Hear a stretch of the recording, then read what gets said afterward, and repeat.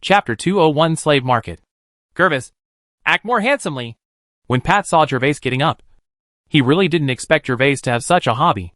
After all, killing orcs also requires some courage. Ha ha. Pat, watch it. Gervais smiled at Pat, and then followed the attendant to the underground passage.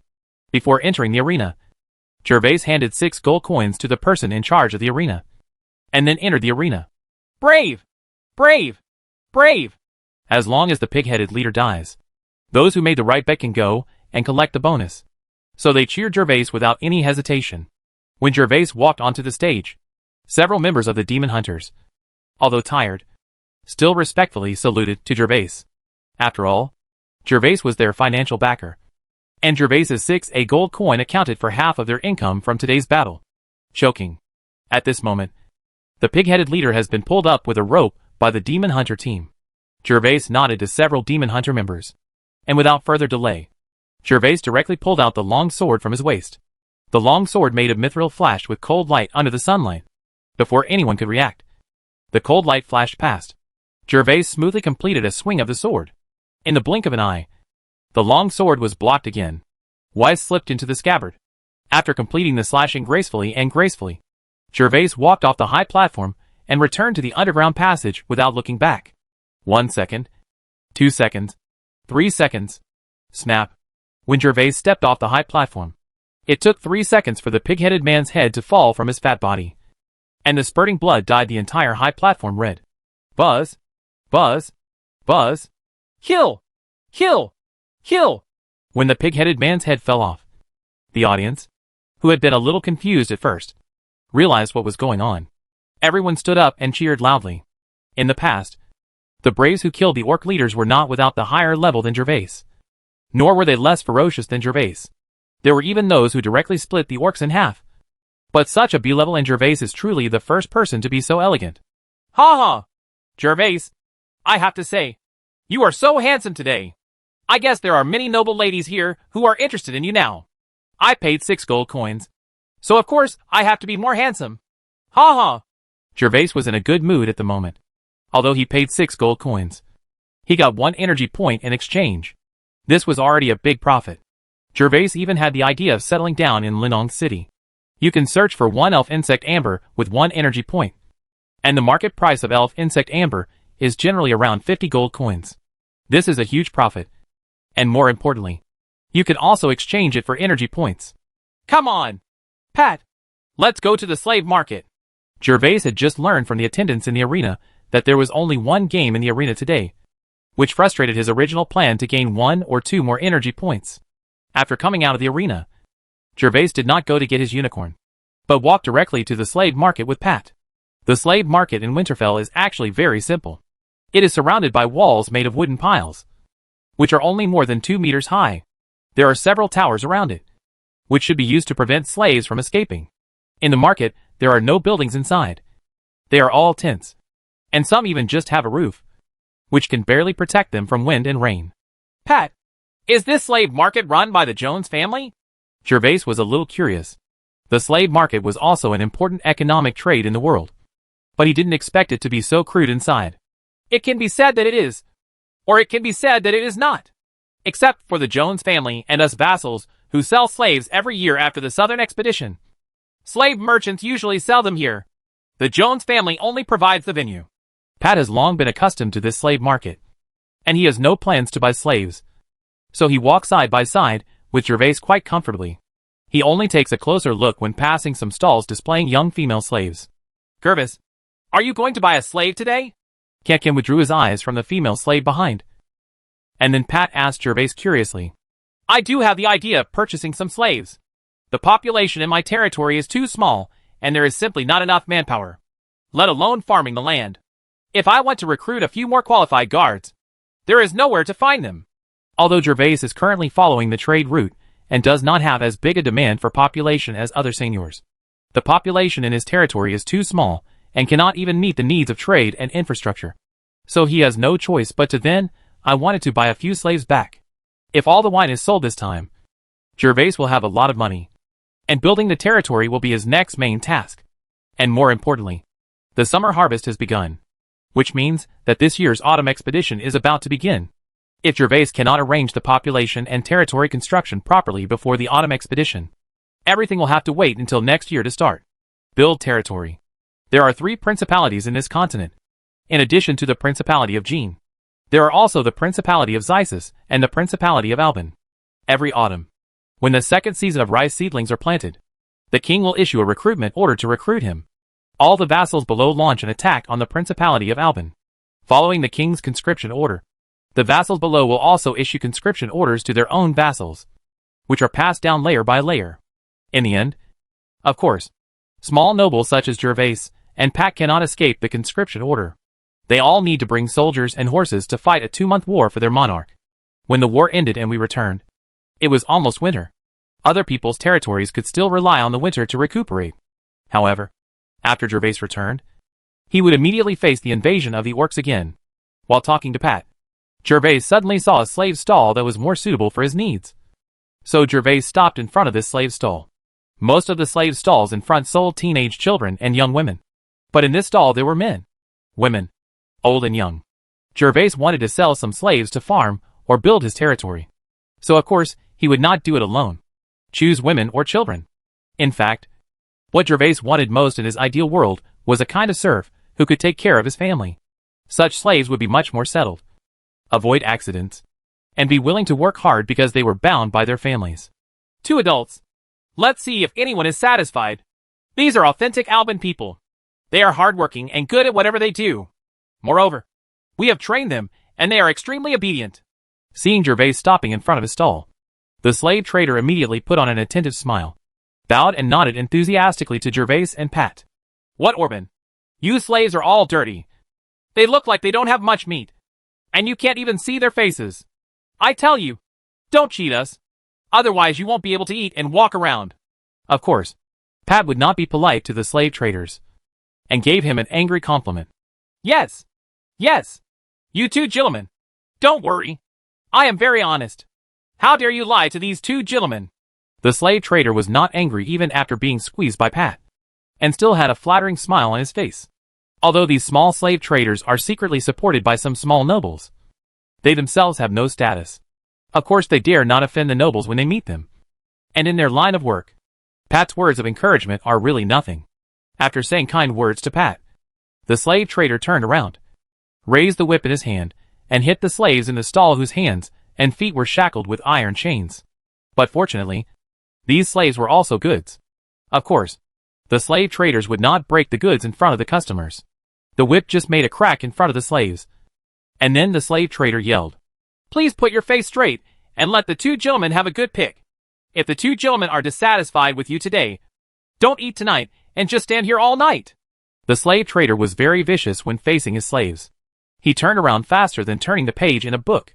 He cursed and scolded him for a few times. He was satisfied when he saw that the serfs finally moved a little and raised their faces. But at this moment, a whimper suddenly came from the stall. "Woo! Woo! Woo! Why are you bringing a little girl with you?" It was only then that Gervais and Pat discovered that there was a little girl of 2 or 3 years old squatting under the feet of one of the slaves. The girl was probably frightened by the explosion of the whip and was sobbing softly. When Pat saw this, he immediately asked in surprise. Chapter 202 Slave Trader. "Master, you don't know something. This little girl is the big man's daughter. The slave catching team spent a lot of effort to catch this big man. If it weren't for this little girl, he would have escaped. In order to keep an eye on this big man, I specially brought this little girl with me so that he would be honest. If the master wants to buy a slave who can do heavy work, then it is best to buy him. I will give this little girl for free." The slave trader was eloquent and told the reason why there was a little girl in the shop.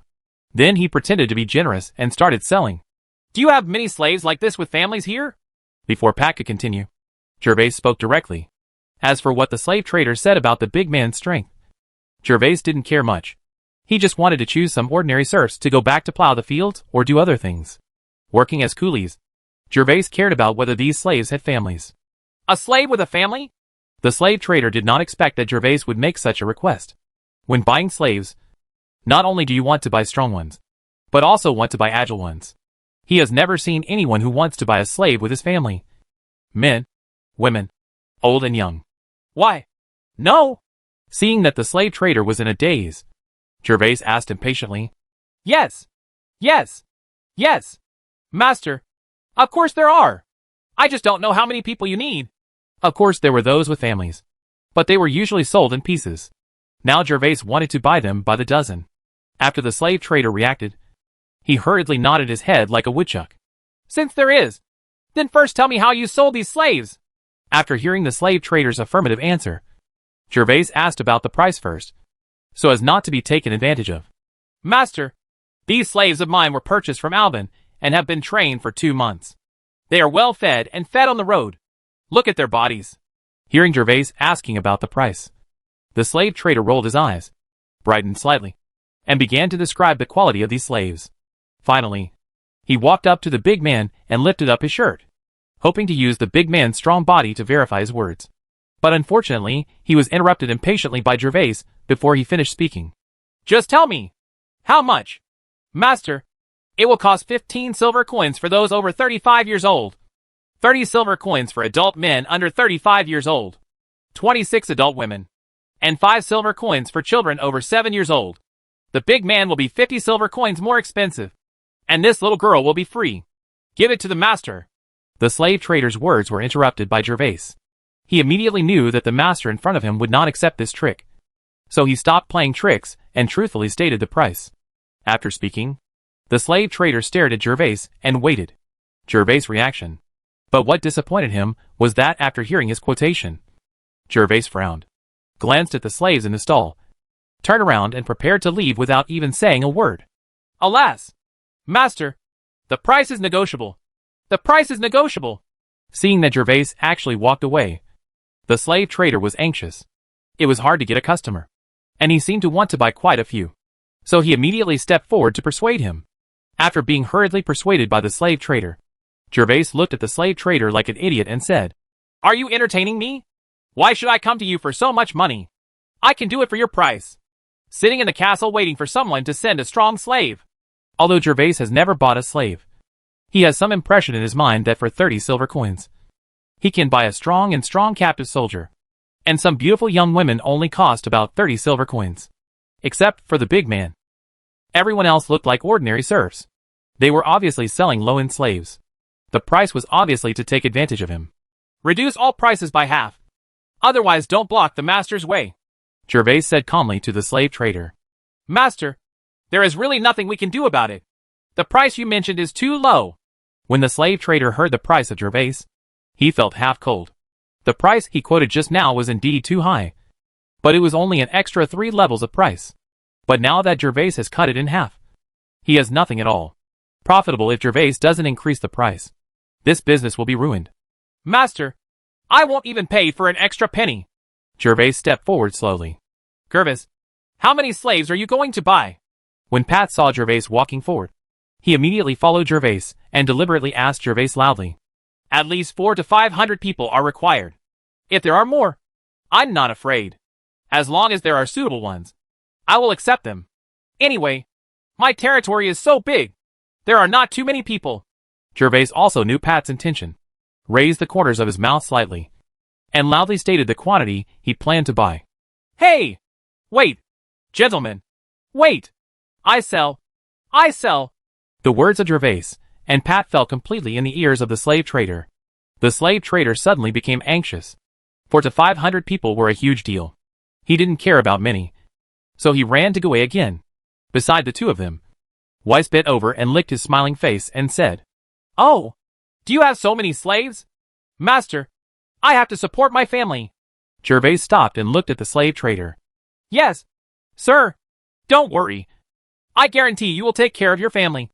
And according to my wishes, I will arrange at least 900 people for you. You have to be more honest. Do you know who the gentleman in front of you is? Baron Gervais, the Earl's husband. If you commit fraud, you should know what will happen. Right. Pat interjected to the slave trader. I know. I know. I would never dare to deceive the master. The slave trader was also shocked when he heard Gervais's identity. He originally thought of giving Gervais half-truths to gather more people. But now he immediately gave up on this idea. He tricked the great nobles and just came to the whole country. The wanted order guarantees that he will live to cheat the money but not spend it. May I have your name? Hearing that this slave trader was able to gather so many people, Gervais couldn't help but feel happy. The slaves in the Principality of Jean basically came from the Principality of Alban. There was no major war between the two countries this season. It was really a bit difficult to buy a large number of ordinary slaves. Difficult. The 4 or 5 houses Gervais saw before were all selling young women or children, because these two types of slaves could often be obtained from other sources. Sir, my name is Pili. Don't worry.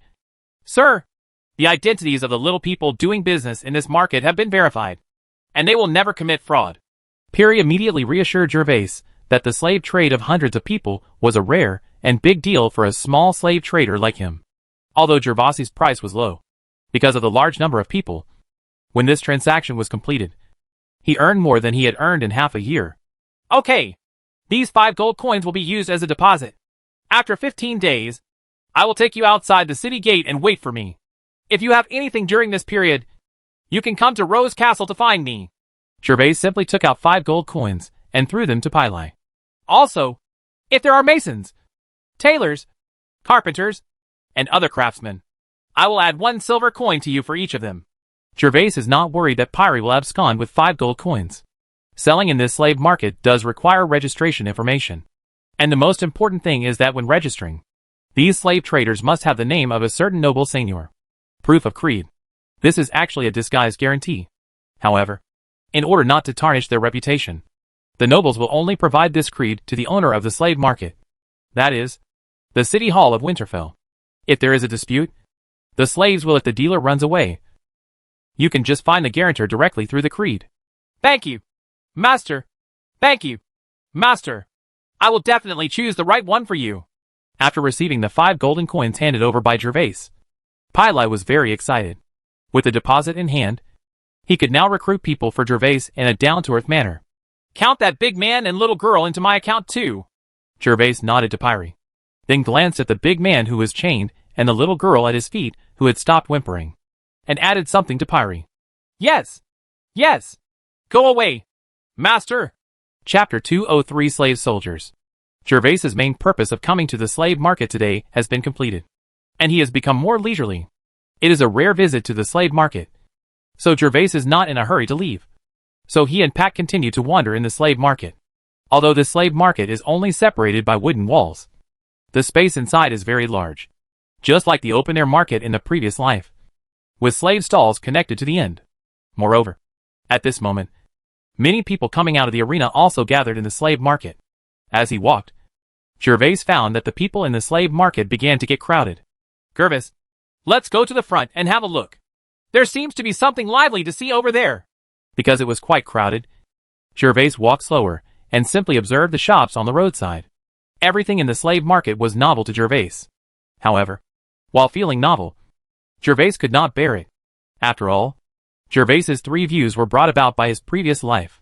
Slaves are like animals, being shackled or locked up, waiting for buyers to buy them. These slaves are men, women, and children. The youngest is 7 or 8 years old, and the oldest is in his 50s. As long as there is demand, they can be selected here. After hearing Pat's words, Gervais withdrew his gaze from the side of the aisle and looked forward, and indeed saw a large circle of people crowded in front of him, who were pointing and talking. There are some slave owner stalls over there. Each toe is better than the one just now. With so many people watching, there must be new slaves. While quickly squeezing forward, Pat explained to Gervais. After all, Pat had been hanging out in Winterfell for a long time and knew a lot more than Gervais, a newly minted nobleman. After hearing Pat's explanation, Gervais' pace became much faster. Although Pat's comparison was a bit exaggerated, Gervais knew that slave owners were indeed not comparable to second-rate traders like Pili. These slave owners themselves were nobles. Titles, own armed forces. Slaves usually come from plundering enemy countries themselves. And the slaves they sell are not ordinary slaves like Pili. What these slave owners sell are high-quality products. Slave warriors, female dance troops, beautiful and considerate beauties. These high-end slaves are the signatures of slave owners, because they have their own territory, and they have the money and energy to train excellent people. Slave. Pili said that his slaves had been trained, which was completely bullshit. If he was just whipped a few times and called for training, the slave owner would definitely skin him if he heard it. Of course, Higher-end slaves meant higher prices. Slave owners sometimes sold a high-end slave for more than Pili and the others earned in a year. When Gervais finally squeezed his way to the front of the crowd, he discovered that he was indeed a slave owner. And what he was selling today were actually slave soldiers equipped with weapons and equipment. Of course, the place where the slave owner's stall is located is not like Pili, which is just a rag supported by 4 wooden sticks. The area is not as big as a toilet. I saw that this place was enclosed, the size of 2 basketball courts. It was paved with stone slabs and surrounded by low wooden fences. At this moment, there are 3 square formations standing in the field. All of them are strong men. These men are all wearing leather armor and equipped with round shields. There are also 3 types of weapons in their hands: long spears, long swords, and long bows. The formation is divided into 3 types of weapons, with clear distinctions.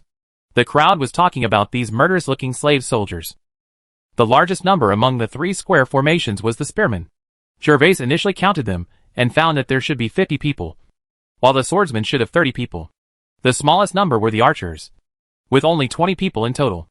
Gervais, these are slave soldiers trained by slave masters. I heard that they will never disobey their master's orders.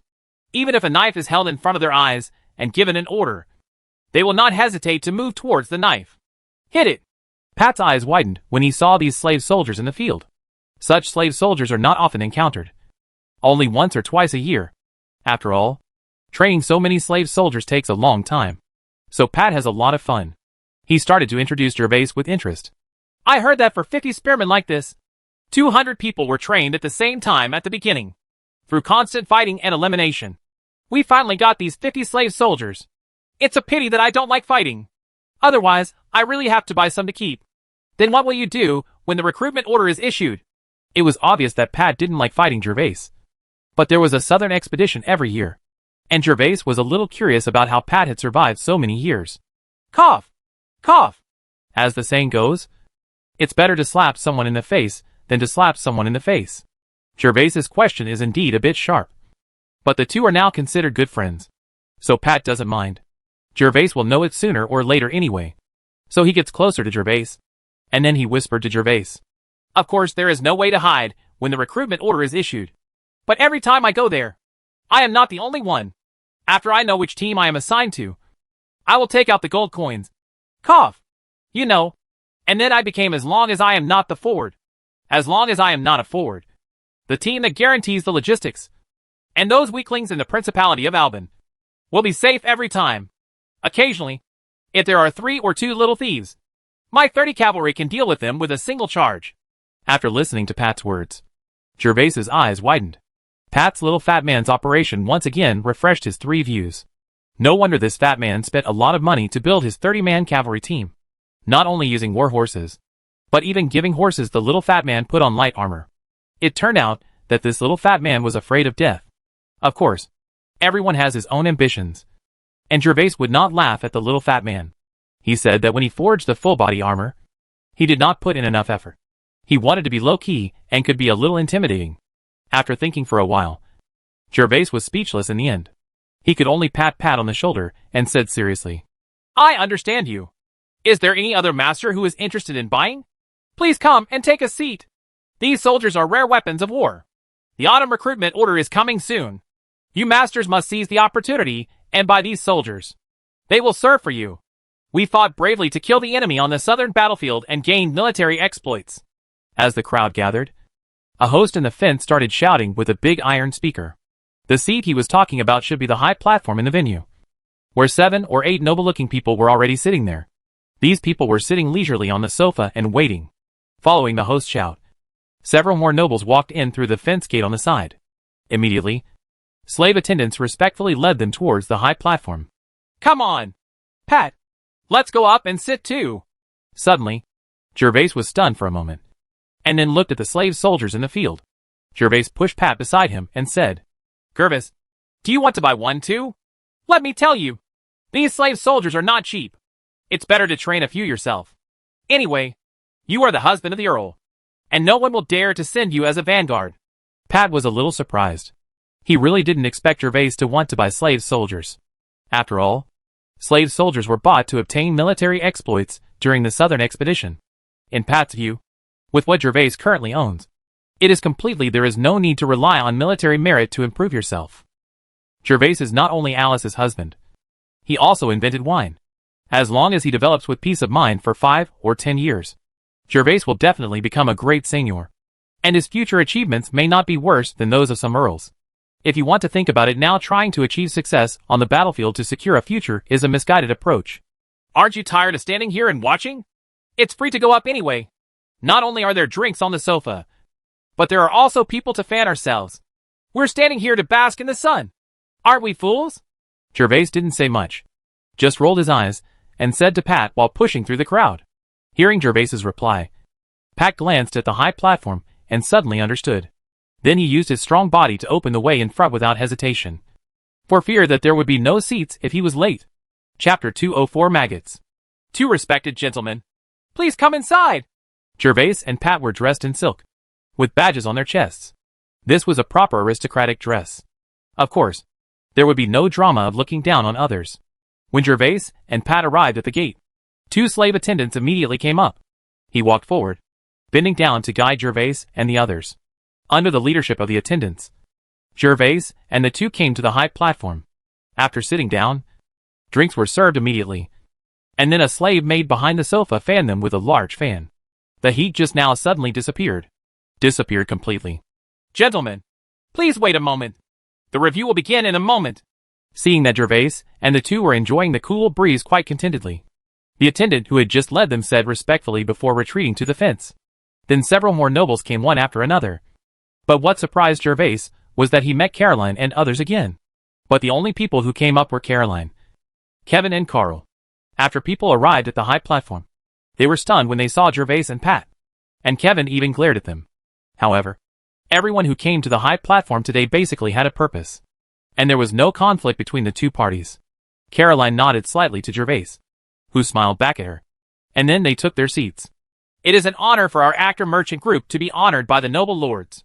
Let me introduce to you the situation of these 3 types of slave soldiers in the audience. Seeing that the seats on the high platform were almost full, the host finally came to the venue and greeted Gervais and others with a cylindrical speaker. This phalanx is made up of pikemen. As you all know, during the Southern Expedition every year, the King's infantry phalanx is the key to victory. And after 5 months of training, our actor merchant group has brought it to you. We defeated this 50-man infantry phalanx. Although the training period was only 5 months, 150 people were eliminated during these 5 months. As you can see, these 50 people have been baptized by blood, and each of them has at least one is for the lives of your opponents. If you masters by these 50 people and use them in this year's Southern Expedition, we will definitely gain military exploits for you. The host introduced the spear phalanx eloquently, and his words confirmed what Pat had just introduced. These 50 spearmen all survived the killing of 200 people. This reminded Gervais of the introduction to cultivating the Goo King in the novel of his previous life. The poisonous insects were allowed to fight each other, and the final winner could become the king. However, in the novel, there were only insects. And what Gervais heard now, with his own ears, was 150 living lives. Maggots, now let the master on the high platform watch your performance. If you satisfy the master, you will be named by the master later, and you will no longer need to be called maggots. After speaking to the high platform, the host turned around and yelled at the 50 spearmen. Huh! The spearmen did not answer yes or no, but kept their eyes open and shouted with their chests raised. Following the shouts, the originally upright spears were raised horizontally by the slave soldiers. Although the movements could not be said to be uniform, they were absolutely clean and neat, coupled with the powerful shouts. The crowd of onlookers, who were closer outside the fence, were scared back. A small step. Move! Maggots! Kill! Kill! Kill! Following the host's order, the phalanx of spearmen moved, and all the slave soldiers took small steps and moved forward in the direction pointed by the spears. The strides of these slave soldiers were very small, and the distance between their front and back feet was only as long as their feet. Although their steps were small, each step was very powerful. As they advanced step by step, the phalanx was not disordered at all, and remained tight and neat. Although it was square, there are only 50 people in the formation, but the momentum is not bad at all. Good! When the nobles on the stage saw the performance of the slave spearmen, they all showed approval, and some even cheered happily. Only the great nobles and kings knew how to train numerous spearmen in this way. This performance certainly satisfied them. And there was one biggest difference between the slave soldiers in front of them and the infantry phalanx of the great nobles. That is, these slave soldiers are not afraid of death. As long as their masters do not order a retreat, no one will escape even if they die in battle. This is the signature of these slave masters, and has been verified for hundreds of years. As for how to train such a motionless killing machine, only the slave owners themselves know the blood and cruelty involved. Stop! Seeing that the nobles on the stage were interested, the host smiled and stopped the progress of the phalanx, and then walked to the front of the team of 30 swordsmen. Masters, these 30 long swordsmen have been trained for a year and survived from 300 people. Our actor merchant group spent a lot of money to hire the best swordsmen to teach them the skills of slashing. 30 swordsmen a soldier. Even if he encounters hundreds of ordinary guards, he is not afraid at all. Whether it is to protect the safety of the gentleman in ordinary times, or to charge and attack the city during the southern expedition, he will be invincible. Maggots, show your skills to the master. Huh!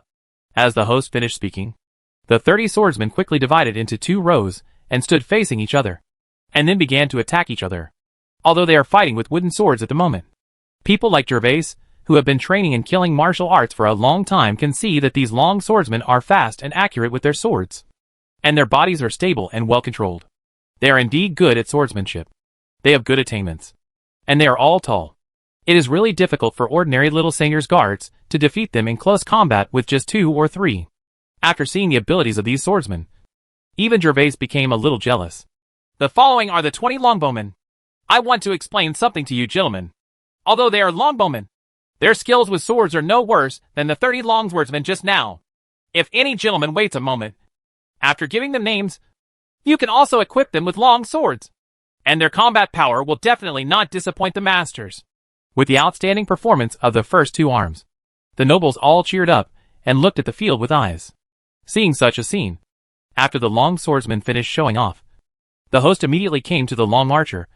Start the introduction again with an enthusiastic tone. Masters, don't look at the small number of longbowmen, but there were 600 people who participated in the elimination selection. After 3 years of training, these 20 people are the last survivors among the 600 people. The host slowly explained that the training of longbowmen was not easy, and the nobles on the stage brightened up. They didn't care how many people died. What they cared about was that the more people participated in the elimination, the better the surviving slave soldiers would be. Elite. Hearing the host's words, even Gervais couldn't help but be surprised. Elimination means death. In other words, on average, each of these 20 people killed at least 30 people. This is such a terrible and cruel elimination training. This alone, these longbowmen are enough to make the ordinary soldiers of the entire principality proud. The next demonstration of the longbowmen was also divided into 2 teams. One team of 10 people put egg-sized fruits on their heads, while the other team stood 60 steps away, drew their bows, and shot 5 in 1 minute. The arrows accurately passed through the fruit on the head of the former. After one team shot, the 2 sides then switched roles and continued the display. At this point, the display of the 3 arms was completed, especially after watching the display of 20 longbowmen.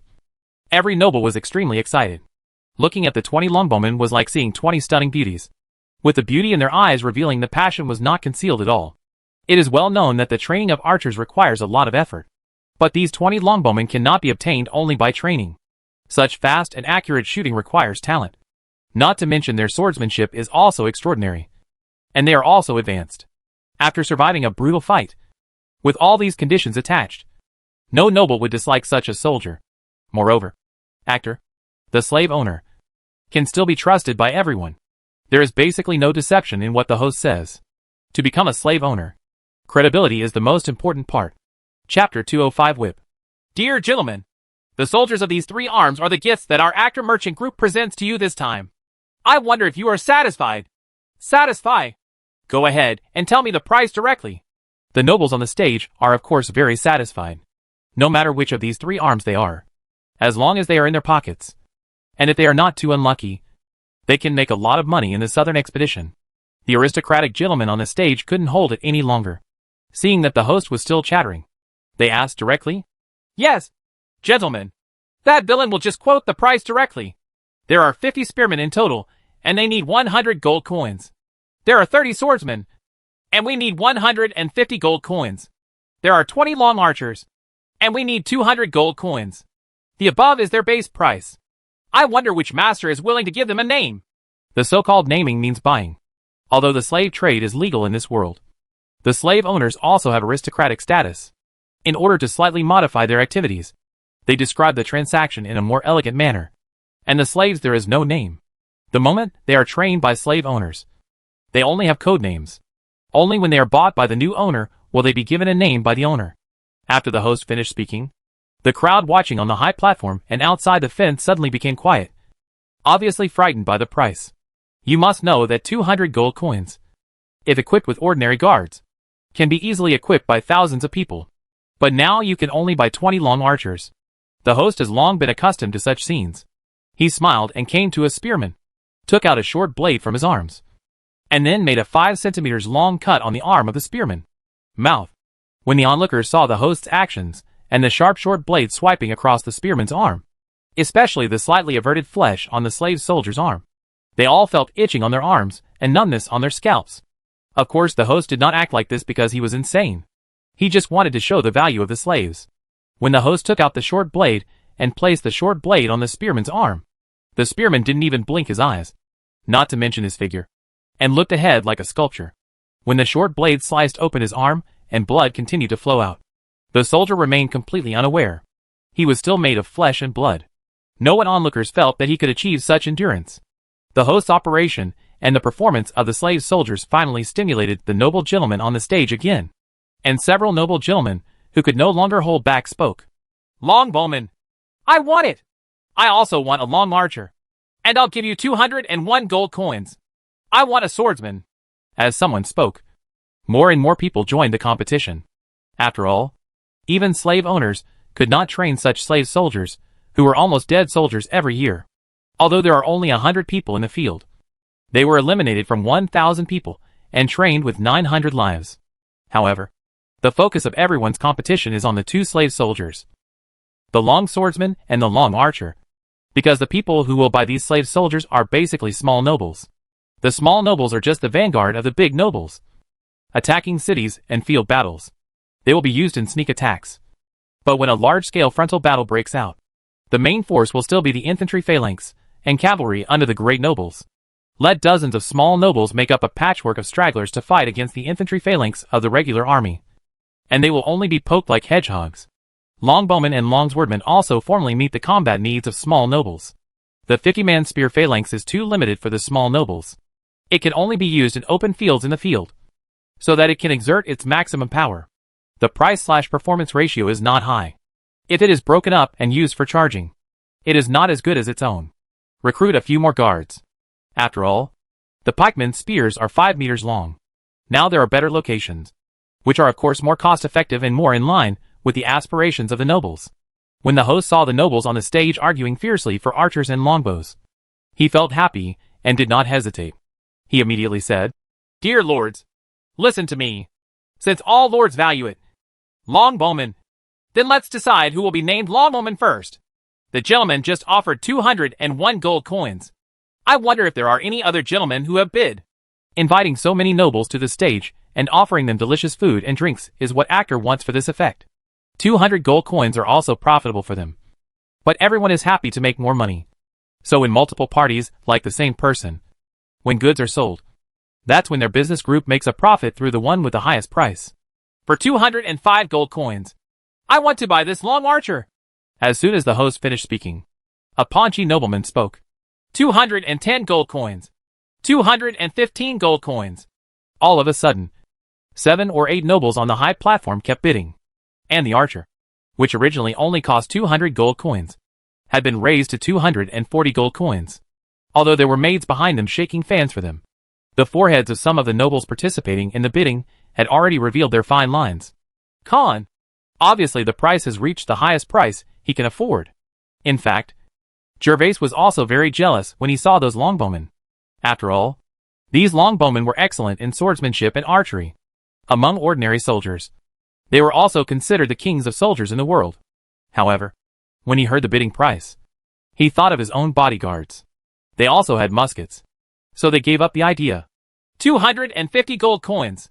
just when the bidding nobles stopped and the 20 longbowmen were about to be bagged by the one who bid 240 gold coins.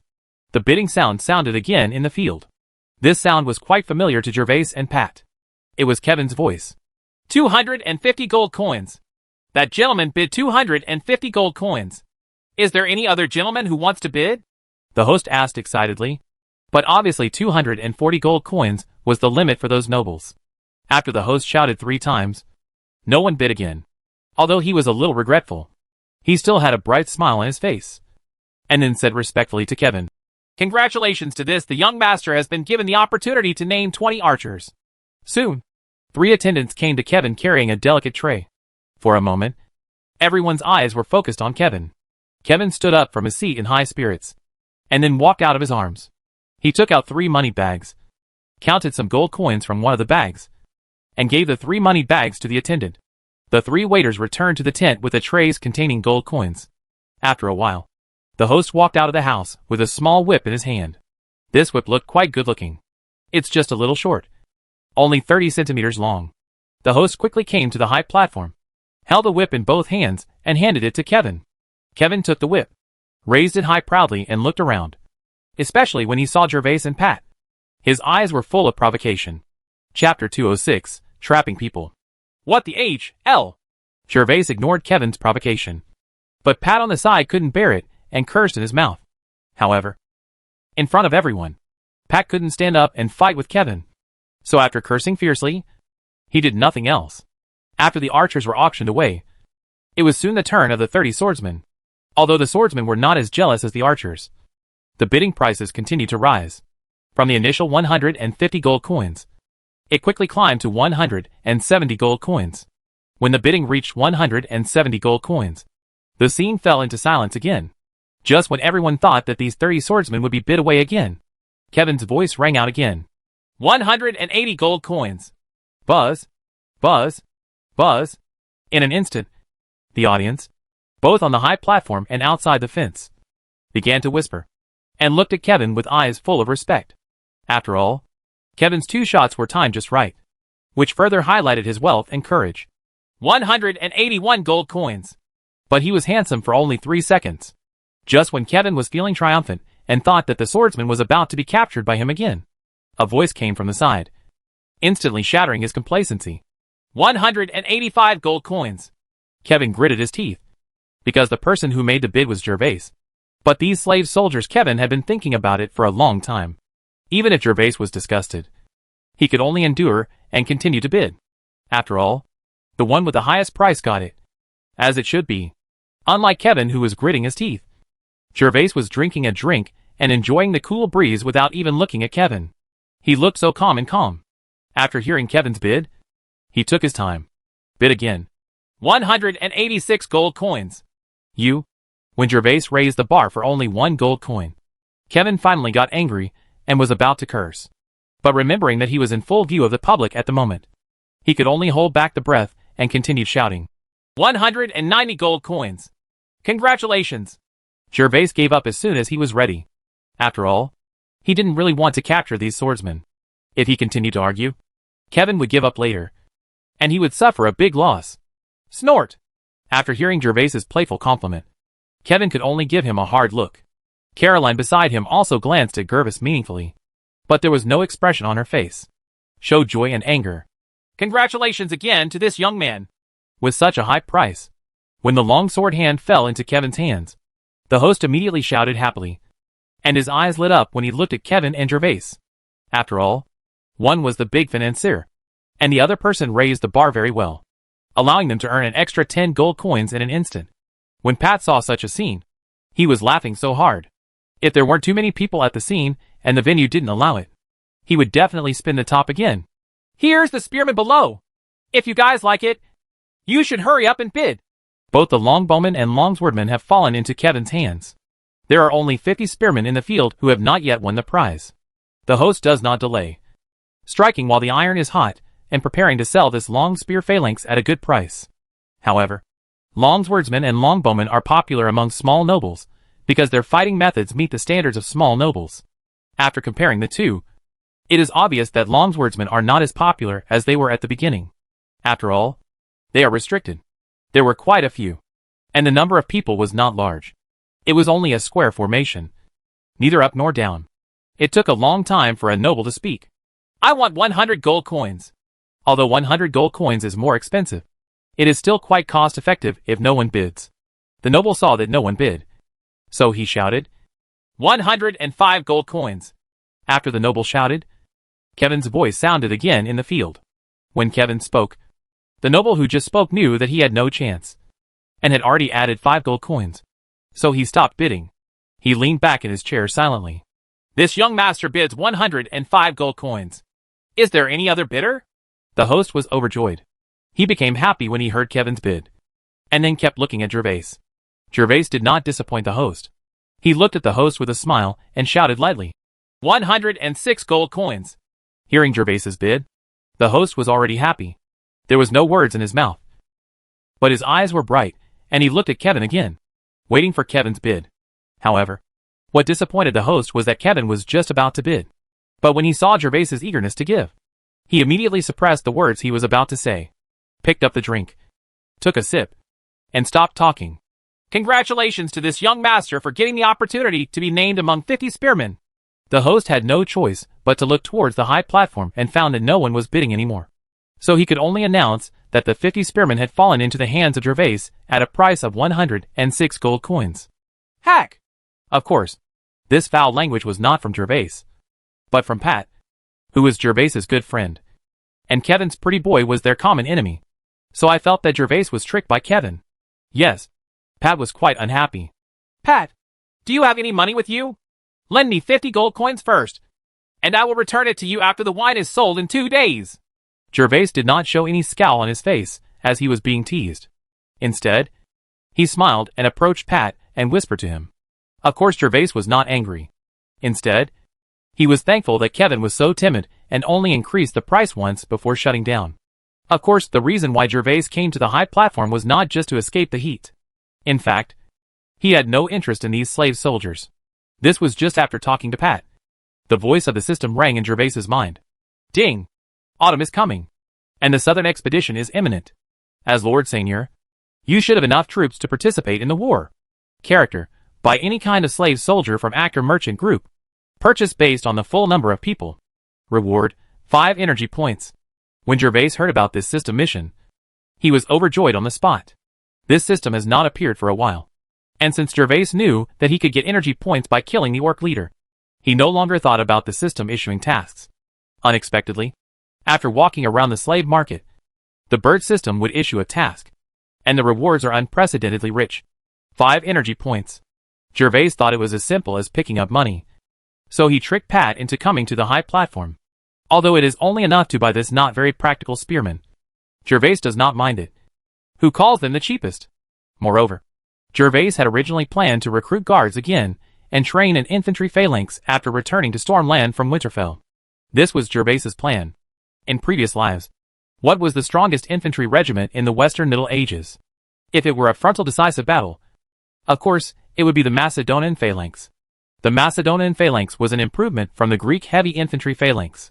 The Macedonian phalanx with strict formations can easily defeat enemies with superior numbers but chaotic formations.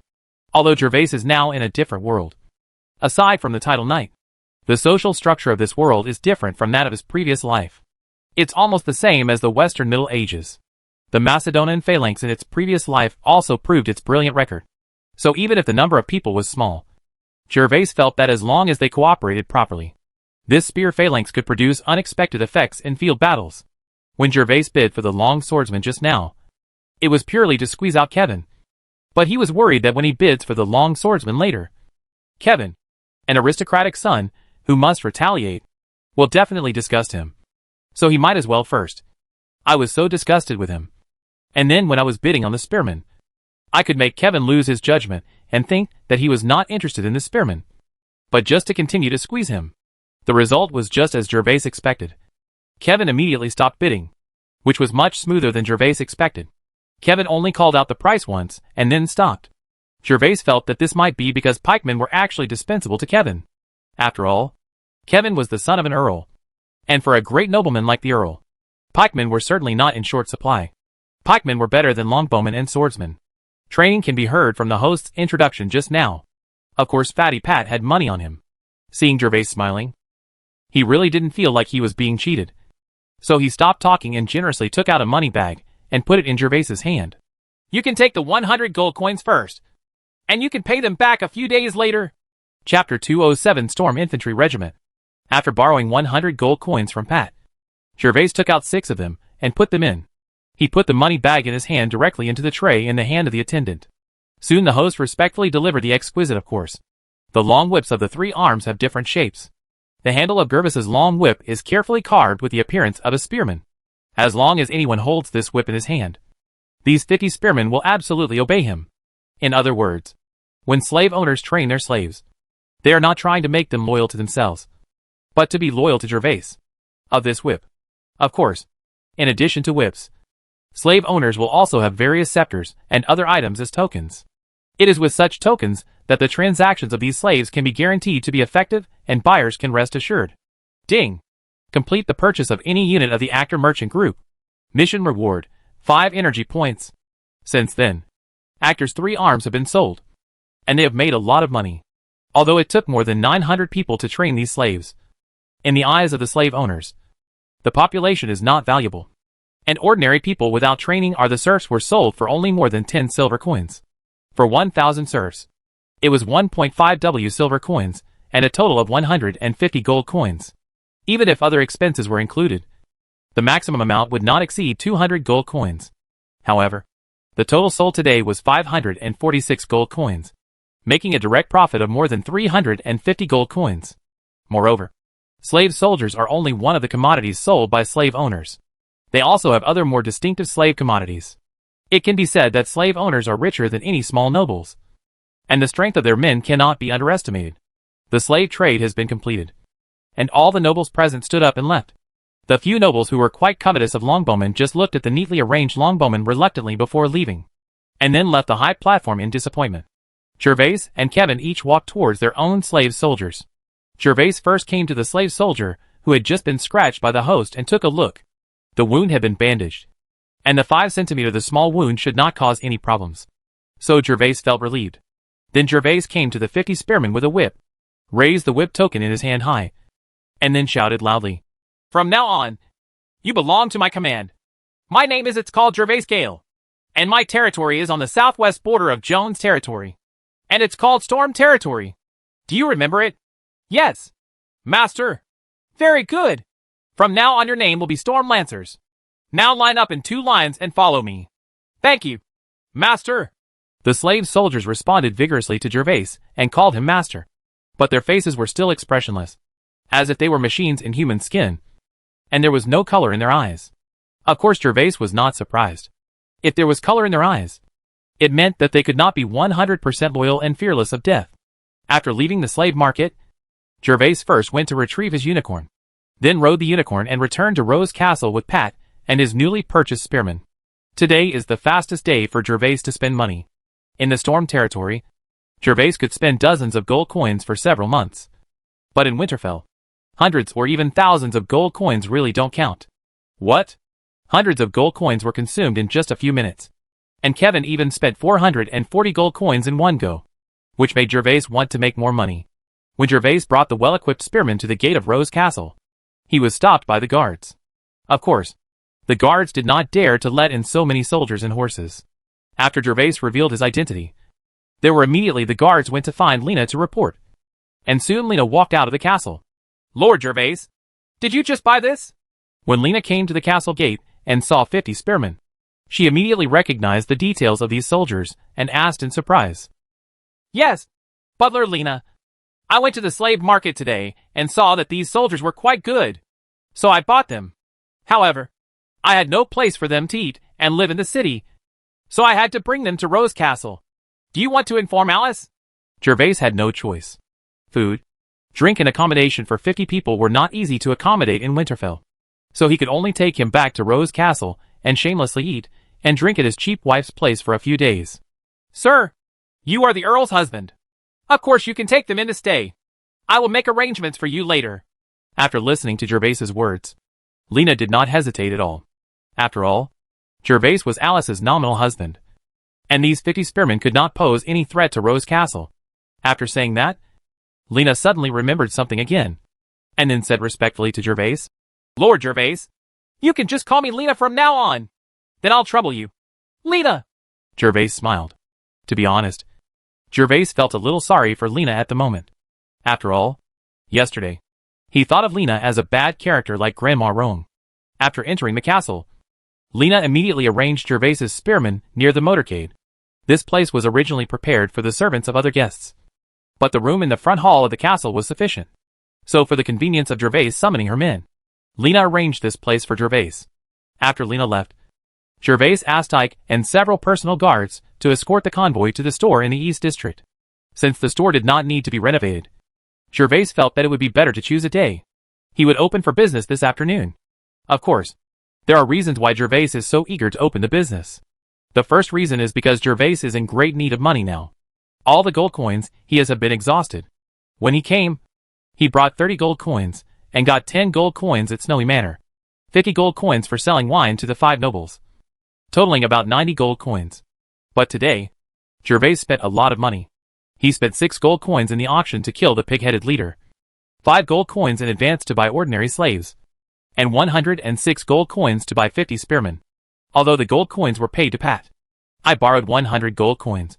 But of course the borrowed money must be repaid. Moreover, Gervais believed that the sooner, the better. Although Pat would not rush, Gervais felt uncomfortable owing money to others. Gervais has now become a debtor Seignior. As the saying goes, yellow gold coins represent a man's courage. Gervais felt that he needed to make money quickly to increase his courage. Gervais's carriage also contained half a cart of ice cream. It was the ice cream that Jimmy made. He didn't sell it immediately yesterday because Gervais felt a little embarrassed to continue setting up a street stall. After all, he was there in person this time. Come! He originally planned to ask the servants to go to the East District to shout, and then deliver the goods to the door like delivering food. However, he just arrived at Rose Castle yesterday, and the servants who followed him were also tired. So he did not let them go to work immediately. But now it's better. Gervais got a store at noon yesterday, and it's just right to go sell it today. Chapter 208. Orc Race Category. Gervais brought a total of 10 servants this time. In addition to Yura and Johnny, even Jimmy also followed in the motorcade. Chef Jimmy actually came to Gervais to prepare for Alice's birthday party. When Gervais came, he knew very well that with his few gold coins, even if he wanted to buy any expensive gifts, he was unable to do so. So Jimmy came just to aggravate his feelings. Gervais planned to ask Jimmy to make some ice cream and grilled oysters to use at Alice's birthday party. Not only would he be able to fulfill his wishes, but he could also promote 2 products, killing 2 birds with 1 stone. As for the gift, Gervais thought it would cost a few gold coins to buy it. Just about the same.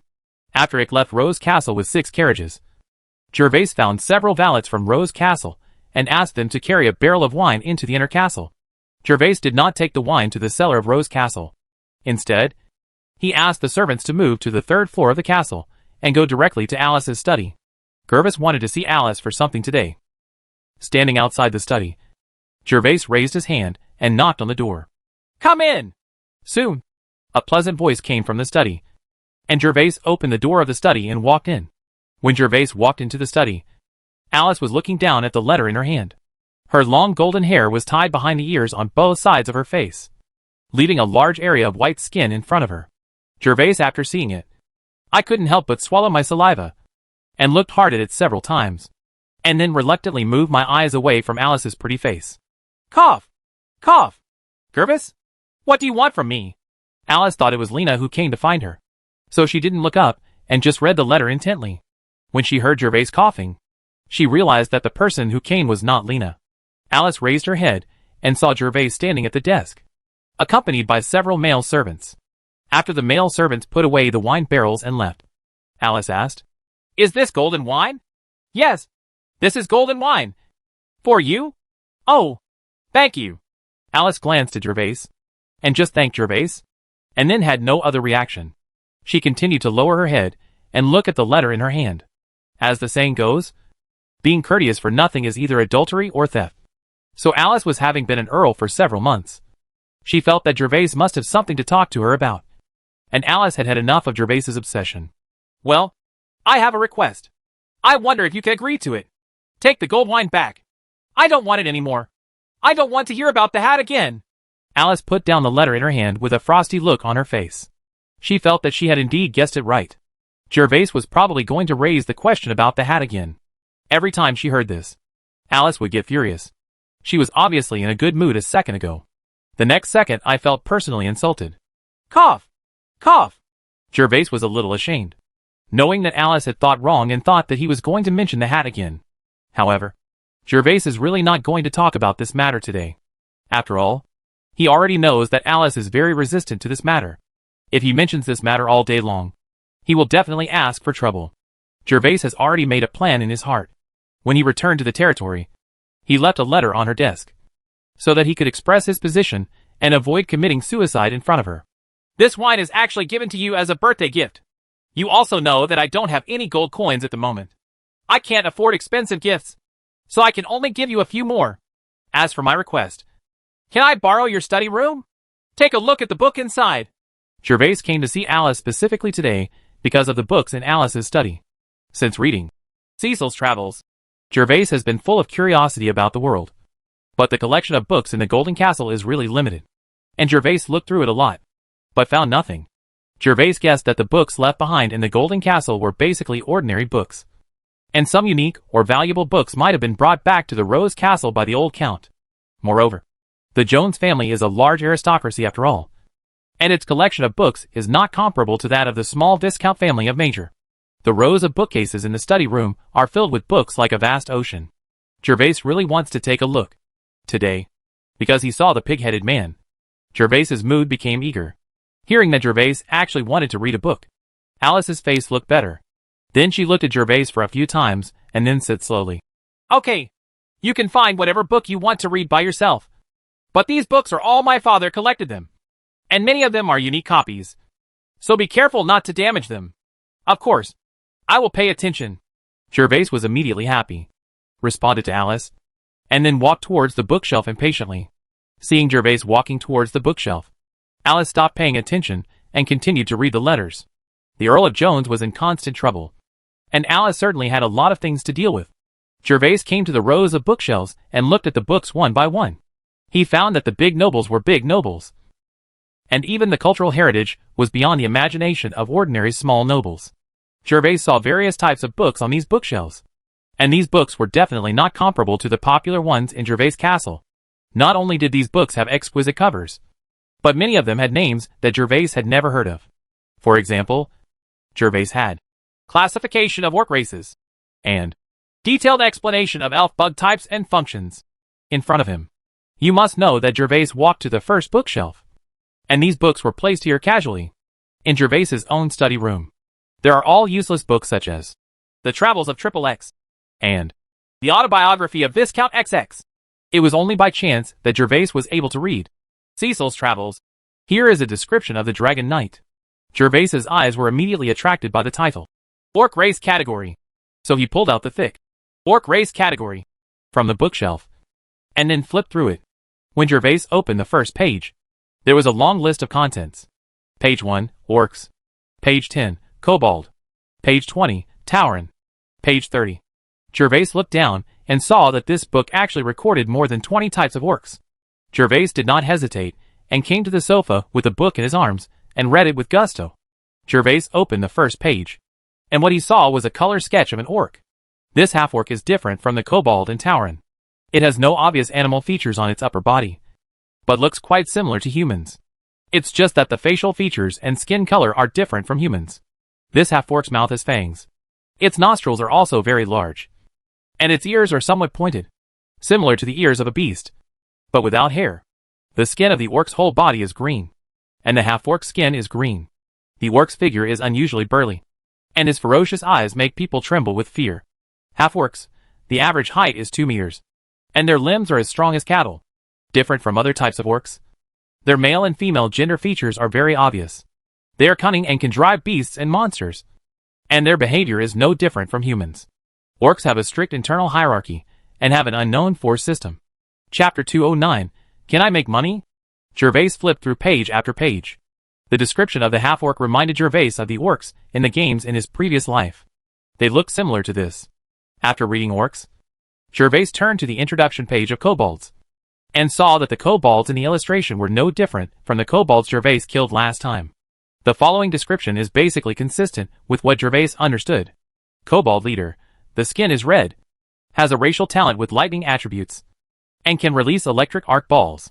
Seeing this, Gervais realized that the arc light ball released by the kobold leader that day was his own talent. Then his meteor hammer might be an enhanced weapon used to amplify the arc light ball. Just like the magic, it's like a staff in the master's hand. Next, Gervais was quietly reading Orc race categories in Alice's study, until a familiar voice suddenly sounded in Gervais's ears, and Gervais came back to his senses. Sir, it's already noon. Do you need to go have lunch? The owner of this sneaky voice is Gervais's personal maid Anna. Anna's maid is seen wearing a silk maid uniform. This maid uniform should be provided by Rose Castle, because the texture and style are not Anna's. The way he was wearing it, the texture of Anna's current maid uniform is of higher quality, comparable to what some minor nobles usually wear, and the style is also more streamlined and gorgeous. Although it is a maid uniform, it can make people feel beautiful at a glance. Is it already noon? Gervais twisted his sore neck and looked at the desk. But what Gervais didn't expect was that Alice had left the study at some point. Yes, sir. It's already noon, and the Earl has already gone downstairs. Seeing Gervais's actions, Anna immediately put down the things in her hands, came behind Gervais, and massaged Gervais' neck with her white and delicate hands. Oh, Anna, what have you been doing with Alice these days? His personal maid was indeed a little cotton-padded jacket. Gervais felt that it was not a bad thing for him to fall into this pit, and he thought that he would let Thomas go generously when he returned. My lord, the Earl has asked me to be her personal maid these days. When the Earl is in the study, I will go to the housekeeper Lena. She will teach me how to be a personal maid. I have been from Lena for the past few days. I've learned a lot of new knowledge from Butler Na. Anna's pretty face showed a slight smile. She seemed to be in a dream these days, following the Earl all day long. Of course, there were many benefits. Her comfortable and beautiful clothes were the best proof. Moreover, as Alice's personal maid these days, Anna also needs to put on a dress and follow Alice on Alice's birthday. The scene Gervais saw yesterday was prepared for the day of the banquet. What's more important is that in the past few days, Lena will also teach Anna her own experience as a personal maid. This is not comparable to Thomas's experience as a valet in Roseburg. Lena has truly received the education of the personal maid system. Lena taught Anna everything about how the master should dress up on what occasion, and when the master would need the service of a servant. Oh, it seems that you are having a good time. So just stay with Alice these days. Your family and I are also a little busy these days, so I don't have time to see you. Gervais felt a little relieved when he saw that Anna was having a good time. Okay, sir, I will help you put the books back on the bookshelf. You can go and have lunch. Then, Gervais was not polite and handed the Orc race category directly to Anna. Then he stood up from the sofa and said to Anna, Anna, I'm leaving. Sir, walk slowly. After walking out of the study, Gervais first returned to his guest room to wash up. Taking advantage of the break, Gervais opened his system panel and saw that the energy value of the system panel already had 7 energy points and 2 energy points. The points are obtained from the dog-headed man and the pig-headed man respectively, while the 5 energy points are obtained from completing the system tasks in the morning. In 3 o'clock, I can save enough energy points to buy kiwi fruit. I have to find some and wait in the arena tomorrow. Looking at the energy points on the panel, Gervais muttered happily, I don't know which kiwi fruit to choose when the time comes. This system is really a bit confusing. Why is there no manual or system voice? Are other time travelers VIP users? Thinking of the kiwi fruit, Gervais thought of what happened to the purple kiwi fruit last time. He was really frightened. Although the final result was good, if it weren't for a coincidence, the purple kiwi fruit might have been placed in the panel space as a display. System, do you have the function to recharge VIP? I want to recharge. I want to make money. Or you can upgrade it. Obviously, ordinary members are ordinary members. The room was silent, and no one responded to Gervais. Gervais found Pat after leaving the guest room. After lunch with Pat in the castle restaurant, the two went directly to the east square of Winterfell. When Gervais and Pat arrived at the store, the 6 carriages at the door had already been unloaded. Gervais went directly to the store and saw the guards and servants working in full swing. The guards are carrying the extra wine barrels to the storage room on the 2nd floor, while the servants are placing the wine bottles in the wooden cabinets on the wall. The shop has been cleaned spotlessly. With walls and ceilings, the table lamps and chandeliers had also been lit with candles. And the entire store seemed brightly lit. "Sir, you are here!" After Gervais entered the store, Yura immediately came to Gervais and greeted him respectfully. "Well, Yura, are everything ready? If you are ready, open it now." Gervais scanned the store carefully and found that everything was ready. And he couldn't wait to start making money. "Yes, sir," Yura responded respectfully, and then began to greet several servants. Although a store is opening, there are no firecrackers in this world.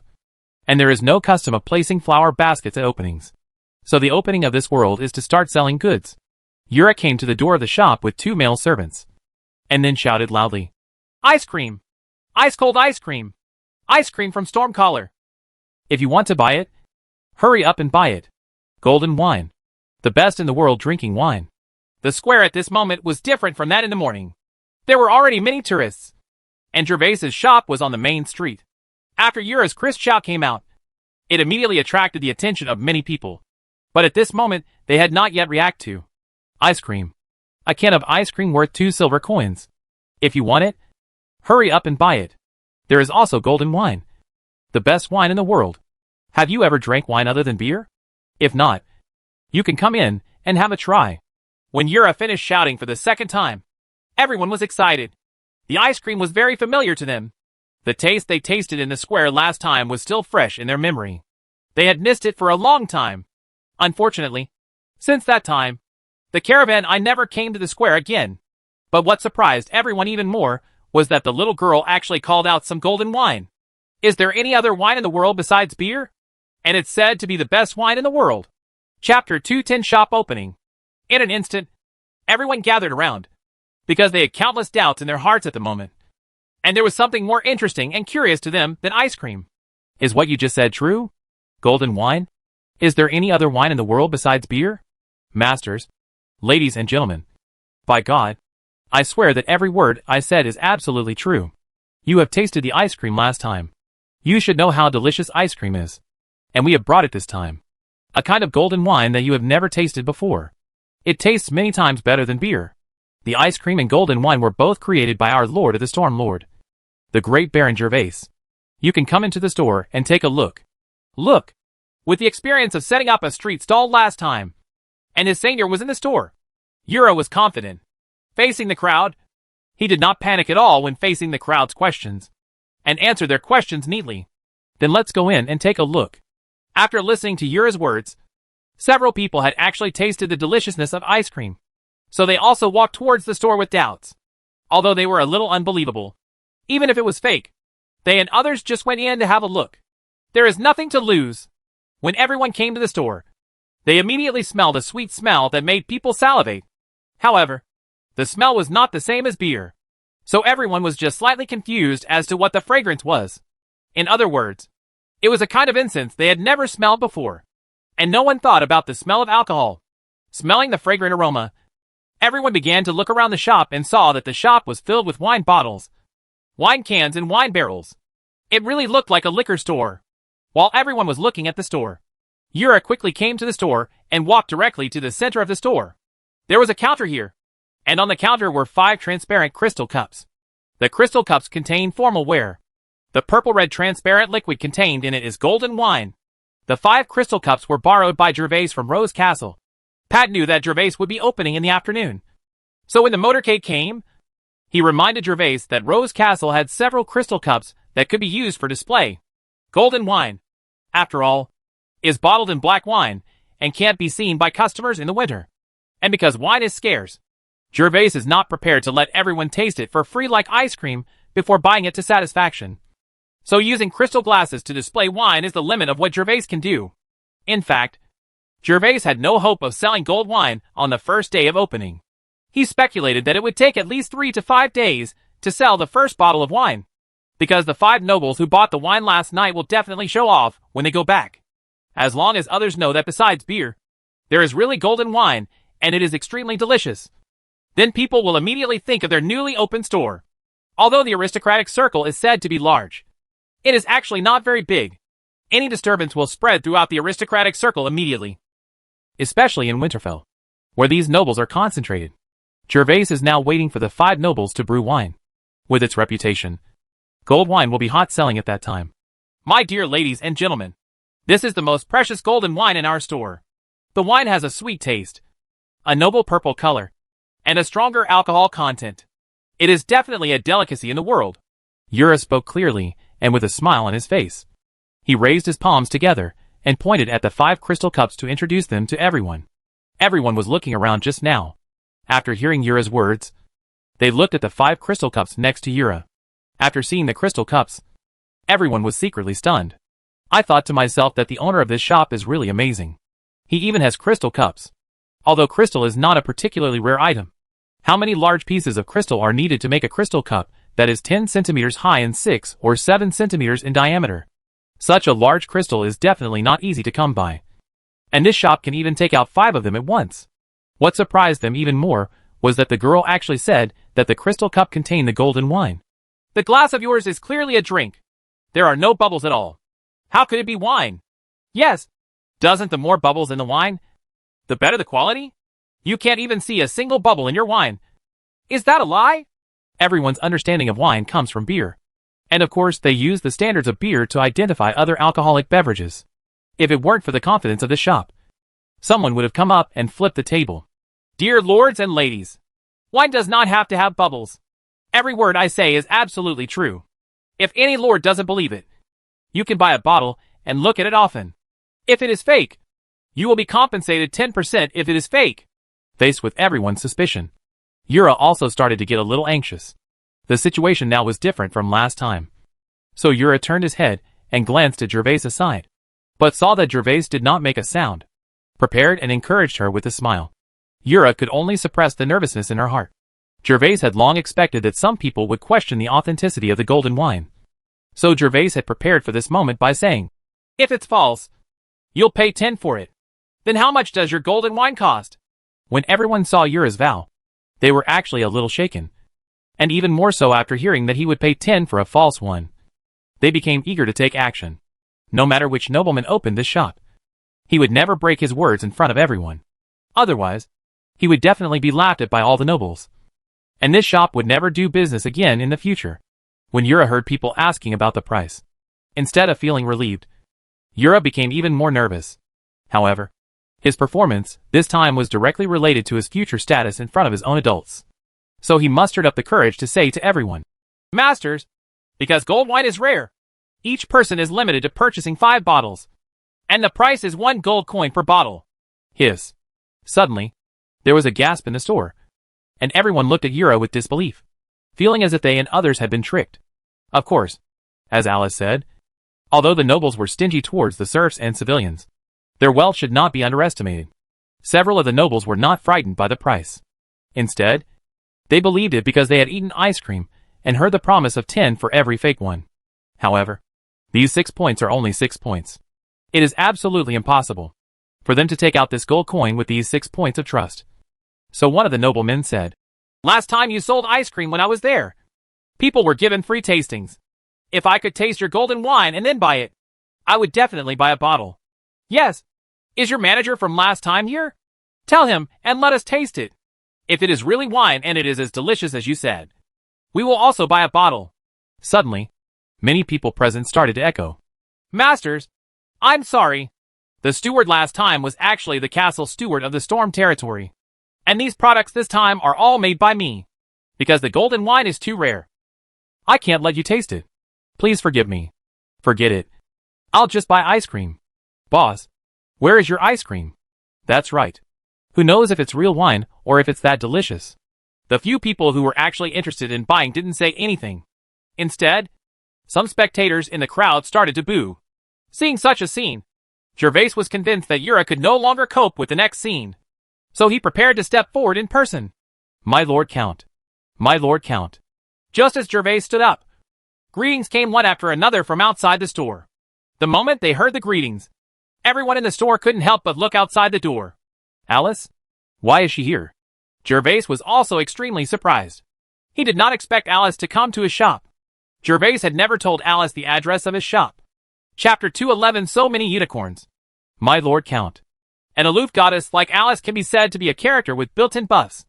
As Alice walked into the store with elegant steps, everyone in the store automatically retreated to both sides, bowing their heads in respectful greetings. Alice, why are you here? When Gervais saw that it was really Alice coming, he immediately took 2 steps forward and asked. Alice and Gervais are a couple in name, so everyone present needs to bow to Alice. But Gervais didn't need it. I was just passing by the square and heard that your shop was open and selling gold wine. So I came to take a look. Alice looked around and saw that the shop was already filled with wine bottles and barrels. She glanced at Gervais with a deep look, and then continued, The golden wine is delicious. I wish you a good sale. After saying that, Alice turned around gracefully and walked out of the store door. Alice came suddenly and left quickly. There was only a faint fragrance left in front of Gervais, which made Gervais feel a little lost. Don't tell me. This cheap wife of mine is really like the Earl. After walking out of the store, Alice got into an exquisite and luxurious carriage and slowly left the square, escorted by a group of soldiers. Although Alice had already left the store, for a moment, the store became extremely quiet. Everyone looked at the purple-red liquid in the 5 crystal cups with complicated eyes. It was quiet inside the store, but the square outside the store was already exploding. It's actually the Earl. This is the first time I've seen the Earl since he inherited the title. Oh my god. What is the origin of this store? Even the Earl went in to check it out. Just now I thought I heard someone shouting for ice cream and gold wine at the door of the store. Golden wine? What kind of wine is this? Let's go and have a look. Even the Earl is here to see it. It must be an incredible wine. They didn't hear Alice's words, and they didn't know what virtue this shop had to allow the Earl, whom they had only met once on the day he inherited the title, to visit. With a murmur of discussion, all the people in the square unconsciously flocked towards Gervais' shop. Don't be crowded. Don't be crowded. There are already people inside. Please line up and wait a moment until people in the store come out before you go in. Sir, there are many people outside, and they all want to come to the store. But there is no such big space in the store. Soon, a servant ran to Gervais and reported the scene outside the store to Gervais. Go to the backyard and ask Ike and the others to maintain order in front of the store. After hearing the servant's report, Gervais did not dare to neglect. Although there were many nobles here who were also titled knights, there were still children and women inside. It would not be beautiful if there was a stampede. So Gervais quickly asked the servant to go to the backyard and call Ike and others who are still carrying goods. Yura. After ordering the servants, Gervais immediately called out to Yura, who was still dazed, and then winked at her. When Yura received Gervais's look, he immediately reacted, then put a smile on his face again, and said to the people in front of him, Masters and ladies, do you still want to buy gold wine? There are some outside the store. Lots of customers waiting to come in. Buy. Give me 6 pots. I want 2 pots. I want 5 pots. Hearing Yura's words, those who were still in shock because of Alice's arrival immediately reacted. And after hearing Yura's words that were obviously meant to drive people away, they were not angry, but instead took out their money one by one. Bags. Snapping up gold wine, like the last time I bought ice cream. Just kidding. Even the Earl has said that he is good at it. How can you not buy it? And this is another kind of wine besides beer. Now that the authenticity of the wine is confirmed, everyone must try it. The common people imitate the nobles. And why do these small nobles not worship the big nobles? Dear gentlemen, because the quantity of golden wine is limited. Each person is limited to purchasing 5 bottles. If you need it, please queue up at the counter to buy it. Thank you. Yura was also overjoyed for a moment, and immediately said to everyone with a smile, Okay, 5 pots. 5 pots. Everyone hasn't tasted wine yet, but based on curiosity and Alice's star effect, they don't have much resistance to the purchase limit. They all followed Yura's guidance and lined up in front of the counter. Congratulations, Gervais! When Pat saw the hot scene in the store, he immediately congratulated Gervais with Indy. Ha ha! Thank you so much. I'll treat you tonight. Gervais was also overjoyed. What a good start. If these people really didn't buy it just now, Gervais was going to persuade them to leave first. After a few days, these people would naturally come to buy. But because of Alice's appearance and her words, golden wine is delicious. These nobles immediately started buying without hesitation, which really opened Gervais's eyes. Next, after staying in Gervais' shop for a while, he found that Eula could handle it with ease. So he didn't stay any longer and returned directly to Rose Castle. When Gervais returned to Rose Castle, he just walked into the castle gate and saw a scene that almost knocked his chin. I saw 5 or 6 unicorns in the vestibule at this moment, and these unicorns were quite personalized. Some were big, some were small, some were white and some were yellow, which made Gervais a little suspicious of life. Gervais, there are so many unicorns there? Pat, who was beside Gervais, also saw what was happening in the vestibule at this moment, and shouted to Gervais in disbelief. I saw it too. Let's go and have a look. Gervais's face was full of black lines. He originally thought that he was the only man who had the same mount as the king. Unexpectedly, he met 4 or 5 such people just after he came to Rose Castle, which made Gervais feel very embarrassed. Gervais and Pat dismounted, handed the horses to the servants, and then walked towards the unicorns. There were 7 or 8 young men and women beside these 5 or 6 unicorns, and Gervais saw that even his cheap wife Alice was there. Judging from the harmonious atmosphere of these people, they should be quite familiar with each other. Familiar people? Oh! What are you doing? Be careful. You will have to pay for it if you damage my unicorn. Gervais came to the outskirts of the crowd and did not say hello to Alice because he did not know these young men and women and did not want to join their chat circle. Gervais came to 5 or 6 unicorns, and then looked at these unicorns carefully. When Gervais took a closer look, he realized that this was not a unicorn. What the hell? It's obviously the undercover unicorn in the unicorn. It turns out that there are knockoffs in this other world. Gervais instantly felt that he had suffered tons of damage. These unicorns were all made of horses. How should the long horns on the horses' heads be glued on? Gervais also gently touched the long horns of the horse and found that they were made of crystal. It was this move of Gervais that was discovered by a young man, who immediately spoke to Gervais. Cough! Cough! I was a little curious, so I only touched it lightly. Sorry. Seeing that his behavior was discovered, Gervais apologized to him. After all, no matter whether this unicorn is real or fake, it is someone else's mount. It is indeed rude to do this. Chapter 2:12 Elf and Dwarf. Because of the conversation between Gervais and the young man, the young men and women who had not noticed it at first glanced over and looked at Gervais and Pat, including Alice. Alice was about to say something, but Gervais shook his head to stop him. Gervais is really not used to being surrounded by these people. These people are arrogant at first sight.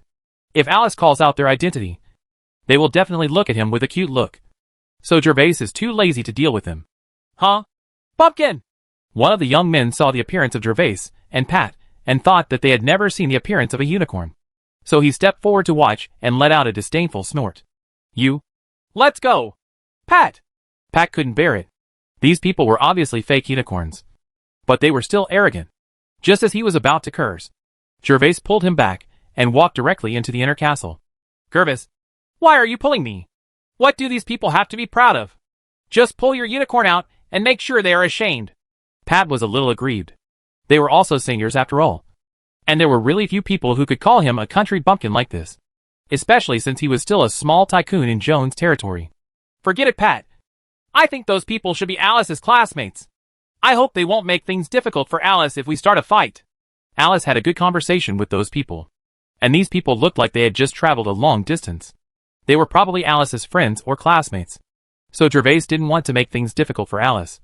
So he didn't care about the ridicule of these people. Anyway, I won't lose any meat. After finally persuading Pat, the two of them returned to the guest room. Neither of them had anything serious to do in Winterfell. The weather was hot in the afternoon, so they could only hide in the guest room and take a nap before going out for activities in the evening. Boom, boom, boom. After Gervais fell asleep in a daze, no matter how long it took, he suddenly heard a knock on the door. Gervais scratched his hair helplessly and found that it was really inconvenient for the little maid to do everything herself without Anna.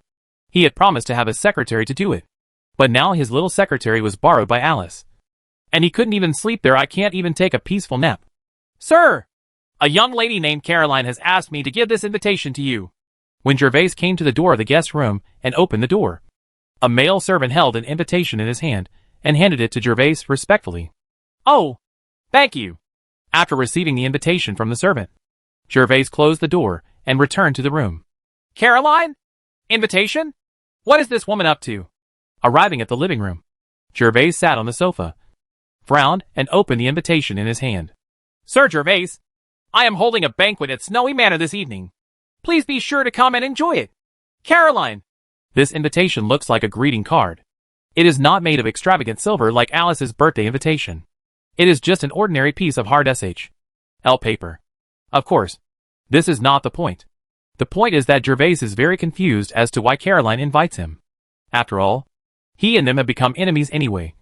So inviting him, there is definitely not a good party. Unable to figure it out, Gervais simply gave up and threw Caroline's invitation on the table. Then walked into the bathroom. After washing up, Gervais ran directly to the 3rd floor. It was still early and Gervais had nowhere else to go. So he was going to read a book. After all, Alice's study was the place where Gervais understood this. The best way to the world. Standing outside the study, Gervais was not sure whether Alice was inside at the moment. So Gervais knocked on the door. "Come in!" What surprised Gervais was that Alice was actually in the study. Gervais opened the door and walked in. "I'll read a book for a while." When he came to the study, Gervais saw Alice still sitting at the desk processing letters. So he said low directly. "Okay." Alice didn't say much. She looked up at Gervais and nodded to him. Then continued to deal with her own affairs. "The Earl looks very majestic. But sitting here dealing with various things every day is tiring." When Gervais saw that his cheap wife was mostly dealing with affairs in the study, he sighed for no reason in his heart, feeling a little bit of pity for Alice. However, Gervais also knew that he was not qualified to worry about this now. After all, he was only Alice's husband in name, and could not interfere in the affairs of the earldom. Moreover, he was too weak to help. Suddenly Gervais remembered what happened in the shop in the afternoon. So he stopped and continued to say to Alice, "Thank you for what happened in the shop today. No need to thank me. Your golden wine will also be of great benefit to Joan's territory after it is promoted." Alice did not raise her head. But the pleasant words reached Gervais's ears. Seeing Alice like this, Gervais stopped saying more, as any further words would appear to be pretentious. Walking to the rows of bookshelves, Gervais continued to select books. Gervais had already finished reading Orc Race Categories at noon, so he wanted to find some other books to read this time. "Hey, what kind of book is this?" Suddenly, Gervais found a strange book on a bookshelf. The book was thick and somewhat worn, but Gervais did not recognize the font on the book, which surprised Gervais. You must know that although this world is divided into 3 principalities, they were also split from 1 principality in the past. So the writing and language of the 3 principalities are exactly the same. And the surprise also exists in the accents. After all, the original owner also received several years of education, and had never heard of other text types. Gervais opened the book and flipped through it, and found that the font inside was exactly the same as the cover. Gervais didn't recognize it at all. But what surprised Gervais was that there was an illustration every few pages in this book. Gervais didn't care whether he recognized the text in the book or not. He just carried the book to the sofa and started reading. The first page of this book is an illustration of a human knight. The human in the illustration is fully armed, wearing armor and holding a long sword in his hand. He is sitting on a mighty monster. He looks majestic and domineering, with superb painting skills, just like the characters in online games in previous lives. Then Gervais turned back again, and saw an illustration of an orc. The orc held a worn-out giant axe, and the fangs in his mouth were extremely ferocious. However, his body was unusually large. Although the equipment was simple, it could not hide the orc's rage. What interests Gervais the most is the 3rd illustration on the next few pages. There is an elf on the illustration. Of course, the character in this illustration is named Elf, because the character in this illustration is related to Gervais's previous life. The elves seen in movies or pictures look quite similar. This elf has pointed ears, and wears close-fitting leather armor, which perfectly sets off the beautiful figure of the female elf. Although it is just a simple illustration, the face of the female elf is impressive. The female elf is carrying a handful of standing on a cliff with a long bow and hair disheveled, overlooking the vast sea of forest ahead. After reading the illustrations of the elves, Gervais continued to flip back and saw illustrations of dwarves, dragons, etc., which made Gervais wonder whether this book also traveled from the earth. After all, isn't this the same book? Are they the races described in novels and movies in previous lives? But Gervais can be sure that he has never seen the text in this book in his previous life. After all, the mainstream text in his previous life, apart from Chinese characters, are roughly Arabic and English. Even other texts are similar in shape to these 3. Out of curiosity, Gervais couldn't help but look up at Alice. Alice was still lowering her head at this moment, her pretty fair face always looking at the letter on the desk, her eyes extremely focused. "Alice, what are the words on this book?" After thinking about it, driven by curiosity, Gervais came to the desk and asked Alice in a low voice. When Alice heard Gervais' question, she raised her head and glanced at the book Gervais was holding. After seeing the words, she was quite curious. Did you find it on the bookshelf? I've never seen this kind of writing before. My father probably collected it from somewhere.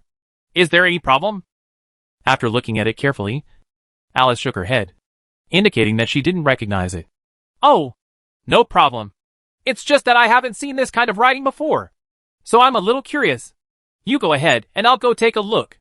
Gervais shook his head. After all, Alice was so busy and he bothered her. Since she didn't know her, Gervais could only put the book back and see if there was a chance to solve the problem later. Chapter 213 Conspiracy. Next, Gervais took some basic historical books about the principality and the former kingdom from the bookshelf and looked through them.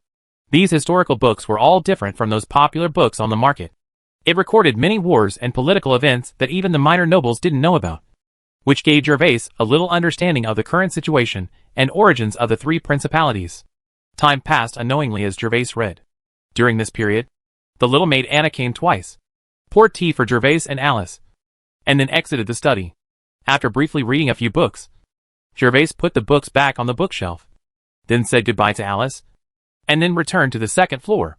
It was now evening, and Gervais was going to ask Alec to go to his shop to see how the business was doing today, and then treat Pat, Eagle, and the guard captain to a meal. Gervais planned to thank Eagle before he came, but he was not free yesterday, so he took advantage of the opening today and invited him to have a meal. Alice's birthday will begin in a few days. After the birthday party is completed, she will return to the Storm Territory and start preparing for the southern expedition. Gervais has already asked for Eagle's address through Lena. When he arrives at the store later, he can just ask the servant to come to invite him. After all, it is just a casual meal, and there is no need to get any invitations or anything like that. After calling Pat, Gervais rode an ordinary horse directly to the door of the store. Although it was already dusk, there were still many people at the door of the store. Most of them children and women. They should all come to buy ice cream. Of course there were a few men as well, but since the ice cream had been sold at the door, at first glance, they were mostly children and women. Grown-ups! When Gervais came to the store, Yura saw Gervais and immediately bowed respectfully. Yura, how are the sales today? Sir, 89 bottles of wine have been sold. I can't count the ice cream, but 5 boxes have been moved out. Yura replied quickly, and as he spoke, he took out a money bag from his arms and handed it to Gervais. Gervais took the money bag from Yura and weighed it, and was quite satisfied with the store's sales this afternoon. After all, 89 bottles of wine means 89 gold coins have been paid into the account, and it has just opened today. When the news of the golden wine spreads tomorrow and the day after tomorrow, Gervais can predict that sales will definitely increase like a blowout. Gervais now doesn't have to worry about sales. Instead, he has to worry about whether the wine will be enough to sell, and whether the wine will last until the next batch of wine is made. Although there are still sporadic grapes in the wild, they are definitely not much. Gervais is now counting on grapes in space, because crops in space can be harvested 3 times a year. So he wants to make large quantities of grapes again. Wine. At least 4 months later. Yura, you did a great job. After these guests leave, you can go to Rose Castle to have dinner by yourself. After dinner, you can send 2 people to stay in the store overnight. That's it. Let's organize a room upstairs. Come out and let them sleep. Yes, sir. It is our blessing to be able to serve you. When Yura heard Gervais's praise, the smile on his face became even brighter. It was an honor for servants like them to be praised by Lord Seignior. In this hierarchical world, no matter how well the servants do, they deserve it. Whether the nobles praise them or not depends on their mood. But Gervais will not be stingy with his praises. After walking out of the shop with satisfaction, Gervais and Pat headed towards the snowy manor. As for Eagle and Anthony, Gervais had already sent servants to invite them. Soon Gervais and Pat arrived at the entrance of Snowland Manor, and were taken to the restaurant on the second floor by the maid in a familiar manner. Since there was no auction this time, they ate directly in the closed box on the second floor. Today was Gervais's treat, so it was Gervais who took the order.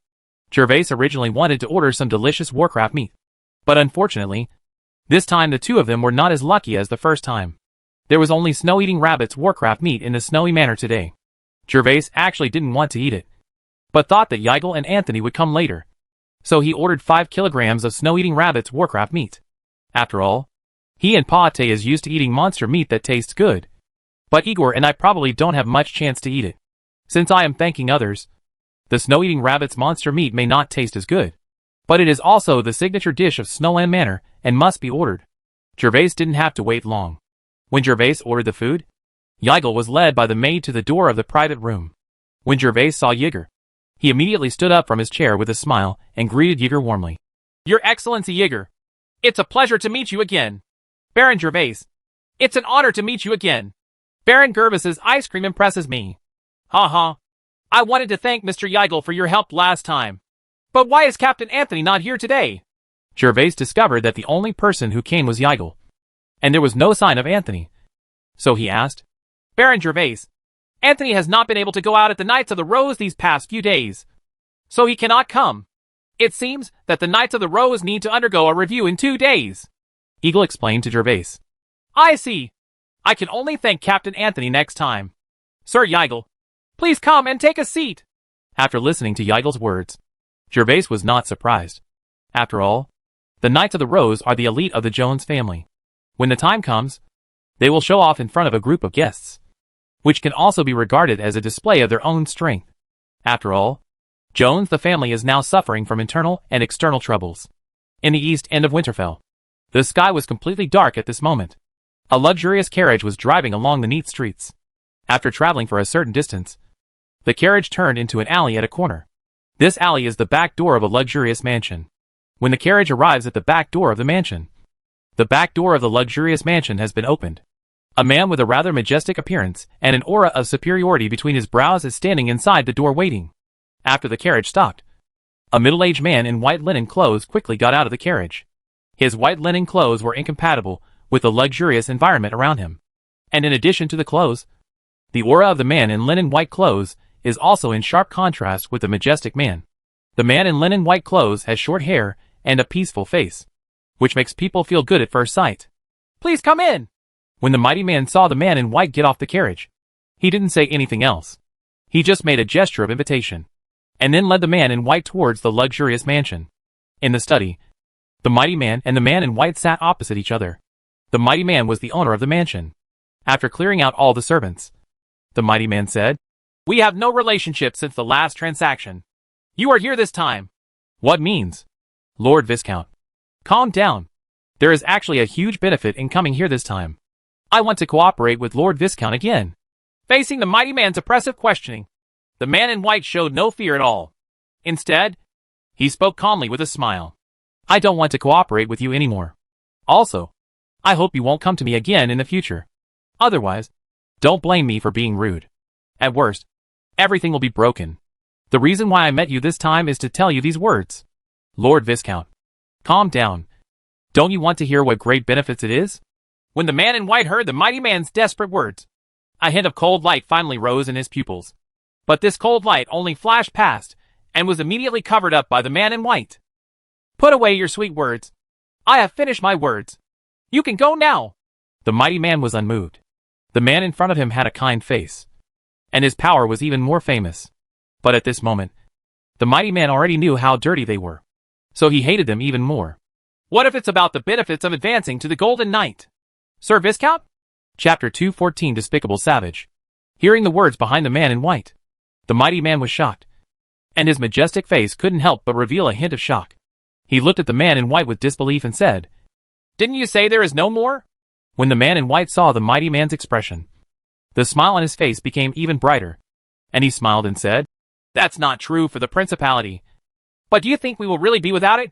Hearing this, the mighty man became relieved and murmured, That's right. You are not as trustworthy as you think on the surface. Ha ha. Mr. Viscount, there are some things that we have to wait until the results appear to see how we are. For the poor sentient beings on this continent, although our current methods are not on the table, after our plan is completed, all the people will get new life. Let's go! I will keep my promise and will not tell anything about you. But you don't want to use me to murder my monarch. The mighty man ignored the great plan of the man in white. He closed his eyes and started chasing people away. Being able to resist the temptation of the Golden Knight had drained all the strength from his body. Lord Viscount, we don't need you to murder your monarch. In fact, we already have a win-win plan. Don't you want to hear it? While you can successfully advance to become a golden knight, your family can also become a principality, one of several large families.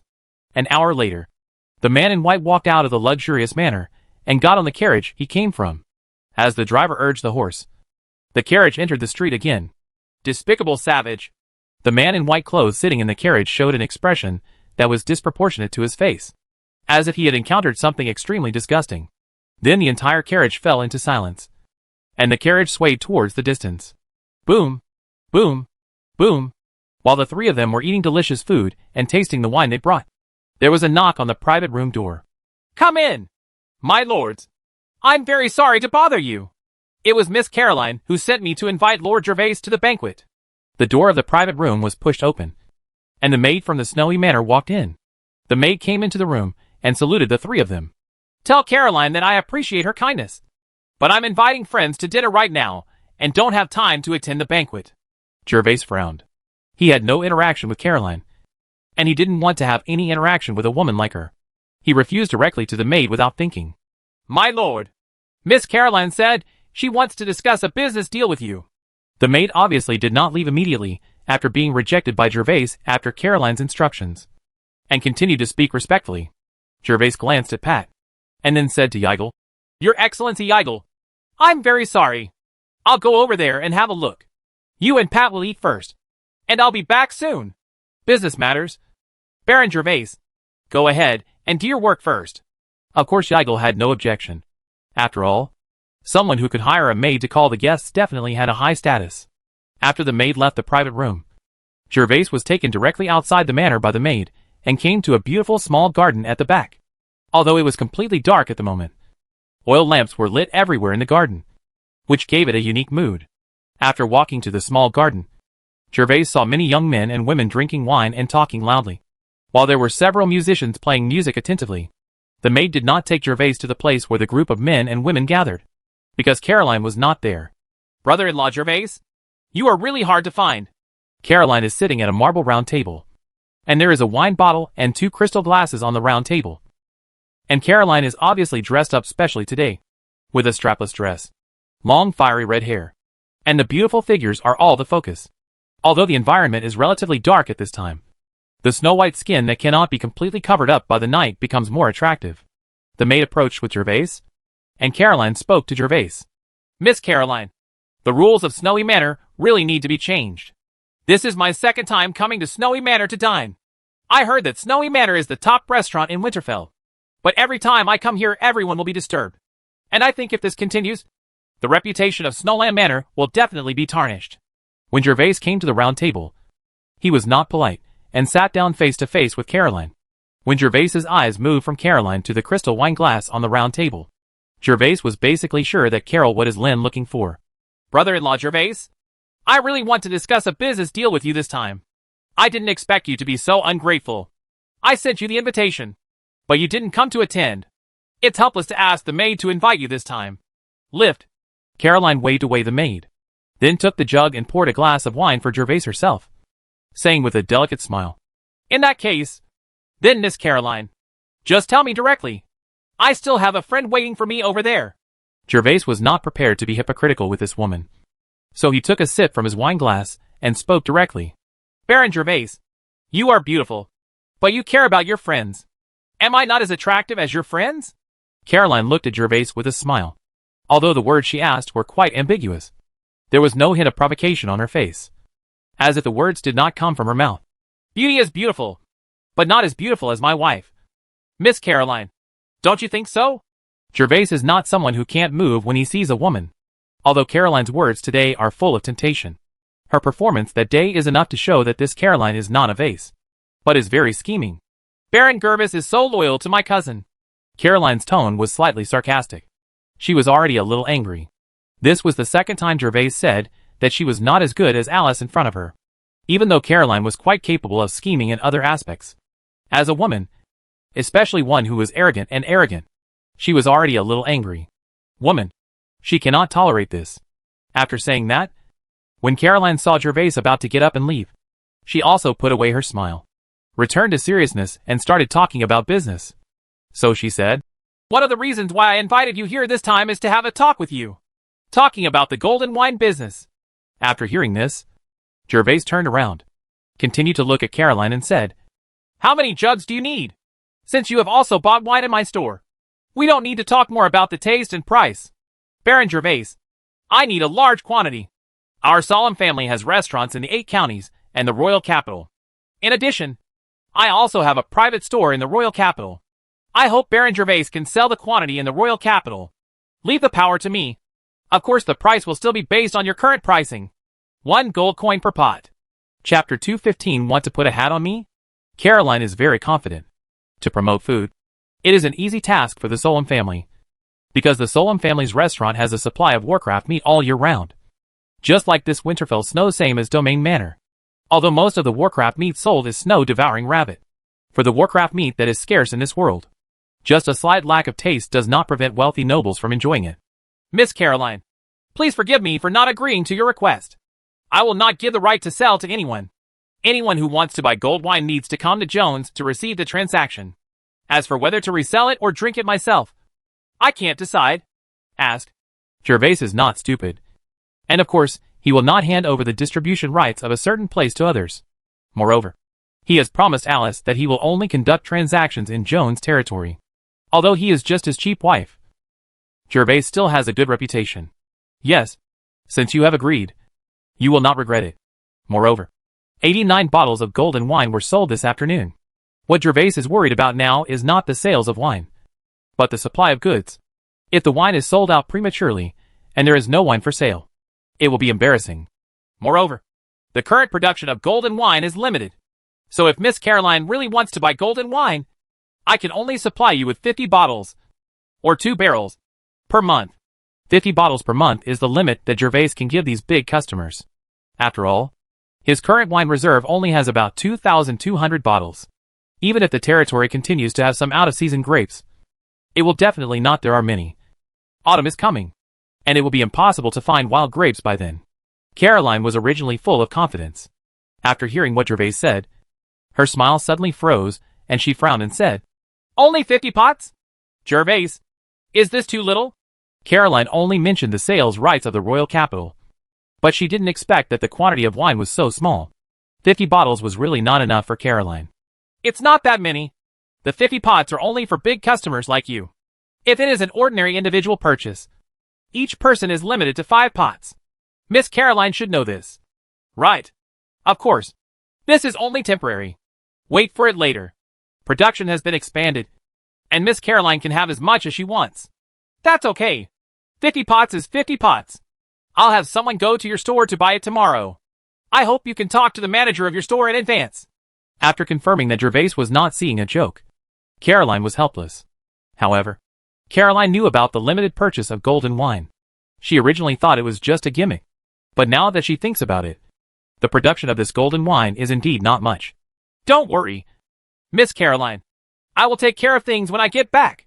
With that said, Gervais raised the cup in his hand and motioned for Caroline to have a drink. Gervais was going to finish the drink and leave. After all, it would not be good to leave Ike and Pat hanging there. Today, he was the host. "Baron Gervais, don't worry.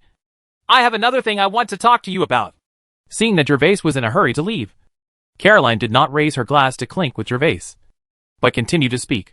"Please say, I heard that there is a dispute between the territory of Baron Gervais and the territory of Earl Kerwin's second son in the buffer zone. I can solve this matter for Baron Gervais." When she said this, Caroline watched Gervais carefully, wanting to see how Gervais would react. However, to her disappointment, Gervais only frowned slightly and then recovered. "Normal. How do you make sure you get this resolved? And what do you want to get out of it?" The reason why Gervais frowned was because after hearing what Caroline said, he was sure that there must be some big force behind Caroline, and it was not relying on the Lord of the North. After all, if the Lord of the North could solve this matter, Alice can do the same thing. Now Gervais just wants to test Caroline's background and what she wants to do. After all, a woman like Caroline will definitely not do business at a loss. How to solve this problem? "Gervais, you don't have to worry. Whether it's the Viscount named Lanny or the royal capital, we will solve it. As for the requirements..." Caroline paused, took a sip of wine, and then continued. "We all know that Gervais and Alice are only a couple in name. So I hope you won't interfere when Kevin pursues Alice. Whether Kevin succeeds or not, I will solve the problems within the buffer zone for you. And if Kevin succeeds, I can also promise to give you the title of Viscount. Hee hee. This woman is so stupid that she wants to wear a hat for me. Although Gervais was not prepared to agree to whatever conditions Caroline proposed. After all, only he and Lanny knew about the Mithril at camp. And the two of them would not let go under any external pressure. So Caroline thought that good conditions. But in fact it is a joke. But Gervais was still amused by Caroline's request. They were still trying to get Alice's idea. Originally, he just didn't want to wear a fake hat. If Alice really had someone she loved, he would be wise enough to talk to her. Alice is divorced. But Kevin Junk obviously pursues Alice with a purpose. But Gervais doesn't want them to succeed. No way! 2 words popped out of Gervais's mouth. Then he stood up from the chair and prepared to leave. At this moment, a tall and beautiful woman from a distance walked towards this side under the guidance of the maid. But because Gervais's back was facing that direction, she was not noticed. Instead, Caroline happened to see the woman, stood up immediately, and shouted loudly, "Gervais!" Gervais was confused, wondering if Caroline was sick. She suddenly called him so loudly, and his tone was not angry, but with a different meaning. However, Gervais did not let Gervais finish thinking about it. See, he felt that Caroline's body was already pressed against his own. Cough! Cough! Because it was summer. Both of their clothes were relatively thin. Gervais was still feeling the warmth in his arms. But a familiar voice suddenly came from behind him. In an instant, Gervais knew that he had been tricked by Caroline. This woman is really willing to give up. This was Gervais's only thought at the moment. Ah! Alice, why did you come here? Caroline is very talented in acting. After ensuring that Alice had seen the scene just now, she immediately separated from Gervais, and then said to Alice with a blush and slight surprise, like a frightened rabbit, "Something happened. I'm a little late." Alice's tone was very calm, and she still looked like a cold goddess, as if she hadn't seen the scene just now. Alice, are you coming to the banquet? Then go back early. I still have friends waiting for me in the private room, so I'll leave first. Regarding Alice's expression, Gervais was neither surprised nor worried. Don't say that he was plotted by Caroline. Even if it was true, Alice didn't love him anyway. And from what happened with Anna's little maid, Gervais knew that Alice was not the kind of unreasonable or moody woman. A deal was a deal, and would not restrict her freedom. So this time Caroline was sure to lose money, but not make a profit. Good! After receiving Alice's answer, Gervais smiled and glanced at Anna behind Alice, and then returned to the private room. Chapter 216 Caroline's Reliance. Returning to his private room, Gervais ate and drank with Yigal and Pat for a while. After he was full, he returned to Rose Castle. Before leaving, Gervais gave Yigal 2 jugs of wine. One for him and one for Anthony. Although there is not enough wine to sell now, Gervais is not stingy with people who show kindness to him. After all, I don't know when it will be used. After returning to Rose Castle, Gervais went directly to the study on the 3rd floor and started looking through the books. Gervais planned to take advantage of these few days to read more books in the study. Gervais had been reading books in the study for more than an hour when he heard footsteps coming from outside the door. As the study door opened, Alice walked in gracefully from the outside. Came back? Seeing Alice walking into the study, Gervais raised his head and asked. Although Alice is also wearing a long skirt today, which highlights her tall and well-proportioned figure, it is not as exposed as Caroline. The long skirt Alice wears has half sleeves and beautiful lace sleeves on her forearms. Alice nodded to Gervais. Although her expression was still cold, it was much softer than when she was angry. It was obvious that Alice was in a good mood at the moment. Alice walked directly to the opposite side of Gervais and sat on the sofa. After sitting down, she asked Gervais, "How did you and Caroline meet?" Hearing Alice's question, Gervais put the book in his hand on the desk, and then began to tell Alice what happened at the Snowy Manor that day, as well as the bet with Kevin. At this moment, Alice suddenly realized that this was how Gervais's shop came to be. As a big city under the Earl, there were of course many spies from the Jones family in Winterfell. But the Snowy Manor belonged to the Lord of the North. In order to respect the Lord of the North who loved her, Alice did not place spies in the Snowy Manor. So she only found out about this matter now. Of course, if there is any important information, Snowland Manor will also share it with Rose Castle. As for Kevin, of course he was unwilling to publicize such a shameful thing, especially not letting Alice know about it. Caroline invited me to the banquet today and talked to me about 2 things. The first thing was about wine, and the second thing was about you. For Caroline and Kevin to be so upright and want to wear hats for themselves, Gervais will certainly not make it easy for them. At least he should remind himself that this cheap wife has a little selfishness in it. Such a beautiful tall woman goddess Lung. If she can't get it herself, Gervais certainly doesn't want others to get it either. After listening to Gervais's detailed description, Alice was not surprised or angry. She just nodded and said, "I know about this matter. You don't need to worry about it. In fact, the original rumor that Kevin and I were in love was that Caroline was on the side." Fanning the flames made everyone believe what Kevin said was true. Isn't Caroline a child of the Solom family? She is also your cousin. What good will this do to her? When Gervais heard this, he felt a bit like a palace fight drama. But there was one thing that he couldn't figure out. That is, what good would this do to Caroline? Is it because of jealousy? Gervais felt that his guess had a certain possibility. After all, every time he said that Alice was prettier than Caroline, Caroline would have a strong reaction. This is exactly what I want to tell you. In addition to being a child of the Solom family, Caroline is also the fiancée of the eldest prince. You'd better not let something like today happen again in the future. Because if the eldest prince finds out, he will never allow anyone to take advantage of Caroline. Alice's sapphire blue eyes fell on Gervais. Seeing what Gervais wanted to explain, Alice continued, "Even if Caroline did it on purpose, right or wrong is not important to people with power. The strength of strength is the criterion for judging things." Gervais figured out a lot in an instant. Why Caroline could boast that Highcow could solve the buffer zone problem between herself and Lanny. And even though Kevin was the third son of the Earl, he followed Caroline like a younger brother. All this is because of the eldest prince. There is an explanation for Caroline's pimping for Kevin. Alice is now Seignior, and all the nobles in the principality want to take a bite of the Jones family. And the most powerful among them are of course the three kings and his son. The king didn't care which of his sons the Jones family would end up in. But the eldest prince and the second prince didn't think so. They both wanted to keep the Jones family in their hands and help them ascend to the throne in the future. The last thing they wanted to see was for the Jones family to be captured by the other party. So both sides used many methods to fight for Alice. Even if this Seignior has been bitten by flies like Gervais, they don't mind and can just drive them away when the time comes. The principality is still peaceful on the surface, but there is an undercurrent surging in the dark. All this stems from the disappearance of the Jones family's strongest deterrent. In the next few days, Gervais still maintained the same schedule as the previous 2 days, and went to the Orc Arena with Pat every morning. During these 3 days, Gervais had good luck, allowing him to obtain 5 energy points. For energy points were obtained by bidding for brave men to execute orcs with gold coins. Of course, not every battle in the arena was won by humans. In the past 3 days, there were a total of 6 gladiatorial fights in the arena, twice a day, and 2 of the 6 ended with humans being slaughtered by orcs. In the end, the title knights were dispatched from the arena to finish the fight, leaving the corpses of the dead humans behind. It was precisely because of these 2 failed gladiatorial fights that Gervais did not gain energy points. The other energy point was obtained by Gervais, who opened Eve's space and personally led his guards to kill the orcs. The space was also opened in the arena. With Lena's order, Gervais was very relaxed. He entered the deserted arena at dusk. Gervais did not encounter as many orcs this time as he did the first time.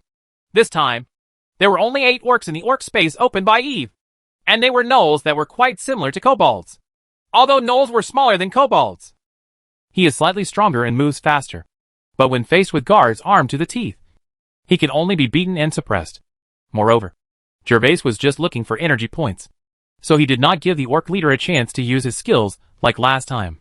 When the orc leader had some space, Gervais slashed him into 2 with a 3-sword strike. Half. In addition to energy points, Gervais also received 685 gold coins in his pocket in the past few days, 670 of which were from the sale of wine. On the second day of opening, the reputation of gold and wine spread throughout Winterfell. A total of 670 bottles were sold in 3 days. It was not until 3 days later that sales slowly dropped, because most nobles had purchased gold and wine. The sales of ice cream are also booming these days, and Gervais has earned 15 gold coins. You must know that a can of ice cream only costs 2 silver coins. 15 gold coins is equivalent to selling more than 750 cans of ice cream. This time Gervais, the ice cream we brought is about to die, and only 2/5 of the ice cream left can last for a few days at most. Chapter 217 Green Kiwi Fruit. That night, Gervais was lying alone on the sofa in the guest room. staring intently at the ceiling in front of him. Of course, this was what others could see. Only Gervais himself knew that he was looking at his system panel. The panel at this moment showed that Gervais already had 13 energy points. And all the kiwi fruits in the system mall also lit up. Gervais was struggling with which kiwi fruit he should choose. There were green and blue kiwi fruits in the mall at the moment, which Gervais had never purchased before. And he didn't know the efficacy of the two kiwi fruits. Would you choose green or blue? Gervais was also helpless. He could not find a way to earn money and become a VIP among the time travelers. Therefore, this system did not even have an instruction manual. And other time traveler systems seemed to be able to be upgraded. Gervais thought about it would be perfect if the broken system could also be upgraded. It doesn't need to have too many functions. At least give yourself an instruction manual. And preferably a few more fruits. How about letting the gold coins decide? After thinking for a long time, Gervais finally thought of a good way, which was to throw a coin. Since he didn't know how to start, he might as well leave the choice to the glory boss. Gervais felt that he had pretty good luck after traveling through time. There were a few mistakes in the middle, but overall it was mostly good luck. Just do it. Gervais couldn't wait to exchange it for a kiwi fruit. So Gervais took out a golden gold coin from his wallet, put the gold coin in the palm of his hand. Gervais looked at both sides of the gold coin. The pattern has an eagle on one side and a human head on the other side, which is the head of the king of the Principality of Jin. If the eagle is pointing up, choose the green kiwi fruit. If the head is pointing upward, choose the blue kiwi fruit. Bless me, Mr. Glory. After thinking about the types of kiwi fruits represented on both sides of the gold coin, Gervais placed the gold coin on his thumb, then flicked his thumb, only to hear a crisp ding sound. And the gold coin rolled and was thrown into the air. When the gold coin fell, Gervais quickly caught the falling gold coin. Brother Glory bless you. Gervais took a deep breath and muttered something silently in his mind, then slowly opened his palm. Gervais looked at the palm of his hand and saw the eagle side of the gold coin facing upwards. Eagle? Then choose green kiwi. With the conclusion in mind, Gervais no longer hesitated, opened the panel, and then clicked on the green kiwi fruit with his mind. In an instant, there was a green fruit in Gervais's hand. This fruit looked a bit like a green apple, but this time it was different from the purple kiwi fruit. When the green kiwi fruit appeared in Gervais's hand, a burst of fragrance immediately came out, passed into Gervais's nasal cavity. Huh? This green kiwi fruit smells so good. Why does my whole head feel sober when I smell it? Smelling the fragrance of green kiwi fruit, Gervais's mouth almost watered. And what surprised Gervais even more was that the moment he smelled the green kiwi fruit, he felt his mind became much clearer. It was already late at night, and Gervais had been lying on the sofa for a long time, feeling a little sleepy. However, after smelling this fragrance, I immediately felt no sleepiness, and my mind was extremely clear. Gervais is also experienced now. After all, in addition to this one kiwi fruit, he is also a man who has received 2 kiwi fruits. And he also has some experience in kiwi fruits.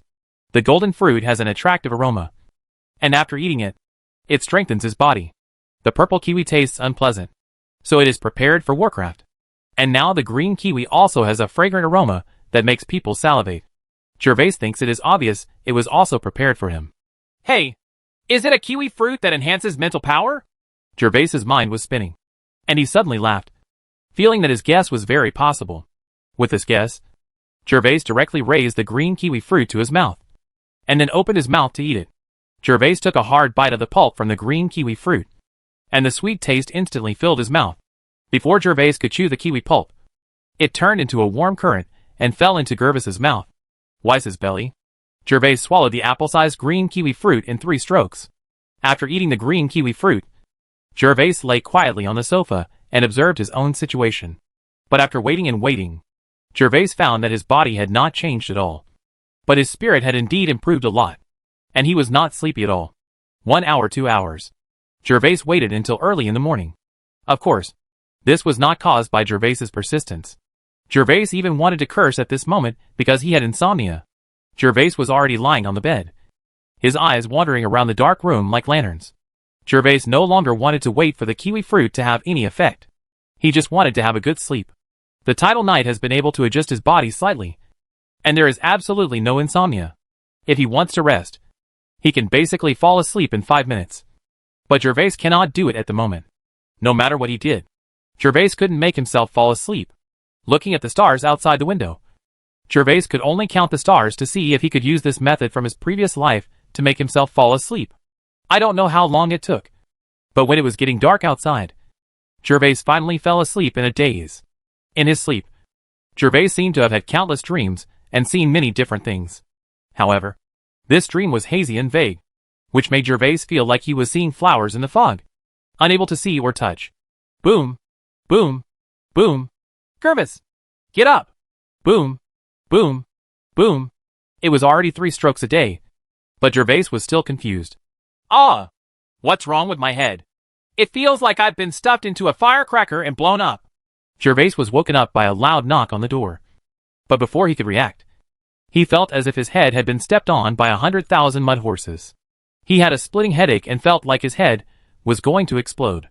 Are green kiwis poisonous? Gervais rubbed his temples vigorously and couldn't help but guess, because this is the only reason that could cause a headache for him. A bronze intermediate knight. As for staying up late, as a title knight, even if Gervais stays up for 2 days in a row, he is probably more tired and less energetic, so he is unlikely to have a headache. Gervais, get up quickly! When Gervais was still suffering from a headache, there was another knocking and shouting outside the door that Gervais had not heard for several months. Boom, boom, boom. What's the noise? Bonita, be careful, I punish you. That's right.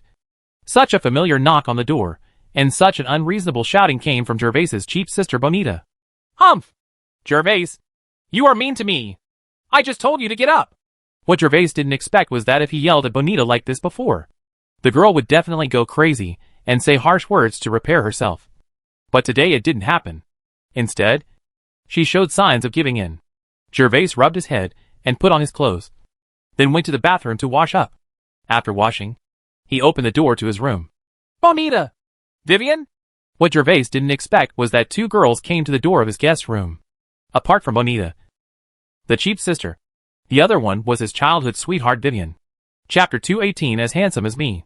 Bonita was a little angry at this moment, while Vivian looked at Gervais carefully with complicated eyes, and then lowered her head, no longer looking at Gervais, facing way on. To be honest, Gervais felt guilty now. But Gervais was not as stupid as the original owner, so he took a preemptive strike and asked directly, Why are you 2 here? Huh? Huh? The Earl invited us here. Bonita was still like a little pig, humming and humming when facing Gervais.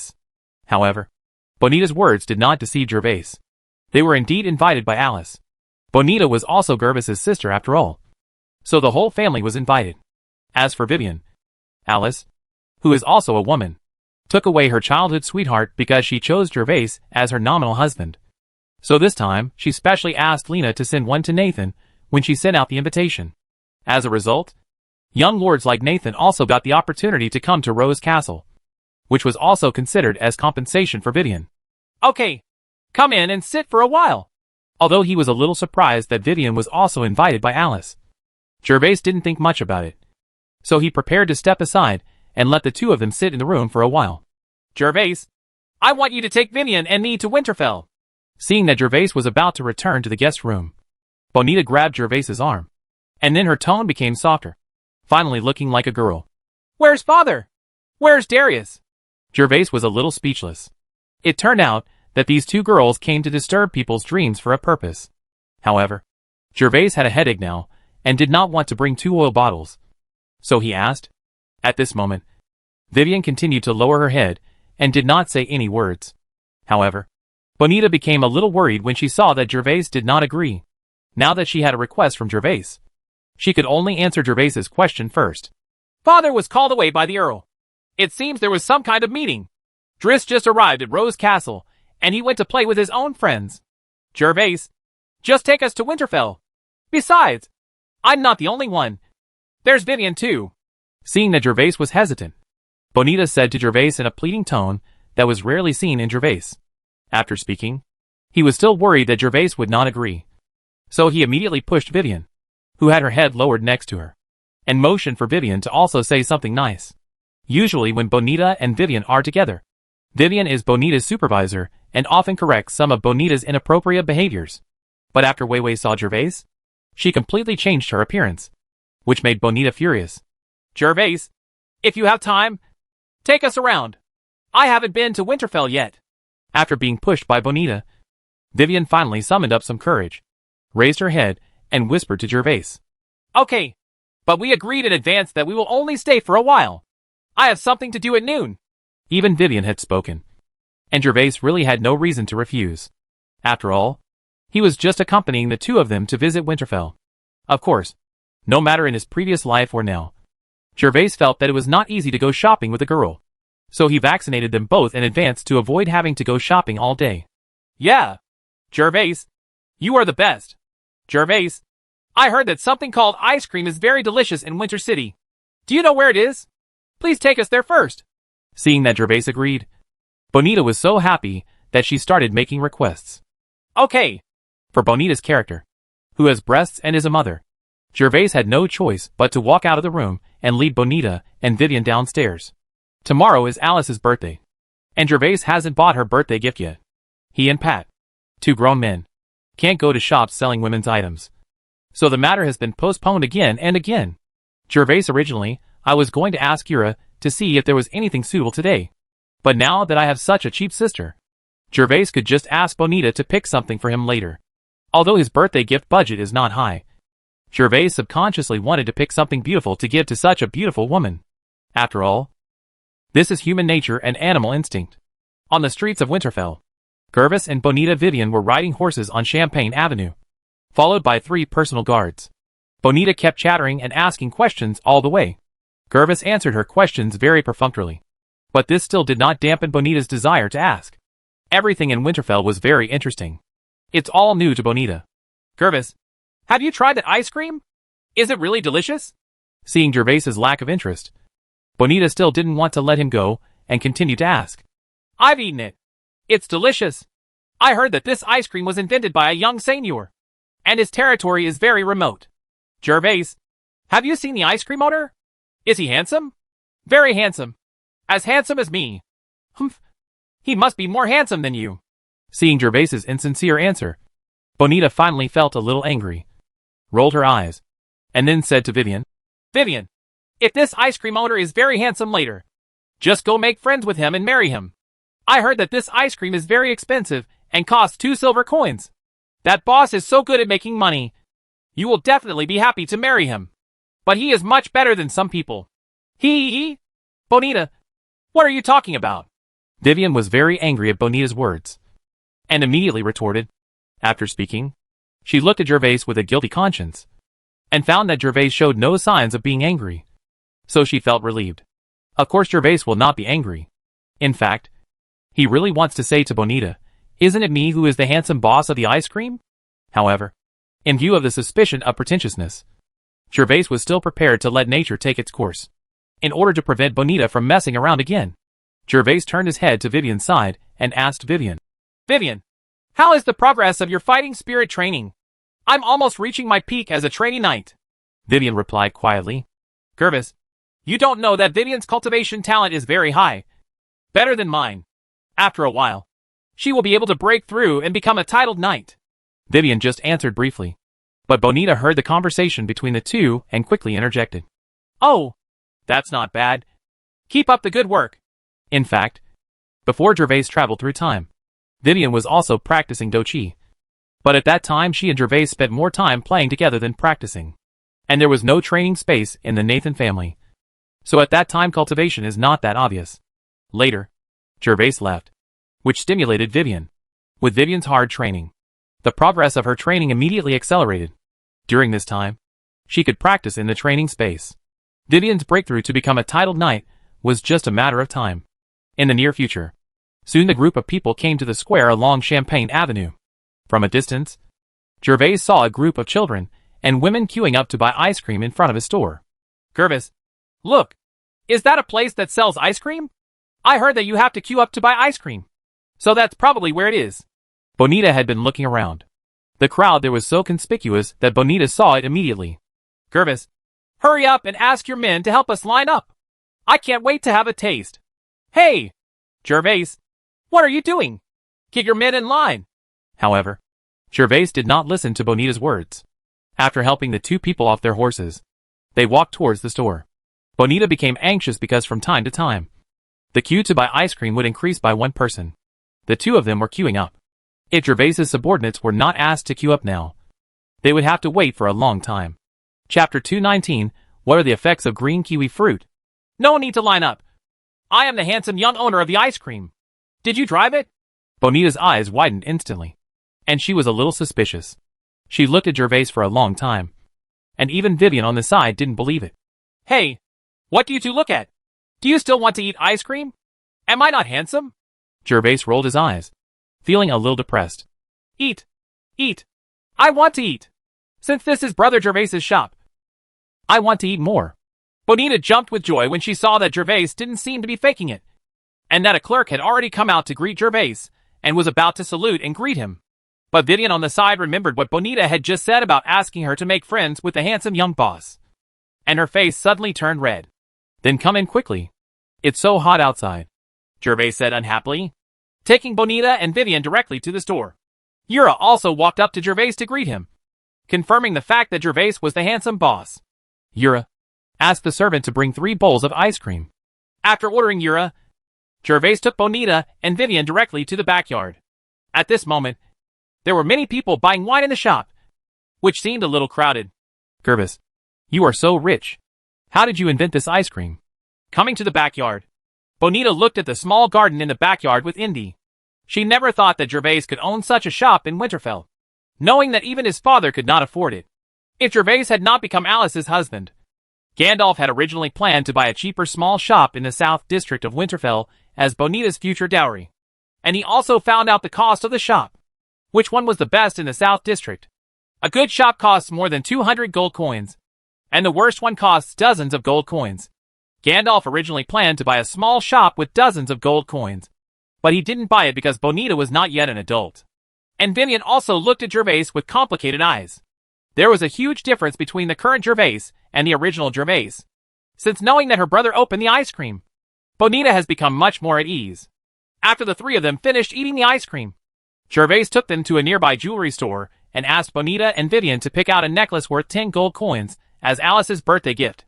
Of course, Gervais didn't let their work go in vain, letting them each choose the same jewelry worth dozens of silver coins. At first, Vivian refused to choose, but in the end Bonita helped her choose a thin bracelet, and Weiwei reluctantly accepted it. After buying the jewelry, Gervais prepared to send the 2 of them back to Rose Castle. Bonita had no objection to this. After all, she got jewelry worth 1 gold coin after coming out for a short while. And she and Vivian's saddles there was also a small box under each, which was ice cream. She and Vivian each had a can.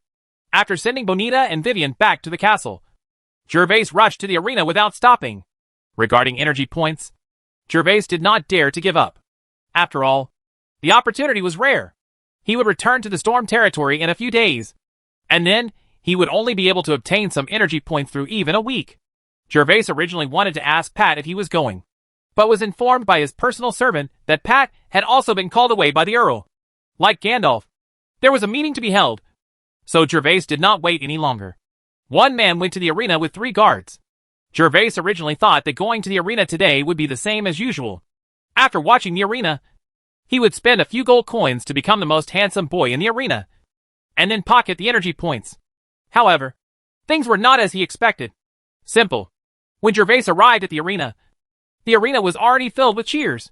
Today's gladiatorial fight had begun. Gervais did not hesitate and immediately stored the horses, then bought a ticket and entered the arena. After entering the arena, the battle in the arena was coming to an end. Most of the orcs had been killed by humans. Only 1 orc leader and 2 ordinary orcs were still surviving, but they were already surrounded by 8 or 9 people. It's only a matter of time before it's wiped out. You weak reptiles. The Beast King will punish you. Just when Gervais was about to sit down and rest for a while, waiting for the bidding to choose the brave man, he suddenly heard a strange word coming from the field. This sentence made Gervais stunned, but Gervais did not dare after confirming whether he heard it wrong. He stopped sitting down and looked towards the field. The orcs that came out of the orc space today were kobolds. At this moment, the kobold leader was being besieged by 4 human warriors. I don't know if the mana in his body had been exhausted. Gervais did not see him release the arc light ball. Damn reptiles! I'm going to kill you! At this moment, the last 2 ordinary kobolds were killed by human warriors at the same time. The kobold leader fell into madness, and swung the meteor hammer in his hand more fiercely. However, this is not the focus of Gervais's attention. The focus of Gervais's attention is the sound that just came out of the kobold's mouth. He actually understood the meaning of the kobold's roar today. The last time Gervais killed the kobolds himself. The shouts Gervais heard from these orcs were regular roars, such as Wang Jie Ba, Dai La Di and so on. Just like in his previous life. Although English was not Gervais' native language. After learning it, Gervais could understand the meaning of English. The words of the kobold felt the same way to Gervais at this moment. Gervais had a feeling in his mind that not only could he understand it, but he could also speak it. So Gervais looked around and found that everyone was paying attention to the field. So he muttered in a low voice imitating the kobold's words. One sentence. I'm going to kill you. Gervais said this beast language intermittently according to the pronunciation of the orcs. I'm going. What's going on? How can I speak the language of orcs? Suddenly, Gervais felt baffled. He obviously couldn't understand animal language when he came to the arena yesterday. But today he not only understands it, but he can also speak it. No one will believe it if he tells it. Right? Is it a green kiwi? Suddenly, Gervais thought of a possibility. That is, the green kiwi fruit he ate last night. Gervais still remembered that after eating the green kiwi fruit last night, he woke up with a splitting headache this morning. And Gervais, now that I think about it carefully, I realized that I had been dreaming in a daze when I went to bed last night. Although he couldn't remember what the dream was, Gervais felt that he could understand animal language. So that was probably the only possibility. Beast Slayer! Beast Slayer! Beast Slayer! While Gervais was stunned, the kobold leader in the field was also captured by a team called the Beast Killers. The kobold leader's hands and feet were cut off by them, and the auction was next.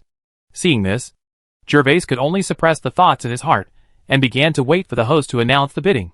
Chapter 220, There are many powerful clans. Congratulations to that young brave man again! 5 minutes later, Gervais got the opportunity to kill the kobold leader for 7 gold coins. The host saw that Gervais had recognized him, because in the past few days, the heads of all the orc leaders were cut off by Gervais. And the speed with which Gervais drew his sword was also impressive. A cold light flashed before anyone could see the sword clearly. Gervais had already stepped down. After Gervais stepped down, the orc's head disappeared. This elegant way of pretending to be a bee also made Gervais win the favor of many noble ladies and ladies. Even yesterday when the arena ended, a noble lady came to seduce Gervais. Weiss went to her mansion for afternoon tea, but Gervais refused. Gervais is a young man with very upright views. He can guarantee that he did not refuse the invitation because the lady was old enough to be his aunt. Under the leadership of his attendants, Gervais handed over 7 gold coins, and then came to the high platform at the edge of the arena with ease. On the high platform, Gervais nodded to the several members of the Beast Killer team who paid tribute to him. And then Gervais came to the kobold's side. Today, Gervais did not immediately draw his sword to kill the kobold leader as usual. Instead, he pretended to observe the kobold leader, got closer to the kobold leader, and then said to the kobold leader in an inaudible voice, "You from where?" Then, before the kobold leader made any sound, Gervais' long sword was unsheathed, and a cold light flashed. After Gervais turned around, the head of the kobold leader slowly fell from his body. But on that huge head, the kobold leader's eyes widened and his mouth opened slightly, as if he was shocked or wanted to say something. However, as the blood was drained out quickly, the kobold leader could no longer do anything. Same. Kill! Kill! Kill! There were 2 orc gladiatorial battles today. But because Gervais got up late and walked around with Bonita for a while, he couldn't catch the first one. This was already the second one. But what Gervais is concerned about now is not the energy points. What he is thinking about now is what else the green kiwi fruit has brought to him. Because Gervais always feels that there should be something in his head. However, although these things existed in his head, he could not know what they were. As if they were blocked by a thin film. Gervais guessed that if he wanted to know what else was in his head, he must have a primer. Just like the kobold shout just now was the primer. And Gervais instantly knew that he could not only understand their words, and can still speak. After walking out of the arena, Gervais quickly returned to Rose Castle, and then rushed to the 3rd floor of Rose Castle without stopping. Boom! Boom! Boom! Gervais stood outside Alice's study and knocked on the door. After waiting for a moment to make sure that there was no Alice's voice in the room, Gervais opened the door and walked in. Alice was probably still in a meeting, so she was not in the study. So Gervais came directly to the bookshelf. He was eager to ask for something to be certified. As expected? Gervais let out a low cry of surprise. At this moment, he was holding a thick book in his hand, which was the book with unknown words that day. At first, because Gervais couldn't understand the words, he only read the illustrations inside. He was still thinking about finding someone who knew these fonts in the future, and asked someone to translate them for him. But he didn't expect that it would only take a few days. Gervais himself could already understand the text. The system is indeed a system. Does this kiwi fruit also have the function of instilling knowledge? Gervais walked towards the sofa with a heavy book in his arms, but silently praised his system in his heart. Although he was not given a chance to make money, Gervais was deeply convinced by the miraculous effect of kiwi fruit. As for why eating a green kiwi fruit allows him to understand the language of the orcs and understand this unfamiliar text, Gervais will not dwell on it. After all, the most unreasonable existence is probably the system itself. If Gervais insists on getting to the bottom of it, he probably won't be able to figure it out even if he is given 10 times the brain capacity. When he came to the sofa, Gervais carefully looked at the cover of the book. On the cover was written, Brazier Race Detailed Explanation. In Gervais's unknown origin, Gervais didn't know whether the name of Brazier was referring to the place or whether the author of the book was named Brazier. But these things were relevant. After finding that there was nothing noteworthy on the cover, Gervais couldn't wait to open it. Of books, Gervais first turned to the first page, which was the page with the illustration of the human knight. When Gervais looked at the text below the illustration, he suddenly felt his adrenaline surge because he saw the alliance again. Word. The human alliance has a total of 338 large and small kingdoms with a population of more than 3 billion. The area where humans gather is in the east of the continent. Among hundreds of kingdoms, the 10 most powerful kingdoms are. As Gervais flipped through page after page, Gervais discovered that this book basically described the distribution of forces in the human alliance, as well as the location and vassal relationship of each kingdom. Although it was only a rough description, but it also made Gervais feel refreshed. When he first saw Cecil's Travels, Gervais was still not sure whether the alliance calendar described by the author was true or false. But now Gervais is convinced that the alliance calendar really existed in this world. Perhaps on the continent where Gervais is located, or perhaps in other places. After all, it is impossible to fabricate such detailed alliance forces out of thin air. Next, Gervais turned to the back, and the following was an introduction to the orcs. The Orc Royal Court is the biggest enemy of the Alliance and the biggest threat to all mankind. The Orc Royal Court is an alliance composed of dozens of orcs, unified by the Beast King.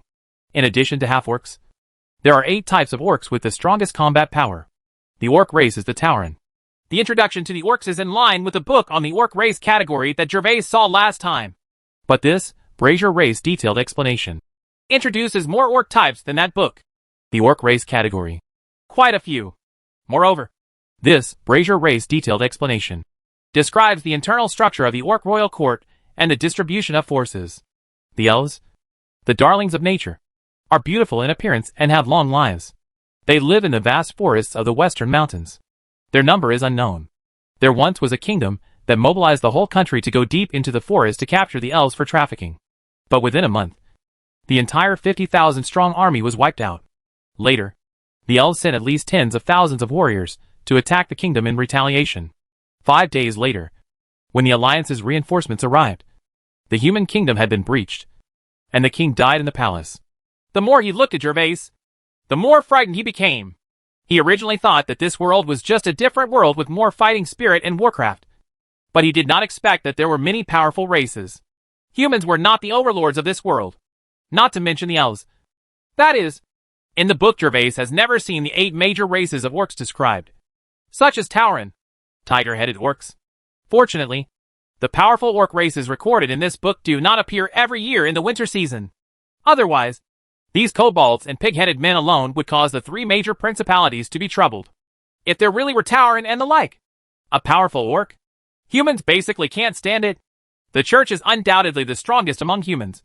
But in Gervais' view, the church is not as selfless and reliable as it appears. So the world is not as safe as people imagine. Of course, Gervais also hopes that all this is unfounded. Maybe the Alliance, the Orc Royal Court, and the Elf tribe have disappeared in the long river of history. Chapter 221 Thoughtful. Although orcs invade human homes all year round in the cold winter, they retreat on time every spring. Although the reason is unknown, at least humans are living a relatively stable life. Next, Gervais continued to look at the pages at the back of the book. The following race describes the dwarfs. From the description, it can be seen that although the dwarfs are short in stature, they are naturally powerful and have well-developed limbs. The largest gathering of dwarves is in the Flame Hill, where there are in the low mountains that stretch for thousands of miles. The dwarves have dug huge underground cities in the hills to live in. In addition to being good at fighting, the dwarves are also good at forging various weapons and equipment. They are recognized as natural craftsmen in the mainland. As for the dragons, the book does not describe where the dragons gather. It only records a rumor that there is a huge island deep in the Violent Sea. This island is the birthplace of the dragons, and there are people living there. Hundreds of dragons. But this rumor has not been confirmed. There are indeed many records of dragon activities or nesting on the mainland. Giant dragons like gold coins and gems, and they will appear in human villages and towns for a long time. Some giant dragons will rob humans, but some giant dragons will not do anything to humans. No offense, but dragon slaying and dragon riding are what human knights most desire. When Gervais finished reading the description of the dragon, the sky had darkened. Gervais stretched, closed the book, and stood up from the sofa. After reading the book all afternoon, he felt a little hungry. After Gervais put the books back to their original places, he looked at Alice's desk. This cheap wife had not come to the study all afternoon, which made Gervais a little surprised. When Gervais came to the restaurant on the first floor, the restaurant was already bustling with people. The restaurant that was empty 2 days ago was now full of people, all of whom were nobles wearing silk clothes and wearing badges on their chests. These people were all guests attending Alice's birthday party. Among them were vassals from the Jones territory, as well as nobles from other earls who had received invitations. However, Gervais didn't recognize any of these nobles, so he raised his head and looked around, trying to find Pat or his cheap dad. Gervais, here! Just when Gervais raised his head and looked around, Bonita's voice came from the front left of him. Gervais looked for the sound and saw Gandalf and others sitting on the long table over there, eating dinner. Father! Uncle Nathan! When Gervais walked to the long table, he immediately greeted his cheap daddy and Nathan. Ha ha! Little Gervais, you are my pride. I heard that you have a shop in Winterfell. What kind of ice cream have you made? Gandalf quickly put down the barbecue in his hand, wiped his mouth and hands with a square towel, then stood up and hugged Gervais with a hearty laugh, and patted Gervais on the back. Father! I guessed it by chance. Being hugged by the cheap daddy, Gervais felt that he was about to fall apart. Fortunately, he was a titled knight now. Otherwise he would have broken his bones. Speaking of which, his 3 brothers and sisters are still alive and well. The servants in the castle, but he had a lot of merit. Otherwise he might have died young if he had allowed a rough guy like Gandalf to take care of the 3 of them. He was a slanderer at heart, but Gervais was still very happy. To be honest, he also enjoyed the feeling of having a family. Master Gervais, thank you for the oysters. Nathan also stood up and saluted Gervais.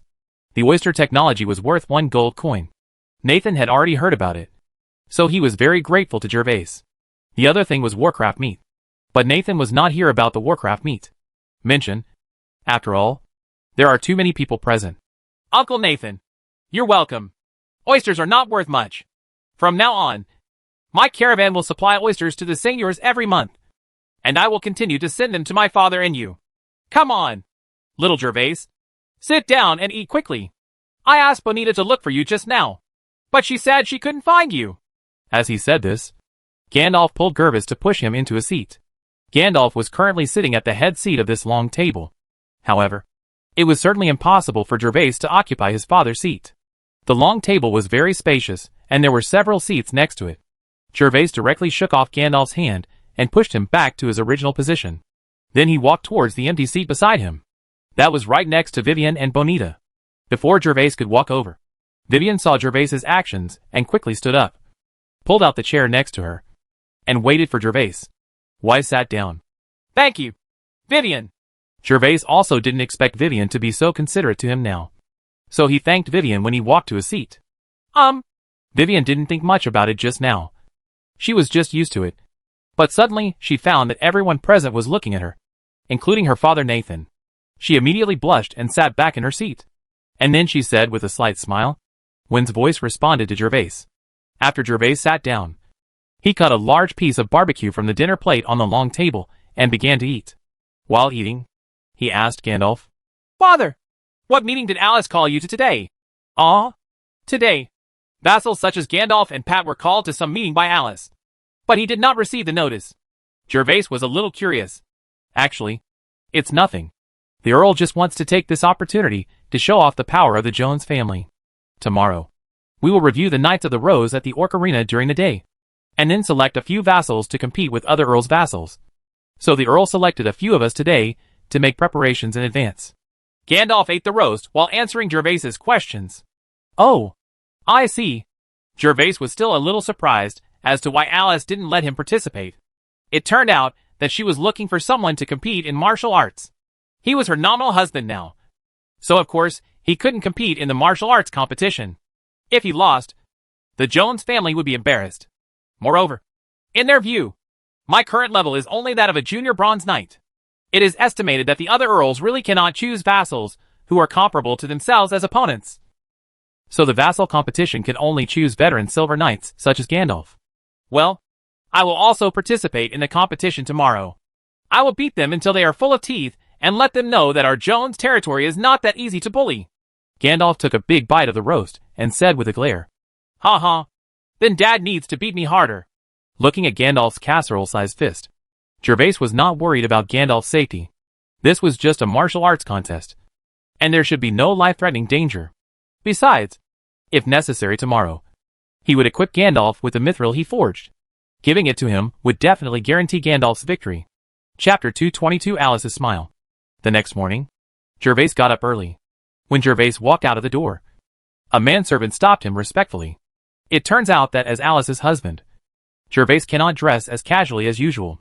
Alice has already prepared a dress for Gervais, and this servant came to ask Gervais to change clothes. After changing into a dark dress that was top-notch in the world in terms of workmanship and texture in the dressing room, Gervais went downstairs. Not to mention, putting on this brand new dress immediately improved Gervais's image again. When Gervais came to the first floor of the castle, he found that all the servants in the castle were in a busy state. The entire corridor of the castle was full of servants wearing brand new clothes. These servants were either carrying things, or as they passed by in a hurry. Everyone was obviously preparing for tonight's banquet. Gervais immediately felt the excitement of the castle in this world for the first time since he traveled through time. On weekdays, as the residence of a noble lord, the inner castle was always quiet and empty. The servants did not dare to make any noise when walking. But today, there were no restrictions in the inner castle. Gervais walked through the long corridor and came to the restaurant. He found that he still seemed to have gotten up a little late. He saw that the restaurant was much livelier than last night. It was almost full. Gervais looked up. After looking around for a long time, I finally found Gandalf, Pat and the others. Coincidentally, Pat happened to be sitting at the same table with Gandalf and the others today. After Gervais had breakfast with everyone, he took all his personal guards and a carriage to the Colosseum together with Gandalf, Pat and others. Coming to the main street in the South District, Hongya Street has changed its appearance today. All the shops on both sides of the street have been moved. There is a heavily armed soldier standing every few dozen meters, and there are even more soldiers beside him, flags with roses fluttering in the wind. Before and after Gervais and the others were people rushing to the arena. The nobles were riding horses or riding carriages in the middle of the avenue, while the civilians were walking on both sides of the street. Although many minor nobles were unable to attend the evening banquet, the daytime activities were held in the arena. The arena could accommodate tens of thousands of people watching at the same time, so anyone could go and watch as long as they bought a ticket. When Gervais and his party arrived at the entrance of the arena, they were quickly stopped by the little maid Anna. It was Alice who deliberately left Anna here to wait for Gervais. Under the leadership of Anna, Gervais, Gandalf and others came to the third floor of the arena. However, the place where Gervais and others were sitting today was not sitting on the side of the arena as they had been a few days ago. Instead, they were directly seated by the arena. Anna was brought to the center stand of the arena. The central stand of the arena is usually not open to the public. It can only be opened on important holidays and with the permission of the Earl. The central stand is a platform-like design that extends from the rear wall. It is only a few dozen meters away from the arena. The lower part is supported by 8 stone pillars hugged by 3 people. Not only can you watch everything in the field at close range, and because the location is dozens of meters higher than the venue, there is no need to worry about safety issues at all. When Gervais and others arrived at the central stand, many nobles were already sitting here. Alice was also sitting on the main seat in the center of the stand. Around her were 8 people sitting in rows, which were the other 7 major figures in the principality. The Count's family, and those sent by the king. Gandalf and others were arranged in the row behind Alice, while Gervais went directly to the empty seat next to Alice. "Gervais, you're here!" When Gervais came and sat down next to Alice, Alice smiled at Gervais for the first time. This caused all the nobles around to look askance. In an instant, Gervais almost drooled. "Is this a city that can charm people with a smile? Fortunately, my cheap wife's city is bigger than mine. Otherwise, I would probably be a serf in a beacon show just for the beauty's smile." I don't blame Gervais for being such a pig. In fact, Gervais is not usually a person who can't walk when he sees a woman. It's just that Alice's smile is so amazing and so captivating. Plus Alice's one thing, they both looked like a cold goddess. And the impact of this smile on Gervais was beyond strength. But of course Gervais would not think that Alice smiled at him today because he suddenly became handsome. Alice's smile should be for the people from the 7 Earl families present. After all, Alice's every move is under the attention of everyone. If Alice has a calm attitude towards Gervais, then Alice is sure to be able to do it tomorrow. Receive dozens of love letters. No one in this world cares about whether Alice has a husband. They only care about whether there is a chance. After all, Alice is a real diamond. White, rich and beautiful. If she gets it, she will definitely save thousands of years of struggle. "Sorry, I got up a little late this morning." Thoughts were swirling in his mind. And after a moment, Gervais finally reacted, and then answered Alice with a smile on his face. "How are you preparing for today? Can I help? Lena has made all the arrangements. Just sit here and watch and it's okay." Hearing Gervais's words, Alice's heart felt slightly warm, although the smile on her face had faded. Her tone towards Gervais was still gentle. When he heard that he didn't need help, Gervais nodded to Alice, and then began to look at the nobles around him. This time the people who came from the 7 earls were all the young people's heirs, and no earl came in person. Gervais speculated that except for the Lord of the North, who couldn't escape, the other earls probably felt contempt because the Jones family lost the old earl. After all, the Jones family is also a family of earls, and Alice is a newly promoted earl. The earls who sent out the invitation for the first time need to come in person to participate anyway. This has nothing to do with being polite or not, but a recognition and affirmation of Alice's support for the Jones family. This is also the treatment that every newly appointed earl deserves. Among the 8 representatives present, Gervais only knew 2 of them, namely Caroline and Kevin.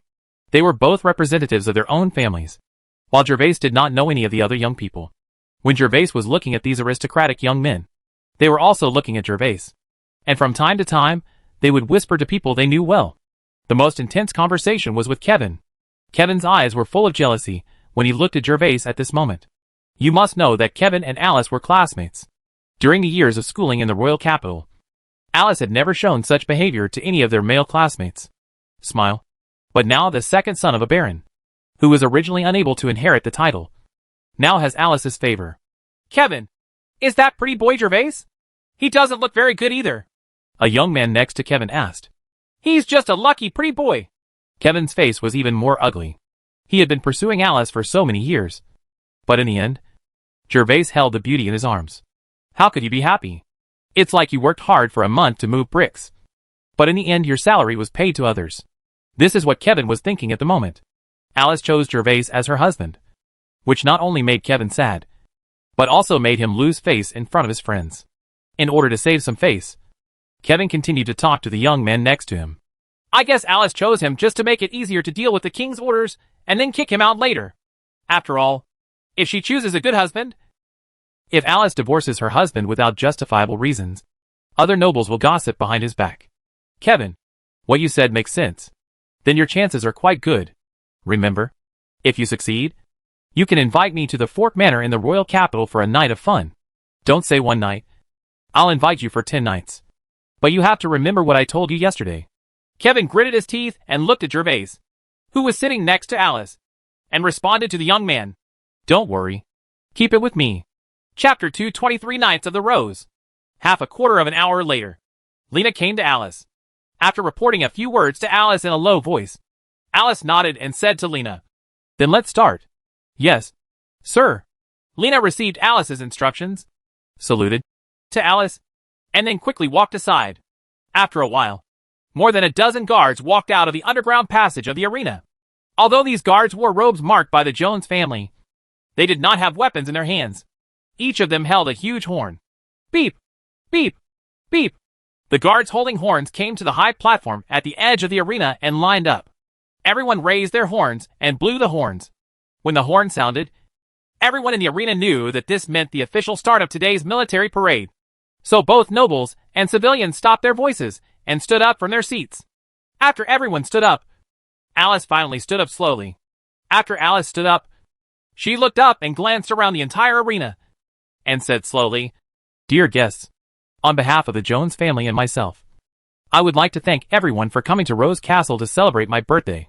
I declare today's military parade to officially begin." Alice, who was standing next to Gervais, was full of aura at the moment. Like a superior person who truly controlled everyone's life and death. This made Gervais secretly frightened. This was the first time he had seen Alice acting like this. Momentum. When Alice finished speaking, all the spectators in the arena cheered. Except for the central stand. Most of the people in the arena were small nobles or commoners from the Jones territory. No one dared to neglect their monarch. Amidst the cheers, the trumpet sound came from the high platform in the field again. This time there were 3 long and 1 short trumpet sounds. After the horn sounded, the entire arena resounded with thunderous hoofbeats. Within the 8 underground passages of the arena, dozens of cavalrymen in silver armor rushed out of each entrance. These cavalrymen rushed out. It is the elite of the Jones family, the Knights of the Rose. A total of 210 cavalry came to the arena today. Although the number sounded small, none of the representatives of the 7 counts in the central stand dared to look down on them. Because these 210 people were all titled knights. The one with the lowest level of cultivation among them is also a low-level bronze knight, while the one with the highest level of cultivation has reached the peak level of silver knight. When the Earl representatives saw the state cultivation of the 210 people present, most of them showed solemn expressions on their faces. Because the 210 knights in the field alone outnumbered the elite legions of the 7 major families. Although other families also have such elite legions, the number of titled knights is completely inferior to that of the Jones family. Even for a family with rich minds like the Kerwin family, they only have more than 150 titled knights. Other less powerful Earl families may not even have 100 titled knights. Titled knights in the Order of the Rose are different from vassals like Gandalf. Although these titled knights also have an honorary title, they do not have fiefs themselves or other sources of income. They usually live on military pay. In order to ensure these in terms of people's loyalty, it can be said that the Jones family gives very high treatment. The lowest level title knight in the Order of the Rose starts with a military salary of 6 gold coins per year. And the higher the position and level, the more military pay. Counting 210 people, the military salary requires at least 1,500 gold coins per year, which is equivalent to a baron. Seignior must be taxed for at least 5 years, and in addition to basic military pay. For elite regiments like this, the nobles also have to provide them with living allowances from time to time, arrange generous jobs for their families, and even provide housing for them. If you want these titled knights to become more elite, you need more rigorous training. During this period, the weapons and equipment lost are completely unmatched by ordinary guards. After all, the strength of the titled knights has been greatly improved, which also speeds up the damage of weapons. Speed. The annual expenses of the 210 members of the Rose Knights alone are more than 2,000 gold coins. Without sufficient foundation, few families can afford to cultivate such a legion. In addition to these 210 titled knights, the Knights of the Rose also have 1,000 trainee knights. These trainee knights are the reserve forces of the titled knights. Although the treatment they enjoy is not as good as the 210 titled knights, it is not much worse. Originally composed of the old earls and the Knights of the Rose, the Jones family can be said to be the head of the 8 earls, with unparalleled glory. However, due to the disappearance of the old earl, the Jones family is like a lame lion with hungry wolves all around. If it were not for the Knights of the Rose as another foundation, the Jones family might have been directly attacked by a group of nobles. Cannibalize. After entering the arena, 210 Knights of the Rose Knights flew around the arena twice before they all gathered in the center of the venue. 210 knights on horseback lined up neatly. Standing at the front was a middle-aged man at the peak of the Silver Knight realm. This middle-aged man was tall and tall. He was the commander of the Rose Knights. Roar was still standing after him. 9 Silver Knights. Seeing that all his subordinates were lined up neatly, Rawl took a few steps forward on his horse, then turned over and dismounted. He knelt down on one knee and greeted Alice. "Your Majesty! Your Majesty! Rawl Bridger, the Commander-in-Chief of the Knights of the Rose. The team is waiting for your orders. Commander Luir. Today is my birthday. In order to welcome all the guests from afar, now is the time to show your bravery. Facing her subordinates, Alice certainly didn't need to get up. She just sat on the main seat with her head held high and ordered to roar below. As you wish, my lord. Rawl took the order and saluted to Alice again, then got on his horse and urged him back to his original position. Then he shouted to all the knights in the field. Your Majesty has your order. The first team and the second team come out. Others retreated to the sidelines and stood guard. Yes. Suddenly the horses neighed and smoke billowed again. All the knights moved towards the edge of the duel field. Only a team of 20 knights was left in the field. At this moment, an underground passage 200 meters in front of the 20-man team was slowly opened, and a huge carriage covered with black cloth slowly appeared on the edge of the square. After the carriage arrived at the field, several soldiers following the carriage quickly stepped forward and quickly lifted off the black cloth on the huge carriage. Buzz! Buzz! Buzz! When the black cloth was lifted, the entire arena audience saw what was underneath the black cloth. There was a huge iron cage installed on the carriage. Each steel bar in the iron cage was as thick as an adult's arm. What shocked the audience the most was that there was a huge monster locked in the iron cage. Oh my god! Is that the Frost White Tiger? A mid-level monster? It's the Frost White Tiger. A mid-level monster that can cast 3 kinds of spells. What does Alice want to do? Let the 20 bronze title knights kill the mid-level monster? How is this possible? This mid-level monster counts as 5 silver knights. You have to be careful when dealing with it too. Where did they transport the mid-level monsters from? Aren't they worried about the Frost White Tiger escaping from the cage? That cage should be made of mithril. Otherwise, it will never be able to trap the mid-level monster. Hiss, the Jones family is so rich. In an instant, everyone in the field was whispering, including several Earl representatives. After all, they were born into a big family, even though the magic beasts were rare. They immediately confirmed the species of magic beasts in the iron cage below. But in their opinion, if Alice asked these 20 knights to deal with the mid-level monsters, she would simply let her subordinates die. Raise your gun and prepare to fight. The moment the monster appeared, Roar gave an order, and the 20 knights from the first team and the second team immediately raised the spears in their hands. These spears were 4 meters long and made of fine iron. Of course, they were not light in weight, can only be used by titled knights. Such spears can easily pierce the enemy's armor with the impact of horses on the battlefield. And even multiple spears in a row sometimes occur. Chapter 224, Frost White Tiger. Roar! The Frost White Tiger also noticed the situation around him at this moment, and stood up tensely. The scarlet eyes on his huge head scanned the surroundings and roared from time to time. World of Warcraft has a little bit of wisdom, especially this mid-level Warcraft. Seeing the sea of people around, it already knew its own situation, which also aroused the Frost White Tiger's animalistic nature. Hiss! This Frost White Tiger is indeed worthy of being a mid-level monster. It stands over 3 meters tall. I don't know where the count came from, but someone can actually capture this Frost White Tiger alive. When the Frost White Tiger stood up and people saw his true majesty, everyone shrank their necks subconsciously. Even Gervis's eyes were full of shock. The size of the Frost White Tiger was comparable to the elephant in the previous life. Moreover, this Frost White Tiger is more powerful and violent than the elephant. Although humans cannot be said to be like ants in front of it, they can still be compared to being like babies. Gervais doesn't know how Alice can be sure to let 20 Rose Knights deal with this giant Frost Tiger. After all, in the field the remaining 20 people are all Bronze Knights, although the youngest among them is also a Bronze Intermediate Knight. In Gervais' view, the outcome is still unpredictable. While the audience was talking about it, the soldiers beside the carriage quickly took away the horses in front of the carriage, and then 2 guards began to operate on the iron cage. This strong iron cage had 5 large locks, and 2 after the guards removed 4 of the large locks. Only 1 main lock was left, which was connected by a long rope.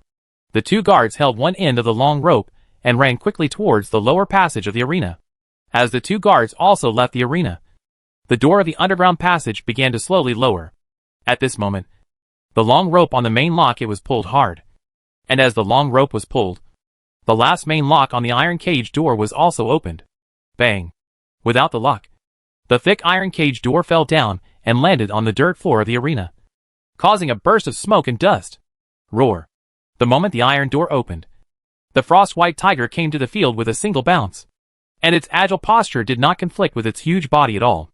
After the frost-white tiger landed and regained its freedom, it slowly turned around the carriage in a small circle angrily. Its new red eyes looked at the surroundings warily, and a roar came out of its mouth every time it took a step. When the frost-white tiger roared, the fangs in the huge bloody mouth, which were like sharp daggers, were unreservedly exposed in front of everyone. "Ah! Is this an intermediate-level monster? My lord, please ask the knights on the edge to come forward as well." At this moment, not to mention standing in the arena, even the audience on the first and second floors all turned pale. Every roar of the frost-white tiger made them tremble, and the audience in the arena exclaimed repeatedly. They could almost foresee the tragic situation of the knights after the collision between the frost-white tiger and the 20 bronze knights. In addition to the members of the Rose Knights, the nobles in the central stand were relatively calm. After all, they were all veteran nobles, and if the knights were really severely damaged by the frost-white tiger, they would be happy to see it happen. On the contrary, Gervais looked at Alice inadvertently, unable to see any expression on Alice's face. "Target! Warcraft ahead! Prepare to charge! Kill! Kill! Kill!" When Roar saw that the frost-white tiger had appeared outside the carriage, without delay, he rode his horse and stood in front of the 20 Rose Knights and gave an order. Following Roar's order, 20 Knights of the Rose immediately lined up in the shape of an arrow, preparing to charge. The frost-white tiger over there also heard their shouts of killing, and its scarlet eyes were particularly fierce, staring at them. It was obvious that the frost-white tiger had felt the killing intent emanating from the 20 Knights. "Kill!" As Roar got out of the way, the 20 Knights held the reins with one hand and the spears with the other. They knocked hard on the horse's belly with both feet. In an instant, all the strong horses began to run wildly like arrows from the string. The speed of the war horse became faster and faster, and the 20 Rose Knights rushed toward the frost-white tiger like sharp knives. At this moment, the frost-white tiger had already arched its body, leaned forward with its front paws, and bit its hind legs. The roar in its mouth also turned into a loud roar. This was a sign that the frost-white tiger was about to start hunting. As the battle broke out on the field, the audience in the stands clenched their fists nervously. After all, it was their first time to see the title knight and the mid-level monster, and the charging Rose Knight at this moment seemed to them to be very powerful. It's a bit weak, which enhances their sense of substitution. The mounts under the 20 Rose Knights are all the best war horses and are equipped with light armor, but it does not affect their sprinting speed at all. In just the blink of an eye, the Rose Knights have shortened the distance between the frost-white tiger and the two sides, less than 30 meters. At such a distance, it only takes a few breaths for the Rose Knight's spear to touch the frost-white tiger. However, as a mid-level monster, the frost-white tiger does not rely solely on its size to fight. It has 3 spells. The 30-meter distance has already entered the attack range of one of the Ice-White Tiger's spells. The Ice-White Tiger's eyes were staring at the Rose Knights, who were getting closer and closer. Suddenly, a cold light flashed in the frost-white tiger's eyes, and it had begun to release spells. Spread! Since the frost-white tiger was prepared in advance, the Rose Knights charging in the distance certainly knew that they and others had entered the frost-white tiger's attack range. So the team leader yelled and gave the order. As the squad leader's order was issued, all the knights dispersed from the original tight charging formation. There was a distance of more than 2 meters between everyone. It was not that they did not want to spread out further, but if the adjustment angle was too large, then they would charge. The power will be reduced due to the reduction of horse factor. Boom. The knights had just dispersed, and the frost-white tiger's spell had arrived as expected. Suddenly, a large ice cone appeared out of thin air in the knights' charge formation. These ice cones suddenly appeared from the ground in the blink of an eye, covering a radius of 4 to 5 meters. Hiss. In an instant, the painful neighing of war horses could be heard from the charging team. Although the knights had separated as much as possible, 3 knights were still covered by ice picks. The ice cones released by the frost-white tiger were of different lengths, ranging from 1 meter to 1.5 meters long. The 3 war horses were enveloped by the ice cones, and were poked into holes without any suspense. The light armor on their bodies was like a giant under the high-speed inertia. They were papered over, and couldn't provide them with any protection. Although the 3 Rose Knights on horseback escaped the fatal attack of the ice pick because they were on horseback, there was still one cavalryman who was unable to defend himself. The moment the horse fell to the ground, he fell into the ice pick. Their thighs and arms were pierced by slender icicles. The other 2 knights were more lucky, relying on their fighting spirit and inertia to fly out of the range of the icicles. Although the Rose Knights' charge formation killed 3 companions, the other cavalry still continued to charge with all their strength. However, several knights in the rear could only avoid the sides due to the obstruction of icicles. The entire charge formation only had the front part. Only then did they maintain a complete formation. The first team is on the left. The second team is on the right. The captain of the Rose Knight team issued an order again, because they were now less than 10 meters away from the Frost White Tiger. This distance was actually within reach for the Rose Knight.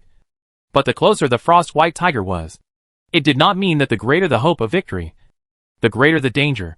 The Frost White Tiger does not have only one spell. The truly terrifying spell of the Frost White Tiger is called Ice Explosion. Although the casting distance of this spell is not as far as the Ice Spike, its power is far greater than the Ice Spike.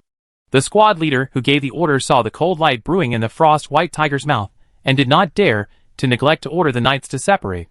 Roar. In just the blink of an eye, the Frost White Tiger's mouth, which was just a little bit of cold light, turned into a ball of frost the size of a wash basin. The Frost White Tiger roared, and the ball of frost flew directly towards the Rose Knight on the left. Careful! Bang! Although the Rose Knights were on guard, the speed of the frost ball was too fast, and the distance between them and the Frost White Tiger was so close that the frost ball hit the horse under the crotch of a Rose Knight in an instant. When the frost ball hit the warhorse, a muffled sound was heard. The original ball exploded instantly, arousing a large amount of cold air, and pieces of ice crystals the size of fingernails scattered like shrapnel. Ah! The Rose Knight sitting on the horse just wanted to raise the small shield at his left wrist to resist, but it was useless. He screamed and flew backwards, and the mount under his crotch screamed. There was no chance. There was already a big hole in his body, but no blood flowed from the wound because a thick layer of frost had formed on the big hole. In addition to causing damage to the horses and knights that were directly hit, the ice-cold explosion also caused a lot of trouble to several nearby knights. The sound of clanging collisions was heard endlessly, and the ice crystals hit the nearby knights like shrapnel. The knight's body and crotch horse. Fortunately, these knights and horses were all wearing armor, and their important parts were protected. Although the exposed parts were bloody, with amazing willpower, they still held onto their spears and kept their horses' speed towards the Frost White Tiger. Bump away. Chapter 225. Everyone is enemy. Boom, boom, boom, puff, puff, puff. In an instant, 2 completely different sounds rang out in the arena. One was the sound of the spear entering the body, and the other was the sound of the knight hitting the ice wall. The Frost White Tiger instinctively felt the threat posed by the spears in the hands of the knights, and quickly released its third spell, Ice Wall. The Rose Knight on the left thought that he and others were about to succeed, but he did not expect that there was a sudden appearance in front of him. An ice wall of more than 4 meters long and more than 3 meters high was formed. Unprepared, 4 or 5 Rose Knights slammed into the ice wall with their horses and men. In an instant, several Rose Knights fell on their backs. The rest of the cavalry following behind were able to turn their horses and avoid the fate of collision. But it was impossible to use the power of the charge to cause damage to the Frost White Tiger. However, although the ice wall blocked the Rose Knight on the left, the cavalry on the right did not encounter any obstruction. The 4-meter-long knight's spear in his hand pierced the body of the Frost White Tiger with the power of the horse's sprint. Roar. The Frost White Tiger's body instantly resembled a hedgehog, with 7 or 8 spears inserted into it. When attacked, the Frost White Tiger instantly turned its head and swatted away a Rose Knight and his mount. As a mid-level monster, the Frost White Tiger's vitality is particularly strong. It has been pierced by spears in 7 or 8 places, but it still did not fall down immediately. Instead, it became even more crazy regardless of it, and ice explosions began to brew in the bloody mouth one by one. Bang, bang, bang. The Frost White Tiger had already fallen into the final state of madness. The ice ball in his mouth seemed to have no power, and it shot towards the Rose Knights, who had managed to escape in one blow. Wherever the ice ball touched, ice crystals suddenly splashed everywhere. Under the sunlight, it looked particularly dreamy, as if entering a world of ice and snow. Of course, the dream was only for the audience on the stage, but the Rose Knights in the field were all eager to see it. Grow wings and stay away from this place. After all, if you are concentrated by this ice ball, you may be seriously injured, or you may become an ice sculpture. Roar. After releasing more than 10 ice spheres in a row, the Frost White Tiger exhausted his last bit of strength and stumbled to the ground with blood flowing from his mouth. His red eyes were full of unwillingness and anger, and his low roar was like a bellows. The swan song of the mid-level monster. The frost-white tiger finally lost its last breath of life. Invincible! Invincible! Invincible! When the 20 Rose Knights fought against the frost-white tiger, the entire arena was surprisingly quiet. Everyone covered their mouths or clenched their fists in nervousness. However, when they saw the frost-white tiger finally fall to the ground, everyone stood up, body, and began to cheer for the Rose Knight. Although the 20 Rose Knights were not truly invincible in the battle with the frost-white tiger, their indomitable and fearless charge won everyone's respect. You must know that the frost-white tiger is an intermediate-level monster. If encountered in the wild, even if the Silver Knight doesn't have more than 5 people, it's basically difficult to kill it so quickly. Unlike the common people and minor nobles dancing and cheering, the central stand was much deserted. The only sounds here were the applause and cheers from Alice's own people behind her, such as Gandalf and Nathan. As for the Earl representatives and the Royal Capital representatives, only Caroline and Kevin applauded warmly. The other nobles patted their hands a few times and then put down their hands. Obviously, the strength of the Knights of the Rose was not what they hoped for. Jones, the more powerful the family becomes, the harder it is for them to seek benefits from the Jones family. Seeing the performance of the representatives of the Earls, Gervais frowned. It turned out that the situation of the Jones family had reached this point. Caroline was a representative sent by the Lord of the North, and of course she was on Alice's side. As for Kevin, Gervais didn't know whether it was for personal purposes or on behalf of his family. But it can be said that other Earl families have shown obvious unfriendly behavior towards the Jones family. The Knights of the Rose are indeed one of the most elite legions in the Principality. This mid-level frost-white tiger must be dealt with even by 5 Silver Knights. But the Knights of the Rose can deal with it with just 1 charge. And only a few of its own people were injured. No one was killed. And the Jones family will definitely become stronger and stronger under your leadership. Alice, I see that the spear pierced the monster without any hindrance. Are the Rose Knights equipped with mithril weapons? When Gervais saw the looks of those earls, he felt very unhappy and at the same time felt pity for Alice. The 20-year-old girl was about to take on the important responsibility of the family. And there were wolves outside looking around, wanting to divide the Jones family. Eat all the food. Yes, Gervais. In order to protect the safety of Jones territory, I have equipped the Rose Knights with mithril spears during this period. The mithril spears are only the first step. Next, I will forge more for them. Mithril equipment. Alice was a little surprised by Gervais's sudden applause. Alice also saw the perfunctory performance of the nobles. But she had nothing to do. The other party was also an Earl family. Alice had no right to force others to applaud and could only feel it silently. She felt isolated, but Gervais's cheers temporarily relieved her embarrassment. Alice, the Knights of the Rose have such extraordinary combat power. As long as they are equipped with mithril equipment, they will definitely kill those bandits without leaving a trace behind. As he spoke, Gervais kept glancing at the Earl representatives, as if he meant what he said about the robbers. The representatives originally turned their heads to look at Gervais because of his sudden cheers. Now when they saw Gervais talking about killing the robbers, they kept looking at them. Their faces were livid and sullen, but no matter how angry they were, they could only swallow this dumb loss. Because Gervais only glanced at them and did not target them by name. And now they were in Winterfell. So even if there was a conflict, they would not get any benefits. Seeing the expressions of the Count representatives who dared not speak out, Gervais raised the corner of his mouth even higher. He was not worried at all that this would bring trouble to the Jones family or himself.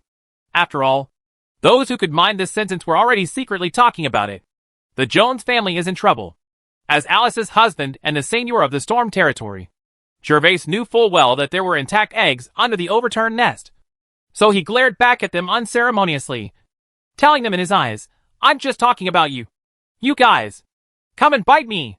This is what Gervais likes the most. He can hurt others, but these people can only hold it in. Gervais's mood is so sour at this moment.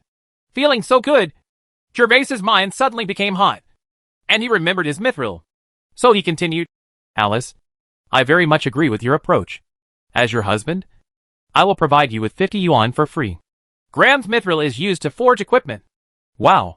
When Gervais finished speaking, everyone present was stunned for a moment. However, most people did not believe what Gervais said, but rather thought that Gervais had a seizure in his head and was talking big words on such an occasion. It is estimated that only Nathan and Gandalf present knew that Gervais can really take out 50 grams of mithril. Although 50 grams of mithril is only worth 500 gold coins at the market price. The problem is that all mithril is in the hands of the church. And the church limits the purchase quantity of mithril. So you want to buy enough mithril forged weapons and equipment from the church, that's simply impossible. As for other channels, regardless of the premium, other Earl families are now eager for the decline of the Jones family. How can they sell this strategic mithril to the Jones family? Otherwise, with the financial resources of the Jones family, if they really want to provide 210 Rose Knights equipping mithril weapons means you don't have to take your time as usual now. Ha ha! This is Baron Gervais? The second son of Alice's vassal? I wonder if you have seen mithril. 50 grams of mithril is not 50 grams of silver. Can you really get it? Ha ha! Ha ha! Ha ha! These people were very angry at Gervais just now. Now they all felt that Gervais was pretending and was very brainless. So they all took the opportunity to ridicule and laugh. Ha ha! You poor man! You will know when the Knights of the Rose kill you to pieces. Gervais certainly knew what these people were thinking. But he regretted it just after he said those words. After all, it was too high profile. It was not that he was reluctant to give 50 grams of mithril to Alice for free. But there were many people here. And his words would definitely arouse the attention of those who cared. Notice. Of course, what has been done has been done. And Gervais will not feel sorry for himself. Just now, he was furious. Instead, Gervais felt that he had experienced a feeling that he could not experience in his previous life. That is, throwing money at his wife and pretending to be a dick in front of others.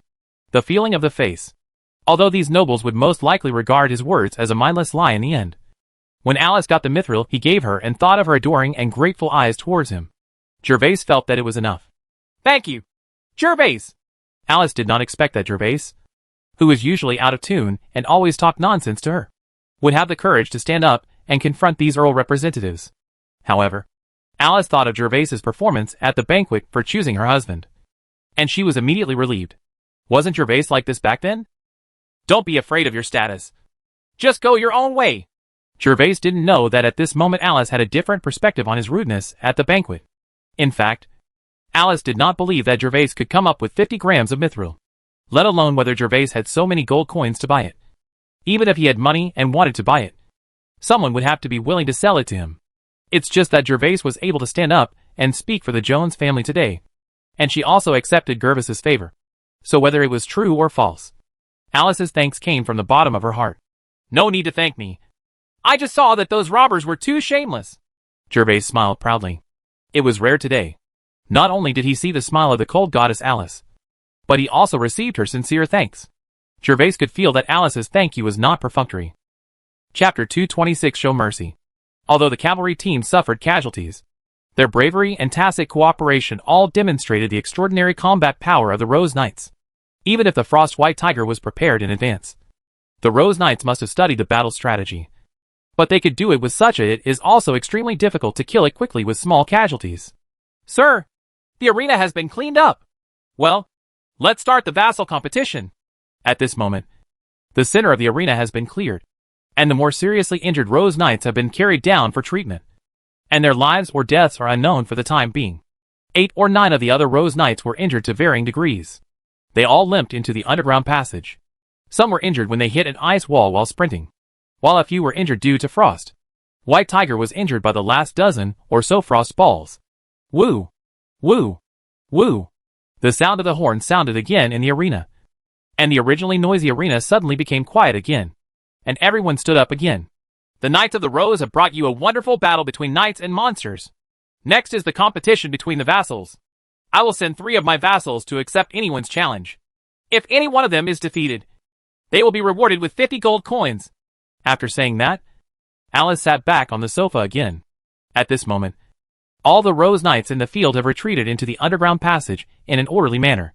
They were replaced by a silver knight wearing full body armor, holding a wooden spear in his hand, and hanging a sword on his waist. He came to the field on a horse, and was officially one of Alice's knights. Vassal Baron. At this moment, the visor on the helmet of the Vassal Baron was still open. He rode his war horse to the central stand. He first dismounted and half knelt down to salute Alice, and then stood up and quietly waited for his opponent to appear. Which of your family vassals is willing to be the first to challenge?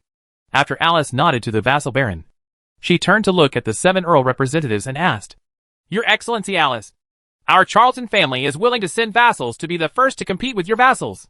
Soon. A young man in his mid-20s stood up on Alice's right. The Charlton family's territory borders the Jones territory. And the most serious intrusion on the Jones family's border comes from the Charlton family. When the old Earl was there, the Charlton family and the Jones family had a small-scale conflict over a water source. However, because the old Earl was there at that time, they did not take advantage. But now the Jones family's intimidation has disappeared. The Charlton family once again stirred up a water dispute. Alice wanted to show off the muscles of the Jones family today, and the Charles family wanted to take this opportunity to undermine the confidence of the Jones family. Whether it was the confidence of the common people, the confidence of the vassals, or even Alice's confidence, as long as the hearts of the people, if it breaks up, the decline of the Jones family can be expected. After the young man from the Charles family finished speaking to Alice, he turned around and nodded to a tall middle-aged man behind him. The middle-aged man took the order and immediately walked out of the central stand and headed towards the building. Go down. After a while, the middle-aged man came to the arena through the underground passage. At this moment, he had already put on full body armor and was riding on a war horse. Baron Bertram Leaf, vassal of the Jones family, Junior Knight of Silver. Baron Innes Bays, vassal of the Charles family, Junior Knight of Silver. As the two met, they both reported their names and ranks to each other. After that, they staggered their bodies, mounted their horses, and walked towards the two ends of the arena. After Bertram and Innes rode their horses to both ends of the arena, they closed the visors on their helmets, bent their arms, and held the wooden knight's spear in their hands.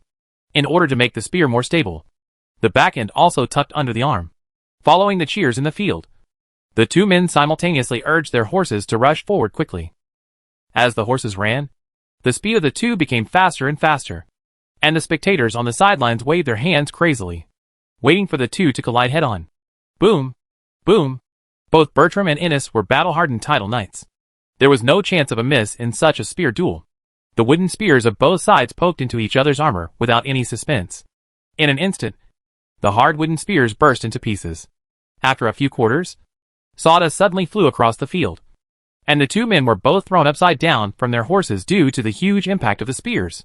If the two men were holding real knight spears, even if they wore full body armor, there would be only one consequence. Both sides would be poked with big holes at the same time. The two fell hard to the ground, causing a burst of dust to fly on the ground. However, as the two were titled knights, they were still wearing heavy full body armor, so they just rolled on the ground a few times and immediately stood up from the ground. They all pulled out the long swords in their hands. Next is the truly dangerous competition, because the swords of both sides are not wooden weapons like spears, but real sharp swords. The two sides were adding fighting spirit, and their bodies shone with light from time to time. Even Gervais could not take his eyes off it. After all, a fight between two silver knights was usually rare. As the two sides hacked more and more fiercely, a loud shout suddenly came from the field. After Bertram deftly dodged Innes's blow, he immediately turned around and used his secret technique, Breaking Wind Slash. In less than a breath, Bertram had already displayed his secret skill, Breathless Wind. In an instant, a huge gust of wind appeared around Bertram. The gust of wind was like a whirlpool, enveloping the sand and sweeping the two of them away. Shrouded, Innes was horrified. He didn't expect Bertram to be able to perform the secret skill so quickly. And looking at the scene at this moment, he already knew that this secret skill was definitely not a low-level secret skill. Innes did not dare to receive Bertram's blow head-on, so he could only retreat quickly towards the rear. But it was too late. The moment Bertram finished charging up his secret skill, Innes had no chance. Before he could move, he felt a heavy blow to his lower right rib, as if he had been hit by a huge stone. Generally speaking, Innes was knocked out instantly, and then lay weakly on the ground unable to get up. I saw a long dent left on the armor under Innes's ribs. The size of the dent coincided with the width of the side of the long sword, indicating that when the long sword hit Innes, it was not hit by the edge, but the spine of the sword. Thank you! The dust in the scene cleared, and Innes finally saw Bertram's figure. Bertram was standing steadily in front of Innes, and the long sword in his hand was bent. Innes knew that the reason why he was alive was not because Bertram made a mistake, but because Bertram did not want to kill him. If Bertram had hit him directly with the sword just now, the force would have easily cut through him. His full body armor blocked him and killed him. Bertram! Bertram! Bertram! All the spectators in the stadium cheered and shouted for Bertram. Several guards quickly ran out of the field, helped Innes, who fell to the ground and retreated towards the sidelines. Chapter 227 Despicable. I wonder which family wants to continue the challenge next. When Bertram won, the corners of Alice's mouth curled up in confusion. Obviously, she was also happy because of the victory in the first competition. She had been preparing for so long. Wasn't it just for this effect? Earl Alice. The vassals of the Jones family are indeed extremely powerful. It is rare to encounter such a powerful opponent. Of course, our Charles family will not let it go. Let us continue to let the vassals of the Charles family compete in the second competition. That's fine. Let these vassals of our family see the power of the Jones family. The representative sent by the Charles family this time was Ulrich Charles, the eldest son of the Earl of Carleton. Ulrich was the first heir to the Earl of the Charlton family. Before setting off this time, he had planned to severely damage the face of the Jones family. But he didn't expect that Innes's opponent was so powerful and had such an extraordinary secret. Although his expression was a little ugly, Ulick's tone of voice was still decent. After all, it represented the Charles family at the moment. If he got angry because of a competition, he would definitely become the laughing stock of other Earl families. Although everyone is now raising their knives against the Jones family, they have not really united. Several major families have their own interests, and everyone's peace is only temporary. If the Jones family really falls, the major families will definitely. There is also a fierce battle to snatch the fruits of victory. Viscount Ulrich, as my guest? Since you said so, then it will be as you wish. There is nothing wrong with Alice. Today's competition is to combat these ulterior Earl families, and the three vassals selected by Alice are all the best in Jones territory. So Alice is not worried. Thank you, Count Alice. As he spoke, Ulick turned around and focused his attention on a short middle-aged man behind him. The man received Ulick's gaze and nodded immediately. Not worried at all, because his colleague was easily defeated. Soon, the short man came to the field through the underground passage and stood face to face with Bertram. Baron Bertram Leaf, vassal of the Jones family, Junior Knight of Silver. Sadie Lampa, vassal baron of the Charles family, Silver Junior Knight. Bertram and Sadie stood opposite each other. But this scene made the audience laugh because Sadie was too short compared to Bertram. Sadie was only as tall as Bertram. At the shoulders, Sadie was not affected by the laughter of the audience at all, and rode on his horse towards the edge of the arena. As the horses under the two men sprinted, there was another sound of a wooden gun exploding in the field. Bertram used his size advantage to hit Sadie first with his spear. In an instant, Sadie was picked off the horse by Bertram. Go down. After knocking Sadie off his horse, Bertram slowly slowed down his horse. Then he turned around and saw Sadie standing up not far away. Bertram thought for a while, and did not continue to use the horse. Attack Sadie, but turned over to the ground, pulled out the sword from his waist, and walked slowly towards Sadie. In normal times, Bertram would not be such a child's play. But now it is a competition, and the Earl wants to show the strength of the Jones family. So Bertram tries his best to complete the crushing in a fair way to achieve the best effect. Bertram has absolute confidence in himself. His family has inherited it for several generations. Unlike Gandalf, who was newly promoted to Baron decades ago. It can be seen from the advanced secret skills just now. Bertram walked slowly towards Sadie with his long sword. And Sadie also drew the long sword from his waist and approached Bertram warily. When the two met each other, they both waved their swords and started slashing without hesitation. However, after a few sword strikes between Bertram and Sadie, he frowned because he found that his sword had made a gap. Every time it collided with Sadie's sword, there was a deep gash in his sword. But Sadie's sword was intact. This made Bertram instantly think of mithril weapons. The long sword in Sadie's hand. The sword turned out to be a mithril sword. However, although he frowned, Bertram was not afraid. As long as he paid attention to the opponent's strength and kept holding the long sword in his hand, he still had a great chance of winning the competition. After all, not only did he have the advantage in size and strength, but also his secret skills. It is also his protection. The fact was just as Bertram expected. With Bertram's unpredictable chops, Sadie gradually began to be unable to withstand the attack and frequently stepped back. Hi! Suddenly, Bertram caught a flaw in Sadie's, and immediately shouted loudly, and with the blessing of fighting spirit, the long sword in his hand quickly slashed towards Sadie. However, in the face of Bertram's heavy blow, Sadie did not panic. He rolled around on the ground, then quickly grabbed a handful of dust on the mud with his left hand, and hit Bertram's mask fiercely. Spread? Wow. Shameless. Is this still a showdown between knights? This is an insult to the knights. This is a disgrace to the knight. Despicable and shameless. When the audience watched the competition nervously, they suddenly saw Sadie's sinister move, and they immediately exploded and began to yell and curse. Even the noble representatives in the central stand frowned slightly, but no one said anything. It was not what they wanted to see if Bertram continued to win this fight. Anyway, this despicable Sadie was not from their family. So everyone looked on, with cold eyes, and no one raised any questions. Gervais also saw Sadie's behavior on the field. He had never seen such a shameless person, using such a low-level assassination method in front of everyone. Gervais first turned to look at Alice, and saw that Alice was also frowning, but did not say anything. Then Gervais looked at Ulrich again, only to find that the corners of Ulrich's mouth were slightly raised, and he obviously didn't take it that way. It's shameful. They may have thought of this all-out method in advance. Although the full-body helmet could cover his face, there was still enough gap in front of his eyes to avoid blocking his vision. So Sadie's sudden handful of sand and dust fell into Bertram's eyes without any hindrance. Ah!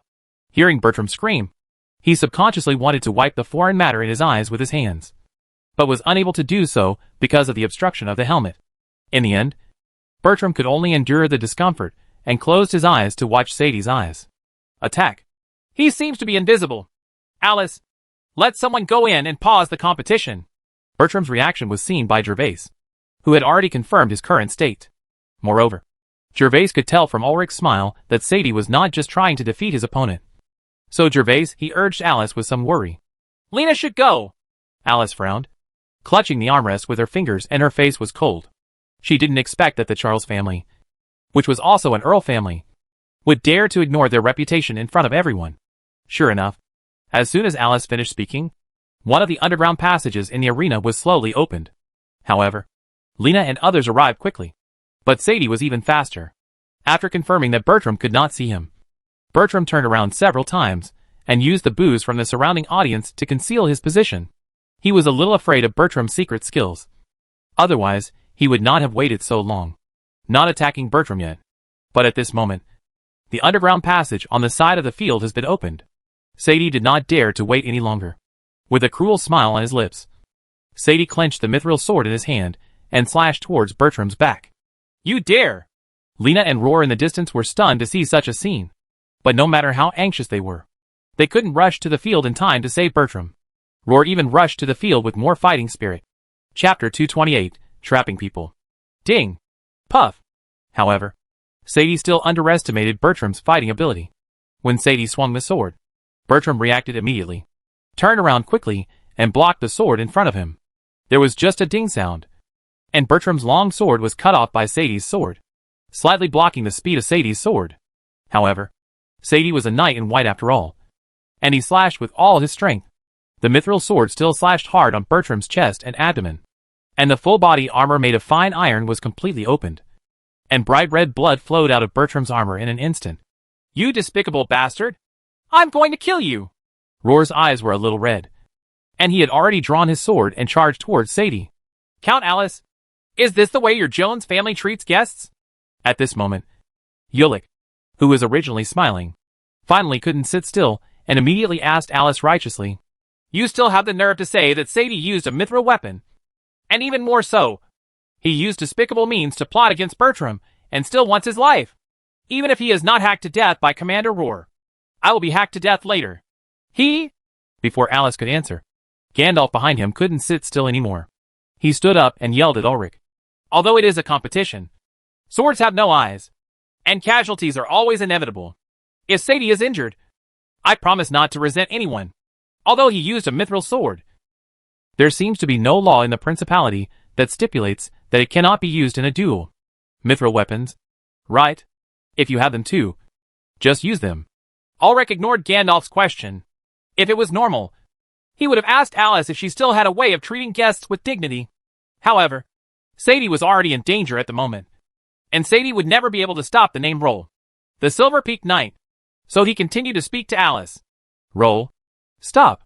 Suddenly, Alice stood up and shouted towards the audience, then looked at Ulrich with a cold light in her eyes, but did not say any words. My Lord Earl, we can't let him go so easily. Gandalf was a little unwilling to give in. Bertram, like Gandalf, was a few powerful vassals under the Jones family. As the saying goes, people are divided into groups. Normally, Gandalf and Bertram had a very good relationship. Seeing him at this moment, how can I swallow this sigh of relief after being assassinated and not knowing whether I will live or die? Alice, I have a proposal. Even Gervais, a powerful soul who had been influenced by various divine dramas in his previous life, hated the shamelessness of Sadie and Ulrich. Seeing his father so excited, Gervais came up with a plan and proposed to Alice. Road. Now that Viscount Ulrich has said this, I wonder if I dare to let Sadie have another competition. This will not only calm the Baron behind, but also prove that Sadie won by his own ability. Can. Ulrich didn't hesitate at all. The contest could be surrendered, although it was a bit indecent. It didn't matter to him if he could keep Sadie. Sadie didn't care about the reputation anyway. Otherwise, he wouldn't have dared to use despicable means to plot against his opponent in front of so many people.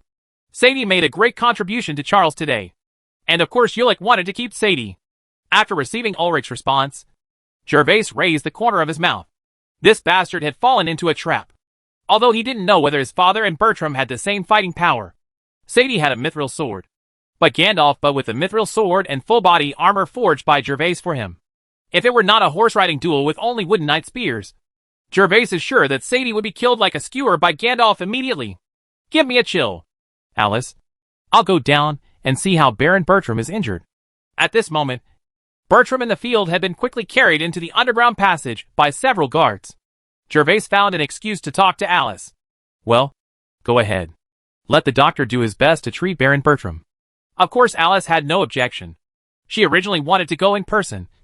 But with so many guests watching, if she didn't show some composure, the Earl's family would feel they had an opportunity, and there would be a competition next. So the request was exactly what she wanted, and it was just the right time to go and visit on Alice's behalf. Baron Gandalf, it's up to you next. Although Alice also hated Sadie, her position meant that she could not act as carelessly as Gandalf and Gervais. Now she only hoped that Gandalf could plead for Bertram. Get justice. As you command. My lord. Gandalf also stood up at this moment, and walked out of the central stand side by side with Gervais. Father, come with me first. I have weapons and equipment for you over there. Walking outside the corridor, Gervais said something to Gandalf. Weapons and equipment? Little Gervais. My father owns them, and is used to them. He doesn't want to change them anymore. Gandalf didn't know that the mithril equipment Gervais had prepared for him, and thought it was just an ordinary weapon and equipment. So he shook his head and explained to Gervais. Father, it's mithril equipment, and it's been strengthened. What? Mithril equipment. Enhanced? Little Gervais. Do you have it yourself? Gandalf was a little surprised. Although he knew that Gervais had a lot of mithril, it was expensive to forge a set of mithril equipment, let alone enhanced mithril equipment. He had only given Gervais more than 20 yuan, a gold coin. It would cost a lot just to forge mithril equipment. Of course I have it. It's also a complete set. Let's go. Father, you can just concentrate on avenging Baron Bertram later. Gervais took Gandalf to the place where the carriage was parked. Ick and others were guarding the carriage. After all, the mithril equipment was so valuable, and there was no place to cry if it was lost without someone watching. Gandalf's eyes almost popped out of his head when he saw the shining silver armor inlaid with gold rims that he took out from the carriage, with a string of complex inscriptions engraved on the chest and abdomen. Once upon a time, Gandalf's full-body armor was forged when he inherited the title of Baron. Although 1 or 2 inscriptions were strengthened, it was just a full-body armor forged from ordinary fine iron. And after many years of battles, the armor had already been marked with there are many irreparable dents. Compared to the old full-body armor that Gervais prepared for him, it was like a shabby linen blouse compared to a well-made silk dress. Father! Don't be stunned. Put it on quickly and see if it fits you. Although I customized it according to your size. After all, you are not here, so I don't know if it will be comfortable to wear. Seeing Gandalf staring blankly at the full armor, Gervais began to urge Gandalf. But Gandalf being dazed was a rare sight for Gervais, which made Gervais quite happy, and he could be regarded as his own compensation from the body of the original owner. With the help of Ike and others, Gandalf quickly put on the full-body armor. In an instant, Gandalf looked like the return of the king in those movies and TV shows. If it weren't for the fact that he was about to fight, he wouldn't have worn the full-body armor. Put on the red cloak. Otherwise Gervais thinks that Gandalf will blind everyone's eyes later. Father! How are you doing? Does it fit? Gervais circled Gandalf and then asked. It's very comfortable. The craftsmen who made this armor are very good. It's actually more comfortable than the one I had before. And there's no lag in the links. Gandalf had a smile on his face, stretched out his hands and feet, and then answered to Gervis with satisfaction. Gandalf is a veteran who has been on the battlefield for a long time. Of course, he knows what kind of armor and weapons are the best. So the moment he wears this full-body armor, Gandalf affirms Bernard's craftsmanship. Then I can rest assured. Father, teach that despicable man a lesson. I'm going to see Baron Bertram now. Putting the long sword engraved with runes into Gandalf's hands, Gervais said encouragingly. Little Gervais, you have grown up. After taking the sword and looking at the inscriptions and the gleaming blade, Gandalf sighed with red eyes. Then he quickly turned around and walked towards the underground passage of the arena. Gandalf had always been a carefree and generous person, but today he was really moved by the second son who had worried him the most before. Chapter 229 Treatment. Ike, you come with me with that small box, and you guys continue to guard the carriage. After Gandalf left, Gervais gave instructions to Ike, and then quickly walked forward. Gervais told Alice that coming to check on Bertram was actually just an excuse, and the real purpose was just to give Gandalf the secret silver equipment, because Gervais could see Sadie's sword attack more clearly on the field just now. The sword slashed from the chest to the lower abdomen. Unless Bertram was extremely lucky, there was basically no chance of saving him. Even a knight with a silver title, although his vitality stronger, but not invincible. But now that he had said it, Gervais was still ready to go and take a look. To be honest, he admired Bertram's chivalry. Of course, Bertram's incident also taught Gervais a lesson. Don't hug the enemy when facing the enemy. If there is any luck, the tiger will use all his strength to attack the rabbit. Even in a competition, we cannot take it lightly. After finding an attendant from the arena to lead the way, Gervais quickly came to a room in the arena, which was usually used to deal with injured gladiators. So Bertram was also placed here at this moment. When Gervais walked into the room, Bertram's upper body armor had been removed, and two priest-looking men were helping Bertram treat his wounds. Lord Gervais! When Gervais walked into the room, Lena saw Gervais and quickly saluted to Gervais. Lena, how is Baron Bertram? Because the priest blocked the view, Gervais did not see the specific condition of Bertram's wound. So he asked Lena, Lord Gervais, Baron Bertram's condition is not very good. A large gash was opened from his chest to his lower abdomen by a long sword. The priests can't stop the bleeding. Lena glanced at the busy priests over there. These priests were specially prepared for today's military parade and competition. They were specially invited by the Jones family from the church. Their medical skills are considered to be the best in Winterfell. But facing such a long and deep wound is still too much. After a pause, Lena continued, But fortunately, the Baron Bertram family has an ancestral mithril-forged brass shield. It is because of this brass shield that Baron Bertram reduced Sadie's long hair today. The power of the sword. Otherwise I'm afraid I won't be able to survive now. Then just stopping Baron Bertram's bleeding can save his life now. The title knight is not afraid of wound inflammation. Gervais knows this. If he just stops the bleeding, he can still do it, just like at the beginning. But if Bertram is injured in the internal organs, Gervais can't do anything. So after listening to Lena's words, Gervais immediately asked. That's what the pastor said. They said that because of the resistance of the goggles, the wound above the chest was not deep. It was just that the abdomen was severely cut open. However, after the examination, no internal organs were found to be damaged. Hearing this, Gervis couldn't stand still and immediately walked towards the stone platform where Bertram was lying. When Gervais walked to the stone platform, he saw a plate-sized breast shield lying aside. A large piece of the breast shield had been chopped into a dent, and a 2 to 3 centimeter long piece had been cut out from the lower edge. Cozy! After looking at the breast goggles, Gervais immediately moved his eyes to Bertram's body. He saw that Bertram's upper body had a long cut, and the situation inside could be seen in the abdomen. And the priest had already cleaned the wound and was ready to use a red-hot iron to seal the wound and stop the bleeding. Gervais couldn't help but feel his scalp numb when he saw the red-hot iron that the priest had just picked up from the brazier. The soldering iron was only 5 or 6 centimeters long, but Bertram's wound was 15 or 6 centimeters long, which meant that Bertram's wound had to be burned at least 3 times with the soldering iron, and the internal organs in his abdomen were exposed. Doing so would likely cause secondary damage to Bertram's internal organs, and it was unclear whether it could stop the bleeding, etc. As the branding iron slowly approached Bertram's wound, Gervais quickly shouted to stop the priest's movement. The pastor was startled by Gervais's voice, but he still stopped what he was doing and looked at Gervais doubtfully. I wonder what's wrong with you, sir? At this moment, not only the priest was looking at Gervais, but Lena and Roar who were present were also looking at Gervais. Two priests. Can Bertram's life be saved as long as he stops the bleeding? Are his internal organs injured? Gervais didn't care about the surprised looks from everyone, and confirmed with the priest again that after all, he would actually sew up Bertram's wounds later, and he would be carrying a lot of blame in the future. Bertram was not Ike. Life or death. No one will blame him in the end. Bertram was a noble baron and a seigneur. His suturing skills were unheard of in this world. If Bertram's life could not be saved, it would be troublesome to blame him. For the sake of Alice and Gandalf, Gervais would not mind rescuing Bertram if possible, but he had to understand the situation first. After living in this world for so long, Gervais has actually accepted the fact that human lives in this world are insignificant. After all, he also has a lot of other people's blood on his hands. The internal organs should not be injured, but whether you can survive after the bleeding is stopped depends on the will of the Lord. Although the pastor frowned, he saw that Gervais was wearing gorgeous clothes, and Lena was also following behind Gervais, so he could only answer patiently. After saying that, the pastor was ready to take action again, because at this moment Uncle Blood was still flowing out of Trin's abdomen. Okay, pastor, please give in and let me do it. Your iron may cause a second injury. These two priests are ordinary people. The branding iron in Gervais's hand has changed hands with a gentle grip of Gervais.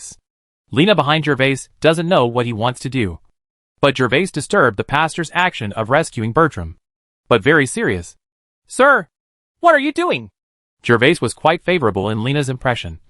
Neither good nor bad. But her current behavior was beyond Lena's expectations, and she felt that Gervais was taking Baron Bertram's life as a trifling matter. Bring me the box. Gervais ignored Lena's inquiry and directly spoke to Ike and said, We can't delay it any longer at this moment. Otherwise, no matter how tenacious Bertram's vitality is and the blood in his body is drained, he will be considered a golden knight. Gervais felt that I'll probably burp as well. My lord. Here you go. The only person present who knew what Gervais wanted to do was of course Ike. Gervais's first suture operation in this world was performed on Ike. Although the scar was extremely ugly, as long as one could be saved. Life? A scar is nothing. And a wound burned by a soldering iron is even more terrible. On the contrary, Ike felt that the adult's suturing skills were miraculous. He didn't see it when Gervais sewed the wound on him, but Ike saw it when the sutures were removed.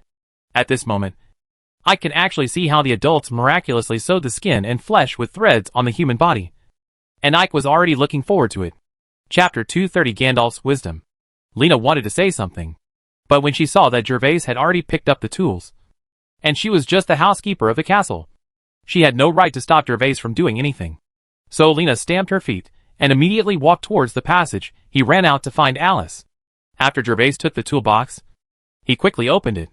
This box was the first aid kit Gervais had prepared some time ago. It contained needlework, boiled gauze, and the golden sore medicine prepared by Brian. The needlework this time was different from the one when he sewed for Ike for the first time. Gervais made the needlework based on his own vague memory. The needle is a short curved needle, which makes it easier to pass through and pull out from the skin. As for the thread, it is cotton. In fact, Gervais still has the impression of catgut in his memory. It seems that it can be used from cattle and sheep. The internal organs are sutured so that they do not need to be removed and can be absorbed directly by the body. It's just that Gervais was not a doctor in his previous life. He didn't know how to make catgut, so he could only use sterilized cotton thread instead. After threading the cotton thread through the curved needle, Gervais sewed on Bertram's wound like a garment. Gervais's move stunned the two priests and Roar. They had never thought that someone would use needles and threads to sew human skin. Even Roar had seen many bloody scenes. People also feel a numbness in their scalp. On the other hand, Ike, who was behind Gervais, stretched his neck to watch with interest, and touched his lower abdomen from time to time, as if he was feeling the same thing. At this moment, he finally knew how Gervais sewed on his body. Gandalf came to the arena wearing a beautiful full-body armor that blinded people. Immediately, countless spectators in the arena cheered. It was really rare for them to see such majestic full-body armor. Even the Earl representatives on the central stand could not help but turn their heads to Alice in confusion. Count Alice, is the full armor on the Baron Gandalf his own? This sentence was asked by Ulrich. They were all title knights, and the central stand was so close to the field. The strange luster emanating from the armor, and the beautiful strengthening runes on the chest fell into their eyes. This made Ulick feel like he had been cheated. I wonder which little noble can forge a full-body armor with mithril and strengthen it with so many inscriptions. The full-body armor on Gandalf looked brand new. Ulrich thought it was the full-body armor that Alice had prepared in advance. Now it's just to deal with Sadie. And Gandalf is temporarily wearing it, which is suspected of cheating. Of course it's his own. Viscount Ulrich. The size of the whole body armor is tailor-made. Are you worrying too much? Alice was also surprised when she saw Gandalf wearing mithril armor. She had just investigated Gandalf's financial situation last time, so she knew it very well. But now this brand new full body armor costs a lot of gold coins. And the secret is silver wasn't that easy to buy. And she was also wondering where Gandalf got his brand new full body armor. Suddenly, Alice thought of the 50 grams of mithril that Gervais had just mentioned. Is it Gervais? Alice's thoughts were a little complicated, but she immediately rejected the idea. After all, Gervais's poor Alice knew that even Gandalf had no chance of forging a new full-body armor, and it was even less possible for Gervais. Baron, vassal of the Jones family, Gandalf Gale, Junior Knight of Silver, Sadie Lampa, vassal baron of the Charles family, Junior Knight of Silver. Gandalf gave Sadie a sharp look, then mounted his horse and headed towards the edge of the arena. However, Sadie is not afraid of Gandalf either. He has already made up his mind that after 1 or 2 moves, he will surrender immediately. As for his reputation, he dares to use such underhanded methods. So how can he be afraid of being laughed at by others? Sadie was originally just the illegitimate son of his family. He inherited his family's title and fiefdom through despicable means. So Sadie didn't care about his reputation at all. He looked down on those fools who were obsessed with saving face. All he cared about was profit. Killing Bertram, his merits were enough for him to receive many rewards from the monarch. The guy named Gandalf in front of him was wearing mithril equipment and looked like an iron can. Sadie didn't want to fight him. Soon, Gandalf and Sadie both held wooden spears and urged their horses to charge. Gandalf's spear was raised slightly higher than usual. Generally, knights use spears to attack each other's chest. Not only is the target here more, it was large, and it was harder for the opponent to dodge while sitting on a war horse. But Gandalf was aiming at the opponent's head at this moment. Boom! Boom! 2 muffled sounds were heard, and both of them were hit by each other at the same time. Gandalf was stabbed in the chest by Sadie's spear, while Sadie was hit in the head by Gandalf's spear. After the two were hit, they fell from their horses and fell to the ground at the same time. However, at the moment of falling to the ground, Gandalf flexibly turned around on the ground. After losing the inertia, he quickly stood up. Choke! Gandalf pulled out the enhanced mithril sword and walked towards Sadie quickly and aggressively. Sadie was hit on the head. Although he was not injured due to the protection of his helmet, the huge impact still made his head feel dizzy. Sadie resisted the feeling of dizziness and managed to get up from the ground. Before he could stand upright, he saw Gandalf pull out the long sword flashing with cold light from his waist. When he saw Gandalf, the inscription on the long sword suddenly shocked the whole person. He immediately gave up the idea of fighting Gandalf first and then surrendering. He opened his mouth to shout surrender.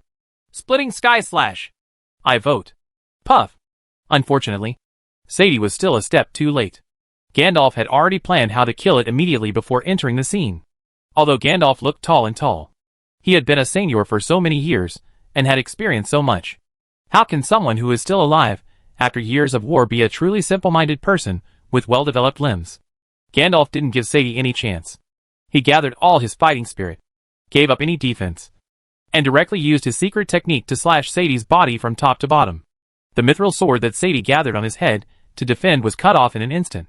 But it still couldn't stop Gandalf's blow with all his fighting spirit. The strengthened sword cut off Sadie's sword and still hit it. Sadie?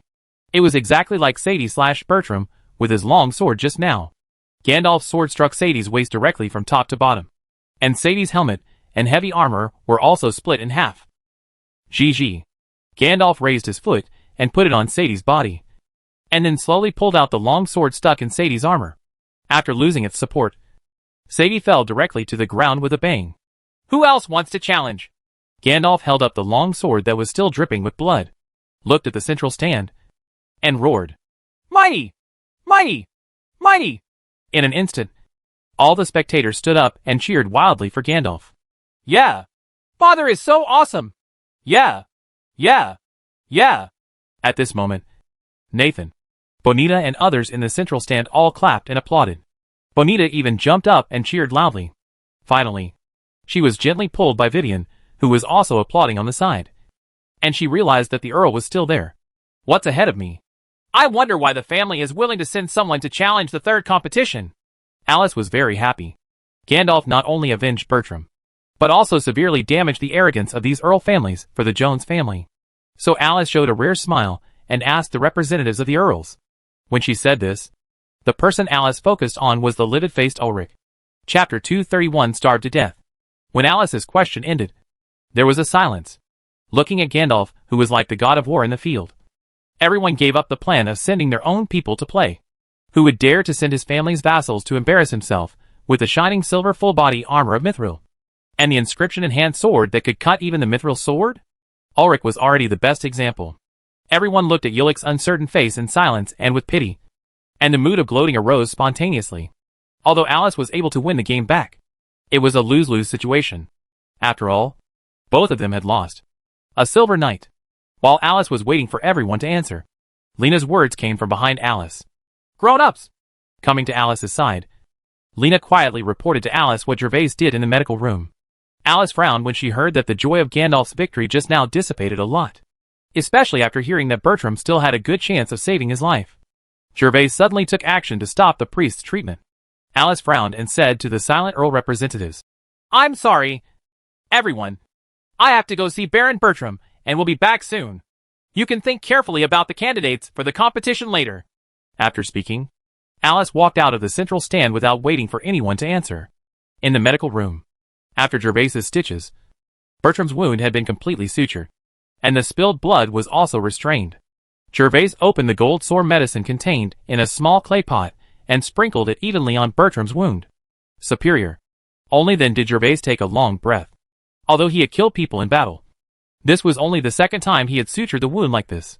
When the needle was inserted into Bertram's skin, Gervais could feel it. The feeling of blockage coming from the tip of the needle made Gervais uncomfortable.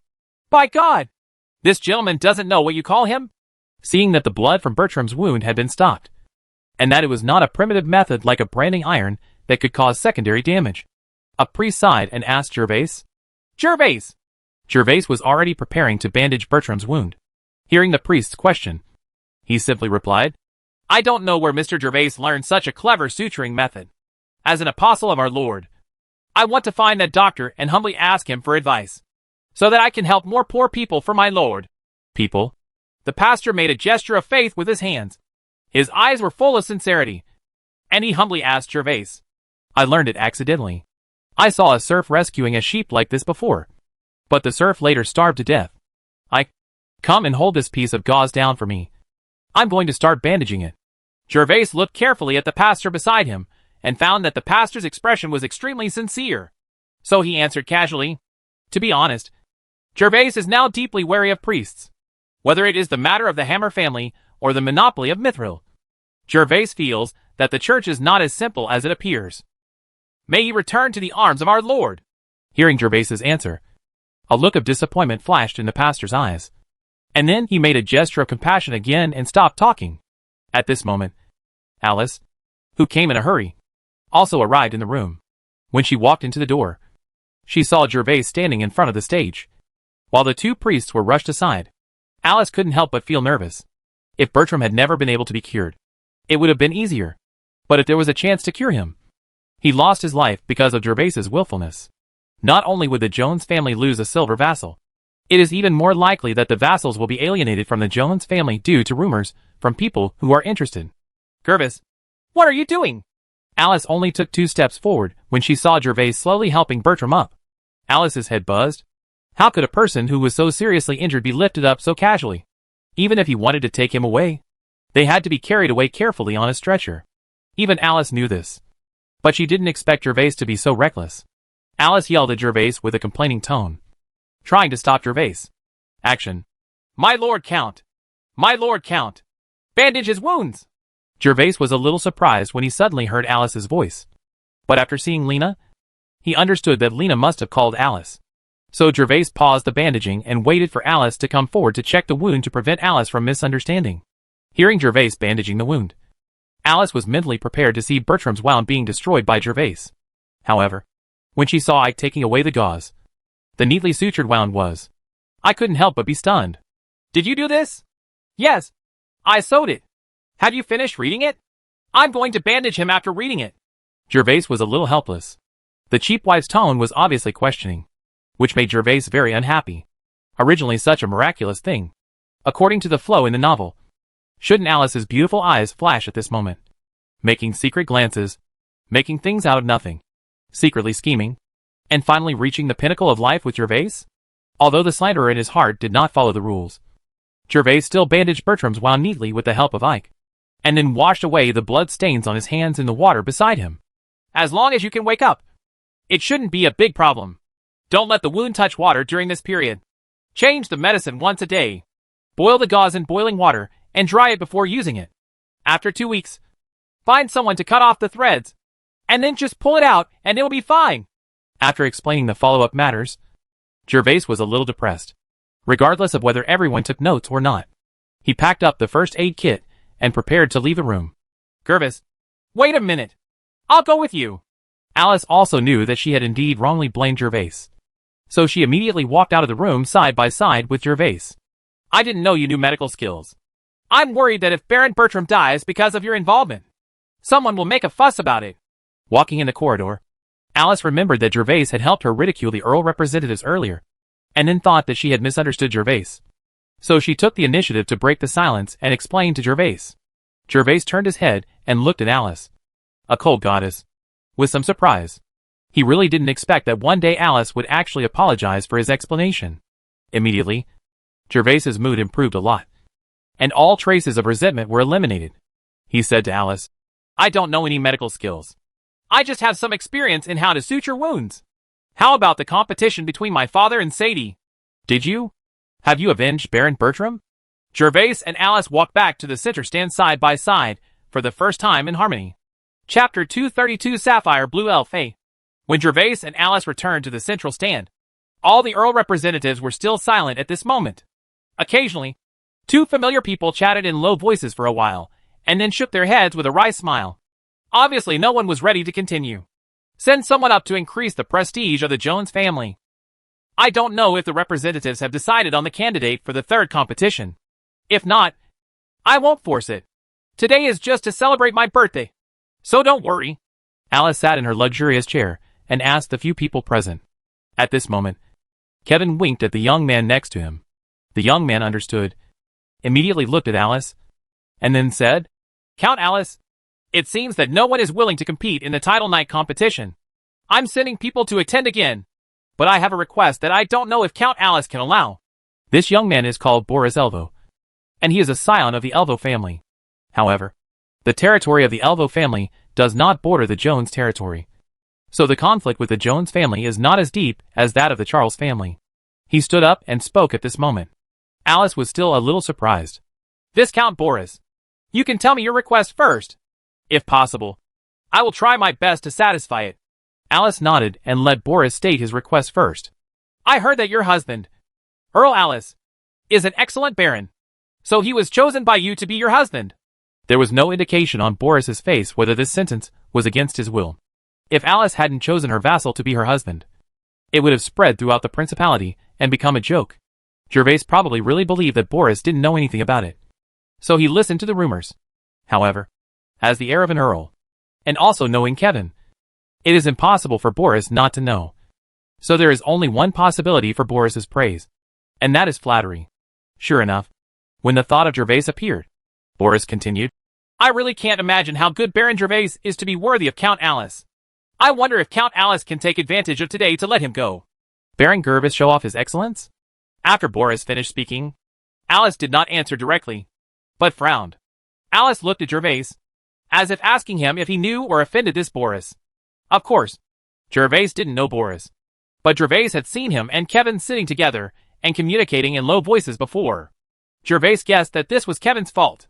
In order to prevent Alice from being unable to step down later, Gervais directly said to Boris, I'm really ashamed. I didn't expect that my excellence has been well known in the principality. This Viscount Boris. I don't know how you want me to show it. How about showing you my excellence? And why should I show you my excellence? What Gervais actually wanted to say was, if you were a beautiful woman, it would be fine. Maybe it would be okay if I showed you my hands whenever I wanted to. But you are a slutty young man. And I don't have that hobby. But looking at Alice aside, Gervais still clearly didn't say anything when Gervais's words blurted out. In an instant, several Earl representatives present looked at Gervais with strange eyes. Only today did they really see what it means to be thick-skinned. Boris felt his breath suffocate and almost coughed. His words were just foreshadowing. Unexpectedly, Gervais accepted them without blushing or heartbeat. After a pause, Boris replied to Gervais, Baron Gervais, as a Seignior noble, is a title knight. Only fighting can show your bravery. So I have a suggestion. That is, Gervais Baron Weiss can fight the orcs. When Boris finished speaking, he found Gervais looking at him like a fool. So he continued, Of course, as Baron Gervais said, why should we show it to us? Baron Gervais, we might as well do this. I heard that Baron Gervais likes to bet. Why don't we just have a bet? Originally, Gervais thought that there was something wrong with Boris's brain, and he actually wanted to make himself desperate for no reason. However, after hearing what happened, Gervais fell into deep thought. As he expected, the person leading all this should be Kevin. There should be very few people who knew about the bet between him and Kevin. And Kevin couldn't do it for his own sake, proclaiming everywhere. So now this Boris must have been instigated by Kevin to trick him. How do you want to bet?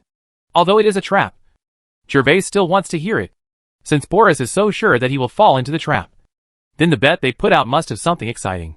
For example, he cheated Kevin in the first place, knowing full well that he proposed there must be a conspiracy in the gambling.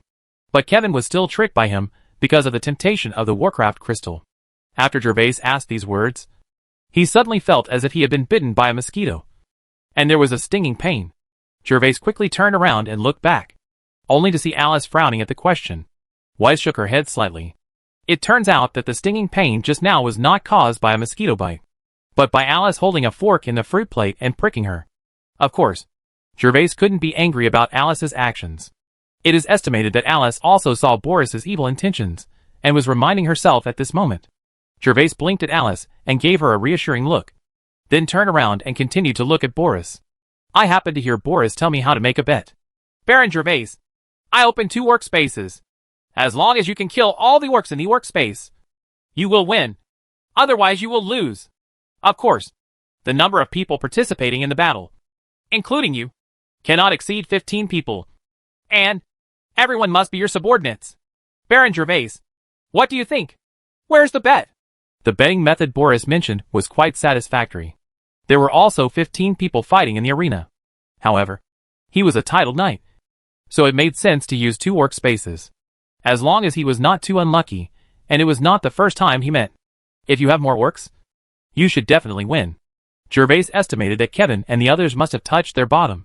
Otherwise they emphasized that they could only use their own subordinates, which showed that they knew that the men they brought to Winterfell had no titled knights. Of course, Gervais doesn't think that the other party will really use 2 orc spaces to trap him. There must be some trick in it. But Gervais is not yet sure where the mine is buried waiting for him to step on. Don't worry, Baron Gervais. The bet will never let you down. With a smile on his face, Boris took a jade box from the servant behind him, and then slowly opened the jade box towards Gervais. Ah! So beautiful! This is actually an elf?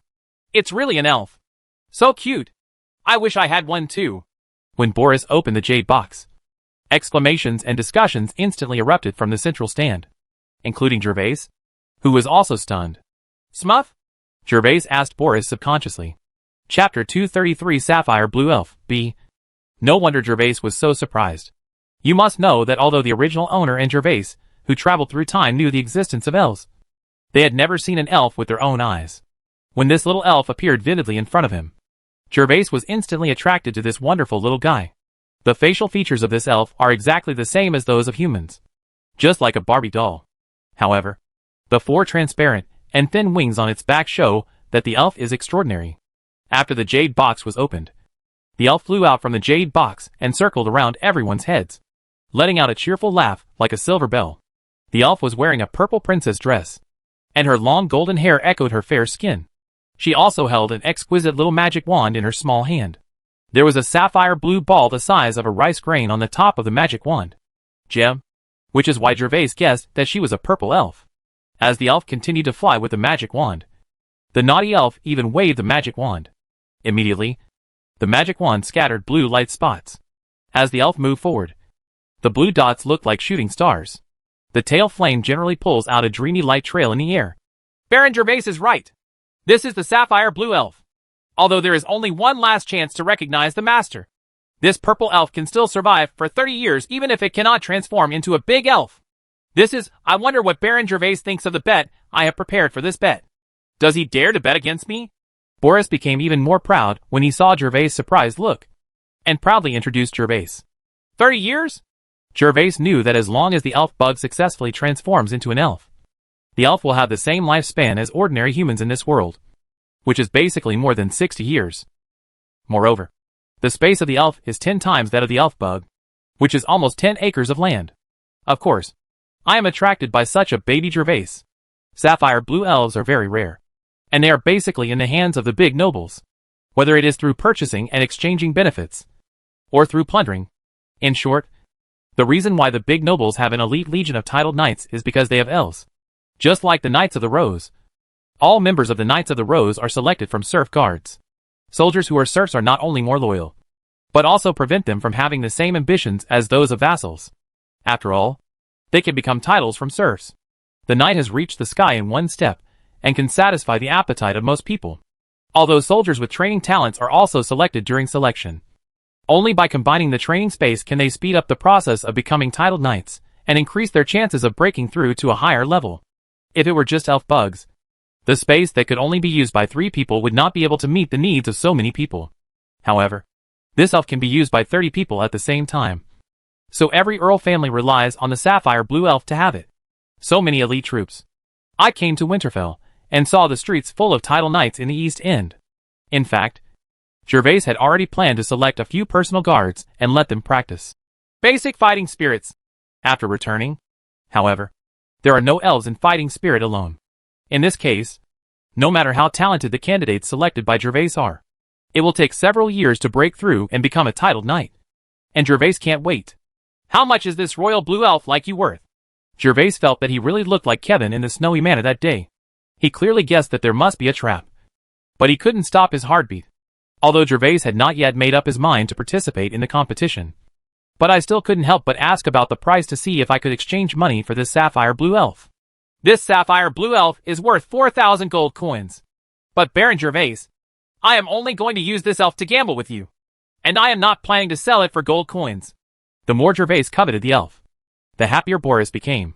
He directly told Gervais the market price, but also gave up Gervais's intention to buy it with gold coins. When Gervais heard the number of 4,000 gold coins, he suddenly took a breath. This is too damn expensive. This was Gervais's first thought. However, for the price of 4,000 gold coins, Gervais estimated that Boris was not lying. After all, with 10 acres of training space and a lifespan of nearly 30 years, it was indeed not expensive. The sapphire blue fairy bug only has a lifespan of 10 years and an acre of space.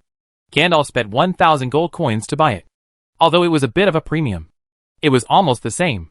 Of course, 4,000 gold coins are not copper coins. Gervais turned around cautiously and looked at Alice, wanting to confirm with Alice that the Jones family must also have sapphire blue elves. And the Knights of the Rose are the best proof. At this moment, Alice frowned and looked at Gervais. Before Gervais could speak, Alice whispered to him, 4,000 gold coins for an elf who still has 30 years of life is really not expensive. But Gervais, I need to remind you that as far as I know, this elf is probably from Kevin's Larkin family. It is definitely not that simple for them to use such precious things to lure you into betting. Gervais nodded, gave Alice a reassuring look again, and whispered gratefully in reply, Thank you. I know. Baron Boris, the elf you brought out moved me very much, so I decided not to bet. Gervais stared closely at the elf flying in the air like a flower fairy, but spoke slowly to Boris. Boris really almost choked to death from Gervais's teasing words this time, and his face suddenly turned red. As a descendant of the Earl family, he had been teased like this before. And what happened today was that I had negotiated terms with Kevin and helped Kevin cheat Gervais. Now I have wasted so much saliva, but it was in vain. I just wanted to scold Gervais, but Kevin pulled him away. After a while, Boris calmed down slightly. After taking a moment to calm down, Boris finally continued. Baron Gervais, since you are so fascinated by elves, why don't you compete with me? To be honest, the reason why I am willing to take out this little elf is the elf is just interested in the 2 Warcraft crystals in your hand. Boris came to take a retreat in order to advance. He felt that Gervais might have guessed that he and others wanted to trick him. So he might as well express that he wanted something and lower Gervais's wariness. So it's for the Warcraft crystal? Gervais nodded, indicating that he finally knew what Boris wanted. It's okay to tell you why I don't want to bet. In fact, it's because I don't have that much money. Gervais chuckled, with a calm look on his face. Seeing that Boris was about to speak again, Gervais continued. But after you reminded me just now, I remembered that I still have 2 Warcraft crystals. It's okay to let me bet against you. But I have a request and a few questions. As long as you agree, I will consider betting against you. Chapter 234 Huge Bet. Baron Gervais, please speak. Gervais' words made Boris see a hint of the possibility of tricking Gervais. So he directly asked Gervais to state his request. I really don't have that much cash on me, but I have a shop in the East District, which is worth more than 1,500. I also have 2 Warcraft crystals that can be regarded as 2,000 gold coins. Right. Then I still have 500 gold coins, plus 1,000 bottles of wine. The total value should be no less than 5,000 gold coins. So, you little elf is not good enough to bet against me. You have to increase your stakes. Gervais stated his request. When he stated the items, he was going to take out his bets. Many people present looked at Gervais in surprise, although they were in the Earl's family. But many people still rely on their fathers to live their lives. Although they usually spend a lot of money, few of them can afford a fortune worth 4,000 to 5,000 gold coins, and they use it for gambling. Behind Gervais, Nathan, Vivian and Bonita looked at Gervais as if they were seeing aliens. They could never have imagined that Gervais had such wealth. How long does it take to be a Seignior? Gandalf has been a Baron Seignior for decades. But because he took out 1,000 gold coins at one time, the family fell into financial constraints. Fortunately, Gandalf was still on the court at the moment, and didn't know what was going on in the stands. Otherwise, Gandalf would definitely lose his money. Weiss, the prodigal son, has his brains knocked out. Boris did not agree immediately, but fell into deep thought. Then walked to Kevin and whispered a few words to Kevin. Baron Gervais, although the price you mentioned is a bit high, I can accept it. An elf is indeed not comparable to your bet. I only have 500 gold coins on me, but I just borrowed it from Viscount Kevin. 2 things. I wonder if you think this is enough. As he spoke, Boris took out 2 delicate little whips from his hands. Is this the authority of the swordsmen and longbowmen slave soldiers? Gervais's eyes suddenly lit up. What Boris was holding were the 2 small whips that Kevin had auctioned at the slave market that day. Kevin, are you crazy? These 2 groups of slave soldiers were prepared by the eldest prince for your southern expedition. Caroline, who was separated from Kevin by a person, couldn't sit still at this moment. Although she knew just now that this bet must be related to Kevin, Caroline didn't want to care about it. After all, Kevin was not a fool, and he could take out such valuable money. There must have been a plan for the East-West bet, and Kevin probably got the elf from his mother. So losing would not have much impact on Nanjung. However, when Kevin took out the slave soldier's whip, Caroline was angry. This was the eldest prince's money to buy for Kevin in order to win over Kevin and allow Kevin to accumulate credit in this southern expedition and quickly grow into a helper. It's not that Caroline is worried about money. It's just that such excellent slave soldiers don't come across every year. And it's about to enter autumn. If these slave soldiers are lost, Kevin will be the commander of the southern expedition. Relying on a few, how could an ordinary soldier accomplish anything? Even if the eldest prince was willing to help, Kevin probably wouldn't be able to get the benefits. Caroline, I am sure of winning this time. Don't worry. Kevin didn't care at all when facing Corola's question. Instead, he was full of confidence. After answering Caroline, he stopped looking at her. Seeing Kevin like this, Caroline could only frown slightly, and then sat back in her seat. At this moment, there were many people in front of the public, and Kevin now represented the Larkin family. Caroline could not possibly just like in the private room that day. He stopped Kevin directly. It's almost the same, but we need to add the 2 that open the space. Can! Boris agreed before Gervais finished speaking. Seeing that Boris answered so simply, Gervais stopped talking and started asking questions directly. Are there any restrictions on weapons when fighting? There are no restrictions. You can use whatever weapons and equipment you want. Are you sure that I will win as long as I kill all the orcs in the 2 orc spaces? Sure. Can you guarantee that the elf will change the contract immediately after the bet is over? Abel. Gervais asked several questions one after another, and Boris gave Gervais satisfactory answers. Very good. Then I agree to bet with you, and the representatives of the earls present will act as notaries. Also, please place the bet on that square table. Do you have any objection to this? Gervais agreed directly. Gervais really couldn't stand the temptation of the elf. Even though he knew it might be a trap, he still wanted to give it a try. Just like Kevin that day. Of course, Gervais also had a lot of ambitions. Only with confidence can you dare to bet. Gervais guessed that the only thing that could make Kevin do anything was the elf bug itself. Gervais estimated that they had a purple elf. Otherwise, if there were only 2 elf bugs, even the weaker title knight and 14 ordinary soldiers would be completely useless. It is possible to win. Although Gervais didn't know what kind of powerful orcs the elves could field. He thought that even if they were more powerful, with the sophisticated mithril equipment and muskets of the guards, there was still a high probability of victory. As the saying goes, wealth can be gained through risk.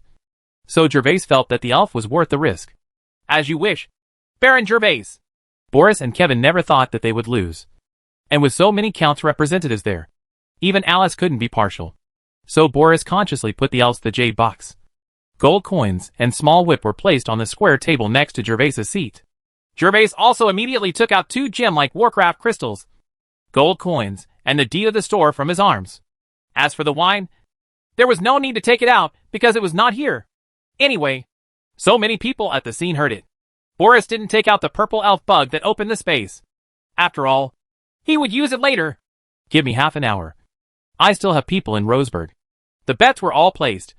So Gervais stopped talking, said to Boris, and then walked towards the outside of the central stand. Arriving at the bottom of the arena, Gervais found a guard of the Jones family, rewarded him with 10 copper coins, and asked him to ride to Rose Castle to help him call 3 slave soldiers, and asked him to prepare a carriage to send those slaves. Soldier, save the energy of slave soldiers.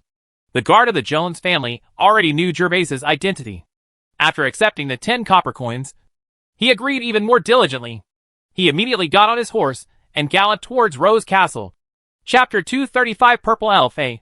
After the guard left, Gervais told all the guards about the competition and asked them to go to the rest room of the arena to check the equipment before returning to the central stand. It takes a while to get to and from the arena from Rose Castle, so Gervais can only wait in the central stand to avoid anything happening to Boris and others. When Gervais returned to the center stand, Gandalf had returned to his seat. Little Gervais. As soon as Gervais entered the stand, Gandalf hurriedly stopped Gervais. When Gervais came to his side, Gandalf whispered, Little Gervais, are you sure? When Gandalf first came back, he was originally very happy because he avenged Bertram and received the mithril equipment given to him by Gervais. However, when he heard Bonita chattering about the bet between Gervais and Boris, he was extremely surprised. Especially the bet worth 5,000 gold coins for both parties, which made Gandalf confused and couldn't care less. Thinking carefully about where Gervais got so many treasures, he began to worry that Gervais had fallen into someone else's trap. However, Gervais has agreed to the bet, so Gandalf has nothing to do. Now it can only depend on whether Wingervise is sure of victory. Father! Don't worry. I only agreed to bet with them when I was sure. In order to reassure Gandalf, Gervais beat his chest loudly. That's good. But don't be careless. If you really can't resist, you can surrender. There is no shame in it. Little Gervais. For Seignior, your life is the most precious. Gandalf was slightly relieved when he heard Gervais's assurance. If Gervais had promised him this way before, Gandalf would have never believed it. But since Gervais became Seignior, he has been extremely dazzling in terms of cultivation and other aspects. This also let Gandalf know that Gervais has grown up and is no longer the cowardly little boy before. Gervais, do you have a mithril weapon? Do you want to take Father's mithril sword? No. Father! Look! This is also a mithril sword. As he spoke, Gervais slightly unsheathed the long sword hanging on his waist and showed it to Gandalf. Seeing the reinforced mithril sword in Gervais's hand that was exactly the same as his own, Gandalf's eyes were a little complicated. How rich is his son? But at this moment Gandalf finally felt relieved. After chatting with Gandalf for a few words, Gervais came to the seat next to Alice. Alice, do you know what kind of works the purple elf can make? Although the purple elf is just Gervais's speculation. Gervais is not careless. So it is good to know more about some situations now. The purple elf is definitely not common. And Gervais feels that he can understand the purple elf. The situation is estimated to be only Alice and other members of the Earl family. Don't you know? Then you still agree to bet with him? Alice's always cold face couldn't help but reveal a look of disbelief. She didn't know how to evaluate her nominal husband. Alice actually guessed how Boris and the others wanted to trick Gervais, which was nothing more than using elves. Because the space inside the elves was much larger than that of the elf bugs. The number of orcs they fired would also increase. And there is a high chance that a more powerful orc race will appear. Alice had just reminded Gervais twice in succession to avoid being fooled. But Gervais reassured herself. Alice thought that Gervais knew the orc space very well. So she did not warn him again later. But he didn't expect that Gervais knew nothing about the orc dimension of the purple elf. Although she was a little angry. Alice had to tell Gervais the news she knew. The number of orcs developed by the purple elves ranges from 40 to 80. And sometimes there will be 1 or 2 more orc leaders. But this situation is not very common. So Gervais, you must be careful later. If you really can't win, you can choose to surrender. Alice looked at Gervais with a complicated expression. After just a few days of contact, Gervais gave her many surprises. Although she would not have any feelings for Gervais because of this. She no longer regarded Gervais as a person. Treated like a normal person. Thank you for the reminder. Don't worry. I value my own life more than anyone else. Gervais nodded and showed a confident smile. Gervais was still a little proud of the cold countess' concern. After all, Alice hated her so much at the beginning.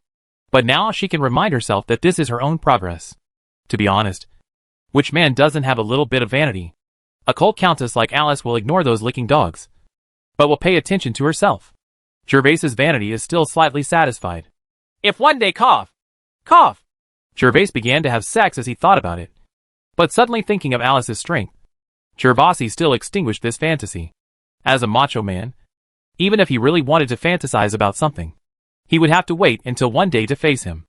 I no longer have the power to fight back against Alice. Lord Gervais, your slave soldiers have been brought. A short while later, the guard who had just gone to Fort Rose came up behind Gervais. The guard walked carefully to Gervais' side, bowed okay, and then lowered his head to report. Well, good. Go down. After clearing the guard, Gervais raised his head and looked towards Boris. At this moment, Boris, Kevin and others also noticed the guard and were looking at Gervais. Viscount Boris, my people have arrived, and our bet can begin now. Okay, Baron Gervais. Boris smiled, then looked at Kevin, stood up, and walked towards the outside of the central stand. Gervais also immediately stood up from the chair. Kevin and Gervais' eyes met again. Kevin smiled teasingly at Gervais, and Gervais grinned in return, showing his white teeth. Brother, come on! If you win, treat us to a big dinner, and the elf will also lend me a hand to play with. When Bonita saw Gervais getting up and preparing to fight, instead of worrying about Gervais's comfort, Bonita began to rip him off. However, I don't know whether it was because of the temptation of ice cream or other reasons. Bonita even changed her name. Gandalf said no more words of encouragement, and just nodded to Gervais. Gervais, you have to be careful. It is said that Vivian is the little cotton-padded jacket, and she is as considerate as Anna. If she had not become Alice's husband, maybe it would be a blessing to marry Vivian. Gervais couldn't help but think. Do not worry. Come on! Come on! Nathan, Pat and others all said encouragements. After Gervais gestured to them, he quickly walked towards the corridor. Everyone is so serious. It makes me nervous. Facing their encouragement and reminders one by one, Gervais, who had not felt anything at all, felt a little pressure. He went down the corridor to the first floor and found the room where Ike and others were resting. Gervais let out a breath, then walked in. Grown-ups! Owner! Gervais walked into the room, and 11 personal guards and 3 slave spearmen quickly stood up and saluted. The guards' equipment had been checked at this moment, and the matchlock guns had been loaded and placed beside them. As for the 3 spearmen, they had no equipment. Spears and leather armor are their basic equipment. Are you all ready? Ready! Sir! Are you afraid? I swear to serve you to the death. Very good! After completing the simple pre-war mobilization, Gervais put on his full body armor with the help of Ike and others, and then led a few people out of the room and walked towards the arena. Chapter 236 Purple Elf B. through the underground passage. Gervais brought his 14 subordinates to the arena. But Gervais' appearance did not receive as warm a cheer as Gandalf's. Although Gervais's full body armor was also forged with mithril. Due to Gervais's low profile, the full body armor had been specially processed, and the brilliance of the surface had been completely hidden. Only a few strengthening inscriptions could be vaguely seen on the chest. When Gervais stood in the arena wearing his silver-gray full body armor, Boris was already waiting there at the other end of the arena. "Baron Gervais, can we start now?" When Boris saw Gervais standing still with his men, he picked up a jade box from his feet and asked Gervais loudly. "Can?" Gervais responded, then turned back to his subordinates and said, "The 11 of you are divided into 3 rows and shoot in sections according to the previous practice. When the orcs are 10 meters away, throw away the muskets and replace them with long guns." "Sword." "Yes, sir." "The 3 of you will stand behind them later. Cover them with your spears, and be careful to protect yourselves." These 3 spearmen, Gervais, were originally called to make up the numbers, thinking that it would be better than nothing. After all, the spearmen relied on formations to bring out their strongest advantages. In addition, the 3 of them were poorly equipped. Gervais wanted to try his best to keep them safe, keep them in the rear, and cover the bodyguards with their lances. "Yes, master." "It's a pity that you can't ride a war horse or a warcraft when fighting an orc. Otherwise, as long as Gervais brings the unicorn, he will basically win."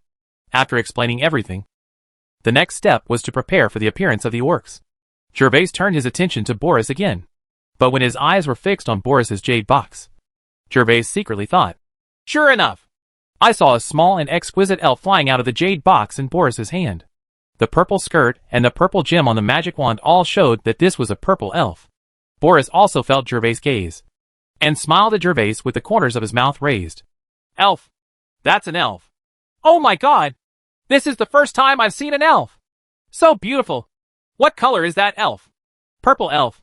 There is a wonderful battle below. I just don't know who the man in the black armor is. This is the first time I have seen someone fighting an orc launched by an elf. I think that small team is a bit dangerous. I heard that there are at least 40 orcs in the purple elf orc space. You see, although there is a titled knight among the 15 people, they are only bronze level knights. The most important thing is what's more. Have you noticed that there are no archers in their team?"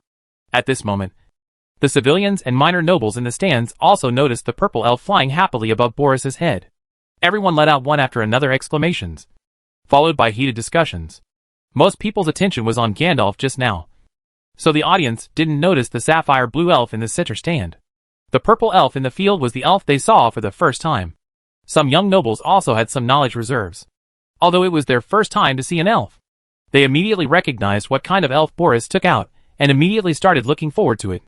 Gervais turned a deaf ear to the noisy discussions and exclamations in the arena and had no time to pay attention. He was now only staring at Boris. He wanted to see whether the second jade box contained elf bugs or elves. If there is only one elf, Gervais is not worried. But if there are 2 elf at the same time, then he needs to treat it carefully. After the elf spun around twice, Boris finally gave the order to open up space. Following Boris's order, the elf, which was still lively and naughty and flying around, immediately settled down and flew in front of Boris. When the elf arrived in front of Boris, he did not fall to the ground, but hovered more than 2 meters above the ground. He began to sing rhythmic notes in his mouth. As he sang, the little magic wand in the elf's hand also started to wave, and gradually the rice-sized gems on the magic wand began to emit purple light. The purple light became more and more intense. When the light reached a certain level, the space around the elf began to twist like ripples. This was the sign that the space gate was about to appear. When the first elf began to open the door to space, Boris did not continue to pay attention. He bent down and picked up the second jade box. When he opened the jade box, Gervais's heart skipped a beat, and he ate one. I was shocked when I saw another elf flying out of the second jade box. 2 elves? Gervais was a little surprised. Boris actually had 2 elves at the same time, which was far beyond Gervais's expectations. You know, Gervais heard about the existence of purple elf bugs a month ago, and saw the elf for the first time today. But Boris actually took out 2 purple elf bugs at the same time. These elves from the Earl family, how terrifying is the background. In fact, Gervais didn't know that although several major Earl families all owned elves, few purple elves owned 2 at the same time, because the function of purple elf bugs is not very helpful to ordinary nobles. Most nobles immediately sell purple elf bugs to the church after discovering them. Only a few nobles will keep one as a souvenir. Or other uses. But this Boris is an exception. Boris has been fond of gambling and fighting since he was a child. Ever since every earldom built an orc arena due to the king's order, Boris has fallen in love with this activity. Of course, it was not Boris who personally fought with the orcs, but he used his own purple elf bugs or elves to bet against others. It is precisely because of this that Boris acquired a large number of purple elf bugs and a purple elf. Coincidentally, one of Boris's many purple elf bugs actually transformed into an elf. Together with the elf he purchased, Boris became the only person in the principality who owned 2 purple elf bugs at the same time. It was precisely because of this that Kevin found Boris to cooperate. Kevin had already made a promise to Boris. Kevin only wanted the 2 Warcraft crystals and the store. And the rest of the bets belonged to Boris. Of course Boris would not refuse such a good thing. The bet on his side was all paid by Kevin. He just talked and used the ability of the purple elf once. And he could get a bet worth thousands of gold coins. How could he get it? Rather than do it. Although in the end Gervais also asked to add 2 purple elves to the bet. It was not the first time that Boris used purple elves to bet against others. He had extraordinary confidence. So he agreed without hesitation. Worried that my side will lose. Chapter 237 The Capricorn Man. As Boris gave another order, the second elf bug also began to sing, and waved the little magic wand in his hand. And Gervais's heartstrings were also tense at this moment. To be honest, if Boris and the others only had one elf, Gervais would not be very worried. His personal guards had muskets and mithril equipment in their hands. Gervais still confident. But Boris has 2 elves, so the situation is completely different. Even if Gervais is more lucky, the number of orcs will only start in the hundreds. Although ordinary orcs have simple equipment and are only stronger, the advantage in numbers is magnified. Even the title knight of Gervais is not enough to make up for the disadvantage. He is only one person, and he not only has to deal with the orc leader, but also wants to eliminate the orc leader as quickly as possible, and then return to the aid of his own guards. While Gervais was frowning and worried, Boris over there had quickly retrieved the 2 elves and then retreated into the underground passage. Kobold! Pig-headed! Pig-headed! Kobold! Go hack your sister! Dog! When Boris exited the arena, 2 orc space gates were already standing at the other end of the arena, more than 150 meters away from Gervais and others. Gervais stared at the door opened by the first elf. In the orc space, I kept praying to Mr. Rongwang, hoping that Mr. Rongwang would give him face and come out with some orc races that were easier to deal with. However, the glory boss didn't seem to be ready to give Gervais any trouble in the battle. He saw a black figure walking out of the first orc space. When Gervais saw the orc's appearance clearly, he had something to think about. The urge to scold my mother, because the person who walked out of the space turned out to be a goat-horned orc. Although Gervais had never seen a goat-horned beast with his own eyes before, he had seen it in the orc race category in Alice's study a few days ago. According to the orc race category, although the force value of these sheep-horned orcs is similar to that of dog-headed and pig-headed people, they have 2 characteristics that are not comparable to orcs such as pig-headed people. First, the sheephorn is very fast when charging. It can charge on all 4s like a beast, with the long horns on its head. It can even directly penetrate ordinary bucklers. The second is that the sheephorns have very good jumping ability. Not to mention the field battle. Even when defending the city, the people are most afraid of encountering the sheephorns, because the sheephorns can climb the city wall without any obstacles by relying on the slightest gap. In the winter of every year, when humans have been attacked by orcs, the orcs have made the greatest contribution, because they are always the first to scale the city wall. Without exception, as the first goat-horned orc appeared, more than 50 goat-horned orcs walked out of the orc space one after another. The body of the goat-horned orc was similar to that of a kobold, but it had a little white hair on its body, similar to that of a goat. Those thick horns were as thick as those buffalo horns in Gervais's previous life. The weapons and equipment of these sheep-horned men are not good. The 50 ordinary sheep-horned men have basically no defensive equipment. The weapons they hold are all-inclusive, including rusty machetes and thick wooden sticks with iron nails embedded in wolf fangs, sticks, and some axes with huge gaps. After seeing the sheep-horned man's weapon, Gervais breathed a sigh of relief. Ahem. But before Gervais could take out his breath, he immediately stared again. At this moment, another large figure walked out of the orc space. When the large figure completely walked out of the space, it was a red-skinned goat-horned orc leader riding a warcraft. When he saw this, Gervais wanted to scold the glory boss. He was not surprised by the orc leader Gervais, but he did not expect that the orc leader also had a warcraft mount. The huge magical beast under the goat horn man is a wolf. A wolf that Gervais has never seen before. The magical beast wolf has gray hair and is larger than the storm wolf. If Gervais had to choose, Gervais would rather be in the orc space. 2 more sheephorn leaders came out, but they didn't want to see the warcraft wolf. Ha ha! Let's see if you die this time! In the central stand, Kevin felt indescribably comfortable. When he saw the first lamb horn, he was already excited, because the bravery and flexibility of the lamb horn made them become ordinary people. The enemy that soldiers least want to encounter. At this moment, seeing the huge warcraft wolf under the sheephorn leader again, Kevin felt that Gervais was dead. This was even happier than letting Kevin get the 2 warcraft crystals. Kevin was smiling happily, but Gandalf and the others were having a hard time. Gandalf's brows were already twisted into the Chinese character, Sichuan, when they just saw the second elf. Both Gandalf and Alice felt awkward.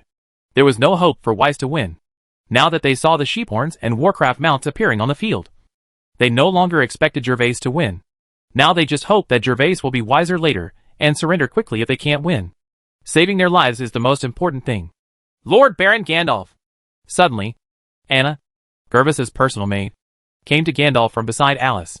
The Earl said that you should go to Commander Roar now and wait at the entrance of the underground passage. If Lord Gervais is in any danger, you can enter the scene as soon as possible to rescue Lord Gervais. Thank you, Lord Earl, for your understanding. After hearing Anna's whispered words, Gandalf couldn't sit still anymore, stood up quickly, and hurriedly walked towards the corridor. Gandalf guessed that the Earl and he had gone to the same place. He was worried that Gervais would take risks because of the huge bet and refuse to admit defeat. So he asked him to go down. Otherwise Roll would be able to save Gervais. If Roll had acted alone, it would have caused unnecessary gossip. But as the father of Gervais, Gandalf was eager to save his son, and it was reasonable even if he broke the rules of the gladiatorial fight. When Gandalf, Alice and others were worried about Gervais, the second orc in the orc space also came out. But I don't know whether it was good luck or bad luck. This second orc, although the pig-headed men appeared in the space, there were more than 70 of them. And there were even 2 red-skinned pig-headed leaders. Gervais looked at the black orc standing opposite, and he wanted to curse in his heart. If he didn't do this, he would have jumped out of this hole himself. He had to fill this hole no matter what. SS muskets ready! Gervais took a deep breath, choked, pulled out the snow-white mithril sword from his waist, and shouted to the guards. When the guards heard Gervais's cry, the 11 people immediately divided into 3 rows. The first and second rows were 4 people, and the third row was 3 people. However, Gervais's reinforced long muskets had also been brought, and Ike had already loaded Gervais with projectiles. So including Gervais, they actually had 12 muskets. Gervais glanced at the bodyguards and the 3 slave spearmen. The faces of the bodyguards were still a little nervous. In this situation, it was impossible to say that they were not nervous. However, even though they were nervous, because of the last time the fighting, as well as the generous salaries and benefits given to them by Gervais, all the guards have been able to face death. As for the 3 spearmen who admired Gervais the most, not to mention the expressions of fear on their faces, there was no trace of nervousness at all. The 3 of them were expressionless, standing upright, holding their spears, and staring at the orcs in front of them. Gervais stabbed the sword at his feet, then picked up his musket, waiting for the charge of more than 120 orcs from the opposite side. Chapter 238 shocked the whole audience. It's a curse! We are cursed! While Gervais was waiting solemnly, the sheephorn leader on the opposite side roared loudly after checking the environment of the arena. However, Gervais did not hear these 2 sentences because of the cheers of the audience and the roars of other orcs from time to time. What kind of place is this? Is it a cursed place? Have all the cursed royal court orcs been sent to this place? Then where are they? Why are there so many humans? The head of the pighead leader was obviously full of doubts. In the past, they had often heard that some of their kind would be cursed and disappear inexplicably. But now that it was his turn, he became a little confused. No matter where it is, let's kill all these despicable humans first. The goat-horned orc leader obviously couldn't answer the pig-headed man's question, but he didn't want to think too much about it. He now felt that the reason why they came here was a human conspiracy. The orc leader glanced at everyone present with hatred. He picked up the skull staff and prepared to kill. Okay, priest with ram's horns, we must run out and tell the beast king the human conspiracy, the pig-headed leader yelled. raised a huge mace in his hand, and began to issue orders. Because there are high walls and guardrails with huge gaps all around. The first target of attack for both the pig-headed and the goat-horned orcs is naturally on Gervais. For the sake of the royal court, warriors, kill all these despicable humans. The god of Behemoth will protect us. Kill!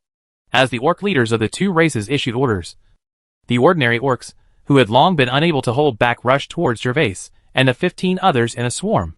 Although the orcs' charge had no formation at all, the advantages in numbers and size made the charge of more than 100 of them powerful. Gervais and others suddenly felt that the orcs on the opposite side were rushing towards them like a huge wave. Even the spectators on the field turned pale when they saw this scene and involuntarily took a small step back. They had never seen so many orcs shouting and charging together. Among the orcs, the sheep-horned orcs were at the forefront. Because the sheep-horned orcs were much faster than the pig-headed men, the sheep-horned orcs held weapons in their hands. But they crouched down and charged on all fours, like ordinary beasts. The double horns on it have been pointed at Gervais, and others, like speeding javelins. Musket ready! Put! Boom! Boom! Boom! Boom! In fact, before the orcs charged, Gervais wanted to let the guards shoot. But the distance of more than 150 meters was a bit far. And there were enemies, and orcs on the opposite side. The orcs were tall, strong, and muscular. So Gervais was worried about the distance. At such a distance, the musket cannot cause fatal damage to the orcs, but instead wastes reloading time. If the enemy is an ordinary human soldier, the musket can cause huge damage to the enemy's body as long as it hits from a distance of 150 meters. So when the orcs charged and approached 120 meters, Gervais finally gave the order to shoot. Following Gervais's order, the 4 guards squatting on the ground in the first row pulled the triggers in their hands. With a huge explosion, a burst of white smoke came out of the barrel, and the projectiles were already charging towards them. The enemies that came flew away. As the sound of muskets fell, the 4 sheep-horned orcs at the front of the opposite orcs fell to the ground.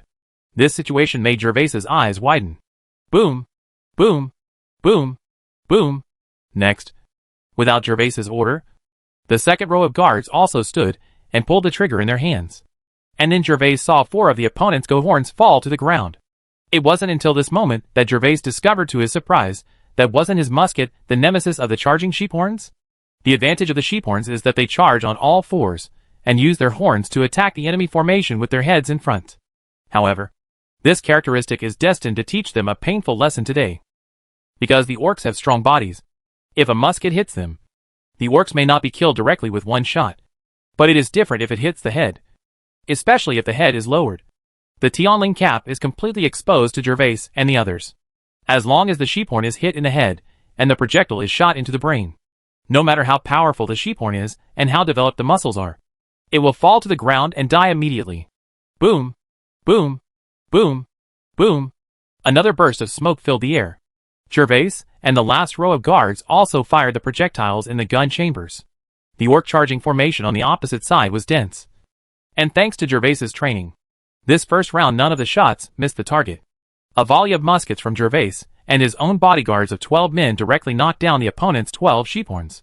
At this moment, all the spectators in the arena forgot to cheer. They were stunned and looked at Gervais and the others in disbelief. No one could figure out what the strange-shaped thing held by Gervais and others was. It not only made a loud noise, but also sprayed smoke. The most important thing was that after the weapons in their hands sprayed out a burst of smoke, they also several orcs 100 meters away will fall accordingly. What is that? Is this the magic in the novel script? Otherwise, how could it be possible to kill the orcs from 100 meters away? Because they did not see arrow feathers streaking through the air, and they were sure that even arrow feathers could not kill so many orcs at such a long distance. This caused some little nobles, who had read several fantasy novel scripts, to come up with ridiculous ideas.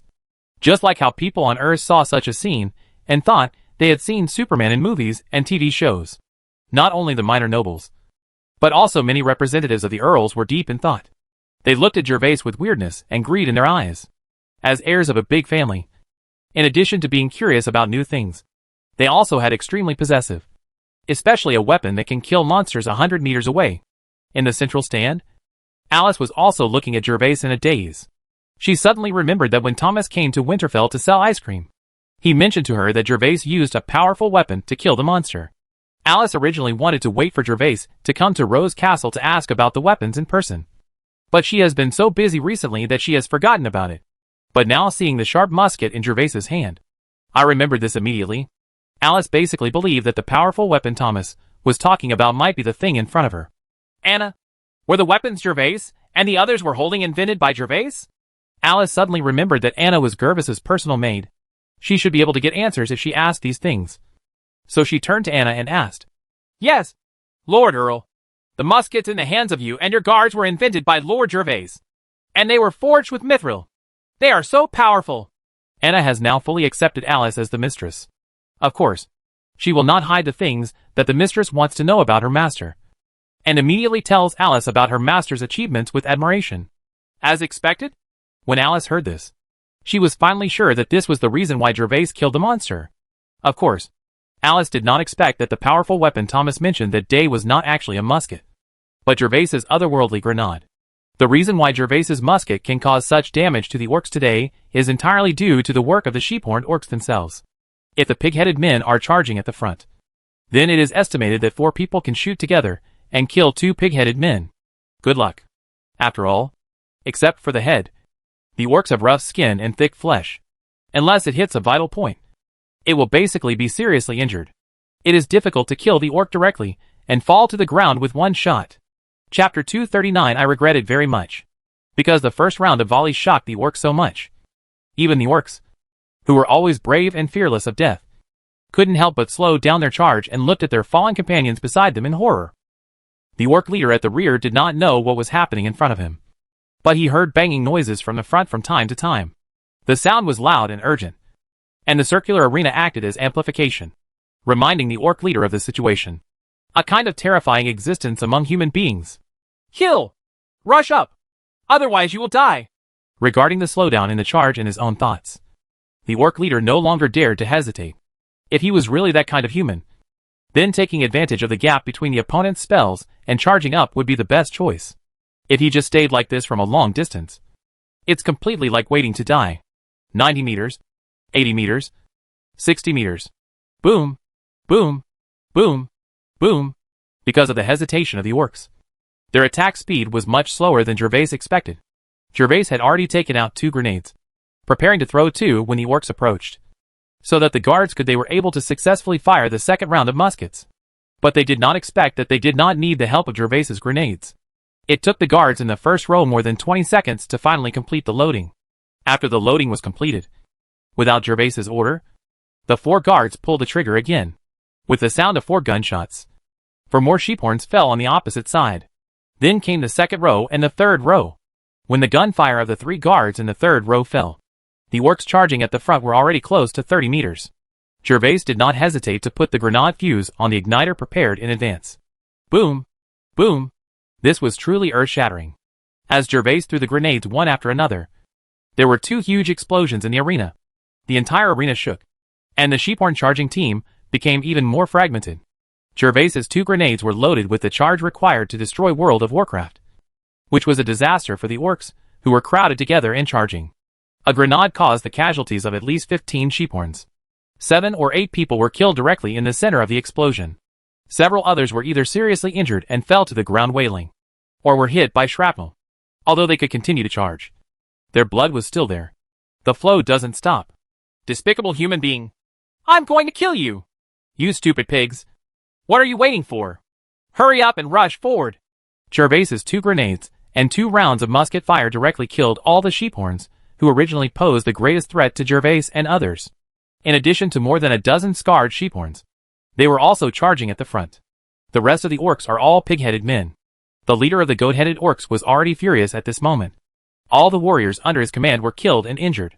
The pig-headed man hesitated again after hearing the loud noise just now and seeing the tragic situation ahead. The pig-headed man's performance finally angered the goat-headed beast. The leader cursed loudly. Behemoth, please rush forward! The 2 pig-headed leaders were heartbroken when they saw the dead bodies of the goat-horned orcs on the ground. The goat-horned orcs had a much higher status than them in the royal court, and their fighting power was also stronger than them. But at this moment, they could not even touch the enemy's body. A lot of them died. However, the leader of the pig-headed men also knew that there was no way out at this moment.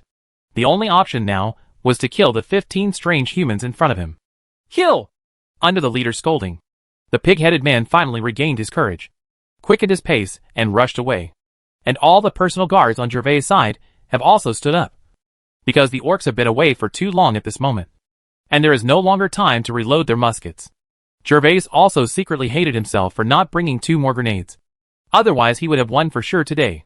The 2 grenades just thrown were completely prepared for Eve's orc space just in case. But they didn't expect to be used in today's gambling. And they also had miraculous effects. But he regretted it. The enemy in front was about to rush in front of him. Gervais directly pulled out his mithril sword from the ground and put the mask that had been hanging on his waist on his face. Guards! Draw your sword! Choke! All the guards neatly pulled out the mithril sword from their waists. The guards held the round shields in their left hands in front of their chests, and pointed the swords in their right hands at the orcs in front. Everyone was wearing rough clothes and waiting for the moment of collision. Come with me! Kill all the orcs! I have a big reward! Kill! Gervais took the lead and rushed to the front. Soon Gervais and his subordinates collided with the orcs. Gervais's fighting spirit was running, and he held the long sword and slashed quickly left and right. Before the 2 sheephorns could react, their huge heads had detached from the body and fell to the ground. Boom! Boom! Boom! The power of the orcs was huge, although the speed of the charge was intermittent due to fear, which reduced the power a lot. 2 guards were still knocked to the ground. Fortunately, the 3 spear slave soldiers behind them it worked, and the sharp spear directly pierced the sheep-headed orcs when they were about to make a last-ditch attack. Suddenly, Gervais and his guards were fighting with the orcs. While Gervais and the orcs were fighting hand-to-hand, the audience in the stands remained silent. In fact, many civilians were so frightened that they shivered the moment the grenade exploded.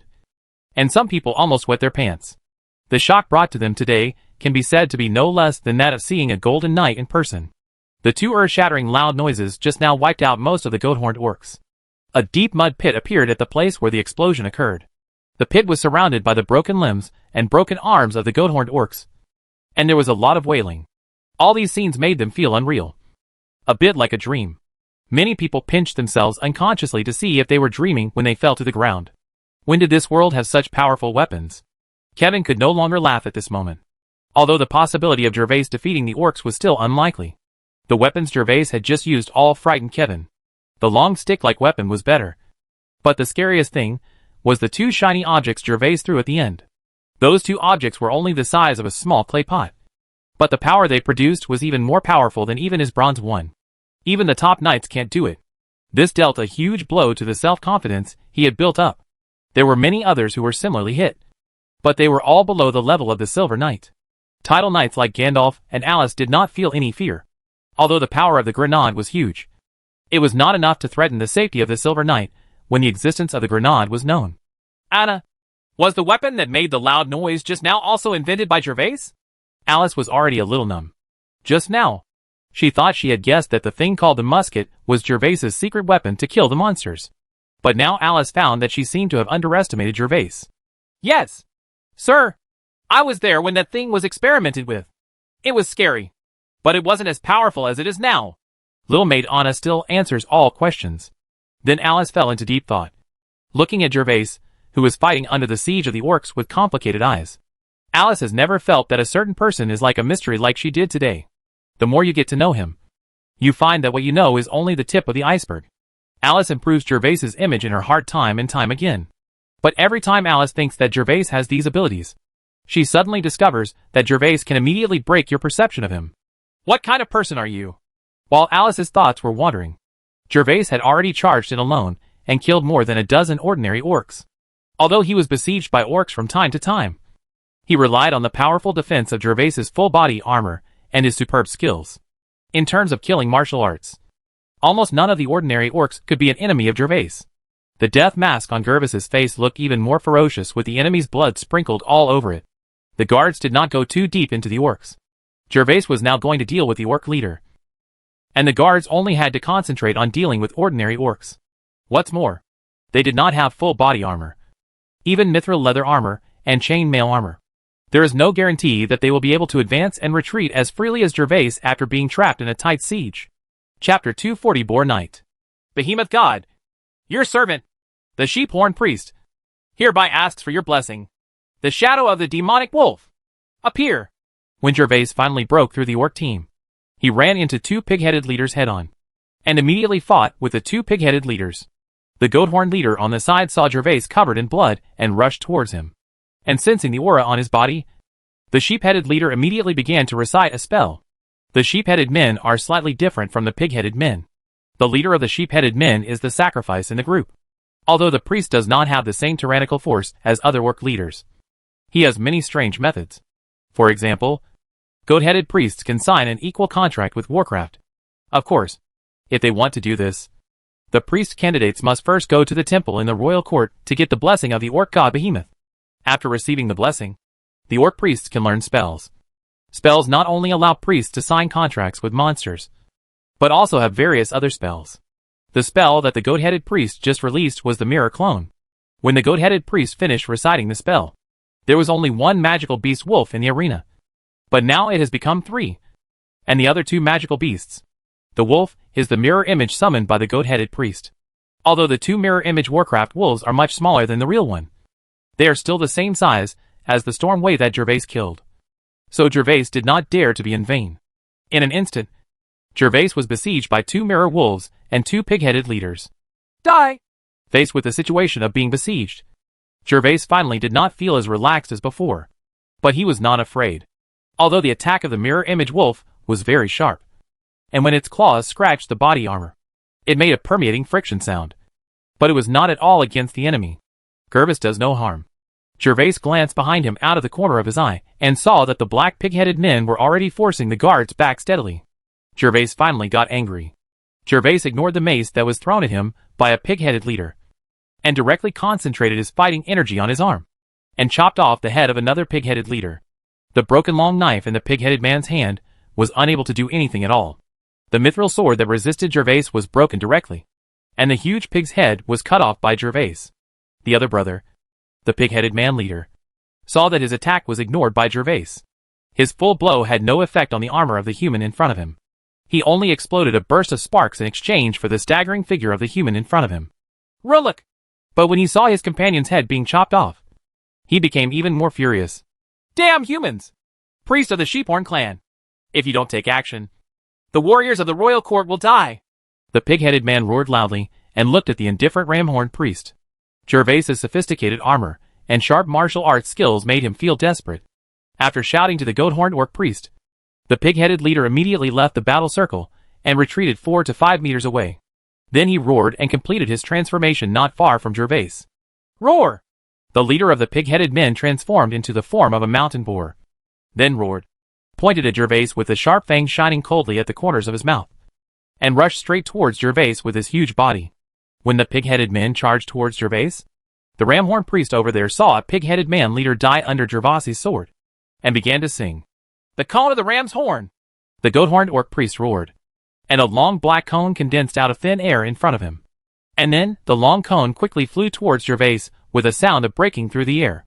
When the horn cone appeared, Gervais's heart was beating wildly.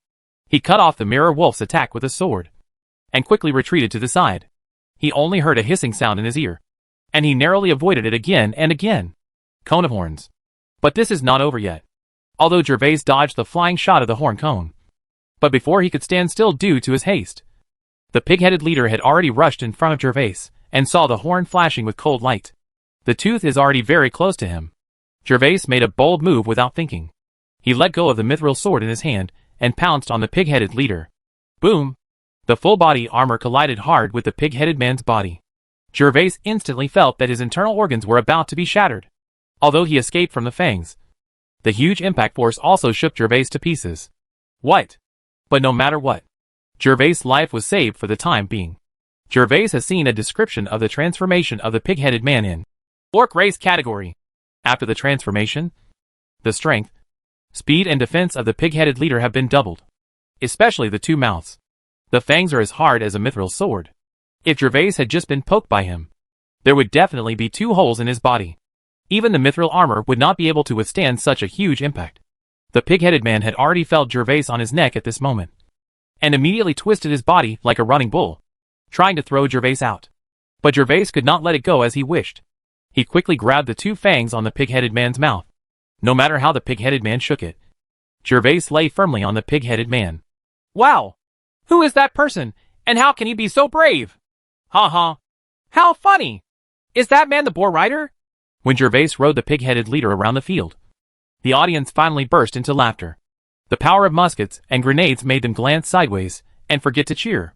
However, when Gervais and others were fighting hand-to-hand with the orc leader later, the audience finally got over their shock and started cheering again. It was really the first time for them to see such a funny scene like Gervais fighting the orcs. When Kevin saw Gervais's embarrassed appearance, he was already elated and drank the drink in the cup. In his opinion, Gervais, who had even discarded his sword, would definitely die today. Why haven't Gandalf and Roll arrived yet? The battle in the field actually lasted only more than a minute.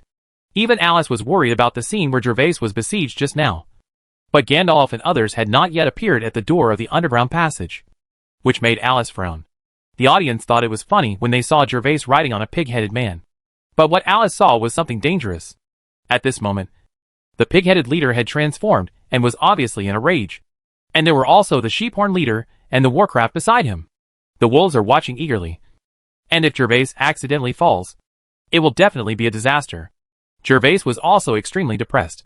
Now that he was riding on the leader of the pig-headed man, it would have been the best chance to kill him. However, the pig-headed man was too violent, and Gervais had no chance to free up his own hand. Give the pig-headed man some military thorns. Gervais can be sure that as long as he lets go of the pig-headed man's fangs with one hand, he will definitely be thrown down. Now Gervais can only wait for the time limit for the pig-headed leader to transform before he can escape. Roar! The pig-headed man became angrier and twisted more crazily. At this moment, Gervais saw the ordinary pig-headed man in front of him with his peripheral vision, surrounding the guards. Drink! Turn for me! Gervais's brain moved and he came up with a plan. Immediately, he frantically added fighting energy to his arm, and forcefully twisted the head of the pig-headed leader as if he were driving a motorcycle. Although the pig-headed leader wanted to resist, how could the muscles of his neck be compared with Gervais's arms that were blessed with fighting spirit? The entire head changed direction as Gervais's arms turned. The pig-headed leader could only howl loudly unwillingly. Roar! Gervais felt happy at this moment, feeling lucky for his wit, regardless of the pig-head leader's wail, as if he had really become a boar knight. Driving the pig-headed man, he rushed towards the crowd over there. Pig-headed man! Charge me! Chapter 241 Ram's Horn Sacrifice. The Ram's Horn priest has been paying attention to Gervais's every move. Because he is an orc priest, he can clearly see Gervais's cultivation. The reason why he did not take action when Gervais was facing off against the two pig-headed leaders just now was because he was prepared to directly attack Gervais when he showed his flaws. Give Gervais a fatal blow. However, he didn't expect that a pig-headed man leader would be killed by Gervais in just a dozen breaths. This made the idea of the ram's horn sacrifice come to nothing, and he could only give up the sneak attack and take action immediately. At this moment, the goathorn priest saw that the pig-headed man was so unbearable, and was directly controlled by Gervais to rush towards the crowd. He suddenly became anxious. If the pig-headed man really rushed into the crowd, the ordinary pig-headed man would definitely suffer heavy casualties. Silverhorn, go and stop the pig-headed leader! The goathorned orc could no longer sit still, and quickly urged the magic pet under him to intercept the pig-headed man. This huge demonic wolf called Silverhorn has signed a contract with the ram's horn priest. He immediately moved after hearing the order and chased the pig-headed leader ahead. Although Silverhorn was also a low-level monster, it only took a few flying dives to catch up with the pig-headed leader. Pig-headed man! Stop quickly! Your warriors are ahead! Seeing that the crowd in front was getting closer and closer, the ramhorn priest began to shout anxiously. Roar!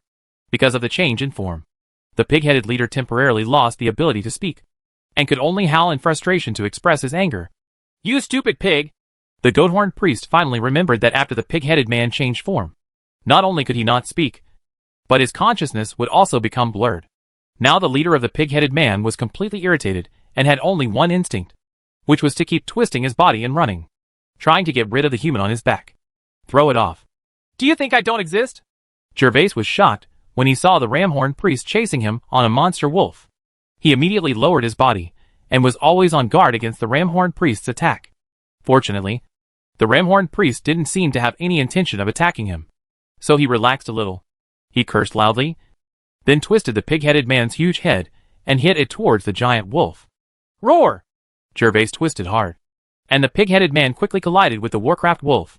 However, The Warcraft wolf was no smaller than the transformed pig-headed man. The two heads collided.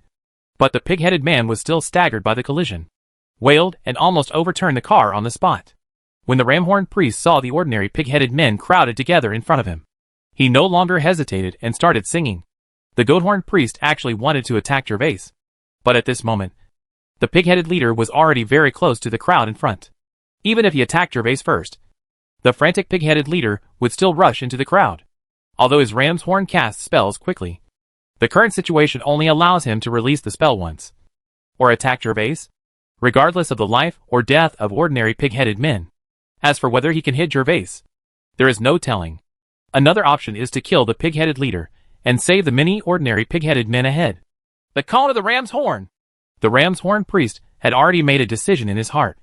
A cold light flashed in his eyes, and as he chanted, he shot a black light towards Gervais again. However, the black awl did not fly towards Gervais, but hit the head of the pig-headed leader. Puff! Roar! The black light passed through the pig-headed leader's huge head easily. As the pig-headed leader let out a wail, his huge body hit the ground directly. Due to the huge inertia, the pig-headed leader's body still rushed into the crowd, knocking over 4 or 5 ordinary pig-headed men immediately. You're so cruel! You'll even kill your own people! Gervais also crashed into the crowd along with the pig-headed leader. Even though Gervais was well prepared, he still rolled 3 or 4 times before stopping. After stabilizing his body, Gervais did not dare to neglect, and quickly stood up from the ground, took out the military thorn in his hand, and casually killed 2 ordinary pig-headed men who wanted to sneak attack him, scaring all the pig-headed men away from him. At this time, Gervais stared intently at the ram's horn sacrifice. At present, the 2 pig-headed leaders are dead. The only ones that can pose a threat to Gervais are the Ramhorn priest in front, and the huge Warcraft wolf under him. The call of the ram's horn! The ram's horn priest did not give Gervais any chance to breathe. Seeing that Gervais was safe and sound, he raised his hand and shot a black light at Gervais again. Gervais dodged and narrowly avoided the black light again. He quickly took out the short musket from his waist, raised it, and pulled the trigger towards the sheephorn man. Are you bullying me for not having a long-range weapon? Boom! Another gunshot rang out in the field, and Gervais's short musket had a larger charge and a larger caliber. However, the ram's horn sacrifice was not a good one.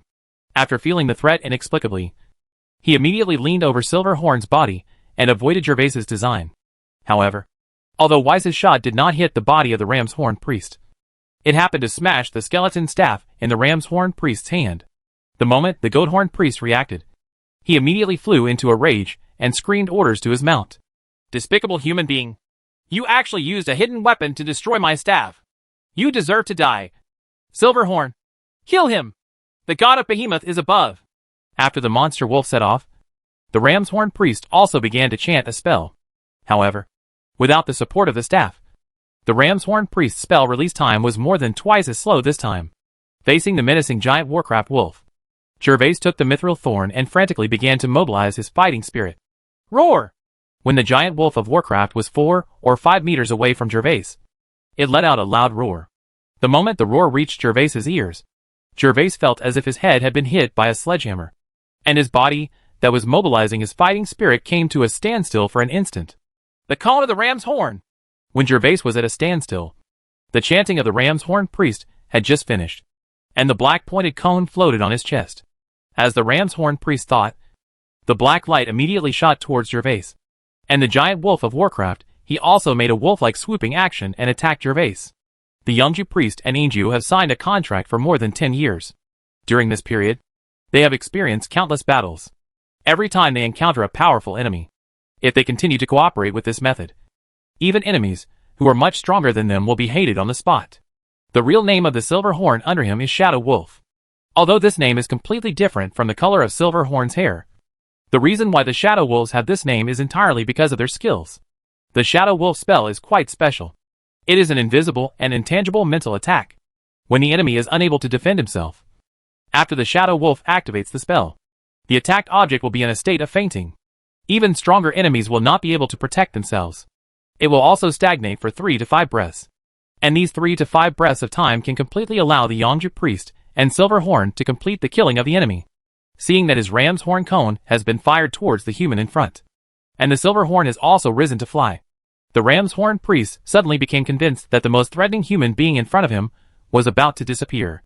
And the ram's horn priest began to make plans. How can I use those pig-headed men to cover myself and escape from this weird place? At the same time, everyone in the central stand noticed something strange about Gervais. Alice immediately stood up and looked at the stunned Gervais.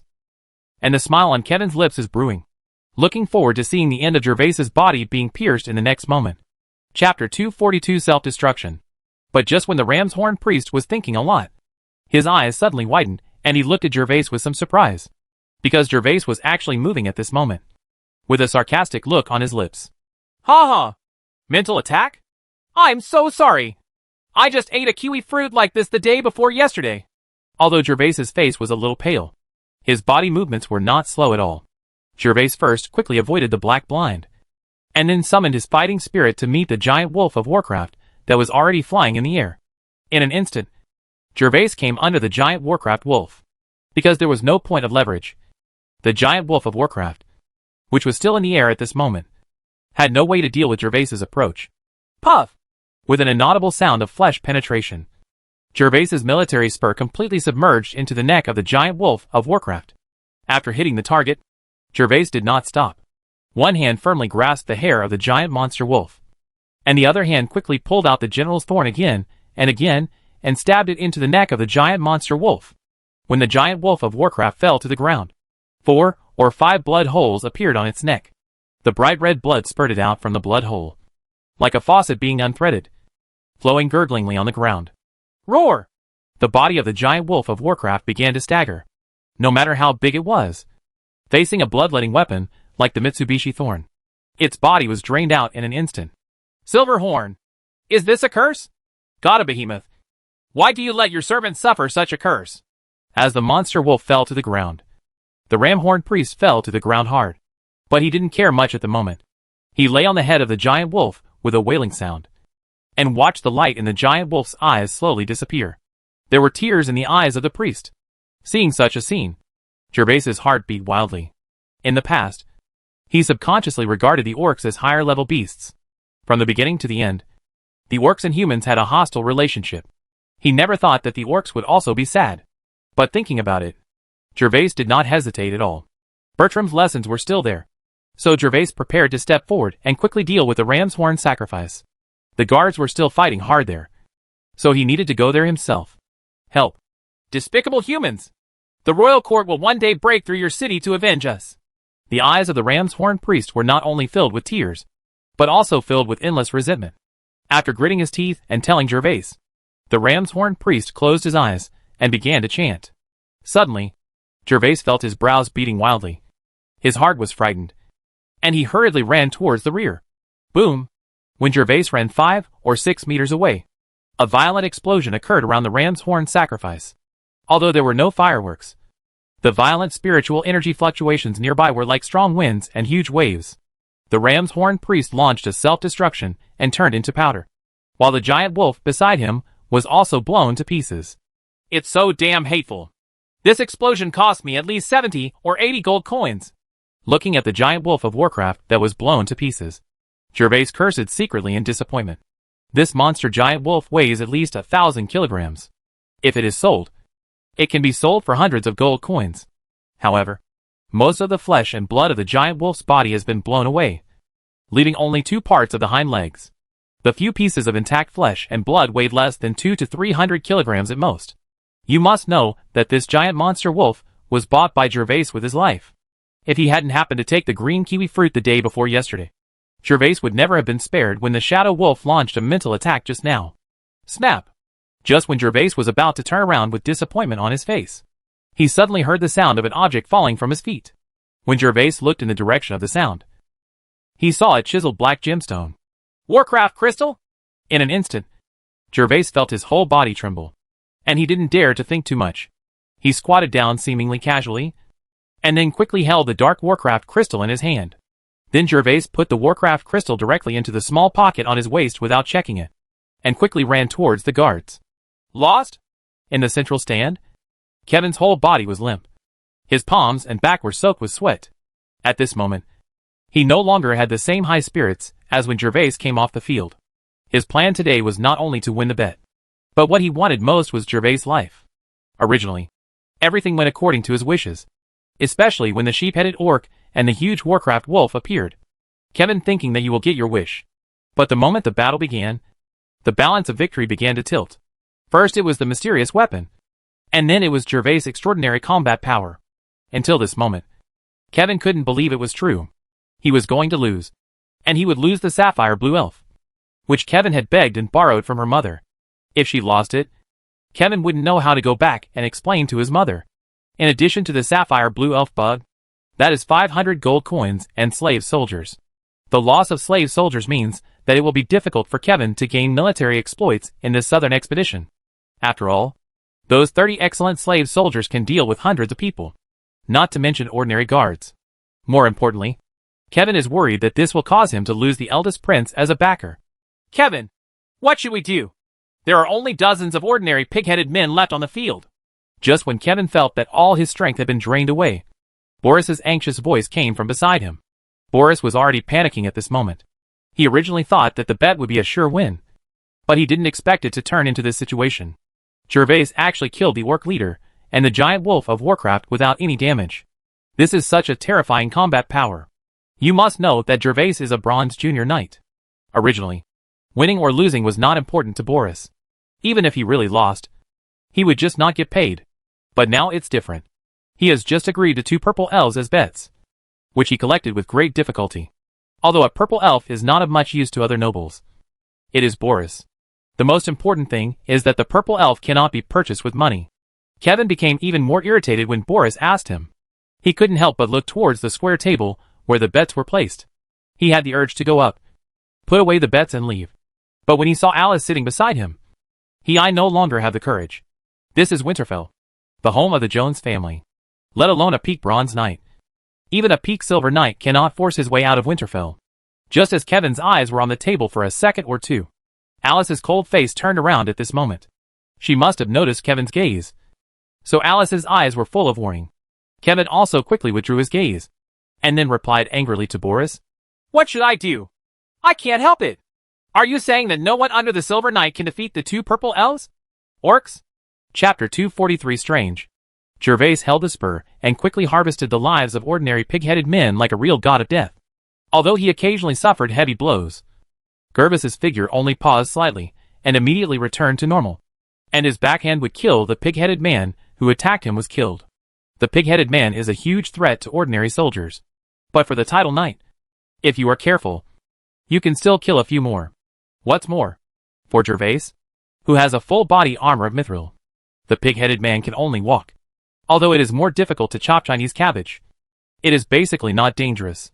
Gervais didn't know how many pig-headed men he had killed until finally he felt that his fighting energy was almost exhausted. Gervais stopped and looked around carefully.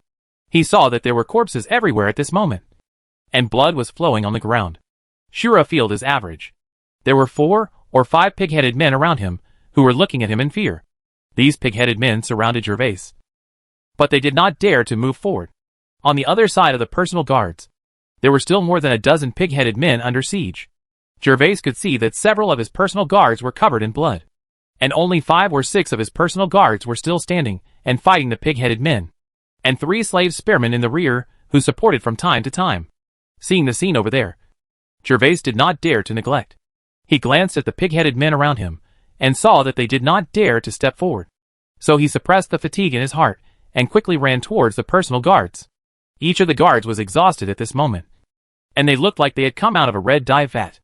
Gervais quickly got lucky and killed 4 or 5 pig-headed men in a row, finally scaring away the pig-headed men who besieged the guards. Grown-ups! When Ick saw Gervais appear, his blood-stained face suddenly showed the joy of surviving the disaster. Keep killing! Although there were less than 10 pig-headed men left, they were scared out of their wits. But since it was a gambling fight, there was no talk of surrender, and the other party was an orc, so it was even more impossible. Gervais directly carried the spurs towards the scattered people. The fleeing pig-headed men chased him away. After losing their courage, the pig-headed men who were not restrained by their leaders were no more difficult to kill than ordinary soldiers. 5 minutes later, the last pig-headed man died under the swords of the guards. When the last orc fell, the stadium instantly erupted in cheers, and all the spectators roared at the top of their lungs. Today's battle can be said to have broken their inherent worldview. Not only did they see 15 people fighting hundreds of orcs at the same time, but they also saw those magical weapons. Moreover, the Bronze Knight, wearing silver-gray full-body armor, was like a god of death. Not only did he kill the orc leader and the giant wolf of Warcraft alone, he also killed the pig-headed man so fearfully that he didn't even have the courage to get close to him. God of death! God of death! God of death! All of this made these little nobles and common people admire them. Looking at the ferocious mask on Gervais's face, they didn't know who was the first to shout. In an instant, the whole audience burst into shouts, calling Gervais, God of death! God of death! Hurry up and check your comrades. As for the name God of Death, Gervais actually thinks that the God of Death is more domineering. However, Gervais had no time to pay attention to the cheers and shouts of the audience at the moment. After all the orcs were not wiped out, Gervais picked up his sword and immediately ran to the battlefield where the guards were just now, facing the returning soldiers. The 9 people who could stand shouted loudly. Today's battle was fierce. Although most of the sheephorns were eliminated with muskets and homemade grenades, there were still more than 70 pig-headed men. For 14 ordinary soldiers, it was a brutal battle. Although the guards are well equipped, they can defeat 10 enemies with one force. Although the weapons in the hands of the pig-headed men are crude, they can still cause damage to the guards with their huge strength. Seeing that only 9 people were still standing and 3 of them were slave soldiers, Gervais felt heartbroken. These were his personal guards. After ordering his men, Gervais himself quickly joined the search for the bodyguards. Because there were too many corpses of the pig-headed men, some of the bodyguards were buried underneath after they fell to the ground. Soon, Gervais and the others found the 5 bodyguards who had fallen to the ground. Gervais quickly stepped forward to check on the 5 people and found that several of them had become bloody men. Gervais checked on them. He found that all of them were still breathing, but the breathing of 2 of them was very weak. Quickly, carry them to the medical room. Several personal guards are still alive, which is also a blessing for Gervais. He did not dare to neglect it all, and quickly ordered Ike and others to run towards the underground passage. At this moment, a gate in the underground passage had also been opened. Gandalf, Roar and some guards ran towards Gervais and others, taking over the wounded from the hands of the guards. The guards moved as fast as they could speed return to the underground passage. Little Gervais, are you okay? Are you injured? Gandalf ran to Gervais and saw that he was covered in blood. He asked Gervais with concern, Father, why are you here? I'm fine. Let's not talk about it for now. I need to go see my subordinates now. Gervais shook his head at Gandalf, saying that he was not hurt. That's good. Little Gervais, why don't you go and clean yourself first? Your subordinates are all being watched by priests. So don't worry. Gandalf's hanging heart was finally relieved. After leaving the central stand, he immediately went to the first floor of the arena to look for Roll. When he found Roll, he immediately rushed to one of the nearest underground passages. But the strange thing is that when they reached the underground passage, they found that the door of the underground passage had been damaged and could not be opened. The passage gate of the arena was forged with the highest requirements. The mithril steel bars as thick as an arm could not be broken open even by Warcraft. Gandalf had no choice but to go to the gates of other passages. However, Gandalf and others searched all the 8 underground passage gates in the arena, only to find that all the gates had been destroyed. Gandalf originally wanted to jump directly from the stands into the arena, but in the end, he saw that Gervais had successfully killed the sheep-headed leader and the giant wolf of Warcraft. Then he relaxed and waited for the arena personnel to kill one of them. The underground passage door has been repaired.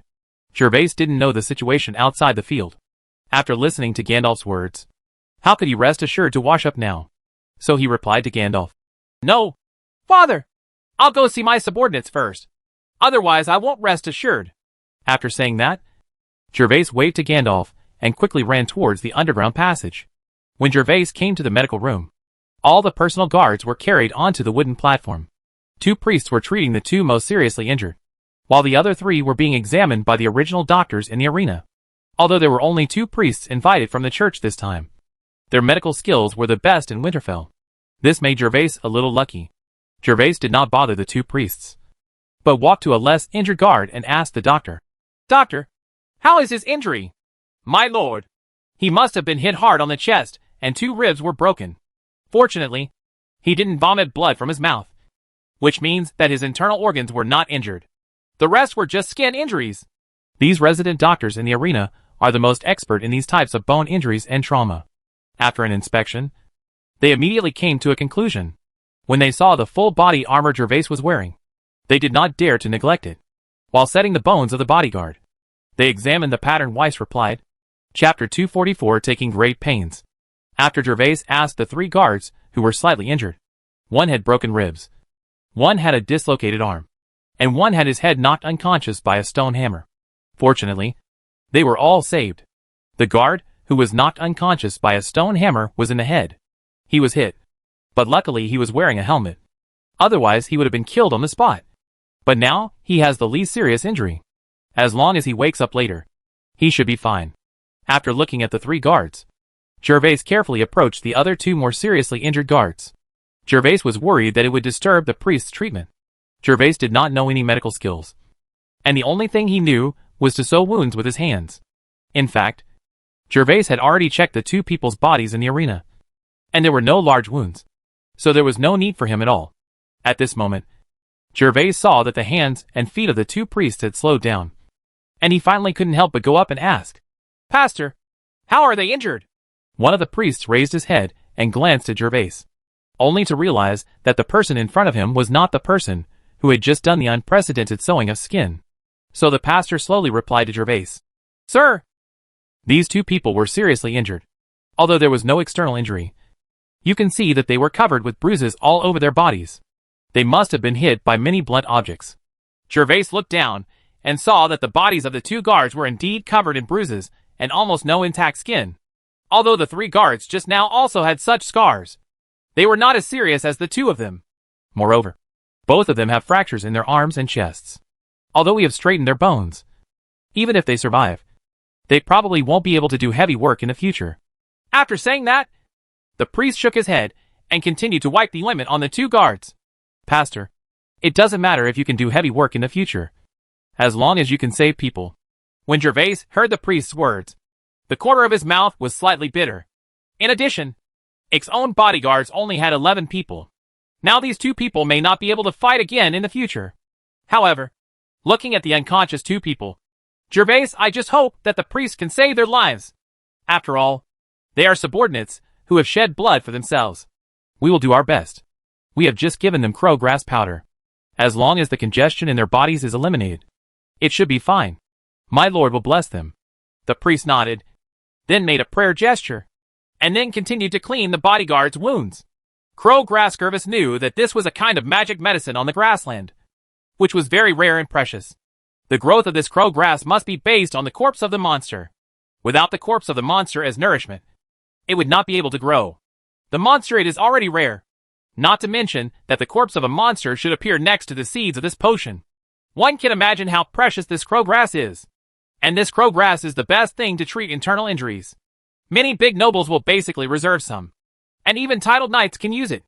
Of course, such a precious thing is not cheap. A mature crowgrass can be ground into 100 grams of powder. And a piece of crowgrass powder costs at least 1 gold coin. At this moment, Gervais finally felt relieved. Even if the 2 of them could no longer fight, at least their lives were saved. After confirming that the lives of several personal guards were not in danger, Gervais breathed a sigh of relief. Ike, take them to wash up and have a good rest. I'll let someone know when you get back. When they came to the door of the medical room, Ike and others were still waiting at the door covered in blood. Although they were still standing, they could clearly see that they were exhausted. Gervais gave them a direct order. Fighting can be said to consume more energy and energy than any other sport. Although Gervais is a titled knight, he feels like his body has been hollowed out now. Yes, sir, Ike responded, and then went to wash up under the leadership of the arena attendants. The orc arena was fully functional, and rooms for washing, changing, and resting were prepared. So Gervais didn't have to worry about Ike and the others at all. After Ike and others left, Gervais saw Gandalf on the side. He was a little surprised that his chief father hadn't left yet. So he took 2 steps forward and said to Gandalf, Father, why haven't you gone up yet? It's okay now. You can go sit in the central stand first. It's okay, little Gervais. Father wants to stay with you for a while. You go and wash up. You haven't got your bets yet. Gandalf shook his head lovingly, then urged Gervais to change the subject. That's right. I haven't paid my bet yet. After Gandalf's reminder, Gervais patted his head, and suddenly became excited. He had forgotten such an important thing just now. The other bets were okay. Alice was watching on his table, and couldn't run away. But the 2 purple elf bugs were still on Boris. And the replacement contract of the elf bugs had to involve the original owner dripping blood. Next, Gervais stopped talking, and was led by his attendants to a luxurious bathroom. With the help of Gandalf and his attendants, he took off his full body armor, and then entered the bathroom. When Gervais entered the bathroom, Gandalf guarded the door vigilantly, one hand never leaving the sword at his waist. Ever since those passage doors were destroyed, Gandalf had a vague feeling that someone was targeting Gervais. The passage doors were intact when Gervais entered and Boris returned. However, in just over a minute, 8 doors were destroyed. The door was destroyed at the same time, and the targeting was particularly obvious. More importantly, there were guards patrolling the outside of the underground passage, and there were attendants at the entrance of the passage waiting to open the door at any time.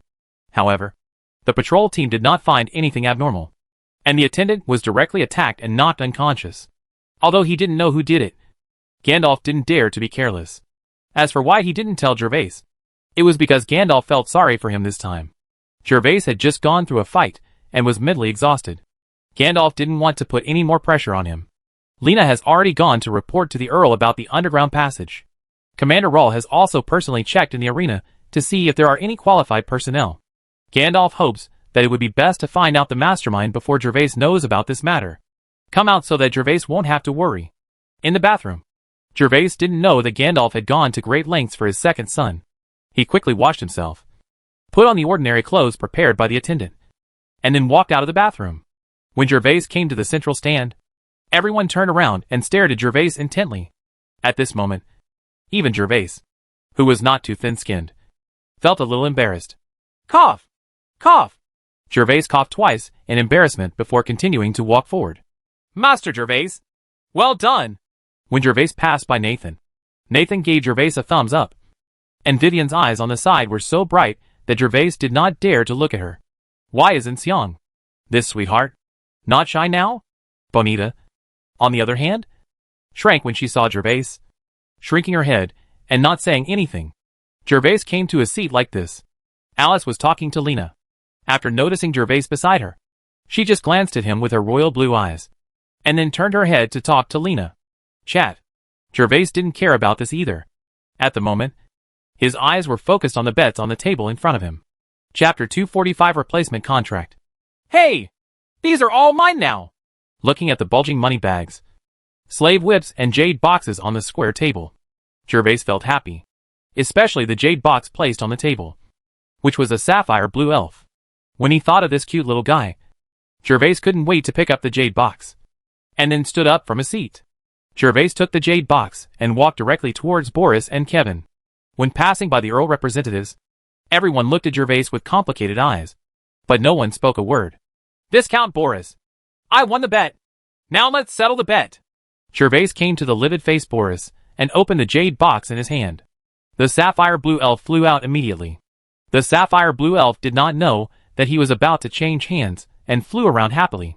As he watched, a streak of colored light flashed across from time to time. After hearing Gervais's words, Boris did not answer Gervais immediately. Instead, he looked at Kevin. Kevin's whole body was trembling slightly at the moment. When Gervais came over, he kept his head down. At this moment, I noticed Boris's gaze, gritted my teeth, and finally 2 words popped out of my mouth, Lafitte. Following Kevin's call, the sapphire blue elf, who was still flying in the air, immediately flew in front of Kevin and looked at his master curiously. Lafitte, terminate the master-servant contract. Kevin looked unwilling, but still terminated his contract with the royal blue elf. Gervais is sure that if he were not in Winterfell at this time, and if he was not Alice's husband, then Kevin would most likely go berserk or cheat directly. After all, as long as Kevin was not happy, even if Gervais killed him unable to get royal blue elves. The sapphire blue elf was stunned for a moment after hearing Kevin's words, but immediately flew back to the jade box obediently. As a small ripple of light emitted from the elf's body, the elf in the jade box became listless. Seeing this, Gervais did not dare to neglect, and quickly put a little rose powder on his finger, and then carefully raised it to the elf's mouth. Damn! The elf, who smelled the scent of rose powder, instinctively took a hard bite on Gervais's finger. Gervais's blood mixed with the rose powder made the elf feel like he had eaten it. And then Gervais's heart immediately changed. There is an extra sense.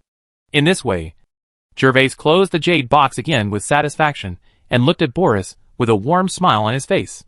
To Boris, Gervais's warm smile was completely a devil's smile. Boris felt his breath suffocated and his Adam's apple moved. After a moment, he finally said with difficulty, "Baron Gervais, can I use gold coins instead of my little purple elf?" Just like Kevin, under the eyes of everyone in Winterfell, Boris knew that there was no possibility of defaulting on his debt, so he could only settle for the next best thing and wanted to use gold coins to replace the bet and save his 2 purple elves. Boris regretted it now. Originally, he was just getting paid to do things. Why did he not hesitate to agree to Gervais using the purple elf as a bet before the bet? Viscount Boris, I'm very sorry.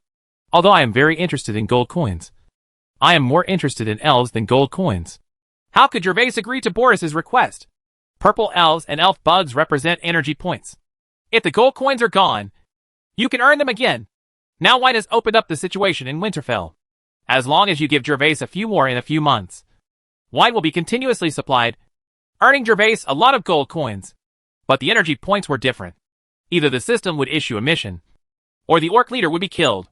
There was no guarantee that the system would issue a mission. With just these energy points, you would have to wait for the northwest wind. But killing the orc leader is different. An orc leader represents a little energy point. So in Gervais's eyes, purple elf bugs and elves are no worse than sapphire blue elves. Baron Gervais, I am willing to exchange 500 gold coins for a purple elf. What do you think? I only spent 400 gold coins when I bought this elf. Hearing Gervais's flat refusal, Boris's face turned pale. For him, who has been fond of gambling since he was a child, even if he loses hundreds or thousands of gold coins, it will be painful at most. After all, he is a person who has seen strong winds and waves. But these 2 purple elves are gambling tools for him. Just like a fisherman's fishing rod and a gun in the hands of a soldier. If the purple elves are gone, how can he gamble with others and use the elf bugs to fight with others? What's the point of making a fuss? Baron Gervais, I usually don't have any hobbies. What I like most is gambling, especially betting on purple elves and elf bugs with others. As long as you are willing to let me use gold coins to replace the purple elves, you will treat me as if I owe you a debt. How about a favor? If anything happens to you in the future, I will definitely help you if I can. Boris never thought that he would have the day to beg others. In the past, he was not always the object of praise wherever he went. But today, he capsized in the sewers of Winterfell. Gervais saw that what Boris said did not seem to be lying. And he was also thinking in his mind, if he really brought the 2 purple elves today, he would definitely offend Boris to death. Although Gervais was not worried that Boris would come after him. Revenge? But you must also consider your cheap wife. Gervais's mind was racing with thoughts. And he suddenly remembered the last words Boris said, which seemed to mention purple elf bugs. So Gervais said, Did you bring purple elf bugs with you when you came to Winter City this time? Purple elf bug? Boris was a little unable to turn around. He didn't know why Gervais suddenly asked this. But he still replied quickly, I brought it. I brought 3 purple elf bugs. After saying that, Boris looked at Gervais expectantly. As a gambler, Boris will of course bring enough gambling tools. 2 purple elves and 3 purple elf bugs are the tools Boris brought with him this time. Speaking of which, Gervais was able to gain 2 energy points a day in the gladiatorial arena 2 days ago. This was thanks to Boris. It was Boris who produced the extra or gladiatorial elf bug every day. Baron Boris, since the purple elf is so important to you, as a noble nobleman, I feel that I must show my excellent qualities. I have 2 purple elves as a bet. I only want 1 elf and the other one. I can replace it with 500 gold coins according to what you said. But I have a request. That is, in addition to the 500 gold coins, 3 purple elf bugs should also be added. Do you have any opinions? Gervais tapped the jade box in his hand with his fingers, but looked at Boris with a cold and polite expression on his face. Boris is struggling. It's not that he thinks the price of 500 gold coins plus 3 purple elf bugs is high, but that Gervais is only willing to exchange for 1 elf, which means that he will only have 1 left in the end. Of course, Boris also knew that Gervais was not an easy person to talk to, so it was a surprise to be able to save an elf. For fear of Gervais changing his attention, Boris finally agreed. Yes, Baron Gervais. Chapter 246, A Lot of Money. In the end, Gervais got a purple elf and 3 elf bugs plus 500 gold coins from Boris. Gervais was very satisfied with this. In fact, Gervais had a small calculation in exchanging the purple elf. Although the elves are cuter and smarter than the elf bugs, the space opened up by the purple elves has too many orcs. Gervais has only 100 people including slave soldiers. The biggest reason why Gervais kills the orcs is to make money. Get energy points. Since the purple elf bug can get some energy points, why bother yourself with the purple elf? As for Gervais not exchanging the 2 little elves, this is because Gervais's desire for collecting is also at play. And this time Boris only brought 3 elves, so there was no way for him to exchange them. Take out 3 more fairy bugs. So a purple elf plus 3 elf bugs. This is Gervais's most satisfying combination. When Gervais settled all the bets, today's arena activities will come to an end. Alice made a few short remarks on the stage, and then walked out of the central stand first. Following Alice were the other nobles in the central stand. And finally it was the turn of those who were still commenting on today's fierce competition. The ordinary spectators of the battle left the scene. As a countess, Alice's means of transportation is different from that of Gervais and others. It is a luxurious and spacious carriage, which is much more luxurious than Pat's. Gervais guessed that the carriage of Pat, a country tycoon, was a copy of this carriage, because apart from its luxury, Pat's carriage looked exactly like the one in front of him. Alice's carriage was in front, while Gervais and Gandalf were all following behind the carriage on horses. The 5 injured guards, plus Bertram, were carried on stretchers by the guards, ready to be taken to Roseburg for care. Along the way, there were crowds of people on both sides of the street. Whether they were civilians, wealthy businessmen, or minor nobles, they stretched their necks to look at the carriage and Gervais and his party carefully, pointing from time to time as if they were looking at animals in a zoo. Of course, the noble gentlemen did not feel that they were being treated like monkeys. Instead, they all held out their chests and looked quite majestic. Gervais was riding a horse in the team but said nothing, looking intently ahead because he was checking his system panel at the moment. Gervais killed 3 orc leaders today, namely 2 pig-headed men and a goat-horned priest, and also obtained 3 energy points. Adding the 2 remaining points from the previous few days, he currently has a total of 5 energy points. In addition to energy points, Gervais also obtained a black translucent Warcraft crystal. Gervais had never seen a black Warcraft crystal before, let alone heard of a Warcraft with spiritual attacks. So he didn't tell anyone about the psychic attack and the Warcraft crystal he suffered. In addition to the above gains, coupled with the bet, Gervais can be said to have made a lot of money today, which can't help but make Gervais in a particularly good mood. At this moment, Gervais looked at the sky and felt that it was very blue and the clouds were very special. What?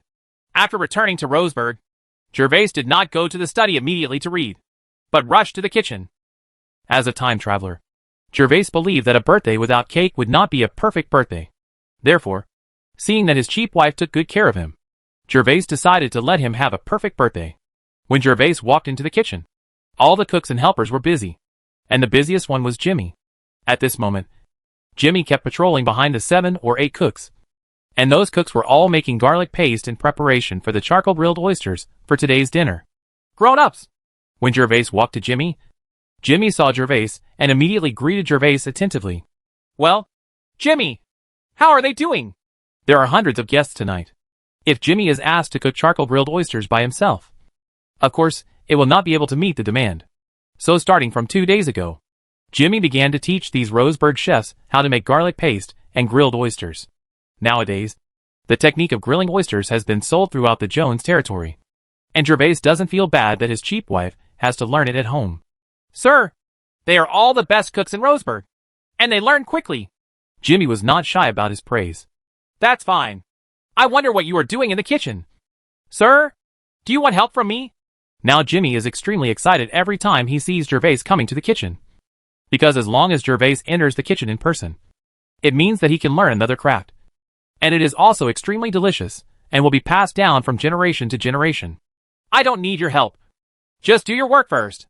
I will teach you in the future. How could Gervais not know what Jimmy, the cook, was thinking? So he rejected him directly. Cake making is relatively complicated. The proportions of flour, egg liquid, and sugar must be just right. Otherwise, all the efforts will be wasted. Jimmy has never done it before and can't help. Moreover, Gervais is only going to make 1 cake today, so no one is needed. Help. After chatting with Jimmy for a few words, Gervais found an empty seat and started making the birthday cake himself. In the study on the third floor of Rose Castle, Alice was sitting at the desk, listening to Lena's report. Sir, Commander Roar just came to report that the gate of the underground passage of the arena was destroyed, but nothing was found. Lena looked serious, obviously taking this matter very seriously. The 8 attendants who were knocked unconscious did not say any useful information after being woken up. Everyone said that they were attacked without warning and fainted without even seeing anyone. The damaged areas of the underground passage door were where the winches were located. They should have been hacked and damaged by weapons such as long swords. However, there are countless people with long swords in the arena, and there are also many weapons in the arena's weapons room. It's an idle weapon, so it's impossible to trace it. Lena reported the investigation results in the arena to Alice one by one. Alice listened carefully to Lena's report, and then asked Lena thoughtfully, Have Kevin and that Boris investigated? My lord, we have carefully checked that Viscount Kevin and Viscount Boris each brought 6 guards when they went to the arena. However, their guards were all outside the arena and did not enter the arena. The rest of the servants and guards haven't been out in Roseburg. Besides Kevin and Boris, does Gervais have any grudges with anyone else? Alice still takes it seriously when someone wants to harm Gervais. Such a thing happens under her nose. This not only makes her an enemy of Gervais, but also does not take the Jones family into consideration. My lord, I also asked Baron Gandalf and Anna, but they both said no. However, Viscount Nanette Kerwin was also in the arena at the time. Would you like me to check? Sir? Nanette? No. The dispute between Gervais and Lanny. He probably wants Gervais to cripple Lanny. It won't be detrimental to Gervais. Alice shook her head. This Nanette was Lanny's half-brother. Lanny and Nanette had an internal fight some time ago, killing and injuring several people, and became a laughing stock in the principality. This matter Alice listened to a lot. Of course, it was not unreasonable for Lena to make this suggestion. Alice, who was born in an earl family, knew very well that the cunning of the nobles was actually proportional to their status. Sometimes in order to confuse the enemy, the nobles could imagine any kind of strategies. Lena, where is Commander Roar? Let him continue to investigate this matter. And the guards must be strengthened at today's dinner to prevent any mistakes. Yes, sir. Commander Roar went home after returning to Rose Castle. Commander Roar said that today he will personally wear armor to protect the safety of Rose Castle. Very good.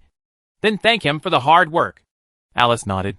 With Rawl's status, of course, he had to attend the banquet tonight and didn't have to be on duty. However, something happened in the arena and Rawl volunteered. So Alice felt relieved. After all, tonight's banquet will be attended not only by all of his vassals, but also by many nobles from other territories. If something happens, someone will definitely use it to deal with the Jones family openly. Chapter 247 The Treasure That Becomes the Golden Knight. The east side of Winterfell was still the back door of the luxurious mansion last time. The majestic man came to the door again and welcomed the man in linen and white robes from the carriage. However, this time the attitude of the mighty man was much different from last time. Not only did he come to the door to greet him, his eyes were shining with anticipation. Have you brought anything? As soon as the man in linen and white robes stepped out of the carriage, the mighty man couldn't wait to ask in a low voice. Ha ha. Don't worry. We always mean what we say. This is not your first transaction with us, so you should know best. When the man in white robes saw the mighty man's eager look today, a smile appeared on his rather kind-looking face, and he slowly replied to the mighty man. Okay, then go to the study quickly. Let's talk there. The mighty man knew that he was a little impatient, so he immediately stepped aside and led the man in linen and white robes towards the mansion. After arriving at the study and clearing out all the servants, the mighty man closed the door tightly. Then he sat opposite the man in white robe and said, Have you brought anything? I have arranged the actions for tonight. I hope you will keep your word. Don't worry. Of course we keep our word. Although this thing is precious, we still have a lot of it. You are definitely lucky to be able to cooperate with us. The man in the white robe chuckled, and then he took out a small wooden box from the white robe. He placed the wooden box on the small table in front of him, and the man in the white robe slowly opened the wooden box. After opening the small wooden box, I saw a small crystal bottle lying quietly inside the wooden box. This bottle is not big, only about the thickness of an adult's finger. And the most eye-catching thing is that the crystal bottle contains the liquid is green.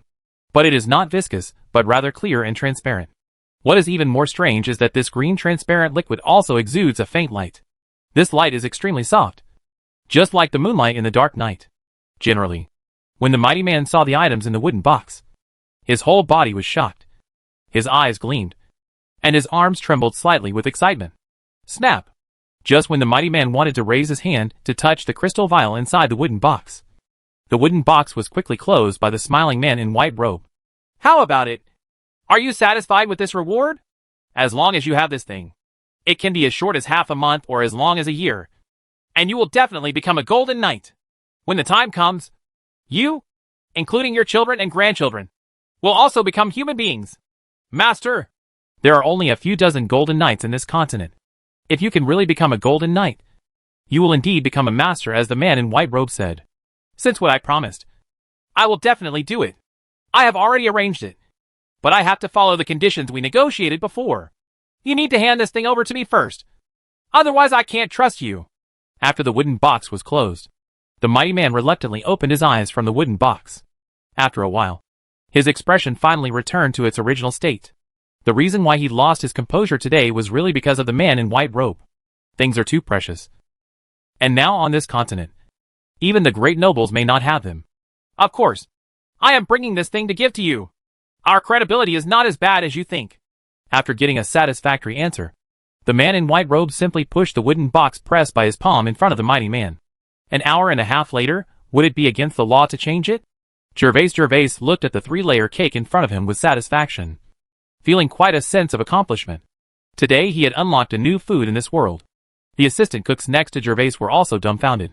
They had seen the cakes made by those cooks in the past being small and exquisite, with small pieces, and the largest one was only the size of a fist. But today, the cakes made by Mr. Gervais were bigger than the other. The largest one was as big as a vegetable washing tub, and the outside of the cake was also smeared with a thick layer of something called butter, although they didn't know what the butter was. Smelling the strong milky aroma, several of the helpers swallowed unconsciously. Very good! You two should store this cake carefully, so that it will be used during the banquet tonight. After placing the last piece of fruit on the cake, Gervais clapped his hands, and then explained to the several helpers who were called by him to cut the fruit. Yes, sir! Several of the kitchen helpers nodded their heads. The man in front of them was the husband of the Earl, and he was also half the owner of Rose Castle. No one dared to be disrespectful. After explaining, Gervais washed his palms and then walked out of the kitchen. It was still early outside, and the sun was still hanging in the sky. The cake was perfect to make at this time, and it would not harden at night. It was a matter of taste. Hey, getting hard? Suddenly, Gervais slapped his head and thought of something from the hardening of the white cream. This thing might be able to restore the broken arms of his 2 guards to their original state.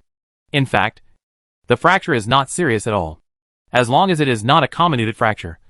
As long as the bone is refixed, the bone will grow and heal naturally. The human body is so magical. Of course, since the pastor said that even if you recover, you will not be able to do heavy work. There is a reason too. Bones can indeed grow back on their own. But in this backward era, with a medieval background and lack of medical technology, people cannot guarantee that the bones will be completely restored to their original state after they grow back. The reason is that people cannot guarantee that the broken bones are always in the correct position. Human beings are animals, not stones. They always have to eat and stand up. Even a slight movement may cause the bones to shift again. Although the priest has fixed the 2 guards with wooden strips and cloth tapes, the simple fixation is more of a comfort than fixing the bones. Even the slightest movement during sleep may cause it to loosen. But just now, Gervais thought of plaster. In previous lives, didn't people use plaster to fix their broken arms or legs or feet? There are plasters in this world, and sometimes doctors will use them to make medicines to treat illnesses. Gervais thought he should try to get the 2 guards to put plasters on them. Anyway, things wouldn't get worse. They would just kill them. As a living horse doctor, maybe he and his 2 personal guards can survive. After all, after such a fierce fight, as long as they are alive, they will be veterans who have seen blood. Thinking of this, Gervais went directly to the vestibule to find Ike and told him to go to the city to find a pharmacy and buy some plaster. After Ike left, Gervais returned to the inner castle and went to the 3rd floor to read for a while. Arriving at the study on the 3rd floor, Gervais knocked on the door, as usual. Alice was actually in the study, which surprised Gervais. Today is Alice's birthday. Unexpectedly, this woman stayed in the study instead of dressing up. Gervais believed that Alice should be a model of strong women in this world. When Gervais walked into the study, Alice was still sitting on the desk as before. But today Alice was not dealing with government affairs, but holding a book and reading it with relish. Reading a book? Gervais asked after taking a few glances at Alice's fair and pretty face. Kindness! When Alice heard it was Gervais, she also raised her head and looked at Gervais. Gervais, have you offended anyone recently? Gandalf dotes on his son and doesn't want Gervais to worry too much, so he hasn't told Gervais about the gladiatorial arena yet. But Alice is different. She knows that her nominal husband is not as simple as he seems, and there are currently no clues about the arena. So Alice wants to ask Gervais to see if she can get anything from him. What a clue. Offend someone? No. Apart from Kevin, I have never been in contact with any other nobles in Winterfell. What's wrong? Gervais still didn't know about the destruction of the underground passage door, so he felt baffled when Alice asked him. Moreover, Alice also knew about her and Kevin's affairs. If it was about Kevin, Alice didn't need to ask at all. Own. Chapter 248 Attribute Martial Skills. Don't you know yet? When you were fighting the orcs. Next, Alice told Gervais in detail what happened outside the court. After listening to Alice's description, Gervais frowned. Someone wanted to frame him today. This was something Gervais did not expect. If it were an ordinary Seignior, there would indeed be a high chance of being defeated by the orcs with today's lineup. After all, without muskets and homemade grenades, it was impossible for the orcs to be wiped out before they even met. Even if you want to surrender at that time, orcs are not humans. Regardless of your status, there is no such thing as surrender. Orcs and humans will only die in the arena. If there is a real crisis, they will not be able to escape. In the arena, it becomes a turtle in an urn. Could it be Kevin? Probably not. Although it can't be ruled out yet. According to the investigation, the chance of it being Kevin is very low. So you need to think carefully about the possibility that there is anyone else who wants to harm you. Alice shook her head and said to Gervais seriously. Gervais was silent for a while, lowered his head and pondered for a long time. But he couldn't think of any other enemies. Logically speaking, the only ones who had conflicts with him were Kevin and Lanny. But Kevin was temporarily excluded. As for Lanny, Gervais's thoughts were the same as Alice's. Lanny and his brother were sworn enemies fighting for inheritance rights. Nanette wanted to see her live peacefully and cause trouble for Lanny. This was what Nanette wanted to see most. Except for Kevin and Lanny, I don't have any enemies. Oh, then you should be more careful these days and bring your guards with you when you travel. After hearing Gervais's words, Alice also fell silent. If Gervais's enemies did not do it, then the motive of wanting to frame Gervais needs to be reconsidered. I see, Gervais responded. Now that he knows that someone is against him, Gervais will certainly take notice. However, 5 of his personal guards were injured today, and only 6 of them can still fight. This is not a good time. But fortunately, Rose Castle should be safe. So as long as you are careful when walking around Winterfell, there should be no problem. After Alice warned Gervais, she stopped talking. Gervais walked directly towards the bookshelf and looked among the rows of bookshelves. The books Gervais looked at in the past few days were all on the outside of the study. Gervais decided to take a walk inside again today. After Alice's birthday party was held, Gervais's days in Winterfell could be counted down. It had been more than 10 days since he left the territory. To be honest, Gervais was still quite concerned about the situation in the territory. After all, the territory was in this world of home. It's always a bit worrying to be away from home for too long. The further you walked in, the darker it became as the light was blocked by the bookshelves. And because it was a study, there were no candles lit around it. Gervais could barely distinguish the names of some books with his enhanced eyesight. Huh? After rummaging for a while, Gervais's eyes suddenly lit up, and he let out a cry of surprise. Because he found a book that was not written in universal script. Although this book is only a thin book, the text is of the same type as the Brazier Race detailed that Gervais saw a few days ago. Gervais did not hesitate to read this book pulled out from the bookshelf. Gervais took the book and walked outside the bookshelf, and then looked at the surface of the book. Basics of Kodo Family Martial Arts. After seeing these words, Gervais became excited. Martial arts and spells. It's a good thing upon hearing it. Didn't Gervais see the ram-horned priest and the pig-headed man today using magic to enhance their own strength? Especially the ram's-horned priest. That all with flashing black light. Gervais was sure that if he was hit by that all, he would never feel better even if he was wearing mithril armor. It's up to you today. Gervais no longer hesitated and walked directly to the sofa with the Basics of Kodo Family Martial Arts, plopped it down, and then eagerly opened the book. Children of the Kodo family must be aware that family magic must not be leaked to any outsiders. Anyone who violates this will be deprived of their family name. Looking at the first page, the book did not have a table of contents, but a warning. Gervais ignored it directly. The words in the book disappeared on the mainland. The Kodo family was probably in trouble. So Gervais, there is no psychological burden. The popular books within this family are indeed different. When Gervais turns to the next page, he immediately enters the main text. Flame slash. Cultivation requirements. Possess fire attribute fighting spirit. Power.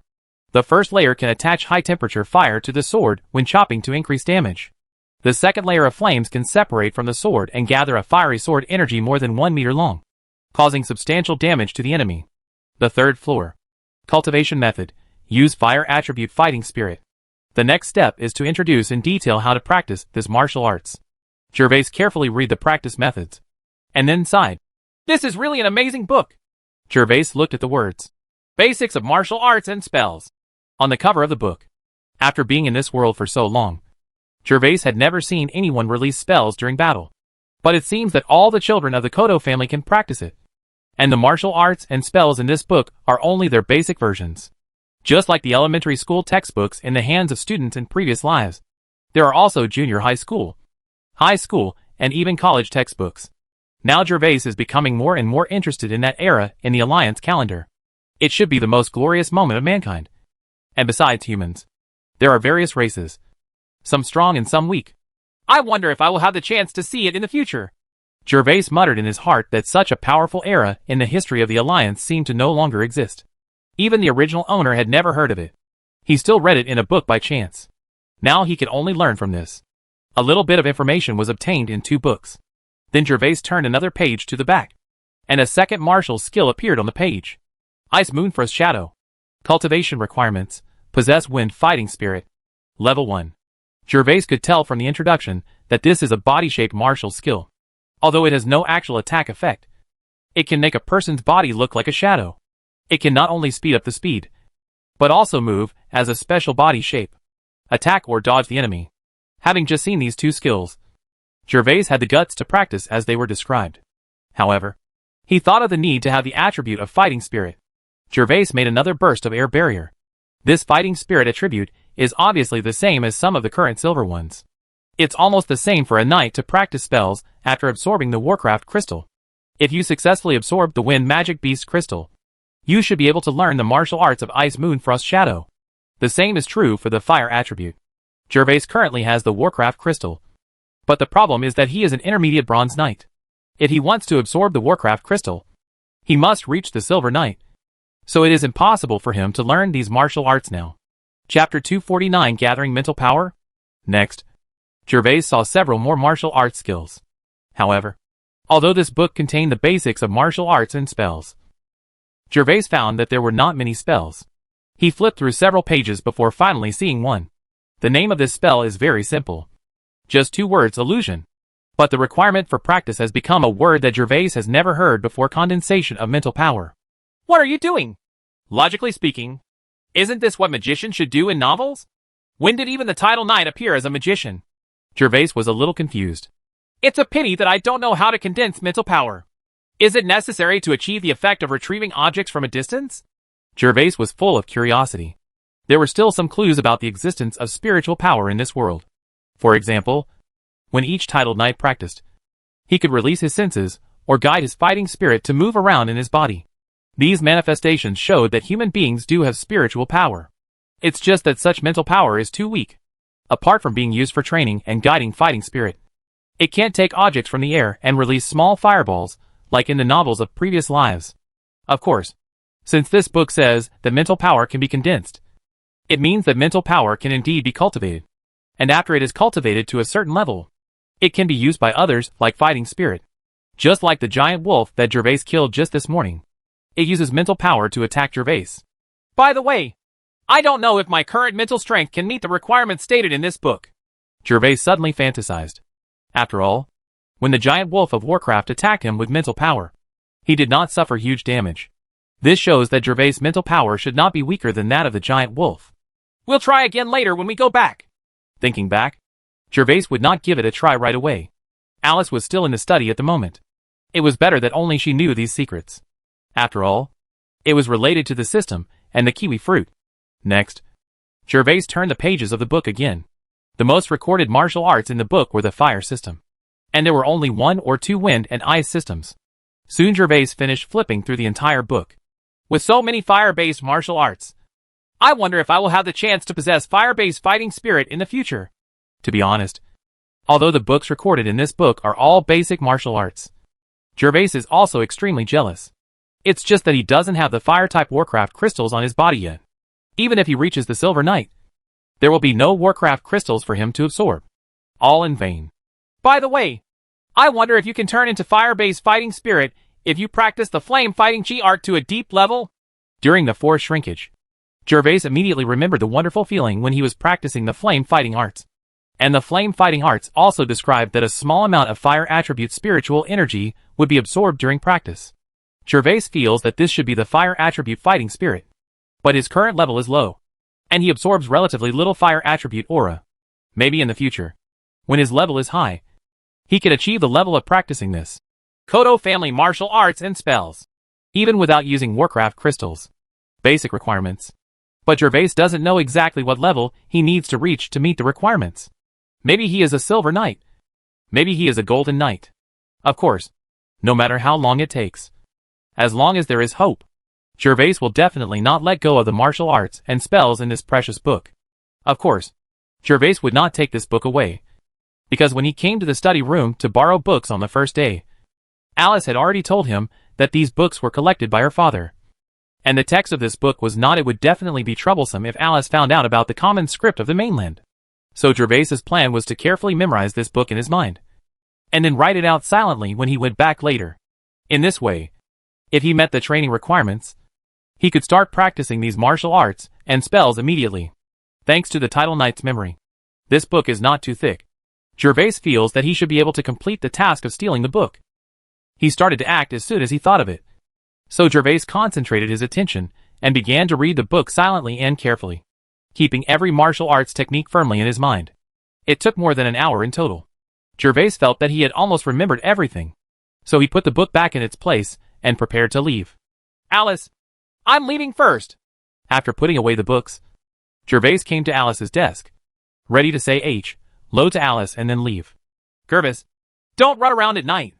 You need to be with me when you go out. You also need to change your clothes for the night. I will ask the servant to come to you then. Alice heard that Gervais was leaving and looked at the sky outside. She was a little surprised why Gervais didn't watch more today. After all, Gervais only left at dusk in the past few days, whenever he was free.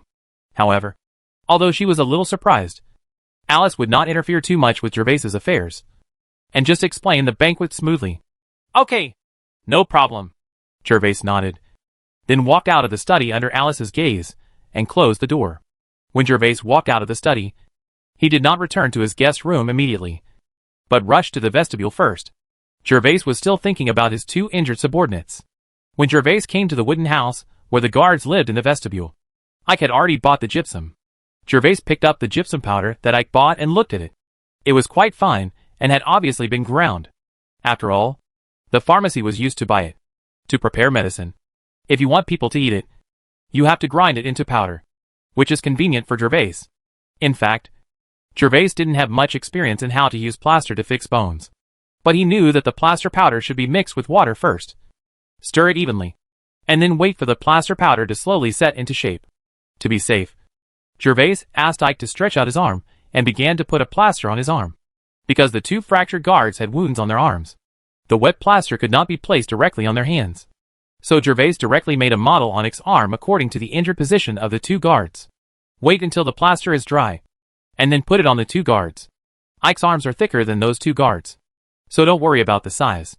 Even if they are looser, you can put more bandages on their arms. Soon Gervais made the plaster molds needed by the 2 guards. Then Gervais immediately asked Ike to send the molds to be dried by fire. As long as the plaster molds are dried, they can be given to the 2 guards. The guards were fixed. Although this method seems unreliable and very troublesome, it is the only way Gervais can think of. Anyway, the result will not be worse than this. After doing all this, Gervais can finally breathe a sigh of relief. At least he has done everything he can do now. The injury of the personal guard depends on God's will. After ordering the guards to take a good rest, Gervais returned directly to the inner castle. In the guest room, Gervais sat at a desk and began to carefully recall the martial arts and spells he had just memorized in the study on the 3rd floor, and then began to copy them. Chapter 250 Illusion. It only took Gervais half an hour to write. Basics of Kodo family martial arts. From memory. Gervais's super memory made it like copying a book when writing silently. There was no need to pause at all. And he wrote extremely smoothly while recalling. The words Gervais used when writing were the words of his past life. Because Gervais believed that these martial arts and spells were precious secrets, it was the safest way to write them in the words of his past life. At least no one in this world would know them. When all the records were completed, Gervais turned the book to the page about illusion. Gervais did not care whether his mental power met the requirements for condensing mental power written in the book, and was ready to follow the steps. Try to practice. And even if you really don't meet the requirements, there won't be any backlash or other consequences. The first step in practicing this illusion is to close your eyes, and then conceive in your mind the scene or character you want to create. According to the book, the more detailed and clear the scene or character is when conceived, the better the effect will be. Only in this way can the illusion be realistic when performed. Gervais relaxed and closed his eyes, and then began to imagine a familiar character in his mind. In illusion, characters are also the easiest to successfully cast spells, because the characters are single and irresponsible. If it is a scenery, a large area of the picture must be outlined before it can be cast. As Gervais's attention slowly focused, he began to imagine Alice smiling at him during the day. 1 minute, 2 minutes, 10 minutes. Time passed quietly, and no one knew how long it had passed. Gervais, who had been concentrating all the time, suddenly noticed that there seemed to be an inexplicable feeling in his mind that he had caught. This feeling was like there was an arm in his mind. Although this feeling was very weak, Gervais could really feel its existence clearly, and he could control this arm. Activities in the mind. Is this the condensation of mental power? Let the illusory mental power be controlled by the will. Although there were many questions in his subconscious, Gervais knew his most important purpose. So Gervais controlled the arm, and began to outline it in his mind. First the golden hair, then the sapphire blue eyes, and then the rosy lips. Gervais slowly painted the most profound image of Alice in his mind. However, as more lines were drawn, Gervais found that it became more and more difficult to control the arm. At the beginning, it was as easy and comfortable as walking on flat ground. But as more and more lines were drawn, it gradually became like walking in water with a lot of resistance. Finally, Gervais transformed Alice's entire outline. After everything was outlined, Gervais felt as if he had fallen into a quagmire, and it became difficult to control his arm. Outside of Gervais's mind, as the image of Alice in his mind became more and more complete, his forehead was also covered with sweat beads, and even the clothes he was wearing were soaked. No matter! That's it! Finally, when Gervais felt that he really couldn't get any closer to depicting Alice, he gave up decisively. Although the image in his mind is slightly blurry, it has basically taken shape, and the facial features and clothing details are lifelike. Gervais feels that this is almost enough. After all, he is just practicing now. After he stopped sketching, Gervais still needed to inject spiritual energy into the Alice in his mind. Although the picture was sketched, it still had no effect. So it still needed spiritual energy to activate it. After the aura is filled, as long as Gervais has a thought and selects the target to attack, he can launch an illusion attack on the target. Of course, this illusion also has flaws. If the target being attacked has higher mental power than Gervais, there is a possibility of failure. However, if the opponent's mental power is weaker than Gervais, it will basically be able to hit the target with perfect accuracy. The spiritual energy has been filled, but there is no object to cast magic here. After a while, Gervais finally prepared the illusion, but Gervais thought of another key issue. He was in the study at the moment, and there was no one to act as a guinea pig for him. By the way, I don't know if this thing will be useful if I use it on myself. Gervais was reluctant to cancel the first spell that he had worked so hard to complete. After all, he also wanted to see what the illusion was like. So Gervais prepared to cast the illusion on himself. As Gervais' thoughts moved, Gervais' whole body suddenly shook. In his eyes, a figure suddenly appeared in the originally empty guest room. It was his cheap wife Alice. At this moment, Alice is smiling and extremely pretty. For a moment, I saw Gervais in a daze. Gervais just stared at the Alice in front of him blankly. Of course, Gervais's focus on the Alice in front of him was not all because of greed for beauty. Instead of lusting after beauty, Gervais was observing his level of illusion. It's a pity. It must be because I don't have enough mental strength. So the picture is a bit blurry. After careful observation, Gervais discovered the shortcoming of his illusion, which was that it was not clear enough. Of course, this shortcoming was already foreseen when Gervais stopped sketching.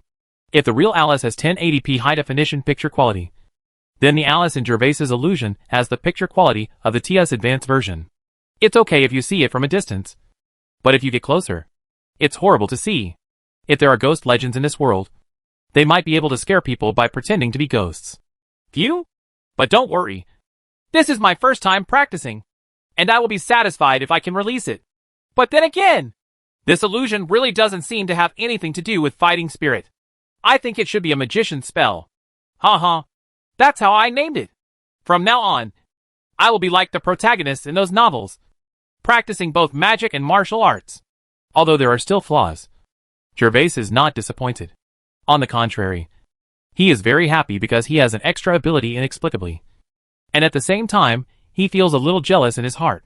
However, there is one thing that Gervais really did not understand. That is, illusion does not seem to have anything to do with fighting spirit, but is more like a magician's spell. However, Gervais has not heard of the existence of magicians in this continent, so I added a category to illusion in my mind. At this moment, the illusion created by Gervais finally reached its time limit, and the unclear Alice in front of him disappeared without a trace. This Alice actually only exists in Gervais's mind, because he is the only target of the illusion attack. So even if there are outsiders present at this moment, they will not be able to detect that Gervais has been hit by the illusion. If you want others to see Alice, Gervais must reach the second level of illusion and be able to use illusion on multiple targets. However, Gervais's current mental strength is definitely not able to do this. A little bit. When I have more energy points, I must exchange them for a green kiwi fruit. Then I might be able to make a movie for myself when I have free time. Having seen the power of the illusion, Gervais was still in a state of excitement. There was no limit to this illusion. As long as he had enough mental strength, it would be possible even if he wanted to rewatch the plane and train in his previous life. Chapter 251 The Feeling of the Peak of Life? In Rose Castle, the sky has darkened at this moment, and the entire castle has become more noisy inside and outside. Whether inside or outside the castle, there are crowds of people, and cars and horses. Luxurious carriages drove from Winterfell towards Rose Castle, and stopped outside the gate of the majestic Rose Castle. The male servants who were already waiting at the door quickly stepped forward to open the car door, and then invited the aristocratic gentleman to get out of the carriage with a humble smile and a respectful greeting. The aristocratic masters also behaved politely and gracefully, and they were not indifferent because the person in front of them was a male servant.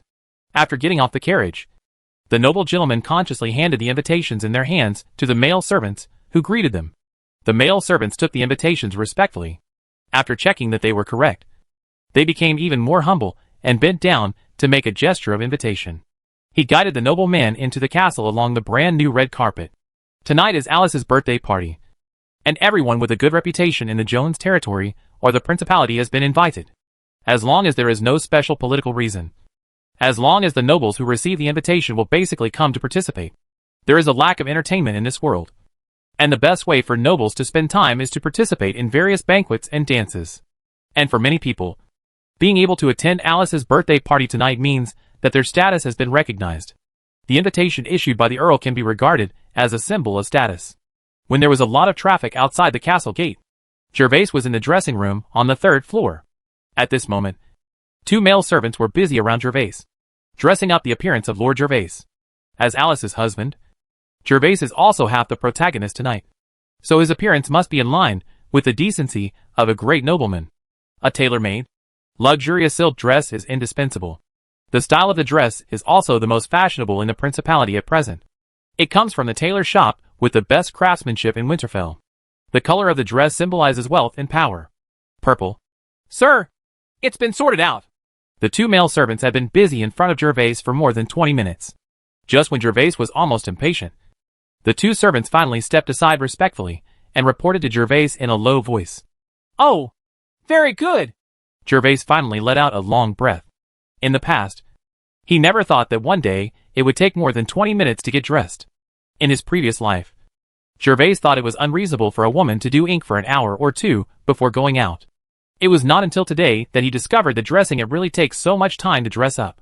After hearing what the servant said, Gervais looked at the bronze mirror in front of him. As the saying goes, a man depends on his clothes and a horse relies on his saddle. Not to mention, although the dressing process is a bit cumbersome, the effect of wearing the dress on the body is really good. Good. In the bronze mirror, a graceful, handsome and wealthy aristocratic young man appeared in front of him. Nodding to the bronze mirror, Gervais walked out of the locker room contentedly. When Gervais walked out of the dressing room, Alice also walked out of her dressing room. After Gervais and Alice walked out of the dressing room, their eyes lit up slightly when they saw each other. There is no need to explain why Gervais's eyes sparkled. Anyway, he never failed to sparkle every time he saw Alice. After all, not many men could resist Alice's charm. The reason Alice saw Gervais's eyes shining was because Gervais's style today really set off Gervais's handsome appearance. Although Gervais was handsome in the past, Alice's biggest impression of Gervais was still at the first banquet. He was a young man wearing a cheap dress. Although he looked handsome, he had no temperament. Now Gervais is different. At this moment, Gervais has been well integrated with the memory of the original owner.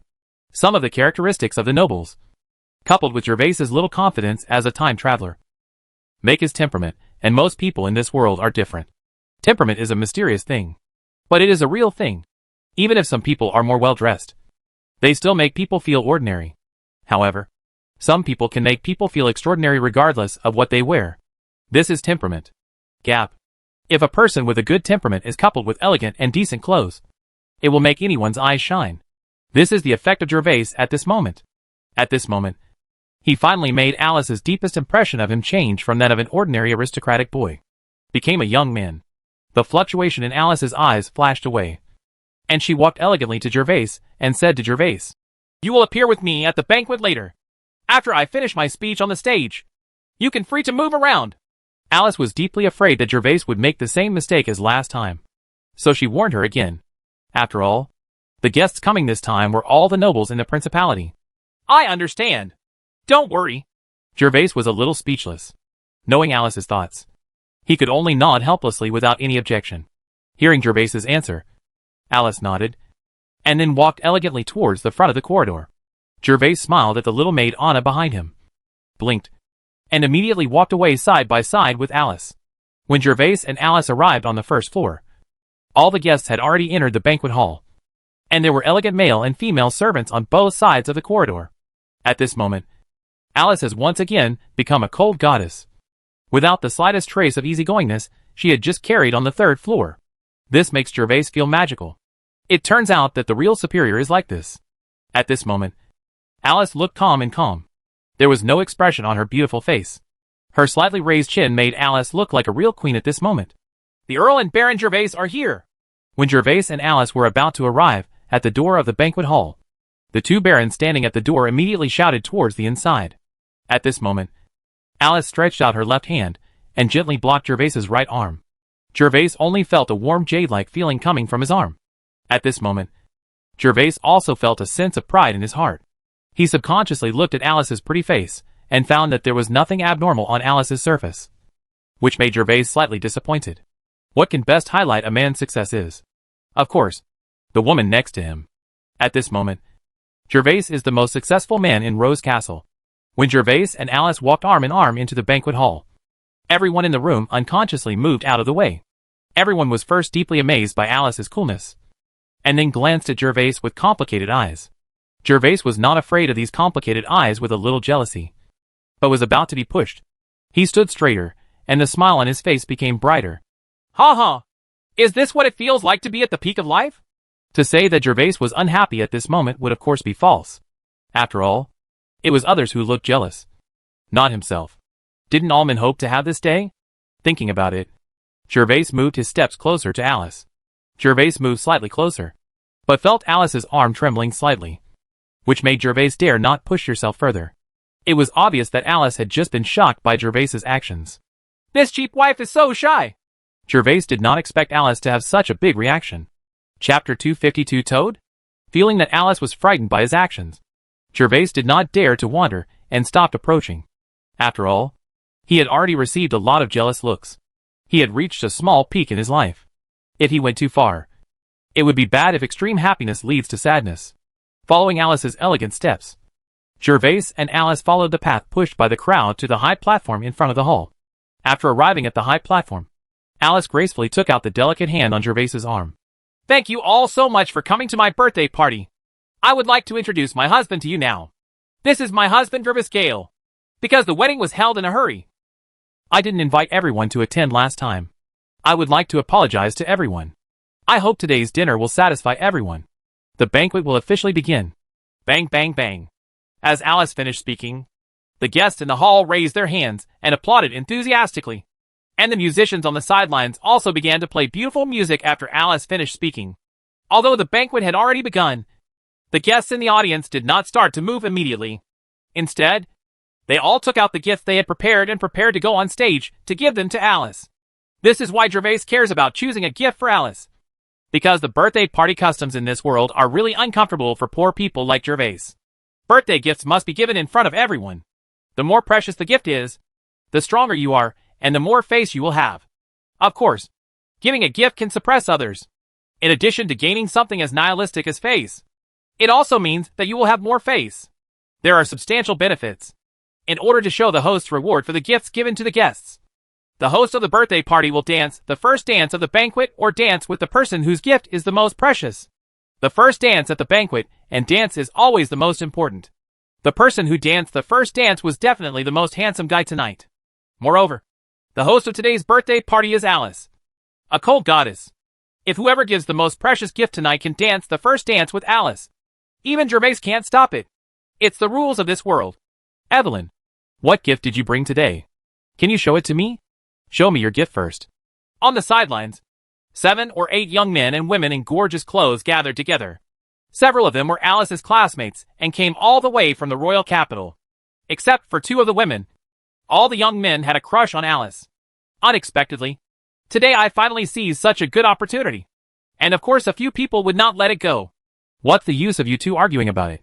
Maybe Alice's husband can come up with a better gift. The 2 girls saw that the young men next to them were all paying attention to Alice, completely ignoring the results of their careful dressing up today, and suddenly poured cold water on them. Ha ha. Celia, don't worry about this. We are still confident in our gifts. Several young men sneered at the girls' words. They were envious and jealous of Gervais, who was lucky enough to be married to Alice. However, when it came to power and wealth, these people were confident that they could not continue to compete with Gervais. At this moment, Gervais saw that many young people in the field were already eager to try, with expectations and nervousness in their eyes. And he felt sick in his heart. Since it is dancing, it is essential to put arms around the waist and shoulders. They have been waiting for such an opportunity for countless years. But even their real husband has not put his arms around Alice's waist. How to make Gervais feel better when he is hugged by pig hands. In the past, there were basically no dances held for Alice's birthdays. It was because of this kind of thing. There was only a grand dance held in the year of Alice's coming-of-age ceremony. However, at that banquet, Alice's first dance partner was the old Count. No one has an opinion on this point. After all, in addition to being Alice's father, the old Earl is also a peak golden knight. But today is different. The old Earl is missing, and Gervais is the second son of a baron. He will never be able to come up with a gift that will overwhelm the audience. After all, in full view of the public, the value of the gift cannot be faked. For those young people here who want to have a kiss, this is the best opportunity. The wolves in the audience looked around, and Gervais wanted to go down and beat up all the young people present. It's a pity that there are all prominent people in the dukedom present, even if Gervais is not afraid of offending them. The Jones family cannot be made a target of public criticism among the people present, except for the representatives of the earls. No one else was invited. If you come to participate, it means that even if you are not an ally of the Jones family, you are a neutral character. Just when Gervais's thoughts were swirling, a young man finally came up from the audience. This young man was extremely well dressed. His hair was combed brightly, and he looked polite and polite. He was holding an exquisite silver box in his hand. Beautiful Alice! Congratulations on your happy birthday! This string of black pearls from the West Coast is a gift I specially prepared for you. I hope you like it. When this young man walked onto the stage, his eyes were filled with a strange light, and he bowed to Alice in a very gentlemanly manner. Then, as he spoke, He opened the silver box in his hand and revealed a string of moving flowers in the silver box. A beautiful pearl necklace with luster. The pearls on this necklace are not big, only the size of a red bean. They are small and exquisite, just suitable for a young woman like Alice. It's actually a black pearl. Oh my god! It's worth at least more than 60 gold coins. Right. You are really ignorant. The more than 60 gold coins you mentioned are black pearls produced on the coast of our principality. Did you see the surface of the pearls in the silver box of the man? There is no doubt that the black pearls from the west coast of Bobo. The black pearls from the west coast of Bobo. There will be a layer of peculiar halo on the surface of pearls. And this effect will appear as long as there is bright light. The black pearls in our principality will not have such a halo. And the production of Bobosi black pearls is rare. So this string of pearls, at least it's worth more than 100 gold coins. I think it's more than that. You see? Each of those black pearls is very round and even. The quality is considered to be excellent among the Bobosher black pearls. At least it costs a lot more gold coins than the ordinary Bobosher black pearls. Who is that young man? He can give such an expensive gift? He is from the royal capital. And the Laurel Chamber of Commerce was founded by his father. At this moment, many nobles in the audience began to discuss the gifts given by the young man. And these discussions also reached the ears of the young man and Gervais. When the young man heard the discussions in the audience, he naturally raised his chest and raised his head with more momentum, and looked at Ali. C's eyes were vaguely looking forward to Alice's appreciation. When Gervais heard the price of this string of pearls, his lips twitched. A string of pearls was actually worth hundreds of gold coins. Could it be that he lived in the mountains and forests some time ago, and gold coins were so worthless? Continuing to look at the necklace in the young man's silver box, Gervais thought of those rare props in online games in his previous life, because those rare props would have their own light effects. And the black pearl necklace in the silver box in front of him was exactly like this. Pearl, although it is black, there is a halo of light flowing on the surface, which is soft and mysterious. Gervais had to admit that if Alice wore this necklace around her neck, it would be a perfect match and highlight Alice's goddess appearance. This made Gervais even more worried, compared with the Boboshi black pearls given by the young man. How he would take out the necklace worth 10 gold coins in the ordinary copper box in his pocket later. When Gervais was struggling with whether to deliver his gift, Alice also made a move. Chapter 253 Night Spirit Flower. Thank you for the gift, Kermit. Alice first bowed slightly and nodded to express her gratitude to Kermit in front of her. But her eyes did not stay on the pearl necklace. Then Alice signaled to the maid in the audience. The maid immediately stepped forward, bent over and respectfully took the silver box from Kermit's hand, and then stepped back. You're welcome. Kermit was originally very proud that his gift made the audience talk about it, and he fantasized about impressing Alice. But he didn't expect that Alice would be indifferent to such a beautiful black pearl necklace. Although the tone of thanking her was friendly and sincere, Kermit could feel that Alice was just saying thank you in the most normal and polite way. You must know that this wave of Percy's black pearl jewelry is very rare in the Principality of Jean. They are the most popular jewelry among noble ladies. As long as you have one, it will be enough to show off in the small circle for a long time. Kermit returned to the stage with a disappointed look on his face. Many young people present shouted in their hearts that they deserved it. They secretly cursed Light Toad for wanting to eat swan meat, but never thought that he actually had the same purpose as Kermit. Of course, Kermit's failure did not extinguish the courage of other young people. Those young people who had plans to kiss Fongza became even more impatient and wanted to kiss Fongza under the spotlight. Soon another young man walked towards the stage. Classmate Alice, I am very happy to receive your invitation to attend this birthday party. You have always been the rose in our hearts when we were in school. Thank you. I appreciate the compliment. His attitude towards his classmate Alice was a little softer. Classmate Alice, in order to express my congratulations on your birthday, please allow me to present you this bouquet of flowers. The person who came on stage to present a gift to Alice was one of the young men and women just now. This young man was tall, with blonde hair and a tall nose. He looked like a tall, rich and handsome man. After this man came on stage, he didn't offer gifts directly like Kermit did. Instead, he politely talked to Alice about his friendship as a classmate. To be honest, Gervais felt that if this man had been in his previous life, he would have been the idol of those nymphomaniac girls. He was handsome, tall and personable. But when he finally took out his gift, most of the people present were stunned. Are you sure this is a gift? We have seen sending flowers. But should you dispose of the soil and roots before sending them? Moreover, your flowers have no special features, and are not as beautiful as the ordinary roses in the Roseburg garden. This was the psychological activity of most people present, because what the young man handed out at this moment was a perfectly intact plant. Just now, the young man said that he would give Alice a bouquet of flowers. Everyone thought it was really a way of presenting flowers that showed love. But yours was clearly a flower, not a bouquet. The flower in the young man's hand is not big, including the rhizome and the only flower, which is only about the size of a palm. However, the flower pot used for this flower is extremely exquisite. The entire small flower pot is made of hollowed-out crystal. Moreover, various red and emerald gems are inlaid on the outside of the crystal flower pot.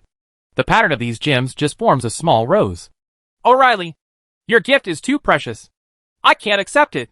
Just when the audience was full of doubts about whether this tall and handsome young man was a poor man who wanted to eat swan meat, Alice's words shocked most of the guests present. Alice actually said his gift was too precious. "Did I hear wrongly? Did the Earl just say that that person's gift was too precious?" "You heard it right. I heard it too. But what kind of flower is that little flower that even the Earl considers it precious?" Most people present could not imagine what kind of flowers Alice could find so precious that she could not accept them. After all, Kermit's Bobbsey black pearl necklace was worth hundreds of gold coins. But Lord Earl, but he accepted it without blinking his eyes. Is this little flower worth more than 100 gold coins? "If that flower is so precious, maybe I know what it is." At this moment, a middle-aged viscount whispered to the people around him while recalling, "What kind of flower is it? I have never heard of any flower that is so precious. You must know that unless it is a mutated potion plant, it cannot be so precious. But I clearly did not see any energy fluctuations on that little flower. I have seen in a travel book before that there is a kind of flower that can gather the spiritual energy between heaven and earth at night. Although it is only a small flower as big as a palm, if it is placed in the bedroom, it can make the entire bedroom full of spiritual energy. The concentration is more than twice as strong as the outside.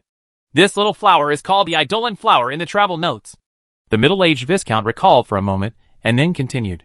"The Eidolon flower is no more than 10 centimeters tall and has only one rhizome.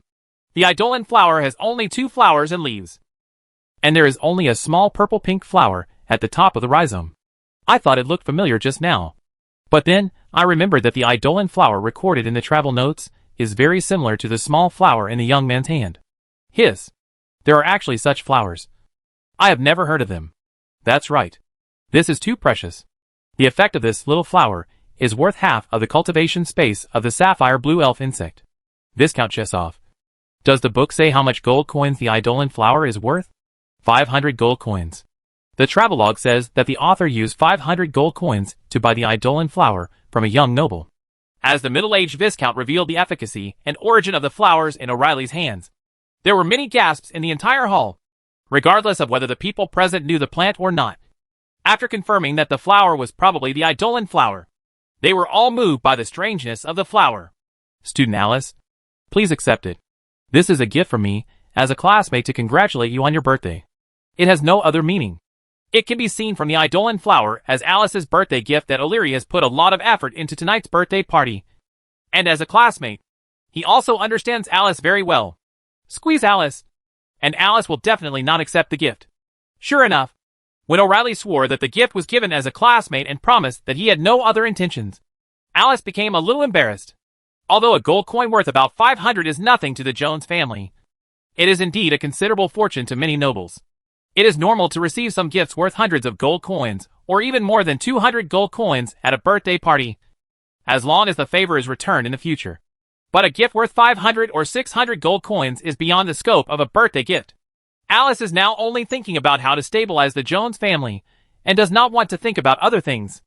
Alice knows that if she accepts O'Reilly's gift, she will inevitably be entangled by O'Reilly in the future. "Alice, since O'Reilly is so enthusiastic, then just accept it." While Alice was still thinking, Gervais spoke. Chapter 254, Kevin's Routine. Hearing the discussion in the audience, Gervais already knew the value of this little flower. Facing such a strange plant, Gervais was a little greedy. Although these people all wanted to wear colorful hats for themselves. "But if you don't accept the treasure, you are a bastard.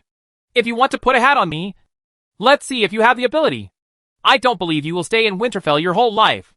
Gervais has made up his mind that he will not leave until these bastards leave Winterfell. Of course, the reason why Gervais is so stubborn is because he just received another task from an unreliable system. Ding! As Alice's husband, your status has been challenged like never before. Please show your gifts generously and suppress all the guests' gifts. Mission requirements. Send enough precious gifts to qualify for the first dance with Alice. Mission reward. 5 energy points. When Gervais saw this system mission, he was moved and reluctant to give up, especially when he heard that the little sunflower-like flower in O'Reilly's hand was worth more than 500 gold coins. Gervais felt that he was going to bleed heavily today. This is the second person to come forward and give a gift. The value is so high. Then he will not let anyone live later. Then thank you for the gift, O'Reilly. Alice glanced at Gervais in surprise, not blaming him for interrupting without authorization, but wondering why Gervais would persuade her to accept it if O'Reilly's motives were so obvious. After all, when Kevin came to Rose Castle to find him for the first time a few days ago, Gervais's reaction was very intense. However, in front of everyone, her husband spoke. Alice had no reason to ignore Gervais's face, so she nodded slightly to O'Reilly, and then motioned to the maid below to come forward and take the gift. When thanking O'Reilly, Alice also deliberately emphasized the tone of the title, classmate, in order to let O'Reilly understand their identities. Haha. You're welcome, classmate Alice. If you have any questions about planting Eidolon flowers in the future, you can write to me and tell me, and I will help you solve it. Seeing that Alice was willing to accept his gift, O'Reilly was very happy. He ignored the hints in Alice's words and instead gave Alice a few gentle words before retreating to the sidelines. O'Leary gave this Eidolon flower not only because he wanted to kiss Fonza and Alice for the first dance at today's banquet, but also because it was really difficult to grow Eidolon flowers. It takes a lot of skills to grow this Eidolon flower well. And because Eidolon flowers are rare, there are basically no books on how to grow Eidolon flowers. Eidolon flowers cannot be placed in the space of green elf bugs like other plants. If they are planted inside, the Eidolon flowers will wither, and wither over time. The reason for this is still an unsolved mystery. Alice will definitely encounter more or less minor troubles when raising Eidolon flowers in the future. If she wants to solve them, she will definitely ask for help as soon as possible. At that time, whether he wrote a reply or came to Rose Castle in person, this would increase his chances of contacting Alice. And it was justifiable. Even if Alice doesn't take the initiative to write to herself, O'Reilly will pretend to be concerned about the Eidolon flower and write to Alice. It's more likely that O'Reilly will just happen to drop by one day to bring the rose package. I wanted to see how the Eidolon flower was growing. As the saying goes, good girls are afraid of stalking men. This is O'Reilly's plan, and he will not be as stupid as Kevin, who doesn't know how to control the distance between him and Alice, making Alice full of wariness in vain. O'Reilly also heard about the conflict between Gervais and Kevin. O'Reilly thought Kevin was a bit stupid, since Gervais was usually in the storm territory. He would not wait until Gervais went to the storm territory before approaching him. Alice, it can be said that all of this is within O'Reilly's calculations. O'Reilly, I don't see that you are really destined to win this time.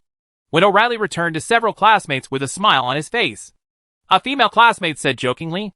As for the other young men, they were obviously shocked and remained silent, because they were originally very confident in their gifts. But in terms of value, their gifts were only 200 or 300 gold coins, which was definitely not as good as Austrians. The Eidolon flower in Lily shows that they have lost the opportunity to have a happy relationship. How can this prevent them from losing it? It's just a coincidence. It happens to be Alice's birthday. I don't have any other gifts to give, so I can only use the Eidolon flower to give it to Alice. Seeing several male classmates with their heads downcast, O'Leary knew that these people in front of him had been suppressed by him, and he felt proud in his heart. However, on the surface, he still remained calm, as if the gift just now was just an ordinary gift. Just a thing. However, O'Reilly did have some self-satisfied capital, because with O'Reilly's gift worth 500 gold coins as a threshold, although those young people who knew that they could not compare with him also stepped forward to give their own gifts, but none of them could he became more honest, stepped forward and politely presented the gift, and immediately returned to the field. Originally, Gervais thought that today's gift-giving would be almost over. When he was about to present his gift in person, an old acquaintance suddenly walked out of the crowd and came onto the high platform.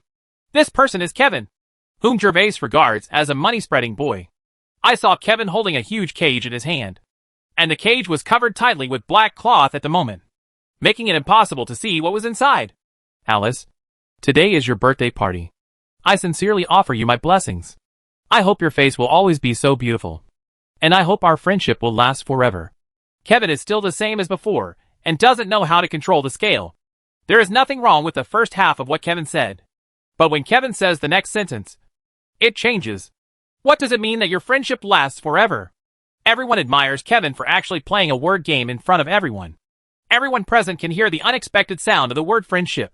What Kevin really means is that he and Ally Silk love lasts forever. What kind of love can there be between a man and a woman? It's obvious that Kevin is taking advantage of Alice, or making a subtle confession to Alice. After Kevin finished speaking, Alice did not answer, but frowned slightly, because Kevin was also her classmate, and the words of classmate friendship were indeed justified. But obviously Kevin deliberately didn't add the word classmate. But Alice had nothing to do. After all, there was nothing wrong with what Kevin said literally. Alice, this is a birthday gift I specially prepared for you. Take a look and see if you like it. Kevin knew that his words would definitely cause Alice's displeasure. But he didn't care. Others think Kevin is stupid. But Kevin himself knows very well that now that the Jones family is on the verge of collapse, he is just laying the groundwork in advance. If one day the Jones family really falls, what will happen to Alice? Who can Alice rely on? When the old Earl was still there, Kevin would pursue Alice in a subtle way, although he also spread rumors about his relationship with Alice. They were based on the instructions of Caroline and the eldest prince, and were used to squeeze out the second prince. But things are different now. Kevin is ready to pursue Alice crazily and let Alice know that Kevin really loves her and wants a man who treats her well.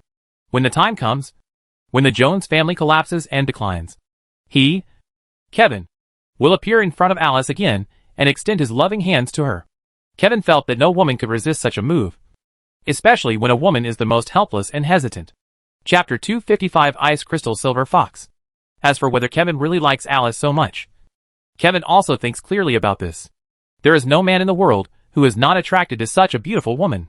And the most important thing is that even if the Jones family is really in trouble in the end, no one in the principality dares to touch Alice and Winterfell. At most, they can only dismember and eat away the Jones family's wealth, such as taking away the Jones family's rose powder and some fertile land, and then asking for money from the Jones family who are unable to fight back in various names, and slowly destroying the Jones family's previously accumulated wealth. Empty slowly. As for Alice's earldom and most of the territory, it will not be affected, because the king does not want to cause civil strife, and the Jones family has many vassals. If the Jones family is really forced into a desperate situation, there may be turmoil in the Principality of Jean. When there is a strong enemy outside, the king will never allow such a thing to happen. The above information was all mentioned by Kevin from his father before setting off. So Kevin did not question the accuracy of this information at all. So for Kevin, everything he is doing now is investment. As long as he waits for the Jones family to fall, he will greet Alice in the name of love and use some family power to help the Jones family. Not only can he take down Alice by then, he can also slowly take control of the Jones territory. Maybe one day, he can also become a real earl. As for Gervais, when the Jones family is ruined, there will be no chance for this clown to survive. After speaking to Alice, Kevin slowly pulled down the black cloth from the iron cage in his hand. When the black cloth fell, everyone finally saw the scene in the iron cage clearly. Inside the iron cage, they saw a little fox with snow-white hair. The little fox was obviously frightened by the attention of everyone, and he was immediately frightened, curled up into a ball. Wow! So cute! The moment this little fox appeared, most of the ladies and ladies of the nobility exclaimed, because this little fox was so cute, with shiny white fur and timid little eyes with panic. This arouses their desire to protect. Even Alice, who had always been calm, took a few glances at the little guy in the cage.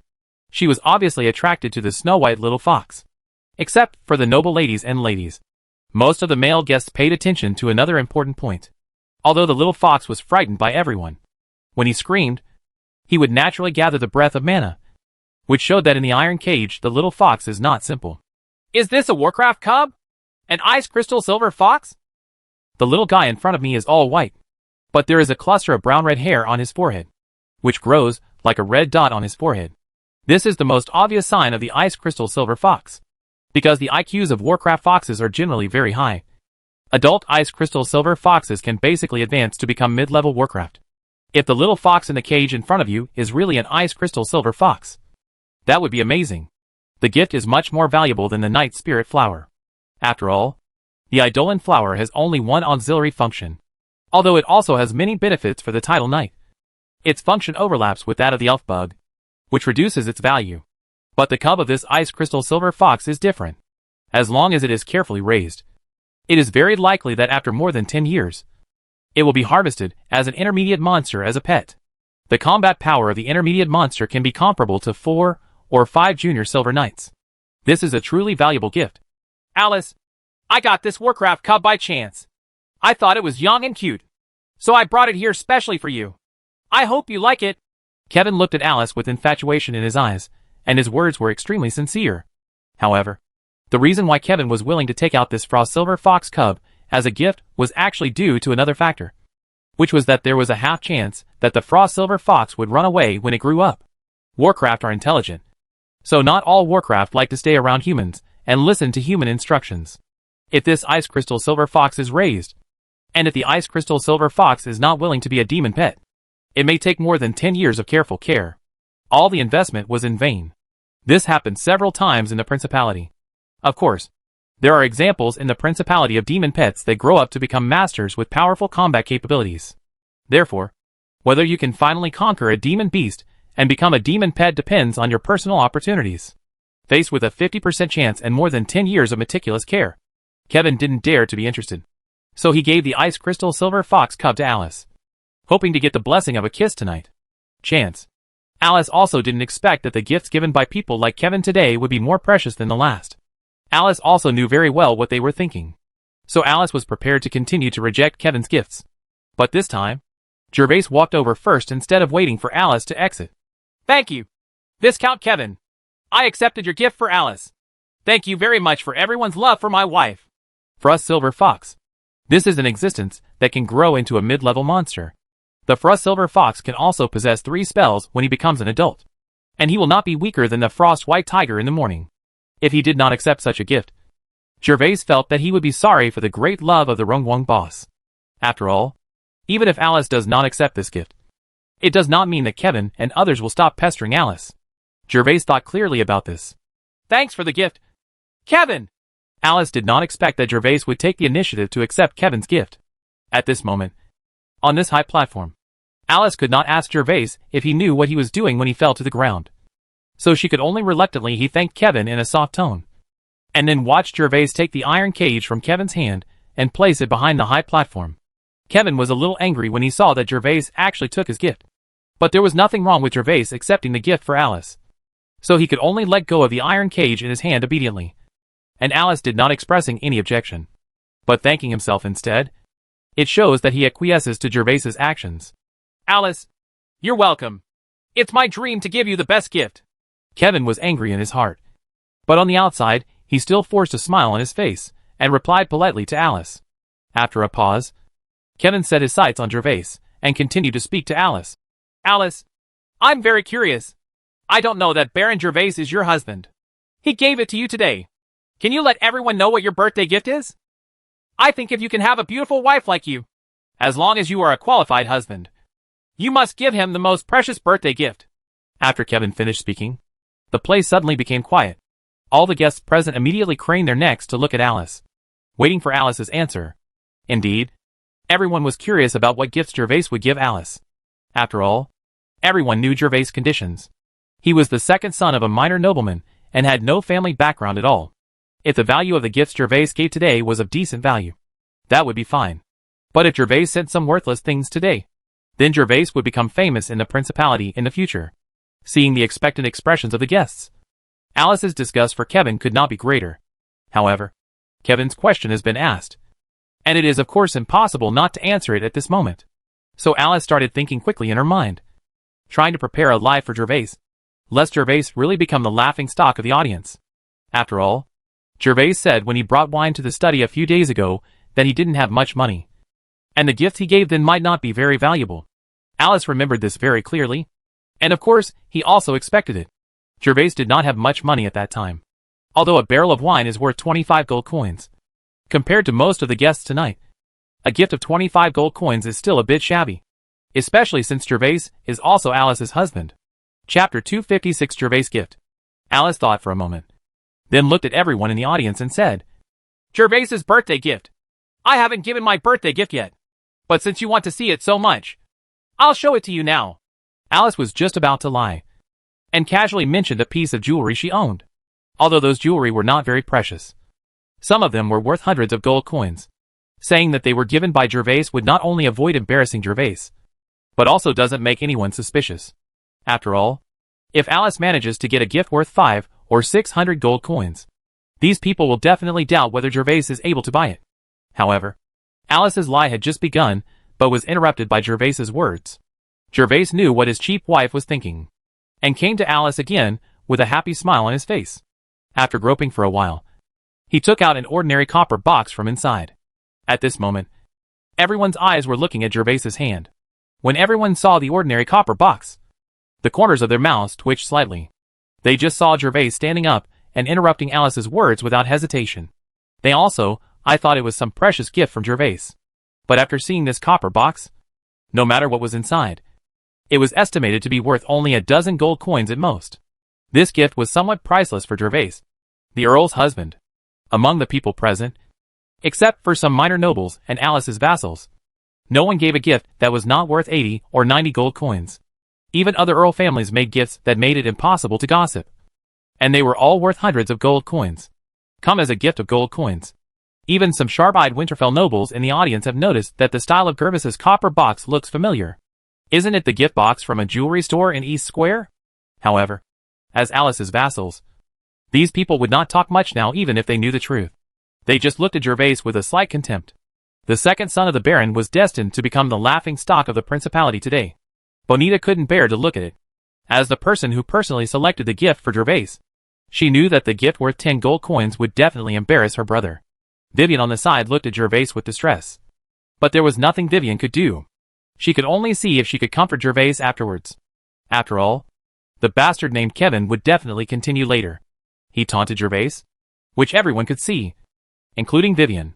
A joking smile appeared on Kevin's originally gloomy face.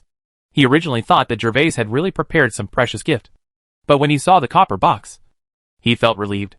As the saying goes, a good horse comes with a good saddle. And a good gift also comes with a good gift box. The gifts that Gervais's copper box comes with are basically no more than 50 gold coins. Alice was really annoyed at the moment, thinking why Gervais was so stupid. She was ready to shirk him. But now she took the initiative to jump into Kevin's trap.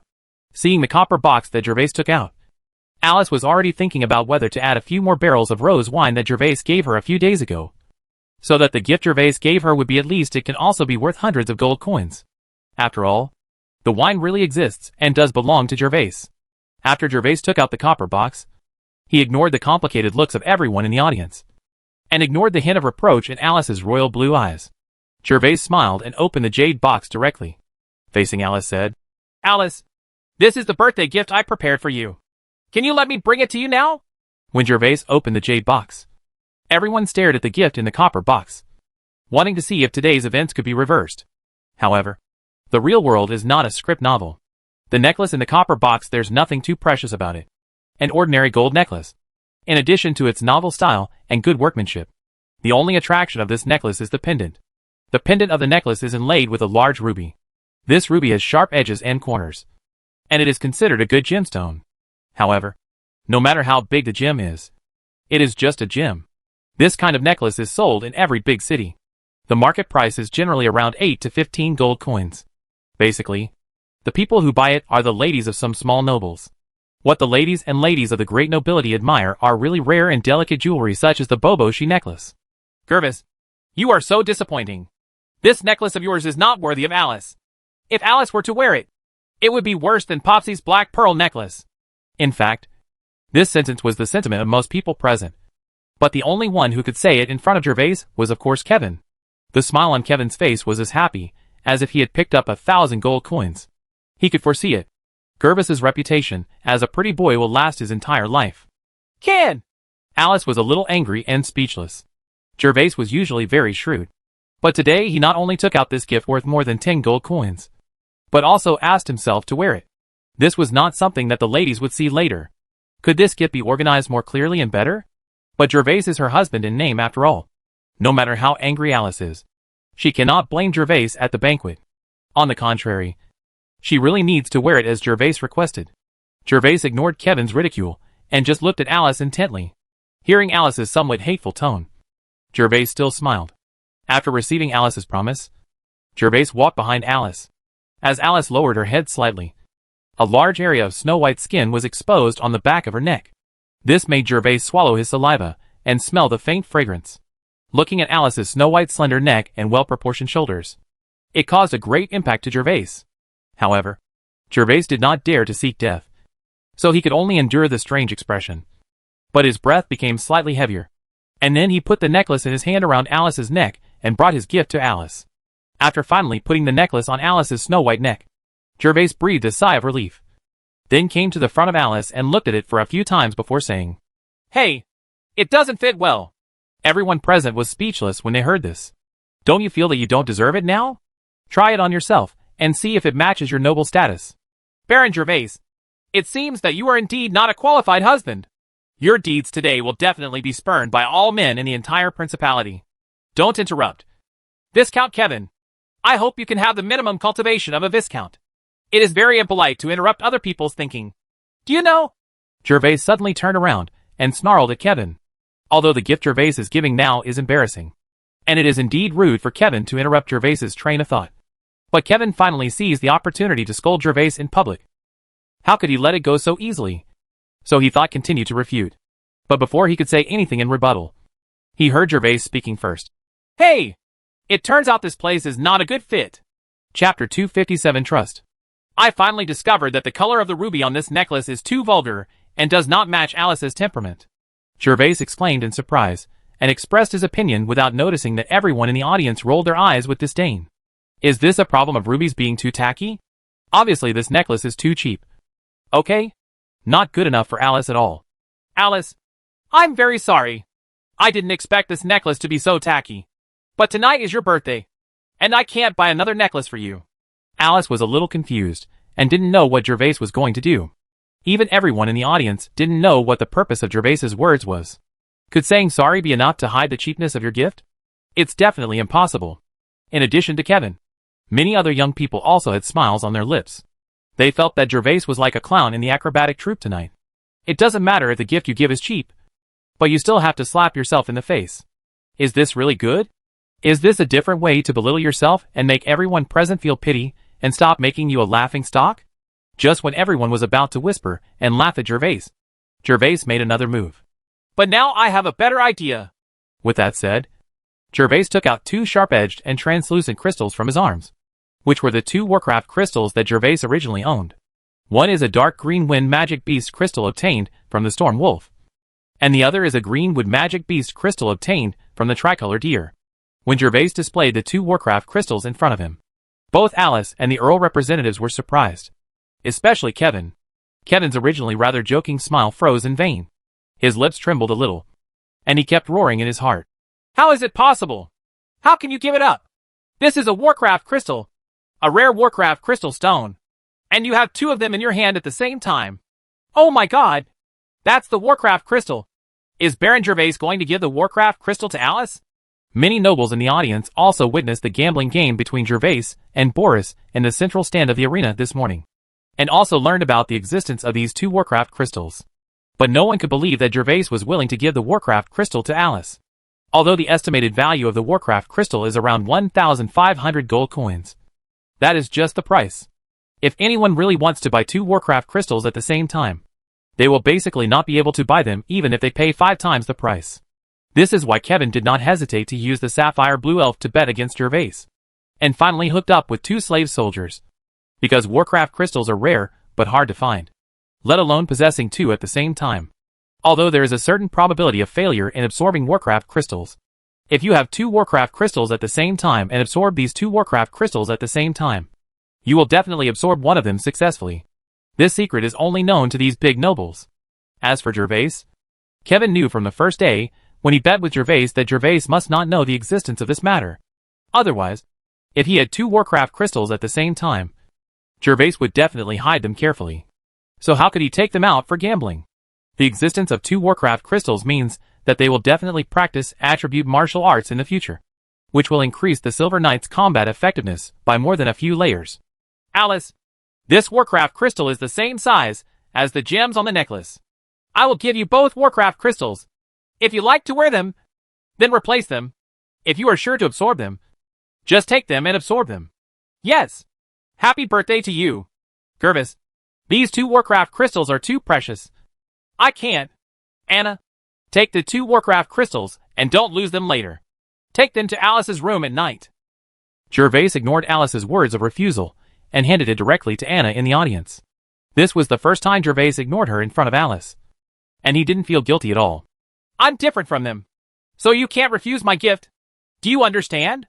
Passing the 2 Warcraft crystals in his hand to Anna casually, Gervais turned around and spoke softly to Alice. At this moment, Gervais suddenly felt a little bit of domineering, and once again felt the pleasure of smashing his cheap wife with his treasure. As for why Gervais gave away 2 at once, it was because Gervais had noticed that he seemed to get Warcraft crystals every time he killed a World of Warcraft. And since I want to pretend tonight, I should pretend to be a big one. How can I show my arrogance and overwhelm all the young masters present if I only have one? See if you still keep money in front of me in the future. Isn't it just the Warcraft crystal? It is very difficult for others to get one. And they asked Grandpa to tell Grandma. But I can get it by killing a low-level monster, which is no problem at all. When I have more energy points, I will exchange it for a purple kiwi fruit and use it only to lure the monsters instead of feeding them. Then the monster crystals and monster meat will come in a steady stream. Seeing Gervais being so straightforward, Alice did not refuse again. But there seemed to be something more in her royal blue eyes when she looked at Gervais. Since Kevin can know the effect of using 2 Warcraft crystals together, Alice certainly knows. So she wants to refuse the gift of 2 Warcraft crystals. Alice couldn't help but look at Gervais carefully. The short black hair, the well-proportioned figure, and the faint smile reminded Alice that the Gervais in front of her was completely different from the first time she saw him. Gervais was a little cowardly and thin when we first met him. But now Gervais is so confident. Thanks! No words can express how Alice feels at this moment. Although Alice cannot fall in love with Gervais because of the 2 Warcraft crystals. Gervais's 2 World of Warcraft crystals, and today's actions made Alice, I felt a trace of warmth and trust. Alice has not felt this way for a long time since the old Earl disappeared. Because as the master of the Jones family, her high position and power made Alice lonely. Even though Lena is a former personal maid and the current housekeeper cares about her all the time. Lena has received a good aristocratic education and knows the superiority and inferiority of people. Even though Lena is very considerate, the 2 of them get along more like a superior and a subordinate. But Gervais was different. Gervais was often completely unconstrained by aristocratic etiquette. When facing herself, Alice never felt that Gervais was afraid of her. Moreover, Gervais does things as he pleases and does not deliberately please himself, which Alice has long noticed. You're welcome. You gave me a lot. Alice thanked her so sincerely, which really made Gervais feel a little elated, but also a little embarrassed. After all, Alice had helped her so much. He only gave her 2 Warcraft crystals, but she received so solemn thanks. Women! They are really emotional animals. Chapter 258 First Dance. Thank you so much for all the gifts. I'm so honored. In addition, I would also like to thank my husband Gervais for giving me these 2 precious Warcraft crystals. Now I will dance the first dance tonight with Gervais. I was moved. But the banquet must go on. After Alice deeply thanked Gervais, she turned around and said to the guests in the audience. After Alice finished speaking, all the young male guests in the audience looked at Gervais with envy. In their eyes, Gervais was actually similar to a toad. And everyone also knew that Gervais married Alice. We left Rosebud that night. But today the toad really has a chance to kiss the swan. Etc. Just when everyone's eyes were focused on him with envy, jealousy and hatred, Gervais suddenly shouted and stopped the dance music that the musician was about to start playing. Alice, I haven't eaten the birthday cake yet. Let's dance again after eating the birthday cake. Gervais felt a little guilty. To be honest, Gervais was willing to dance with Alice. But Gervais was not very good at dancing. The original owner has a little dance memory in his memory, but he has basically 0 actual combat experience.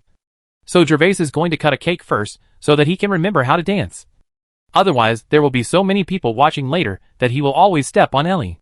Silk's feet are not good. Birthday cake? Yes. I made a birthday cake especially for you. Faced with Alice's confused eyes, Gervais nodded, and then waved to Lena outside the hall door. Immediately, Lena ordered several male servants to push a trolley into the banquet hall. It was the birthday cake that Gervais made himself in the afternoon. At this moment, the birthday cake was already filled with candles.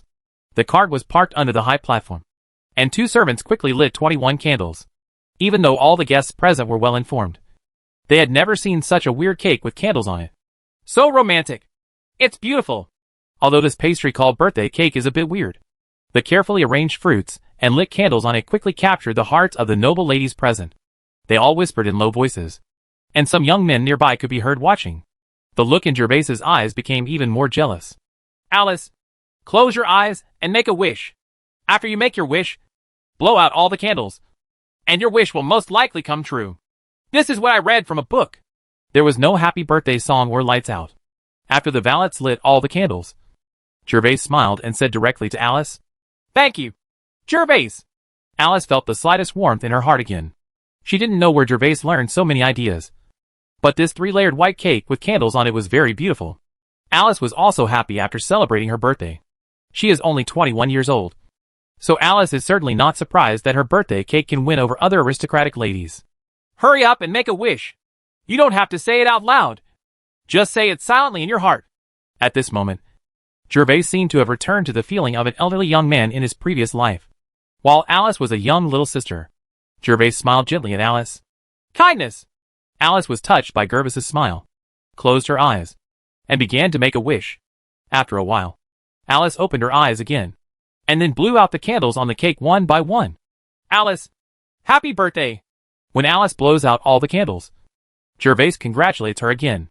After congratulating him, Gervais took the knife on the cart and cut a large piece of the birthday cake, put it on a plate, and handed it to Alice. Eat and see! I made this myself. I guarantee you haven't eaten it. Alice looked at the birthday cake handed over by Gervais and took the plate directly from Gervais's hand without saying thank you. But her cold face showed a sweet smile again. Is this really a cake? How did Gervais make it? The moment the cake was put into her mouth, Alice looked at Gervais in disbelief. This cake was completely different from the cakes she had eaten before, both in texture and taste. The biggest winner of today's dinner was undoubtedly Gervais. Faced with such a sweet dessert as cake, Alice could not resist the temptation and ate a large piece of cake that Gervais cut for her. The rest of the cakes were also distributed to everyone under Gervais's instructions. However, because the cake only had 3 layers and there were hundreds of guests, most of the people who ate the cake were noble ladies and ladies. After they ate the cream cake, their eyes changed when they looked at Gervais, as if they had seen some incredible treasure. Gervais was so frightened that he quickly started dancing with Alice in his arms. Smelling the faint fragrance inhaled into his nose, and feeling the gentle jade-like feeling in his arms, Gervais felt that the 2 Warcraft crystals he gave were really worth it. If he hadn't given away the 2 Warcraft crystals, what would have happened if LEFC was hugged and danced by others? Then he would suffer a big loss today.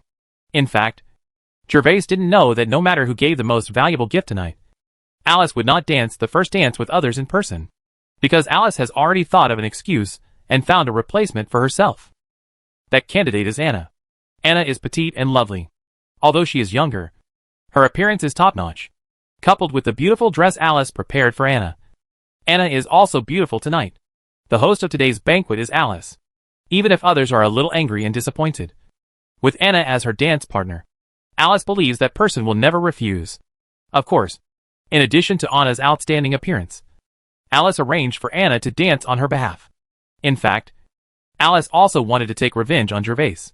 After all, Gervais used a maid as a personal servant. To be honest, Alice was still a little annoyed. This time, he was going to let Gervais watch his little maid dance with someone else. But Gervais's performance tonight made Alice change her mind, and she was willing to dance with Gervais in person. This was the first time Alice had danced with a man except the old Earl. The good times always go by so fast.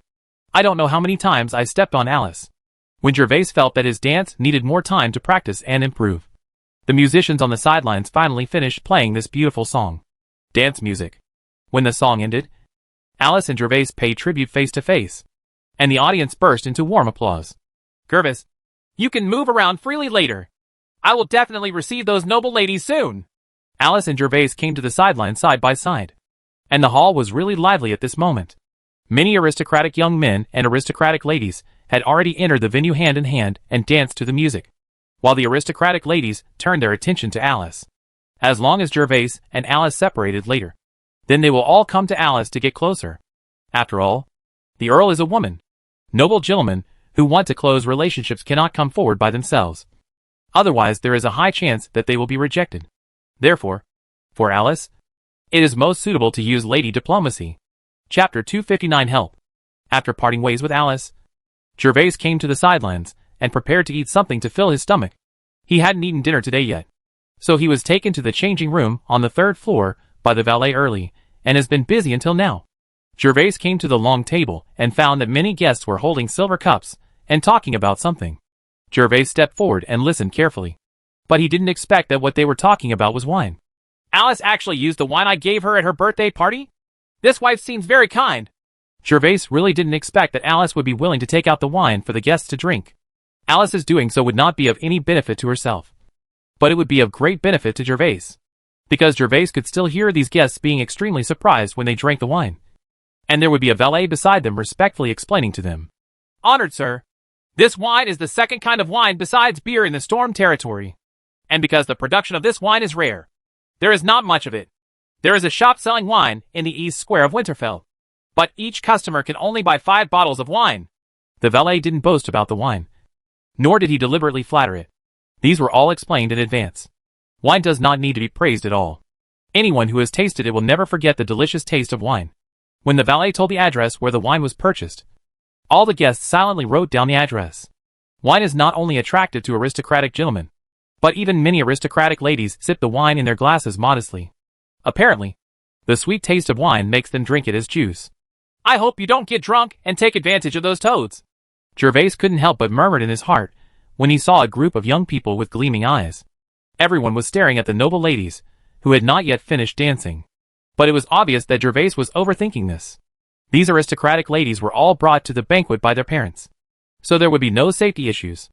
Elder brother. At this moment, a familiar voice came from behind Gervais, but Gervais still didn't feel comfortable with this title. Bonita, why don't you go dancing? The young people who can come to the banquet tonight are all the best from the Jones area. Why don't you hurry up and see if there is anyone suitable and find a husband that you will be happy with? Since he took Bonita to his store last time, Gervais found that Bonita's name for him had changed. It was no longer Hey or Gervais, but instead became the title of brother. No more humming like a piglet. Brother, you are so annoying. I am only 15 years old now. Besides, I have to wait until I become a lord before I think about my husband. Otherwise, I will be looked down upon if I marry without a title. Bonita let out a sweet cry and rolled her eyes at Gervais. You're a pretty smart little girl, but you won't have such a good opportunity in the future. Gervais is indeed not lying. The children brought by Alice's vassals today are indeed the best. The vassals can only bring their wives and one heir, if they are allowed to bring all their children. It is estimated that the banquet hall can't even fit in it. There is a lack of entertainment in this world. What nobles usually do most is have children. It is not uncommon for some nobles to have 7 or 8 children. So no matter what banquet you attend, unless the host has a clear request, like the time Alice chose her husband, she will only bring one child to the party. Those who can come are basically the best ones to be cultivated as heirs of. After all, attending more such banquets can increase your knowledge and make noble friends. Tell me, what do you want from me? It was Bonita's first time to attend such a high-level banquet. Gervais was sure that if Bonita had nothing to do, she would never waste time looking for him at the banquet. After all, the food at the banquet is what the Gandalf family lacks most during this period. It's Vivian. Look, there are many people over there asking her to dance. She doesn't want to. Can you help invite her to dance, so that no one will bother her then? Bonita pointed in one direction of the hall, and Gervais followed Bonita's direction and looked over. Sure enough, Vivian frowned, and there were several young people sitting on the seats next to her, chatting with each other. The young man who struck up a conversation, and from time to time other young people would come forward and want to invite Vivian to dance. Okay, no problem. Although he said that his childhood sweetheart did not belong to him now. Seeing so many toads pestering Vivian, Gervais's emotions were immediately aroused, and he agreed without thinking, and quickly walked towards Vivian. Bonita, who was beside Gervais, saw that her brother was so oblivious that he didn't even call her when he left. She gritted her teeth, stamped her feet, and snorted softly before chasing after Gervais. What should I do if I really come here? Will Gervais invite me to dance like Bonita said? But if the Earl sees it, Will Gervais be in trouble? Faced with these chattering aristocratic young masters, who called themselves gentlemen, Vivian had no interest at all. Just after Bonita suggested asking Gervais for help, Vivian's eyes had been looking at Gervais. Seeing Gervais coming over without hesitation at this moment, Vivian felt her little heart pounding. She was somewhat expecting Gervais to invite her to dance. But she was also a little worried about whether this would bring bad things to Gervais. Effect? But one thing cannot be denied. That is, Vivian is envious of the dance between Gervais and Alice just now, which was completed under the spotlight of everyone. A long time ago, when her relationship with Gervais was still very good, Vivian had imagined the scene of the two dancing solo. But she had not had time to realize it. Gervais's arrival quickly attracted the attention of several noble young masters beside Vivian. As the big winner tonight, Gervais's performance was undoubtedly impressive, no matter whether it was Gervais's heroic actions. However, the delicious cakes are still harvesting the hearts of the noble ladies crazily. What's he doing here? Several teenagers felt nervous, but they soon understood what Gervais was here to do. Beautiful Vivian, I don't know that I don't have the honor to invite you to dance. With a smile on his face, Gervais politely bent down and stretched out his right hand.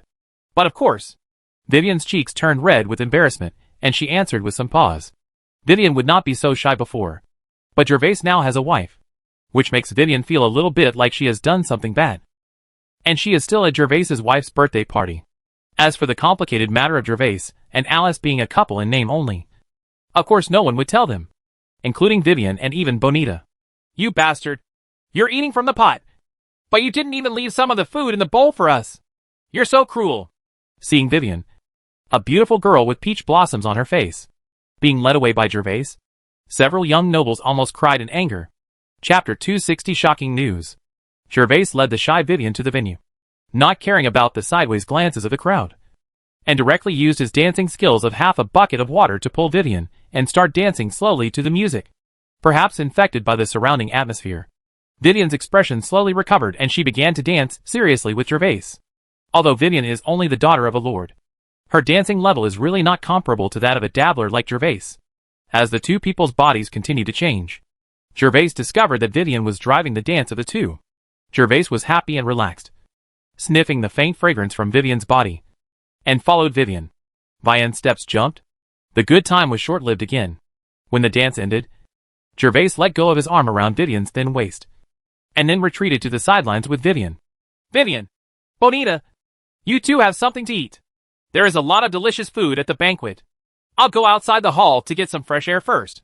Taking Vivian back to the sidelines, the aristocratic young masters had left. Only Bonita and a few aristocratic-looking ladies were sitting and talking quietly.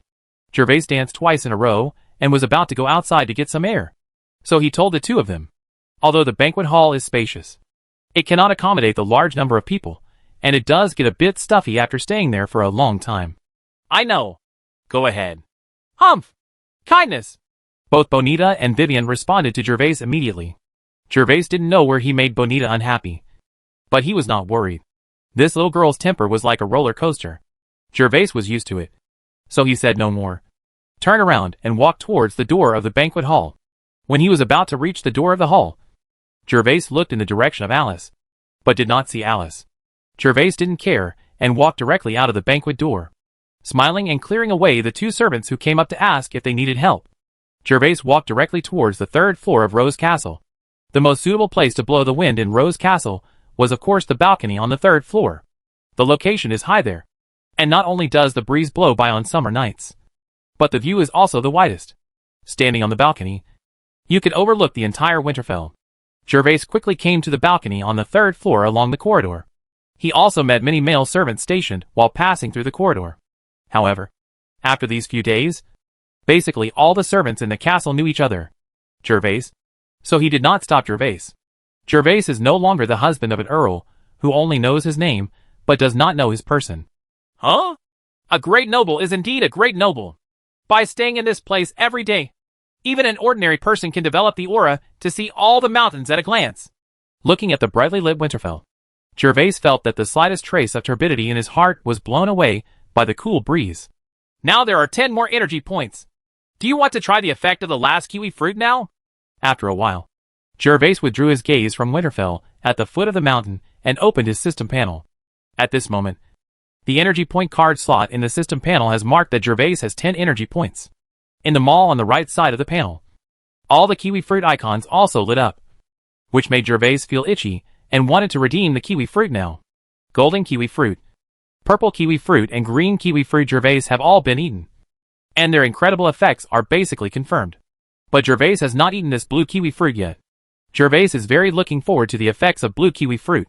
He is now eager to increase his strength. After looking at the system panel for a long time, Gervais finally gave up his plan to redeem the blue kiwi now. Anyway, there was plenty of time tonight, so it would be safer to redeem the sapphire blue kiwi in his guest room. After closing the panel, Gervais took a deep breath and left the balcony, preparing to return to the banquet hall. Gervais walked through the corridor on the 3rd floor and was about to turn the corner and go down the stairs when he suddenly heard a strange conversation. This made Gervais pause slightly, stop and listen carefully. Are you ready? Everyone is in place. We can start as soon as the time comes. Very well. Then be careful and don't ruin things. I understand. Don't worry. The conversation was very quiet, and it must have come from the stairs between the 1st and 2nd floors. The reason why Gervais was so interested in this conversation that could only be vaguely heard was because the language used by both parties in the conversation was very strange. Are there orcs in the castle? Absolutely impossible. The tone of the conversation just now was obviously coming from a human mouth. Gervais was shocked at first. The language used by the two people who just talked was similar to the language of orcs, which made Gervais think that orcs had infiltrated Rose Castle. However, Gervais immediately denied his idea, because there are some differences between the bodies of orcs and humans. The tone of orc speech sounds very rough and hoarse, and cannot be as clear and soft as human speech. But regardless of whether the speaker was a human or not, they were talking in the same language as the orcs. And judging from the content revealed during the conversation, it was obvious that they were planning something. After figuring this out, Gervais didn't dare to neglect, and quickly ran downstairs from the stairs. But when Gervais ran through the stairs on the 2nd and 1st floors, he found no one on the stairs. Why so fast? Gervais stood at the stairs on the 1st floor and frowned slightly.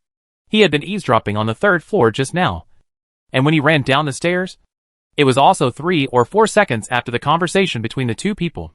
But when Gervais ran downstairs, he saw no one, only a manservant standing at the corner of the corridor, not far away.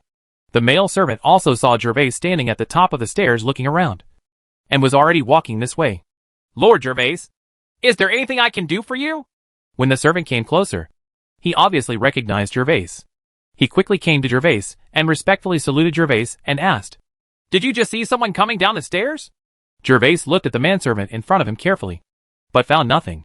After all, Gervais was not a detective. He had never even seen the two people who had the conversation, so he could not confirm their identities at all. As for identifying by sound, it was even more impossible. Gervais had to stop and concentrate just to hear the content clearly, so he was completely unable to distinguish the characteristics of the sound. Lord Gervais, please forgive me. I didn't pay attention to the stairs just now. The manservant felt a little guilty. There were a lot of people going up and down the stairs tonight, whether they were servants or guests. Although he had been standing guard not far away, he really didn't pay attention here all the time. Well, then there's nothing wrong with you. Just go back. Gervais nodded. It seemed that it was impossible for him to find someone, since the two people who just talked can't be found. The only choice now is to find Alice. No matter what the two people were planning to do, they found Alice and told her the content of the conversation. With the Knights of the Rose present, Gervais felt that there would be no problems in Rose Castle. As for the language used by the two people, Gervais was not ready to tell Alice about it yet. Chapter 261 Shocking Change. Gervais quickly returned to the banquet hall. When he came to the hall, Gervais looked around but did not see Alice. This made Gervais frown and feel an ominous premonition in his heart. Gervais quickly returned to the door of the hall and asked the valet on duty, Have you seen Alice? Where has she gone? Seeing that Gervais's tone was a bit urgent, the servant did not dare to neglect, and quickly and respectfully replied, Lord Gervais, the Earl walked out of the banquet hall just before you left. It seems that Butler Lena has something to do with the Earl. As for the villain doesn't know where he's gone. Oh. The manservant's answer made Gervais relax a little. Since he left with Lena, there should be no problem. If Alice left with someone else, Gervais would be more worried. But relax. Relax. Gervais still attaches great importance to the conversation he just heard. He must inform Alice as soon as possible no matter what. So Gervais came to the corridor again and ran towards the third floor. Lena must have something important to discuss with Alice. Gervais estimated that they should have gone to the study on the third floor, where Alice usually handles the government affairs of the Jones territory. As soon as they arrived on the third floor, Gervais met Lena head-on. Lena was not alone. She was also followed by 2 guards and 4 male servants. Lena, what's wrong? Where is Alice? Seeing the 2 guards behind Lena, Gervais frowned slightly. Under normal circumstances, guards were not allowed to enter the inner castle, let alone the third floor, where Alice's bedroom and study were located. Lord Gervais, why are you here? Seeing Gervais's eager pace, Lena asked first before answering Gervais. Lord Gervais, Commander Rohr just reported that a servant was knocked unconscious in the corner of the vestibule. So I brought people up to check. Lady Alice and Commander Rohr are already checking in the vestibule. Someone was knocked unconscious? Gervais was startled, and immediately thought of what he had just encountered, and was sure that someone must want to cause trouble in Rose Castle tonight. Lena, I have something to do with Alice. You go about your business first. Gervais did not mention to Lena what he heard in the corridor. Now Gervais feels that there is a huge conspiracy shrouding Rose Castle. Except for Alice, Gervais has no one in Rose Castle for the time being. Would believe anyone. Okay, Lord Gervais. Although Lena felt that Gervais was a little strange tonight, she didn't think much about it.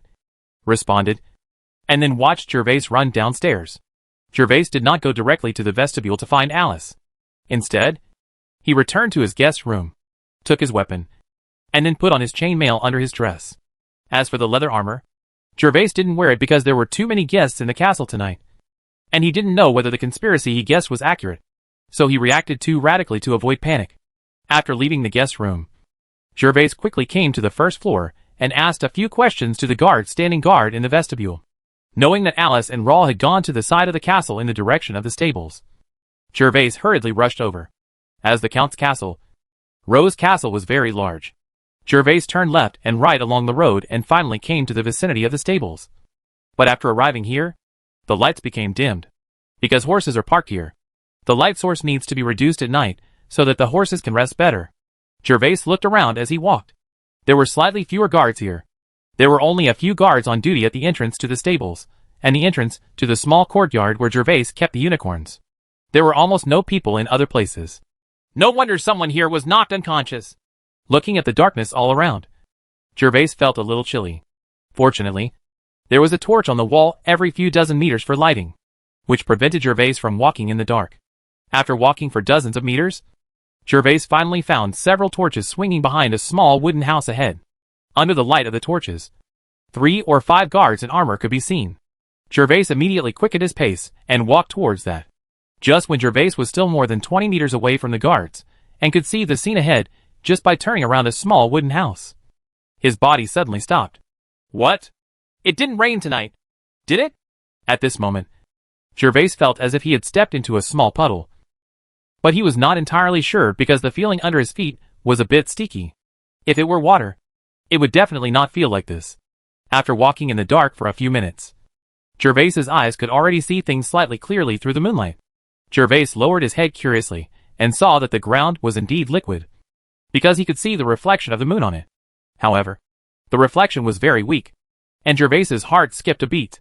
It was obvious that the liquid was not water, but it was very strange that it was still so large. Blood? Gervais was a little frightened and uncertain, and regardless of whether it was dirty or not, he carefully squatted down, stretched out his fingers, dipped some liquid into his hands and rubbed them. It's really blood.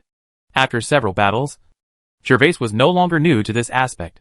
He could tell that the slightly viscous liquid was blood just by rubbing it on his finger. Gervais looked in the direction where the blood was flowing.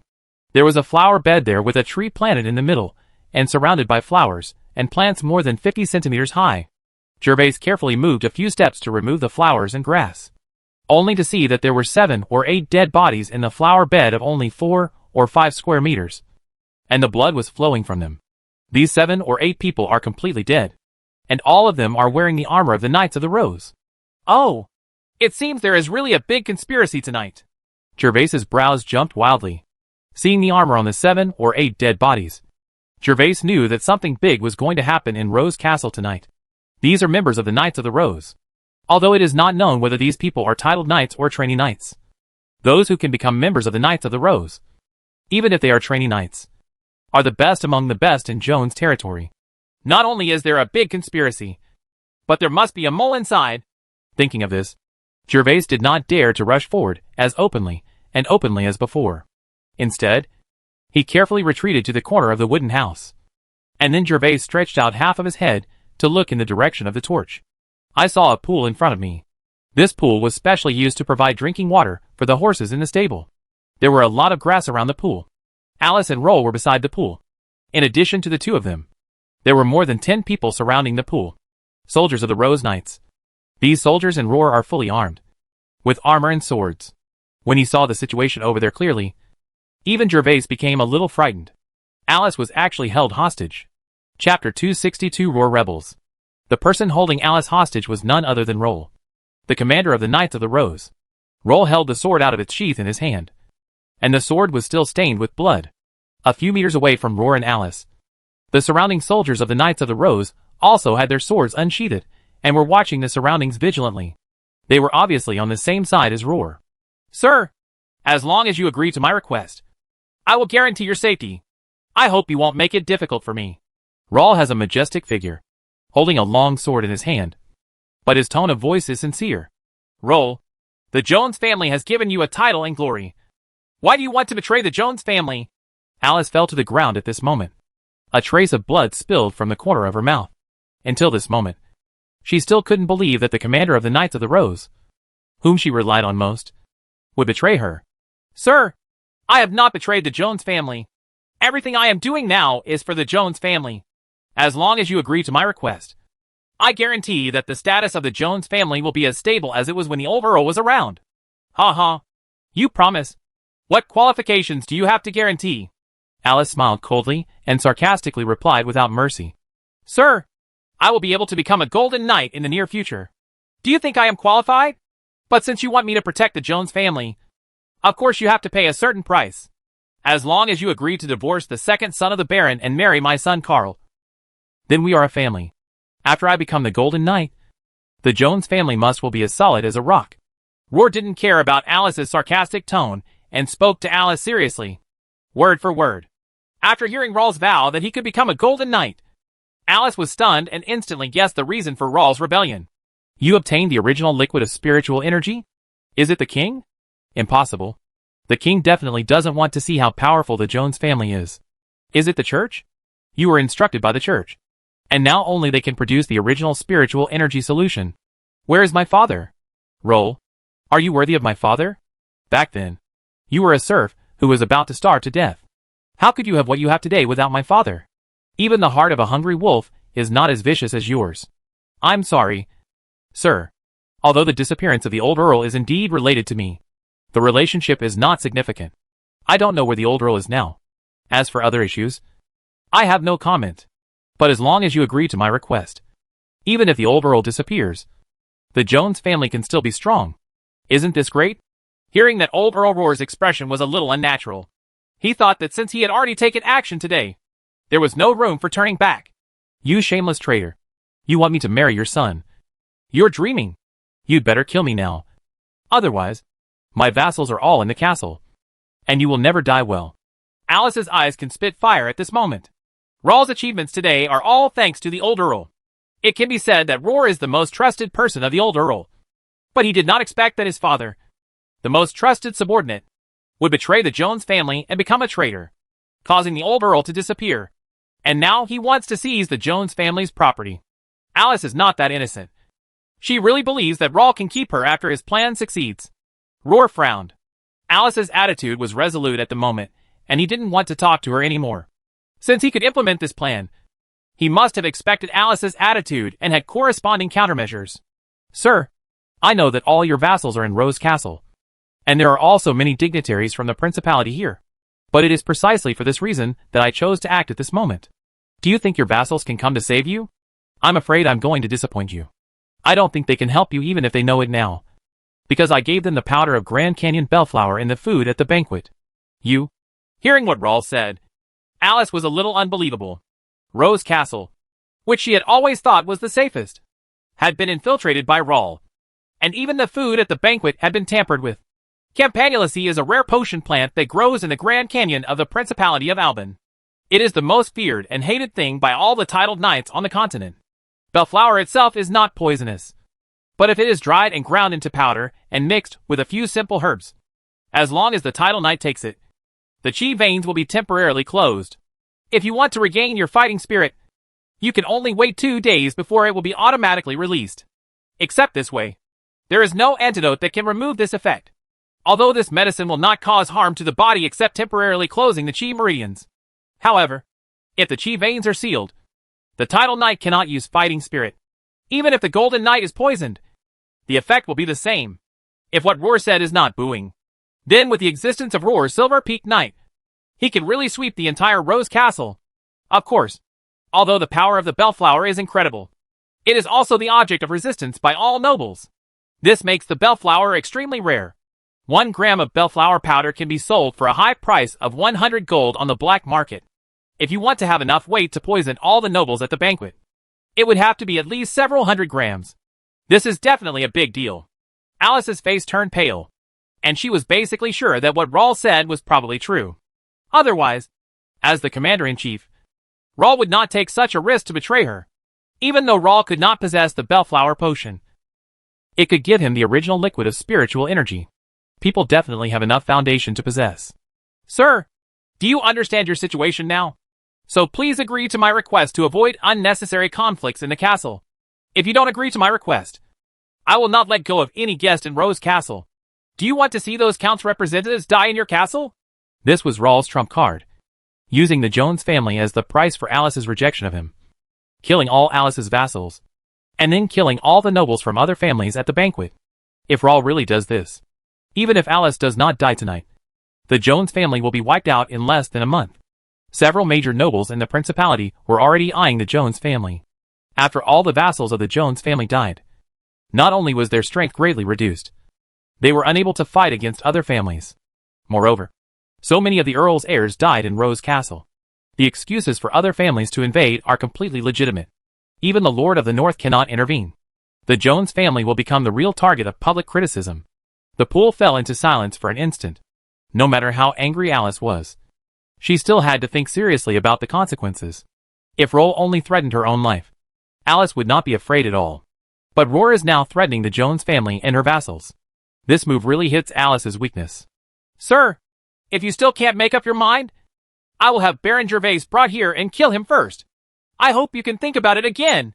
Roar no longer concealed his murderous intention. It had already been delayed for too long, and he didn't want to delay it any longer. The only solution now is to kill a few people first to make Alice realize the truth and let her make a choice immediately. The killing of Gervais was something that had been planned for a long time. As Alice's nominal husband, Gervais must die to ensure Carl's reputation and status. You shameless traitor! The pale Alice heard Rawl's words and became angry again. Sir! Are you over there? Just after Alice finished speaking, Lena's shout came from the distance. Alice was about to scream, but Roll choked her throat. Lena must have inspected the castle and found that Alice had not returned yet. So she came here to look for her. However, because it was relatively dark here and blocked by several wooden houses, Lena didn't notice anything unusual and just walked over looking for the light of the torch. After Luor grabbed Alice's throat, he immediately winked at the soldiers. 6 of the dozen or so people immediately walked out, put their bloody swords back into their scabbards, and walked towards Lena. Housekeeper Lena, Your Excellency is here. As the 6 of them walked, they responded to Lena, who was unaware. At this moment, Gervais saw several people approaching and immediately lay down carefully in the flower bed nearby. Chapter 263 Chi Vein Blockage. Lying in the grass, Gervais lowered his figure and watched the 6 mutinous soldiers walking past him. But there was nothing he could do at the moment. When he just eavesdropped on the conversation between Roar and Alice, Gervais heard the Bellflower potion and tried to activate the fighting energy. But all the energy channels in his body seemed to be blocked, and the fighting energy could not leave the air sea at all. This can't help but shock Gervais. This Bellflower potion is so powerful that if he didn't use his fighting energy, he wouldn't be able to detect anything strange.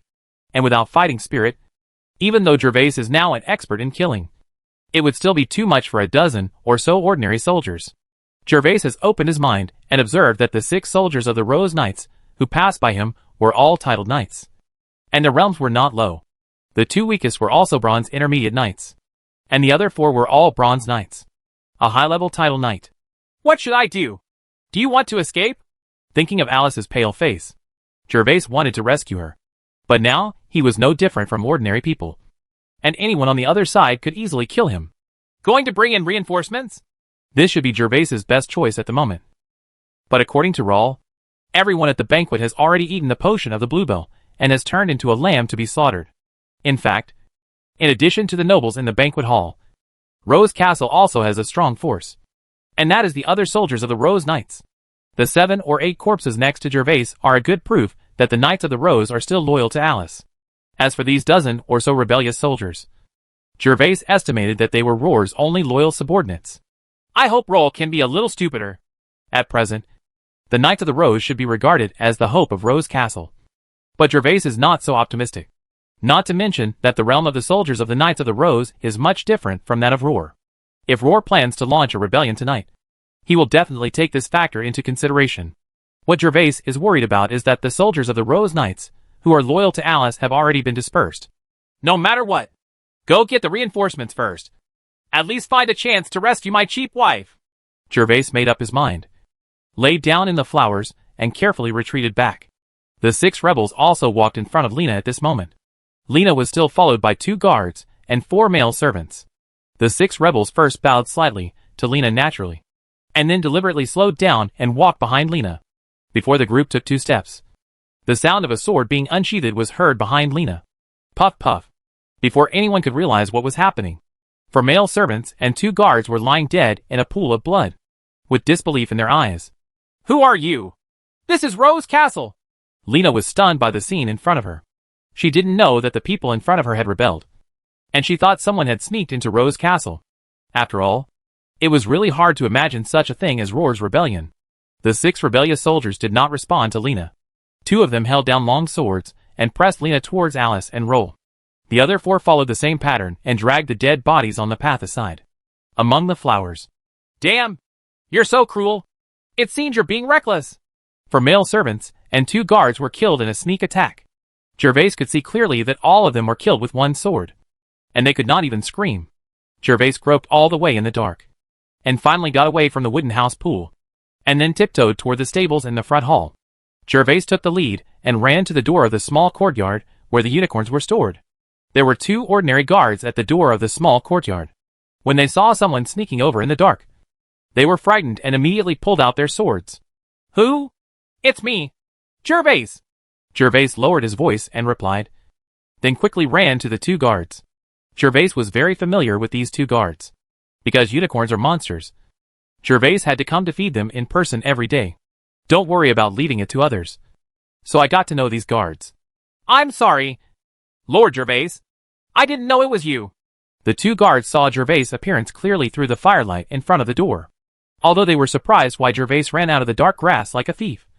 They did not dare to neglect at this moment, and quickly apologized to Gervais. Okay. I have an important thing for you to do now. You now go to the castle gate to gather all the guards and soldiers of the Rose Knights, and wait for me in the vestibule. Sir, The 2 guards originally had their heads lowered, but they were frightened again when they heard Gervais's words. They were so frightened that they broke out in cold sweat. This is Rose Castle. What is Lord Gervais going to do? They are just ordinary guards. Now let them summon the soldiers of the Rose Knights. How can they have such courage? If it is okay in other places, it is reasonable to be a fool for the Earl's husband. But this is Rose Castle. What? Isn't it difficult for me to use my identity in Rose Castle? Come to me quickly. Don't be nagging.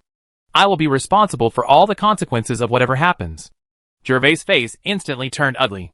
He was so anxious at the moment that he had no time to talk to the 2 people in front of him. As he spoke, Gervais's hand touched the long sword at his waist. Yes, Lord Gervais. Seeing that Gervais was serious about it, the 2 guards were so frightened that they immediately agreed and then ran towards the center of the vestibule. The reason why Gervais did not tell the 2 of them about Roar's rebellion was simply because it was too unbelievable. After all, Gervais had only been in Roseburg for a long time, and Roar had been in Roseburg for a long time. Gervais might have told them. No one imagined that there might be extraneous consequences. In order to save trouble, Gervais just used his own identity to force the two of them to summon them. After the two guards left, Gervais did not dare to stop for a moment. He immediately opened the door of the small courtyard and took out the brown elf insect Terran from his arms. Following Gervais's command, Terran quickly opened the temporarily closed space. Gervais put Terran away and walked in without hesitation. Unicorn! Come here! It was also dark in the space at this moment. But through the hazy moonlight, the snow-white unicorn was still easy to distinguish. Gervais shouted at the unicorn in front of him. The unicorn, that was still resting, immediately stood up, hissed, and ran towards Gervais happily. The unicorn came to Gervais and rubbed against Gervais affectionately. Okay. I know I've wronged you by letting you stay here for the past 2 days. But we will be able to return to the storm territory soon. And I will definitely take you to have a good few days of fun. Gervais touched the unicorn's head, comforted the aggrieved unicorn, and then continued. Unicorn, I have never seen you use skills. Can your skills be able to cure hundreds of poisons? Gervais has also explored the skills of unicorns before. But no matter how many orders Gervais gave, or how many times he tried, the unicorn never showed its skills. And Gervais gradually forgot about this matter. But today is different. If the unicorn's skills can really cure hundreds of poisons as legendary, maybe Roar's rebellion tonight can be easily solved. Chapter 264 Unicorn Skills. Hiss. The unicorn was still acting stupid as before.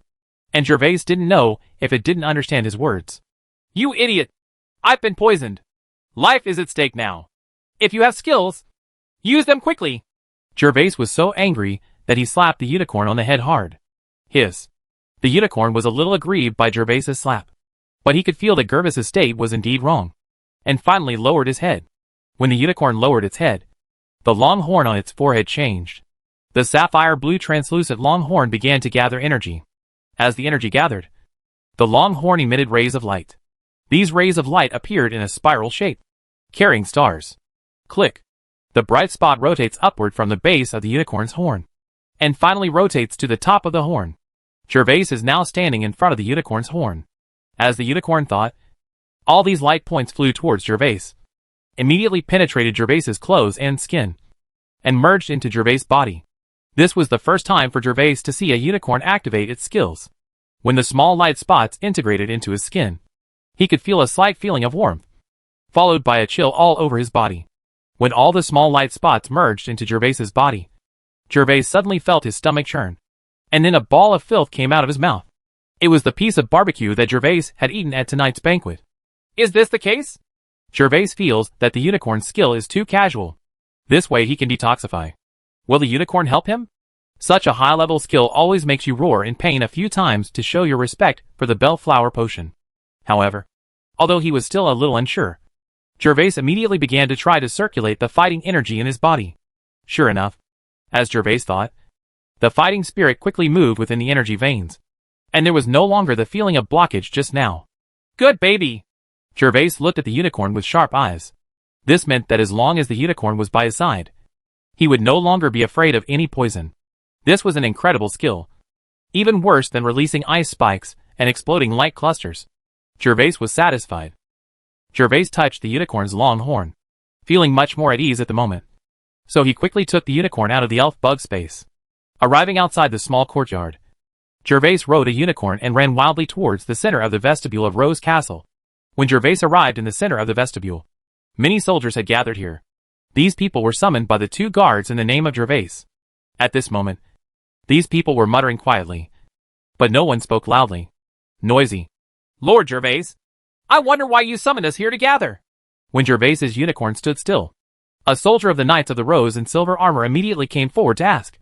After all, Gervais's behavior tonight was too weird. May I have your name? Gervais dismounted and took a few glances. The man in front of him should be the captain of the Rose Knights. His realm was much better than his own. He should be a peak bronze knight. Back to Lord Gervais. My subordinate is called Lore, and he is a captain of the Knights of the Rose. Laurel sounded respectful and looked at Gervais carefully. Obviously what he wanted to know most now was why Gervais summoned them to gather in the center of the vestibule. The army in this world consists of 10 people in a small team, 100 people in a large team, 300 people in a battalion, and 1,000 people in a regiment. To be able to become the 100-man captain of the Knights of the Rose, Lori's status is obviously not low. Lore, let me ask you, apart from you, How many soldiers of the Knights of the Rose are there in Rose Castle? Gervais felt that there were probably only a few hundred guards in Rose Castle tonight. Otherwise the person negotiating with him at this moment might not be a captain. But Gervais still wanted to confirm more. Sir, my brigade will be responsible for guarding Rose Castle tonight. There are 100 people in total. If you include the commander, the total will be 110 people.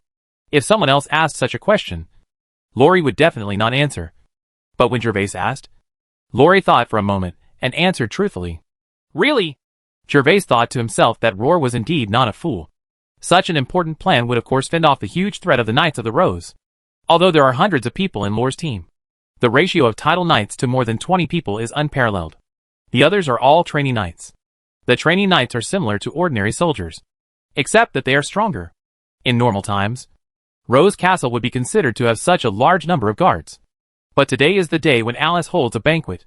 Many dignitaries from the entire Jones territory, and even the principality have come. Such a small number of guards is obviously unreasonable. Very well. Laurel, now you don't need to ask me why I summoned you. Alice is in danger now.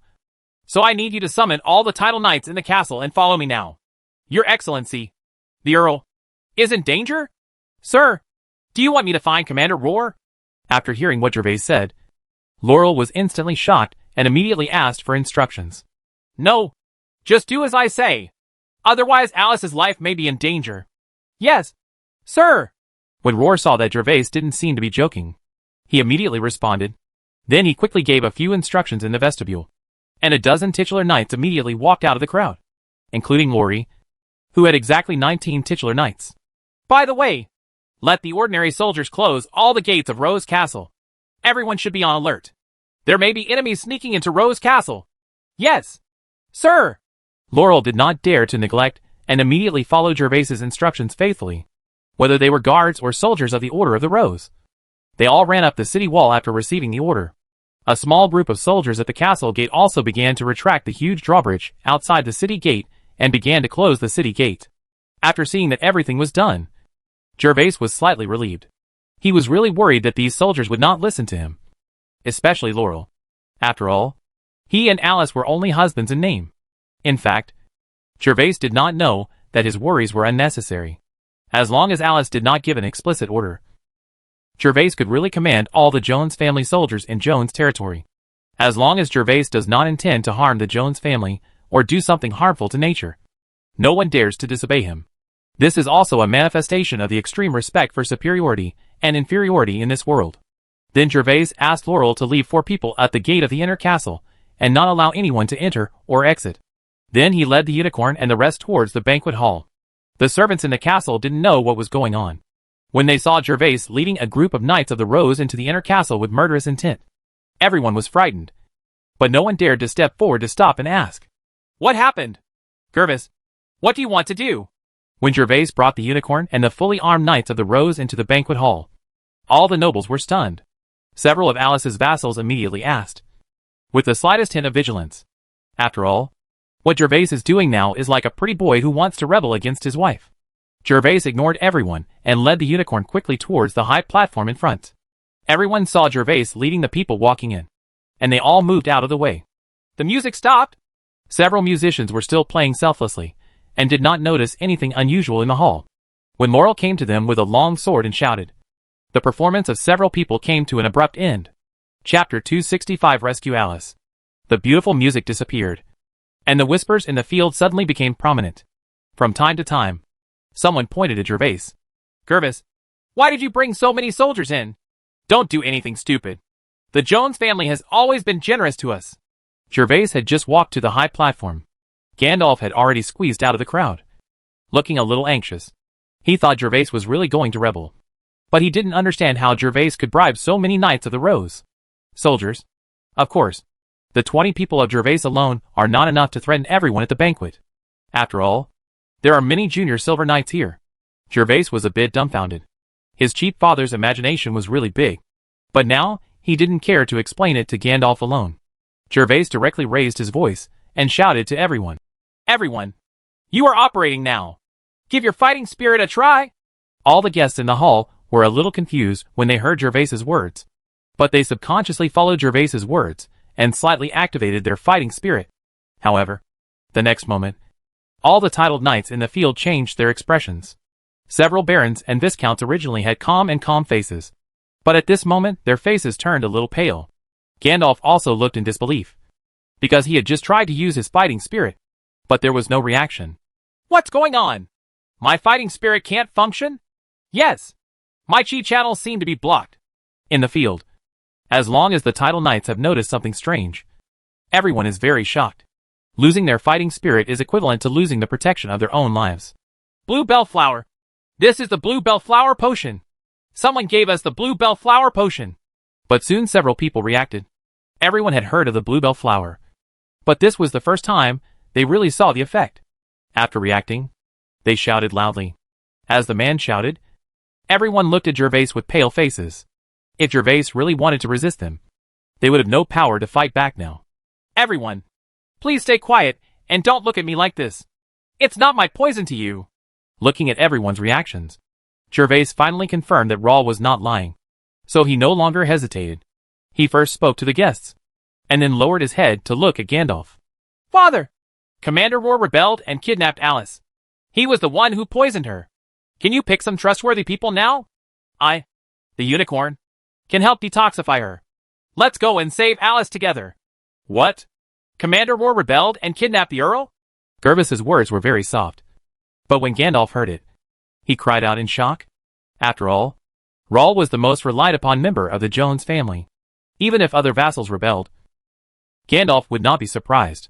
Only Rawl's rebellion was the most unbelievable. Gervais, wait a minute. Father is going to find someone now. Then, no matter how surprised he was, Gandalf Sifu chose to believe his son, and instead of confirming again, he started shouting in the hall. Gervais was not prepared to detoxify everyone. After all, there was such a big change in Rose Castle at this moment. Gervais didn't know if anyone else was harboring evil intentions. It was the safest way to let Gandalf select some people. And although Roar is a peak Silver Knight, if 7 or 8 junior Silver Knights come to attack him, it will be a mistake. The only difficulty is to rescue Alice safely from Roar first. In fact, there was no need for Gandalf to shout. Several vassals loyal to the Jones family had already gathered under the high platform, because Gandalf's exclamation just now had spread throughout the entire hall. Everyone knew about Roar's rebellion and Alice's kidnapping. Laurel, who was not far away, was also shaken and almost fell to the ground. However, he was still a knight with the title, so he managed to steady his body and looked at Gervais with a pale face. Soon Gandalf was surrounded by more than a dozen barons and viscounts, vassals of the Jones territory. Gervais, these 10 people are all my father's old friends. There is absolutely no problem. They are all the most loyal vassals of the Jones family, Gandalf assured Gervais. Okay, father, come up first, and I'll let the unicorn detoxify you. Gervais nodded without questioning, and when Gandalf came on stage, he immediately touched the unicorn's head and let it continue to perform its skills. Although the unicorn was a little reluctant, knowing that Gervais really had something to do today, he could only lower his head and start using his skills. As the small light spot on the long horn on the unicorn's forehead merged into Gandalf's body, Gandalf immediately spit out some food from his mouth. As Gandalf thought, a layer of white light immediately appeared on the surface of his body, the manifestation of running spiritual energy. Wow! It's really a unicorn! How could Baron Gervais own a unicorn? Did the king give it to him? How is it possible? A unicorn is so precious. How could the king give it to a baron? Didn't you find that this unicorn is smaller than the king's unicorn? Is this the second unicorn in the principality? It seems to be really different from the king's unicorn. How did he do it? Unicorns are so rare. And other than the Golden Knight, it is impossible for ordinary people to surrender. Just now, everyone was frightened by Roar's betrayal. But now they saw the miraculous effects of the unicorn's skills, and finally realized that the unicorn brought by Gervais was actually real. Gervais had no time to care about the comments of those in the audience. He was stroking the unicorn's mane, feeling very distressed. Gervais finally understood why the unicorn was reluctant to unleash its abilities. When the unicorn helped 6 people eliminate the poison of the bellflower, the royal blue horn on its forehead shrank by 2 centimeters at a speed visible to the naked eye. To activate its own skills, the unicorn not only consumes mana, but also consumes its own power. And this power cannot be replenished in an instant. It needs to be replenished through a long period of practice and growth. In just 1 or 2 minutes, the unicorn consumed the power of 2 years of growth. Although Gervais was heartbroken, he could only endure it in order to save Alice. Finally, Gervais laid down next to the unicorn's ear and whispered, "Unicorn, I'm going to offend you today. After a while, I will get you the same fruit as last time to make up for today's consumption." Regarding the loss of the unicorn's energy, Gervais felt a little pity for the unicorn, and made up his mind to exchange it for a purple kiwi fruit to make up for the unicorn's energy points in the future. The unicorn seemed to understand Gervais's words, and hissed softly, and then continued to concentrate on detoxifying the remaining people.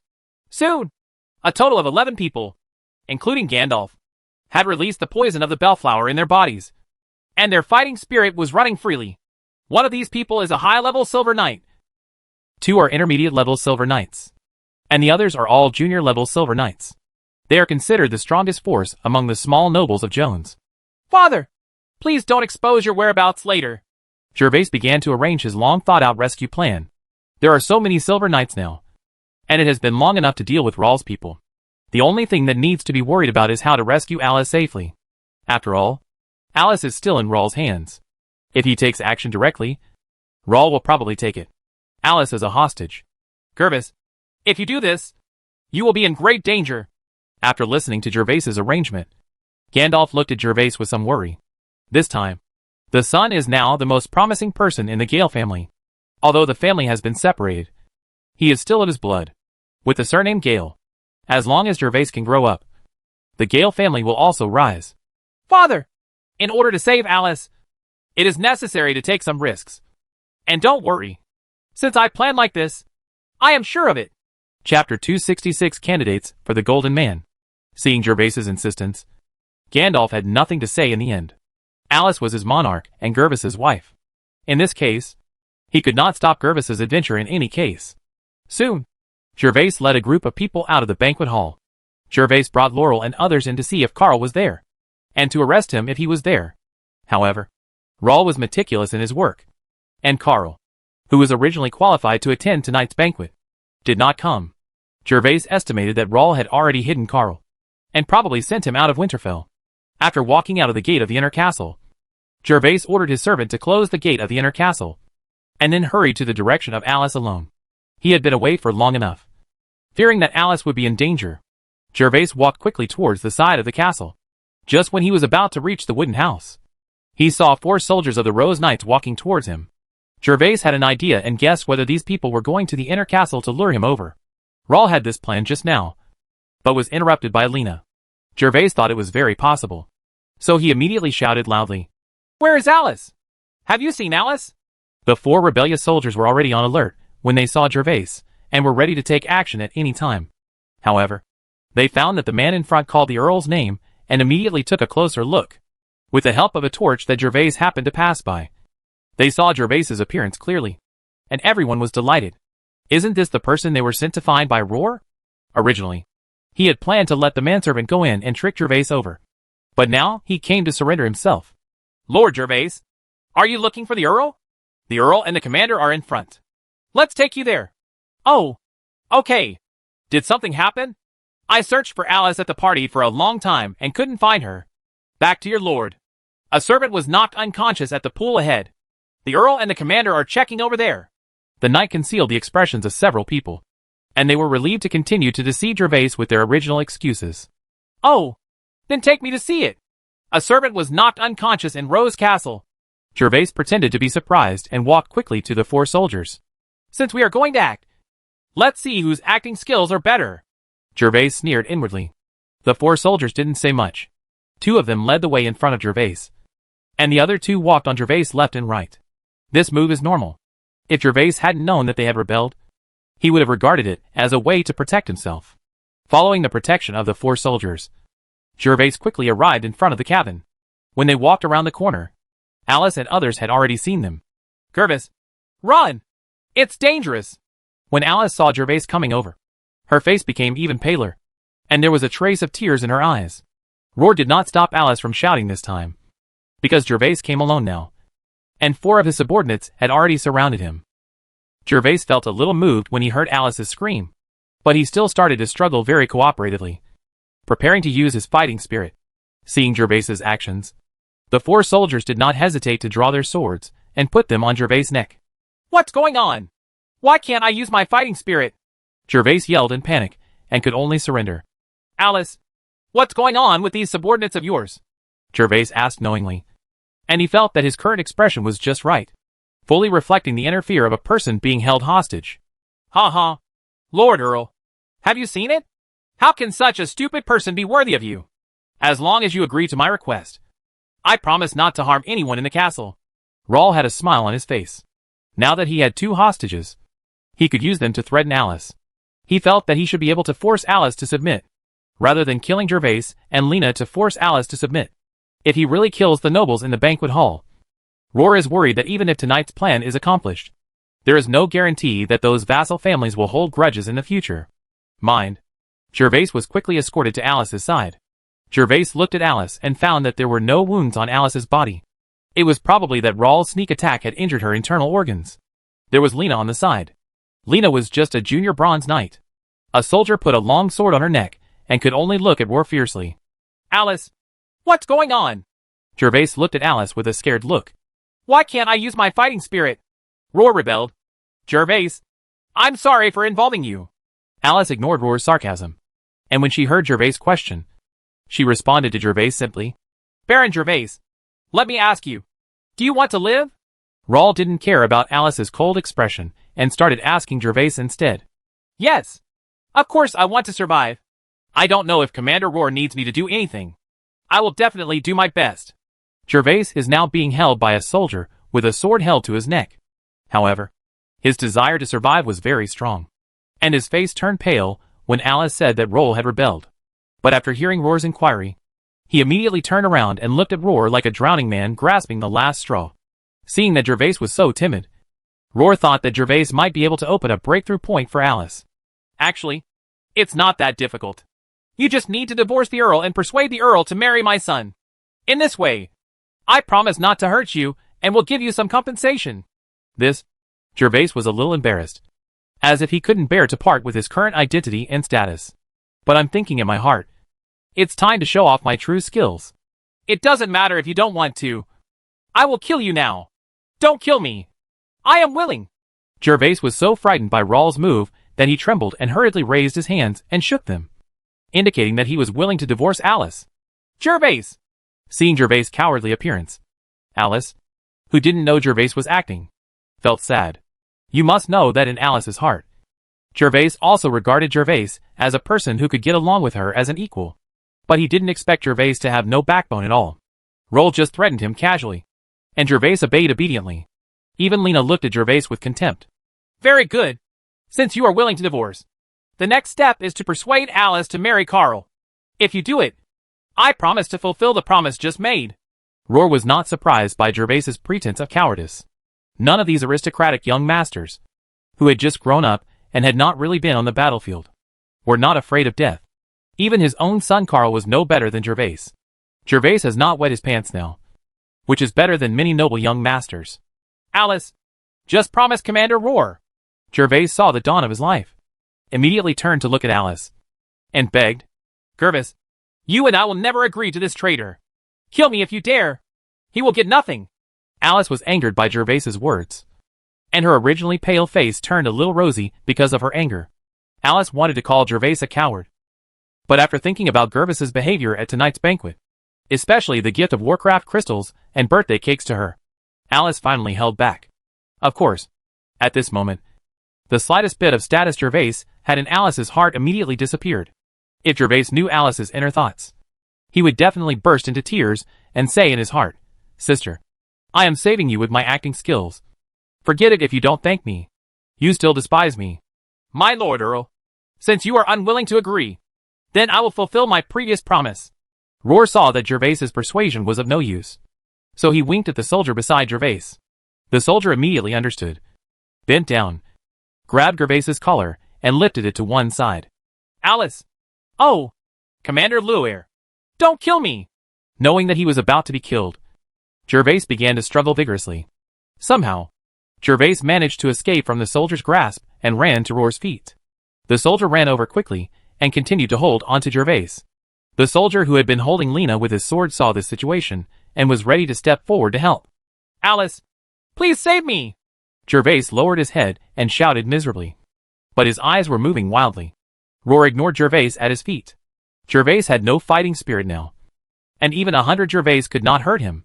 With the speed of the Peak Silver Knight, even if Gervais used a weapon such as a dagger to attack him at close range, Roar would be able to blow Gervais away before it could get into him. Roar stared at Alice closely at this moment, because he saw a look of hesitation in Alice's eyes, which meant that Gervais' cry for help made Alice start to waver. Scream! Keep shouting! Roar was hoping that Gervais would continue to ask Alice for help, so that he would be done right away. Alice would be shaken by Gervais, which surprised Roar a little, but it also made Roar more certain about Gervais' murderous intention. Alice! Save me! I promised.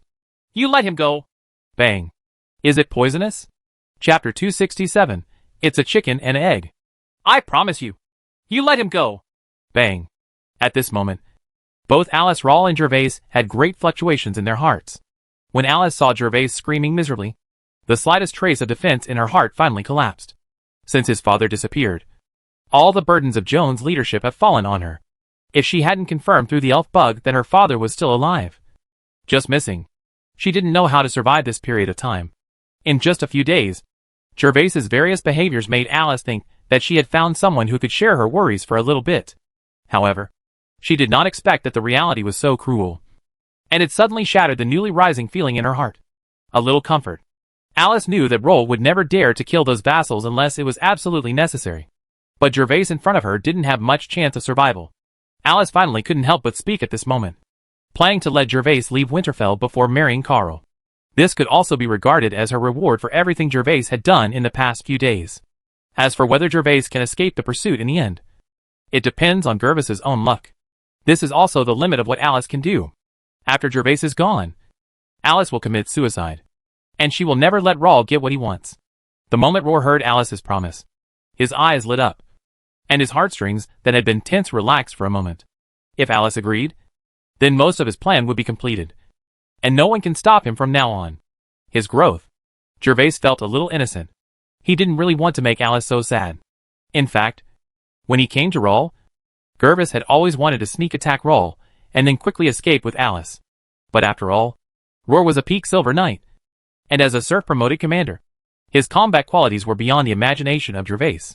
Gervais always felt like a light on his back in front of Roar, and did not dare to move at all.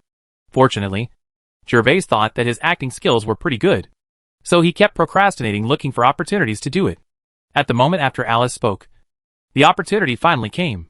Taking advantage of Roar's moment of relaxation, Gervais shook off his short musket from his wide cuffs without hesitation and pointed it at Roar. Your crotch.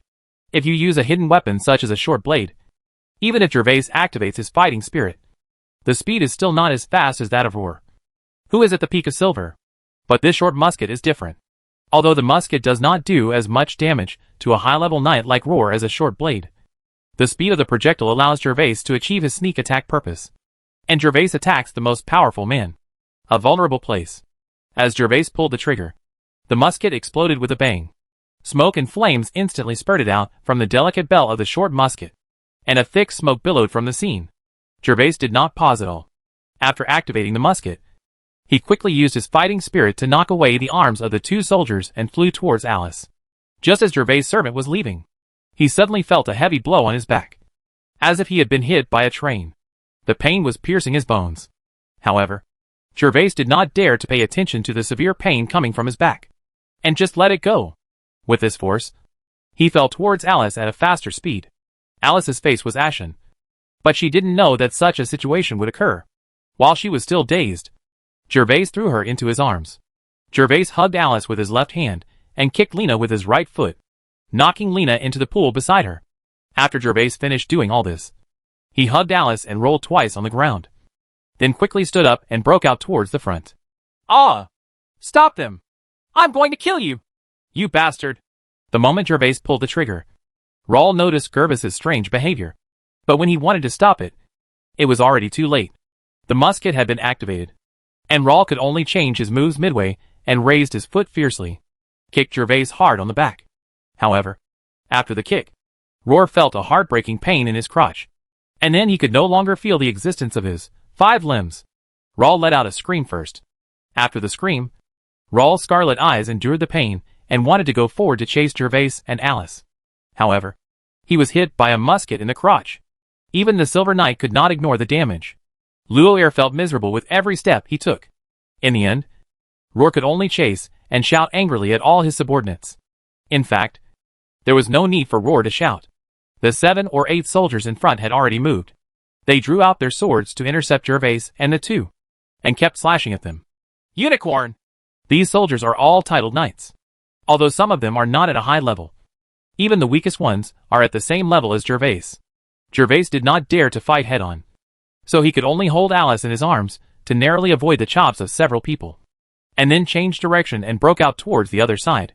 In order not to arouse Roar's suspicion, Gervais did not come with a long sword. So now there is no possibility of blocking. His. Roll. You traitor shall die! Lord Earl, we are here! Fortunately, Gandalf and others finally arrived nearby at this time. Worried about being noticed by Roar, Gandalf and others waited in the distance. And their attack signal was the sound of Gervais' gunfire. Several people saw Gervais being chased and slashed by more than 10 people from a distance. And they felt anxious. While using their fighting spirit to rush this way, they shouted, trying to disrupt the minds of the rebellious soldiers. Hurry! Hurry! Facing the pursuit of more than 10 people, Gervais could be said to have used all his strength. Fortunately, he was also an intermediate bronze knight. Otherwise 2 or 3 long swords would have been slashed at him in the previous second. Gervais had already seen the unicorn running in front of him. The unicorn ran at full speed much faster than Gandalf and the others, which gave Gervais hope of being rescued. Puff! Just when the unicorn was about to rush in front of Gervais, Gervais was hit with a sword in the back. Gervais only felt a cool feeling on his back. But there was no other feeling. Because his back he was already numb from the kick he just received from Luo'er. Hiss. The unicorn came to Gervais and let out a long hiss. He lowered his head and passed by Gervais. He slammed into the group of pursuers behind Gervais, scaring several people to avoid them. However, there was still a pursuer who was stabbed in the neck by the unicorn because he couldn't dodge. The unicorn flicked its head to throw the pursuer away, then made a beautiful turn and chased Gervais. Gervais saw the unicorn running back to him. Without thinking, he reached out and took the reins of the unicorn, hugged Alice and rode on the unicorn. And there was already a sound behind Gervais. The sound of swords clashing. Gandalf and the others finally confronted Rawl and the others. Are you okay? After sitting on the unicorn and making sure that he was finally safe, Gervais lowered his head and looked at Alice, who had been holding him in his arms. It's okay. But I was hit in the back by Luo'er, which shocked my inner abdomen. He also gave me a bellflower potion. I can't move now. After being carried by Gervais on the unicorn's back, Alice kept looking at Gervais with complicated eyes. Seeing Gervais suddenly lowering his head, Alice immediately looked away and replied softly, As long as it's okay. Just as long as it's okay. Gervais breathed a sigh of relief. As the old saying goes, beauties have always had a bad fate. Gervais still had a good impression of Alice. He was just worried that Alice would confirm the proverb of the previous life. Now it seems that Alice is really it's nothing serious. Just take a good rest for a while. Chapter 268 The alarm bell rings. After confirming that Alice was fine, Gervais turned the unicorn's horse's head and looked towards Gandalf. He saw Gandalf and his group of 10 people attacking Rawl non-stop. However, although Roar was injured in the crotch and could not move quickly, the long sword in his hand was swung very fast with the blessing of fighting spirit. With the blessing of his powerful fighting spirit, he defended the whole body airtight, making Gandalf and others there was nothing to do for a while. As for the other Silver Knight, it was much easier. At this moment, Laurel and others were chasing the Bronze Knights everywhere, facing a Silver Knight and 19 Bronze Knights. The rebellious soldiers were completely unable to resist. What's more, Alice has already escaped at this moment. They know that the plan has no hope of success, and they have no desire to fight to the death. They just want to escape from Rose Castle quickly. Gervais! You bastard! Come here if you have the guts! Roar has fallen into madness at this moment. But his original careful plan was defeated by this mere Bronze Knight. Not only did he sneak attack him and rescue Alice, but he also detoxified Gandalf and others. When Gervais rode a unicorn to Rose Castle, Roar also heard about it. But he was also a person who had seen the world. He had been to the royal capital many times and knew about the fake unicorn. So he didn't take it seriously. After all, a Bronze Knight. The country boy Seignior had a mount exactly like the king. How could this be possible? Rawl didn't keep Gervais's unicorn in mind at all. It wasn't until he saw Gandalf and others appearing that he realized that he was completely wrong. This country boy Seignior was actually on an equal footing with the king. Roar's cry was desolate, and blood continued to ooze from his lower body. However, there was no memory from Gervais, who was watching from a distance with a joking smile. I'm so stupid. I'm just a bronze knight. Even a scratch on my skin is enough for me to drink a pot. If it wasn't for my cheap wife just now, I wouldn't have risked getting close even if I was beaten to death. On the other hand, Gandalf, who was under siege, was filled with anger when he heard Rawl scolding his second son, Whirlwind. Suddenly, Gandalf shouted, holding a long sword in each hand, and activated his secret skill. Gandalf changed his steps, rotated, and spiraled his swords towards Roar. In an instant, Gandalf's long sword collided with Roll's long sword. The sword flowers collided with each other and made a clanging sound. The long sword in Roll's hand stagnated and was firmly stuck by Gandalf's double sword. Kill! Seeing the opportunity, several other vassals attacked Roar without any hesitation. Soon, Roar's arms and necks were chopped by the vassals. I cannot be reconciled.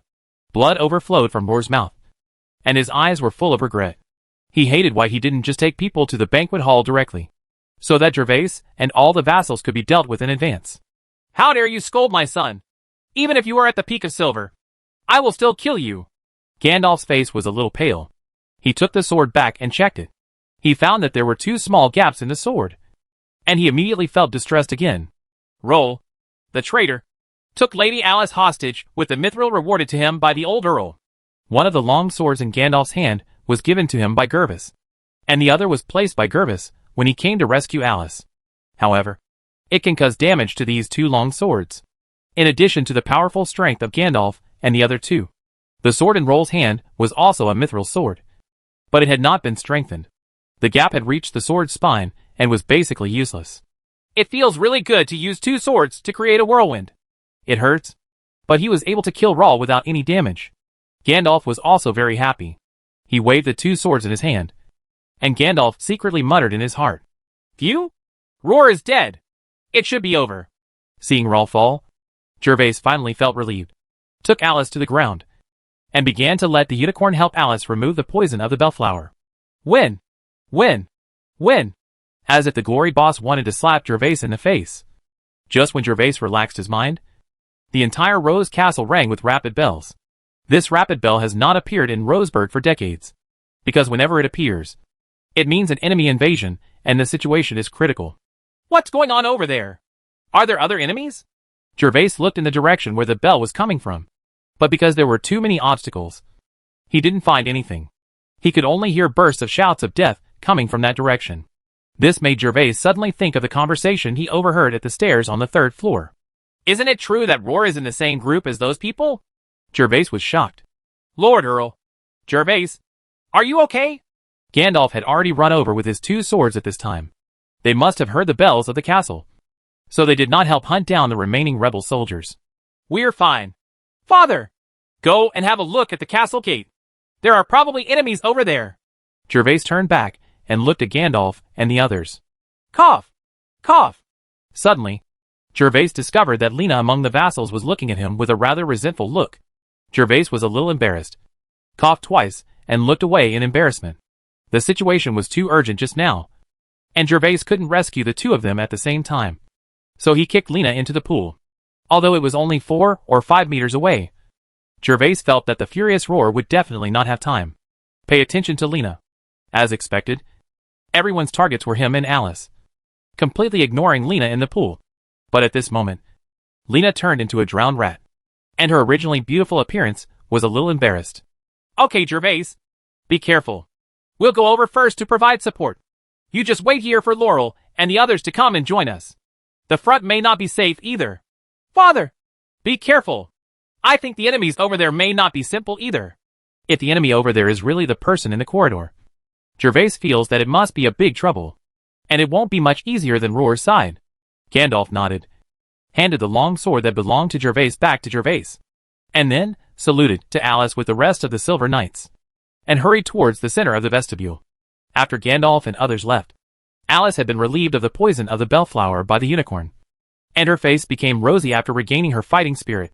Gervais's back was facing Alice at the moment. When Alice glanced at Gervais, she saw that his back was already bright red and bleeding a lot. This appearance did not shock Alice's whole body. Gervais, are you injured? Alice quickly took 2 steps forward and looked at Gervais's back. Oh, I was kicked by Roar just now and slashed with a sword. But it should be fine. It was uncomfortable to be kicked by Roar and Gervais was kicked. But Gervais was not sure whether the sword was broken because his back was numb, and he just felt a coolness. My own mithril chain mail. You're messing around. Alice looked at the wound on Gervais's back.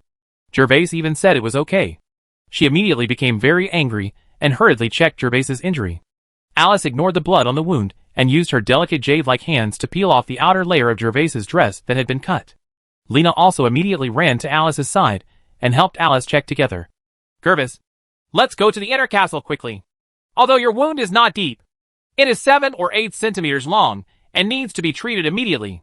After taking off the dress, chainmail and lining, Alice finally saw the wound on Gervais's back, and her eyes couldn't help but turn red. I saw that Gervais's back was already a large area of black and purple, which happened to look like a footprint, and there was a long wound on the purple-black footprint. Although it was not deep, it also shed a lot of blood. Ignoring the blood on her hands, Alice tore off a large piece of fabric from her cuffs, and then pressed it firmly on Gervais's wound. Alice, don't worry. Such a small wound is not a problem. The bleeding will stop later. When Laurel and the others come over, I will go to the center of the vestibule to take a look. Gervais was stunned for a moment when he heard that there was a wound on his back. Fortunately, he had just been wearing a mithril-forged chainmail in his dress. Otherwise the sword would have hit him hard, and he would have been seriously injured. Chapter 269 The Melee in Rose Castle. Gervais, you and I go to the inner fort to bandage the wound first. With your father and the others there. There shouldn't be any danger. However, Alice felt extremely distressed. The moment Gervais begged for mercy, he was really despairing and lost his favor with Gervais. But when Gervais sneak attacked Rawl and flew towards her, Alice felt she had found the slightest sense of security again. A feeling she had not had since her father left. As a descendant of an earl, this was the first time Alice had suffered such an encounter since she was a child. It was also the first time she had encountered such a bloody scene in person. Gervais's flying attack had been deeply engraved in her heart and left a lasting impression. A trace. It's okay. I won't worry if you don't go over and take a look. Gervais was really worried. If ordinary soldiers were causing trouble and Gandalf and the others were there, Gervais would not be worried. But he was afraid that things would not be that simple. Lord Earl. Lord Gervais. At this time, Laurie and the others finally killed the last rebel soldier. Everyone did not dare to neglect, and hurried over, breathing heavily and saluting Alice and Gervais. Lord, and His Excellency the Baron, please protect Alice and go to the side entrance of the inner castle. I will go to the center of the vestibule to check the situation. Before Alice could speak, Gervais said to Laurel and the others, then quickly turned over and sat on the unicorn's back. Gervais! Seeing Gervais getting on his horse, Alice shouted angrily, but Gervais had already galloped away on the unicorn, and there was nothing she could do if she was angry again. Riding the unicorn, Gervais quickly ran to the stables, where obvious shouts and screams could be heard, and there were even more flames in front of him. Gervais was shocked. This scene was much bigger than before. Although Roar and others were fighting against each other just now, the momentum was completely incomparable. Who invaded Rose Castle? Gervais did not dare to delay any longer and hurried to the vestibule. When Gervais rushed to the center of the vestibule, what he saw confirmed Gervais's speculation. There was indeed a war here. A war between orcs and humans. There were densely packed orcs everywhere on the city walls. There were at least 1,000 orcs of different kinds. At this moment, the soldiers guarding had been divided and compressed into every corner by the orcs, and they were struggling to resist. However, the number of guards was too small. They screamed every minute and were surrounded and killed by the orcs. Gandalf and others were also caught in the melee. Although they were silver knights, there were also many orc leaders on the other side. At a glance, Gervais saw several orc leaders riding magic pets. Some of them relied on brute force to attack, but some also cast spells. Facing the seemingly endless orcs, Gandalf and the others could only keep fighting and had no time to assist the ordinary soldiers who were besieged. Kill! Gervais saw the 2 soldiers in front being surrounded by 4 or 5 orcs. The situation was precarious, and he directly urged the unicorn to rush towards the battlefield. Puff! Puff! Gervais sat on the tall unicorn, and with the power of the unicorn's charge, The sharp sword pierced the orc's neck without even using any force to swing the sword. Go back to the stables. After Gervais helped them out, he shouted at the two of them. There are too many orcs. 1 or 2 people like them are not enough for the orcs to fill their teeth. If they continue to stay here, they will die. Yes, sir. The 2 ordinary soldiers, whose faces were covered with blood, thought they were certain to die just now. After being rescued, they looked at Gervais gratefully and responded before cautiously retreating to the rear. Gervais did not stop and continued to ride the unicorn deeper. Gervais was now very worried about his personal guards and slave soldiers. There were so many orcs ahead. Gervais couldn't figure out how so many orcs could escape from the gate of Rose Castle.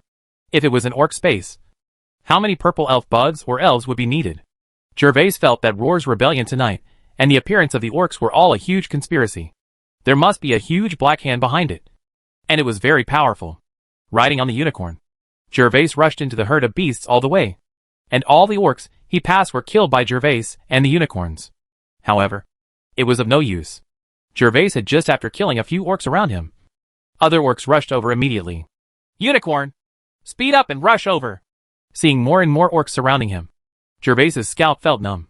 He was not wearing full body armor now. If he was accidentally knocked over, he would probably be drowned among these orcs. Hiss!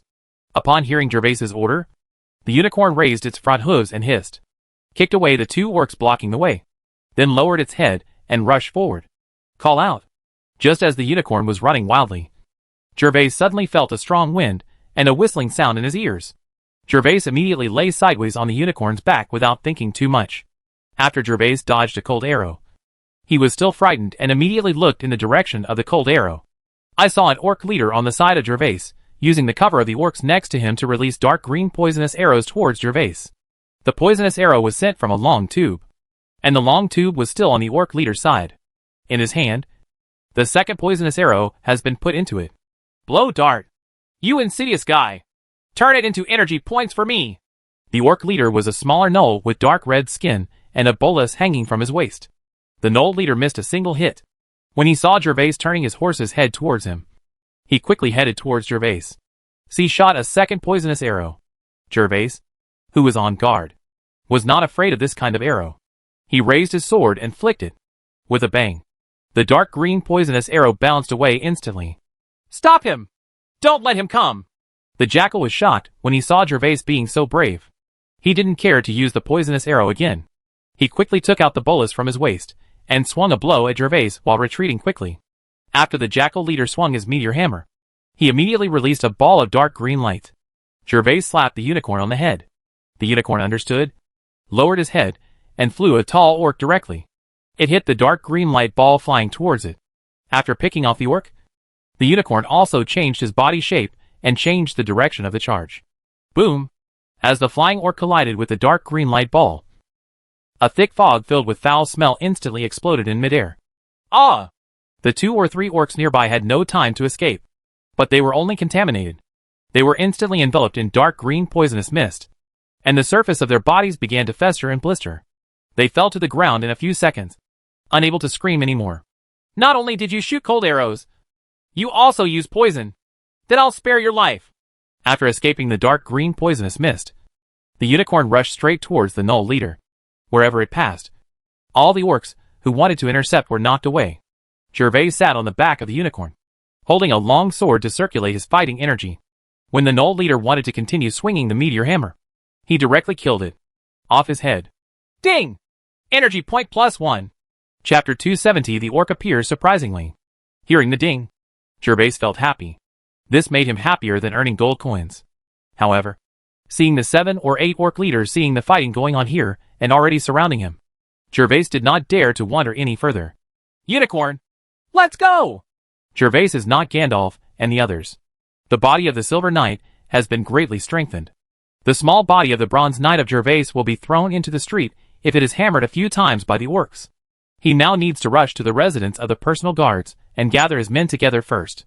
On the battlefield, cavalry is stronger than infantry. With the unicorn's powerful size and strength, Gervais swept all the way on horseback and soon approached the wooden house where the guards lived. Looking up, although there were fewer orcs on G's side than at the castle gate, the battle was more intense. Because there were only 100 or so people guarding the gates of the inner castle, and the city walls, and they were all compressed into a narrow place. Many orcs could only crowd around mindlessly and try to get forward. But here are all wooden houses for the guests' guards and servants to live. There are at least 500 to 600 people living here. Every corner is a battlefield where orcs and humans fight. And screams and shouts are endless. Grown-ups! Owner! Soon, Gervais discovered the figures of his subordinates. Because his slave soldiers were the most conspicuous. The long spears raised horizontally, and the tight phalanx made them the team that suffered the most from the orcs. Gervais rode his unicorn and killed the orcs blocking the way, and finally arrived in front of them. Are there any casualties? How are the others? As he ran closer, Gervais breathed a sigh of relief. Except for the few injured in the morning. The other guards were still relying on the spear phalanx of slave soldiers to fight. Their backs were against the wooden houses of the city wall, and the spear phalanx was in the center. The guards were on the left and right sides to resist, and the front was handed over to the spears of 4 slave soldiers. My lord, 3 spearmen have been seriously injured and have been carried to the back. There are no casualties in the guards. Ick was also greatly relieved when he saw Gervais. They did not expect that so many orcs would suddenly be killed in a big castle like Roseburg. Fortunately, the slave soldiers had a phalanx of spears and were not afraid of death. Otherwise, there were only 6 of them, and no matter how well equipped they were, they would still be lost in the crowd of orcs. Now that Gervais has appeared, they finally have a backbone. Very good. Do you know where these orcs come from? Gervais ran all the way and found that there were at least 1,000 orcs. This was a huge act, and they blocked the vestibule of Rose Castle. Sir, we don't know either. We were resting just now, and there were only 2 people on duty. I heard that these orcs came from the side and rear of the castle. By the time we were woken up and put on our equipment, the orcs were already densely packed everywhere. Ike said with lingering fear. Okay, I'll put on the armor first. You guys defend first. Gervais nodded, without asking any more questions, walked directly to the rear of the phalanx, took out his full body armor on a carriage, and with the help of several servants at the rear, Gervais quickly put on his full body armor. The full body armor was worn. Although full body armor has strong defensive power, it is very troublesome to wear, and it is basically not worn except during battles. Otherwise it will be difficult to move. After putting on his armor, Gervais instantly felt a sense of security. At least he no longer had to be afraid of ordinary cold arrows. There are so many orcs tonight. Although it is dangerous, is it not an opportunity for Gervais? The spear phalanx is in the center. The guards are on both sides, and you are also covering the wings of the phalanx. If you want to survive, follow us. Gervais once again rode on the back of the unicorn. In addition to Gervais' men, there were also many surviving guards and servants. They were all men of other noble guests. These people relied on slave soldiers and personal guards to relieve their stress. The pressure has only survived until now. But other people in the distance have already been drowned in the sea of beasts. Lance phalanx! Advance! The original slave soldiers only stayed in place to resist the impact of the orcs. Although they blocked the orcs, they could not actually kill a few. Moreover, when there were more orc corpses in front, the spear phalanx would lose its effect. Kill! The slave soldiers did not show any fear. They took the first step the moment Gervais gave the order. Gervais was not idle either. He always observed the surroundings, and did not allow the surrounding orcs to have a chance to gather. Whenever the orcs gathered, if there are 7 or 8 people, Gervais will charge away on his unicorn. Kill all these despicable humans! As the slave soldiers advanced, an orc leader soon discovered the situation here, and shouted to the group of orcs behind him. Hearing the shout, Gervais also discovered the kobold leader. His eyes couldn't help but brighten, and he immediately rushed forward on his unicorn. The leader who was alone like this was Gervais' favorite existence. At this moment, he had already put on his clothes. Wearing full body armor, he was not afraid of attacks from ordinary orcs. Hiss! The unicorn hissed and began to charge, rushing towards the orc leader quickly. Despicable human being! Die! The kobold leader was not afraid at all. He did not have a meteor hammer in his hand, but he had a huge battle axe. Seeing Gervais approaching, the kobold leader rounded the axe and struck at the unicorn. When Gervais directly raised his shield to resist. Although Gervais's small buckler was small, Gervais tilted the shield slightly. The moment the axe blade hit the buckler, the axe blade bounced away and changed its direction. After being bounced away, Gervais still felt a numbness in his left arm. Without hesitation, he swung the sword in his right hand and stabbed the kobold leader in the head. Puff! Ding! Get energy point +1. The huge head of the kobold leader was directly pierced by the sword and turned into an energy point. Gervais smiled happily, regardless of the soreness and numbness in his arms, and quickly killed 2 orcs who tried to come forward, then turned his horse's head and returned to the flank of the spear phalanx. Kill! Kill towards the gate of the inner castle! Gandalf and others were still fighting at the gate of the inner castle. There were also the largest number of orc leaders there. Gervais commanded his men and the other surviving personnel to kill towards that side. Along the way, Gervais kept wandering around. As long as a large group of orcs gathered, he would immediately rush forward and disperse, turning the slave soldiers and personal guards into giant beasts, constantly strangling ordinary orcs. No! There are orcs! Viscount Pallant, be careful! When Gervais slowly advanced, everyone in the vestibule encountered trouble. Originally, relying on the Silver Knight's cultivation, although Gandalf and others fell into the melee, they did not pose much of a threat to them and could be used at any time. Breakout. But just a moment ago, more than a dozen orcs appeared out of nowhere. These orcs had green skin, green faces and fangs, and they ranged from strong to thin. The most terrifying thing is that these half-orcs are obviously different from the orcs of other races. Their intelligence is no worse than that of humans, and they can also practice. When attacking, this half-orc did not yell like other orcs. Instead, he cunningly hid in the crowd of orcs, deliberately lowering his figure, and then appeared unexpectedly to attack. The Viscount Pallant was a silver mid-level knight, but when he was off guard, he was pierced by a half-orc warrior's knife in the chest, and was immediately overwhelmed by other orcs. You bastards! The original 10 silver knights suddenly lost one person. These vassals were old acquaintances. When they saw their old friend being attacked and killed by a sneak attack, they all roared violently. Nadine! Get closer! Don't scatter anymore! Be careful of the orc warriors! Gandalf had also been attacked by a sneak attack just now, but he was lucky. The mithril sword in his hand was sharp. He cut off the opponent's sword with one sword and narrowly escaped death. However, the orc warrior was not as powerful as Gandalf. Sorry. He fended off 2 attacks from Gandalf with his broken knife and retreated into the crowd of orcs, worried that he would continue to be attacked by surprise. Gandalf did not pursue him. Instead, he started to shout for everyone to gather together, and he also moved closer to them. Chapter 271 Rescue. Lance Phalanx. Keep moving forward. Under the leadership of Gervais, the spear phalanx of slave soldiers was like a bulldozer, pushing and annihilating the orcs along the way. However, Gervais also suffered some casualties. The guards and servants who gathered on both sides had already 4 died, and 5 were seriously injured. The orcs have a strong physique, and although their weapons are crude, they are full of weight. As long as those ordinary guards are hit, they will either die on the spot or have their legs and arms broken. At the same time, Gervais killed 5 more orc leaders along the way, which also caused the energy point value in his system panel to increase again. Such results made Gervais extremely happy, and he hoped to continue his efforts and earn 1 energy point at a time. Enough. With the desire for energy points, Gervais and others soon came to the center of the vestibule. However, when Gervais led his subordinates to kill here, they found that Gandalf and the others were in a bad situation. Gandalf and others had gathered together, and the number of people had increased from 10 to 8. Even Gandalf and the other 8 were injured. There were more than a dozen orc warriors surrounding them. These orc warriors were strong, and the energy fluctuations emanating from their bodies were no worse than those of Gandalf and other silver knights. While the orc warriors were besieging the orcs, there were many orc leaders and priests behind the orcs. Although these orc leaders were not the main force of the attack, once Gandalf and others showed their flaws, they would attack without mercy.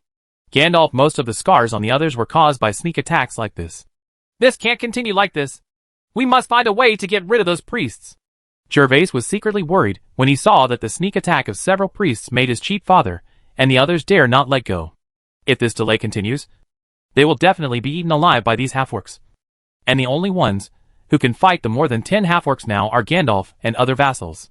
If Gandalf and the others are besieged and killed, then Rose Castle will also be defeated. It's dangerous. What should we do? Is there any way to support them? While he was anxious, Gervais was also thinking. There were too many orc leaders in the field, and Gervais did not dare to approach them at all. With his Bronze Knight level, charging directly towards them would be the same as giving away their heads. Gervais was thinking and looking around. Suddenly, Gervais saw the towering city wall in front of him. At this time, He remembered that he had a musket. This was the best long-range weapon. The spear phalanx continues to attack, all the way to the stairs under the city wall. Gervais quickly issued orders to the slave soldiers. The city wall was the commanding height in the vestibule. At the same time, it would not put himself in danger, but it could help Gandalf and others. The power of the musket may not cause much damage to the orcs, but it will cause considerable damage to the orc leaders, especially the orc sacrifices. These orc priests have been learning spells for a long time, and they also use spells and magic pets to attack when facing the enemy, so the demand for their own strength is not that high. This makes their bodies much weaker than ordinary orcs, and their relative defense power is not as high. Strong, and they are Gervais's best targets. Kill! After receiving Gervais' orders, the slave soldiers would execute them without hesitation, taking small steps and thrusting forward with their spears, like killing machines that would never tire. The spear phalanx defends in place. The 6 of you bring muskets and follow me to the city wall. After continuing to advance for 4 or 5 meters, Gervais and others finally reached the stairs at the foot of the city wall. Yes, sir! Yike and others took the order and ran quickly towards the carriage at the rear. At this moment, the muskets were stored on the carriage.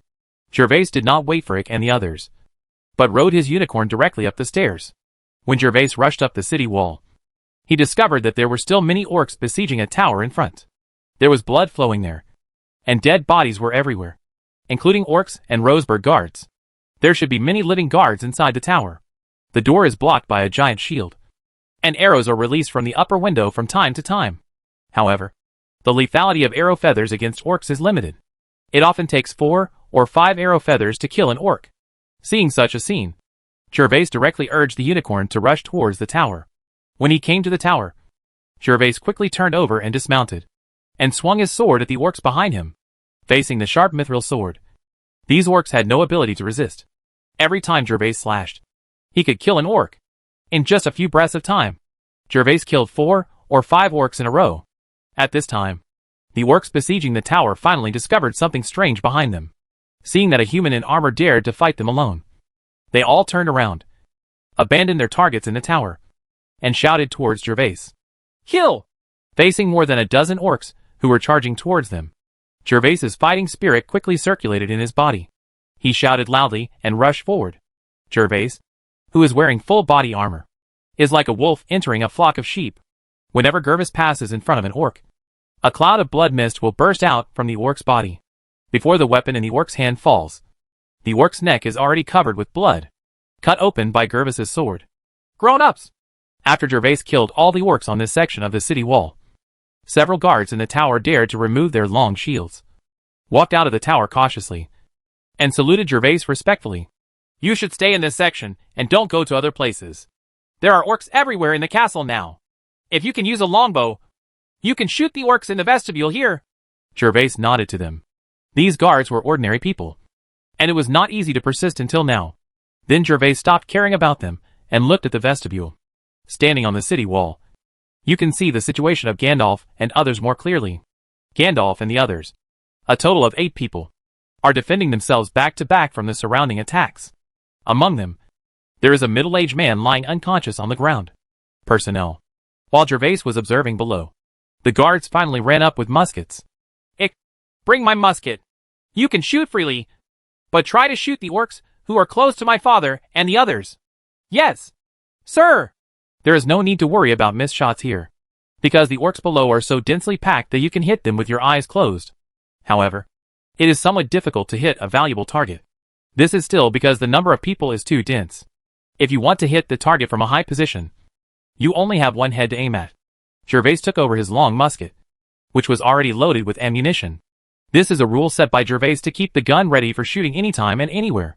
After loading the ammunition, plug it with cotton, so you don't have to worry about the steel balls running around. At this moment, Gandalf is fighting with a half-orc warrior. Not only is this half-orc warrior not weaker than Gandalf, but he also has a weird skill. Whenever the orc warrior activates this skill, his attacking figure will transform into 3 phantoms. Although the phantoms have no real damage and only last for 1 breath, Gandalf does not dare to be distracted at all. Because the 3 there must be an attack in the phantom that is real. Baron Nadine, the man lying on the ground behind him, was struck in the chest by the orc warrior and was seriously injured. Go to H.L. Despicable humans! The orc warrior roared, and his body immediately split into 3 figures. It was difficult to tell whether the 3 figures were real or fake, and they all slashed at Gandalf with their swords. When Gandalf saw the phantom attacking different parts of his body, he immediately changed his body shape and avoided the direct stab on the left. Then he raised his long sword in his hand, drew a semicircle in the air, and hit the phantom in front of him. But it was not long. However, the sword directly passed through Shuang's body without any hindrance. Fake! Gandalf was startled, and his hand moved half a minute faster. Directly touching his right shoulder, there was a sound, and the real orc warrior slashed Gandalf's sword with his long sword. Seeing that his attack was blocked by Gandalf, the half-orc warrior was not angry, but showed a bloodthirsty smile on his face, because behind him, a goat-horned priest was already chanting. As long as the goat-horned orc said the last word, the black-pointed cone can be condensed, and then pierce Gandalf's chest. Not good! Gandalf also noticed the actions of the Sheephorn Mountain at this moment. His face was a little ugly, but he could no longer change his body shape because his back was other old friends. What was even worse was that his long sword was still suppressed by the orc warrior. It was impossible to retract and block the black-pointed cone. Go to H.L. Humans! The half-orc warrior smiled ferociously. Bang! A burst of smoke exploded from the city wall, and with the sound of gunfire, when the black-pointed cone was about to condense, a bloody hole exploded in the head of the goat-horned orc, making it impossible for him to complete the last word of the chanting spell. Chapter 272. It's too big. After being shot in the head, the body of the ram-horned priest instantly collapsed. His mouth opened and closed, and he slowly fell to the ground from the explosive flame monitor lizard underneath him. The bloodthirsty smile on the face of the half-orc warrior, who was suppressing Gandalf's sword, suddenly stopped. He didn't know what happened, and why the ram's horn priest suddenly died. Gandalf, on the other hand, looked towards the city wall with a face of joy, and saw his second son, looking at him with a musket and a smile. A gratified smile appeared on Gandalf's face. After surviving the disaster, he roared loudly. His body glowed with white light, and he slammed forward with all his strength, knocking away the orc warrior pressing on him, and then continued to swing his sword to fight with him. Fighting. As the first gunshot sounded, the guards also fired one after another. However, their muskets were not strengthened, and their accuracy was not as accurate as Gervais' long musket, so they could not hit where. Sometimes, the target is obviously an orc priest, but it hits other orcs directly. However, this kind of condescending shooting has a high probability of killing ordinary orcs in one hit. Dozens of seconds later, Gervais loaded the second round of ammunition, and without hesitation he lay on the city wall and continued shooting. The targets Gervais chose were all orc priests, holding staffs. In addition to the ram's horn priests, there are some kobolds and gnoll priests that Gervais has never seen before. With the second gunshot, Gervais took away the second orc priest. This situation finally made the orcs at the scene discover something strange on the city wall. As long as there was an explosion on the city wall, there must be someone among them. Fall down. Could they be human magicians? But how could there be so many magicians in this castle? Aren't the magicians suppressed? And it's impossible to tell what spell the death sacrifice was hit by. Half-orcs have the highest status among the orcs. They can cultivate, and their intelligence is not much worse than that of humans. Therefore, they know a lot about human affairs. And they suddenly remembered the existence of magicians among humans. You guys, go to the city wall and kill those humans. They may be magicians. With speculation in mind, the half-orcs did not dare to look down upon Gervais and the others, and shouted urgently at the orc priests and leaders behind them. I obey, Lord Warrior. The nearby orc leader looked in the direction pointed by the half-orc warrior, immediately responded, and then roared loudly and ordered the crowded orcs to gather towards the bottom of the city wall. I'll go. I'll be more serious this time. Seeing the dense crowd of orcs rushing toward him underground, Gervais screamed strangely. He didn't know that the orcs regarded him as a human magician. After all, there are no magicians in Eurasia. This is a world of knights. The orcs' orders almost sent out all the orc leaders. At first glance, Gervais saw more than a dozen orc leaders and priests. Fortunately, there are not many orc warriors, just enough to deal with Gandalf and others. Otherwise, Gervais at this moment may have to face 1 or 2 orcs whose combat power is comparable to the Silver Knight. You keep shooting on the stairs! Seeing the orcs rushing towards the spear phalanx like a tide, Gervais did not dare to neglect. The spear phalanx was effective against ordinary orcs, but it would never last long against the orc leaders and priests. Yes, sir! Gervais threw the musket to it, and then quickly returned to the foot of the city wall on his unicorn. The battle in Roseburg finally reached a fevered stage. Gervais rode a unicorn and kept charging among the orcs under the city wall. The spear phalanx and the surviving guards were also resisting. But casualties gradually began to appear. The orcs were too dense, and there were many orc leaders. Even Gervais riding a unicorn was struggling. In the end, Gervais simply jumped off the unicorn and fought side by side with the unicorn. The unicorn's attacks were to dash, hit, and stab people with its limbs and horns. However, at this moment, the orcs were densely packed, and the unicorn's sprint he couldn't get up quickly, so he could only hit the orcs in a small area. Gervais kept slashing with a long sword in his hand, heading towards the orc leaders, fighting together. There were 7 or 8 orc leaders in front of Gervais, and behind him there were 3 orc priests riding magic pets, who kept releasing spells at Gervais. Kill!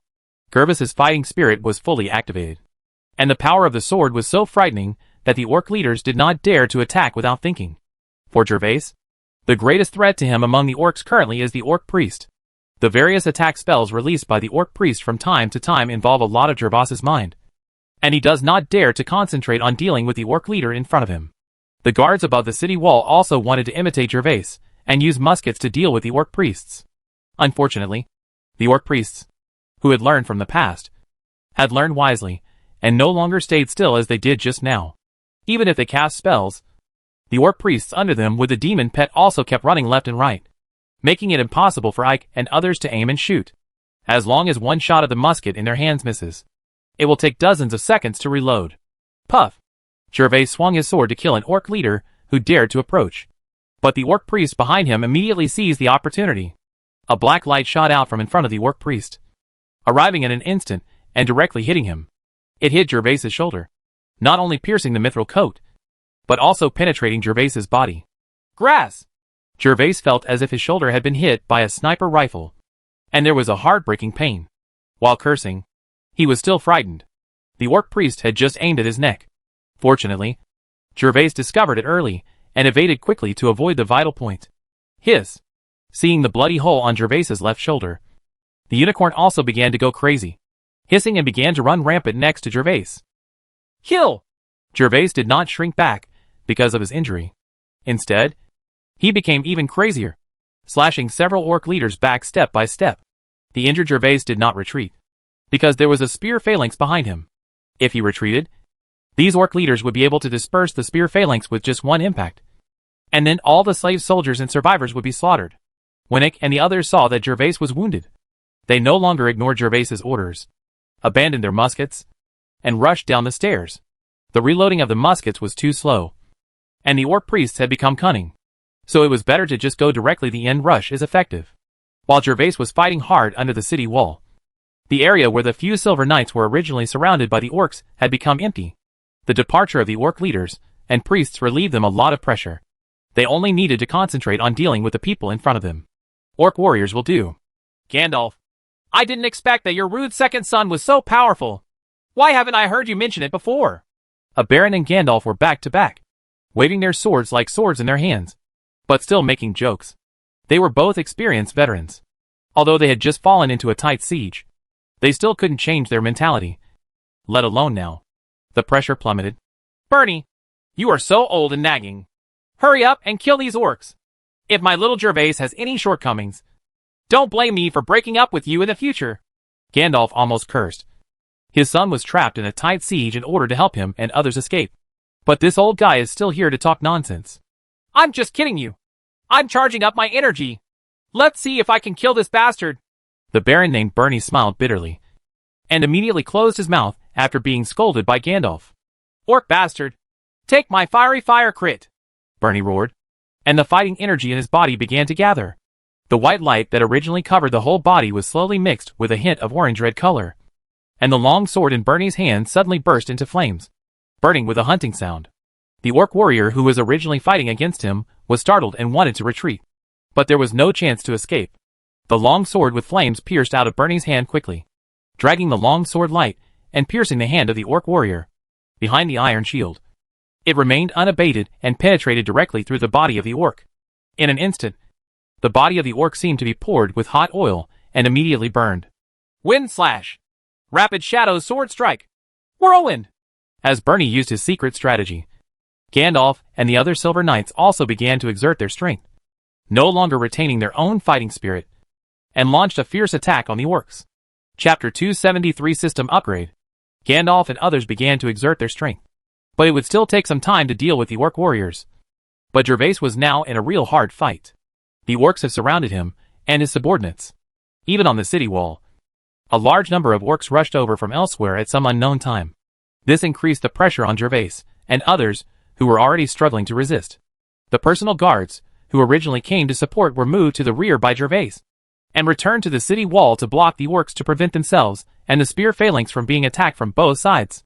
Gervais's full body armor now has several dents, since being injured by the orc priest's sneak attack. Gervais would rather be hit by the orc leader than be attacked by the orc priest's spell. The dents on his full body armor are all it was smashed out by the orc leader with a blunt object. Of course, Gervais's hard battle was not fruitless. 5 of the dozen orc leaders had died under his sword, allowing Gervais to gain energy points again. However, as Gervais vented his fighting spirit without reservation, the fighting spirit in the Sea of Chi was no longer full, and the living orc leaders also learned to be smart, commanding ordinary orcs to attack Gervais, constantly consuming Gervais, the fighting spirit, and they themselves would find an opening before sneaking up on Gervais. Facing the sneak attack by the orc leader and the priest, Gervais, who was about to run out of fighting spirit, was miserable. What the HL? Am I going to die here today? Feeling that his fighting spirit was being depleted, Gervais was a little unwilling. After all, he was a time traveler and had a golden finger. But he was betrayed by a group of orcs, and it was embarrassing to tell anyone. As for escaping, if Gervais escaped alone, he might be able to escape by riding a unicorn and risk everything. But these personal guards and slave soldiers would never survive. Gervais felt that as long as he was still breathing, he would not leave his men and run away. Although this was stupid and naive, he wanted to be willful after 2 lifetimes. The personal guards resisted the surging orcs on the city wall, and the slave soldiers plunged into the sea of beasts with their spears raised. Gervais felt that if he really escaped, he would look down on himself. My countess, my storm leader, I still have so many wonderful things. The more he thought about Gervais, the angrier he became. If he gave himself some more time, he would definitely be able to grow up. But he happened to encounter something like this in Rose Castle. Even though he was good enough, his level was still too low. Die, you bastards! Gervais, who was full of murderous intent, stabbed straight with the long sword in his hand. He ignored the mace that the orc on the right threw at him, and directly stabbed the ordinary kobold in front of him with the long sword. And the remaining power was not reduced. Weiss pushed the impaled kobold into an orc leader hiding behind him. Phew! The orc leader at the rear thought that he was safe enough with a human shield in front of him. But he didn't expect that Gervais had been waiting for this opportunity for a long time, and directly pierced him and the human shield with his long sword, turning them into skewers. Ding! The system rewards energy points +1. Ding! The total number of energy points obtained through hunting reaches 20 points, and the system upgrade conditions are met. A few energy points again. But I'm about to be beaten to death by these orcs. What's the point of rewarding me with energy points? Wait, can the system be upgraded? After Gervais killed the orc leader, a prompt sounded in his mind that the system would reward energy points. When he heard the first sentence, Gervais didn't take it seriously and complained miserably. But when he heard the second sentence, Gervais was extremely surprised. The eyes under that ferocious mask erupted with light that even the mask couldn't hide. When the orc leader on the opposite side saw Gervais' longing eyes, he thought Gervais was up to something. He was so frightened that he quickly took a few steps back, and then observed Gervais warily. Can it be upgraded? So I am also a VIP user? Upgrade the broken system quickly. If you don't upgrade, I will die. Then you will be wiped out. Gervais seemed to be grasping the life-saving straw, and kept urging at his heart. The system is automatically upgrading. Please wait. The system is automatically upgrading. Please wait. The system is automatically upgrading. Please wait. Ding. The system upgrade is complete. Please open the page to view the new system features. When the system update completed prompt sounded, Gervais couldn't wait to open his control panel, and saw that the original simple control panel had changed drastically, as if it had been renovated. The frame of the system panel was originally a monotonous black line, but now it is decorated with many complex patterns. The entire panel looks more high-end and classy. You can tell at a glance that this is VIP treatment. And the small thatched hut has turned into a brick house. Of course, these are not what Gervais is most concerned about right now. What he is most concerned about is whether there is any function that can help him get out of his current predicament. Gervais first looked to the left side of the panel. The search function is useless. Martial skills function? What is this? Gervais saw the martial arts function under the search button at the second glance. There was a plus sign under the martial arts function. With a thought in his mind, Gervais immediately opened the plus sign and saw the names of 2 skills immediately listed on the board. Martial skills, critical attack, 3 sword cuts deduction decomposition, hidden breathing technique, secret technique of stealth 2 deduction decomposition. When Gervais saw these 2 lines of text, he couldn't help but be surprised. Aren't these the only 2 secret skills he mastered? How could this broken system still include it? However, the situation was critical, and Gervais had no time to think about the use of the functions. As soon as he heard the names, he knew that these 2 things would not be of any help to the battle at hand. So Gervais looked down again. Magic function? Are there really magicians in this world? There is no plus sign below this magic function, which directly shows the only magic Gervais currently knows illusion. But it still doesn't help. The left panel has bottomed out at this moment. Gervais turned his attention to the system mall on the right again. When Gervais saw the panel mall, his eyes couldn't help but light up. At this moment, there is a carousel-like thing in the panel mall. There are kiwi fruits of various colors on this thing. They are all colors that are not available in the original mall, such as black, red, and brown. In short, they are all things Gervais has never seen before. Kiwi. But one thing is strange. That is, there are a lot of black kiwi fruits above the turntable, accounting for half of the number. Hey! Wait! Why are there words on the backs of these black kiwi fruits? The function of this kiwi fruit is random, and it will be effective for 1 hour after taking it. I'm going to hack your sister. Is there still a time limit? Gervais couldn't help but muttered. Gervais had no time to complain, so he could only continue to look at the bottom of the turntable, where there was a row of small words saying, Lucky Roulette, consuming 10 energy points each time. Holy crap! What a damn system! Why are you so shameless in upgrading? When Gervais saw the fees required for the lottery, he felt bad. There are more than 10 grids on the big turntable, but half of the grids are occupied by black kiwi fruits. The most shameless thing is that the function of black kiwi fruit is random and has a time limit. You must know that when he bought golden kiwi fruit, it was only 10 points for green kiwi fruit, energy points, and the effects are permanent after taking them. After scolding with some annoyance, Gervais wanted to see if there were any other new functions, but found that there were no other new functions except the lucky wheel. A bit stingy. Is this your upgrade? Gervais cursed in his heart. But now that his life was in danger, his fighting spirit was almost at its bottom, and if he didn't think of a way, he would lose his hair. Gervais could only play a dead horse and click the button of the lottery. Gervais knew that no matter what kiwi fruit he drew, it might not be able to help the current battle situation, so he just wanted to try out what it felt like to use the upgraded system before he died. Chapter 274 Lottery. When Gervais clicked the start button of the lottery, the lucky wheel began to rotate rapidly, and the card slot that originally had 17 energy points became 7 points. If it were normal, Gervais would definitely be heartbroken. But now that he is almost dying, he doesn't care about this. It took 4 or 5 seconds for the rapidly rotating large turntable to slowly slow down.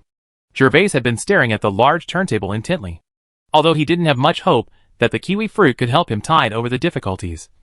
This did not affect the slightest expectation in his heart as a lottery winner. After another 2 seconds, the rotating large turntable finally stopped, and Gervais's face darkened instantly. The final result of the lottery did not exceed his expectations. There is no generous system in this world. Every system is a trap, and Gervais's is no exception. The pointer of the stopped rotating dial pointed at the black kiwi fruit without any doubt. Ding! Congratulations on winning a black kiwi fruit. It has been distributed to the system panel. You can check the specific effects. Hearing this sweet congratulations, Gervais wanted to curse. 10 energy points were swallowed up by your shameless system, which I worked hard to get back.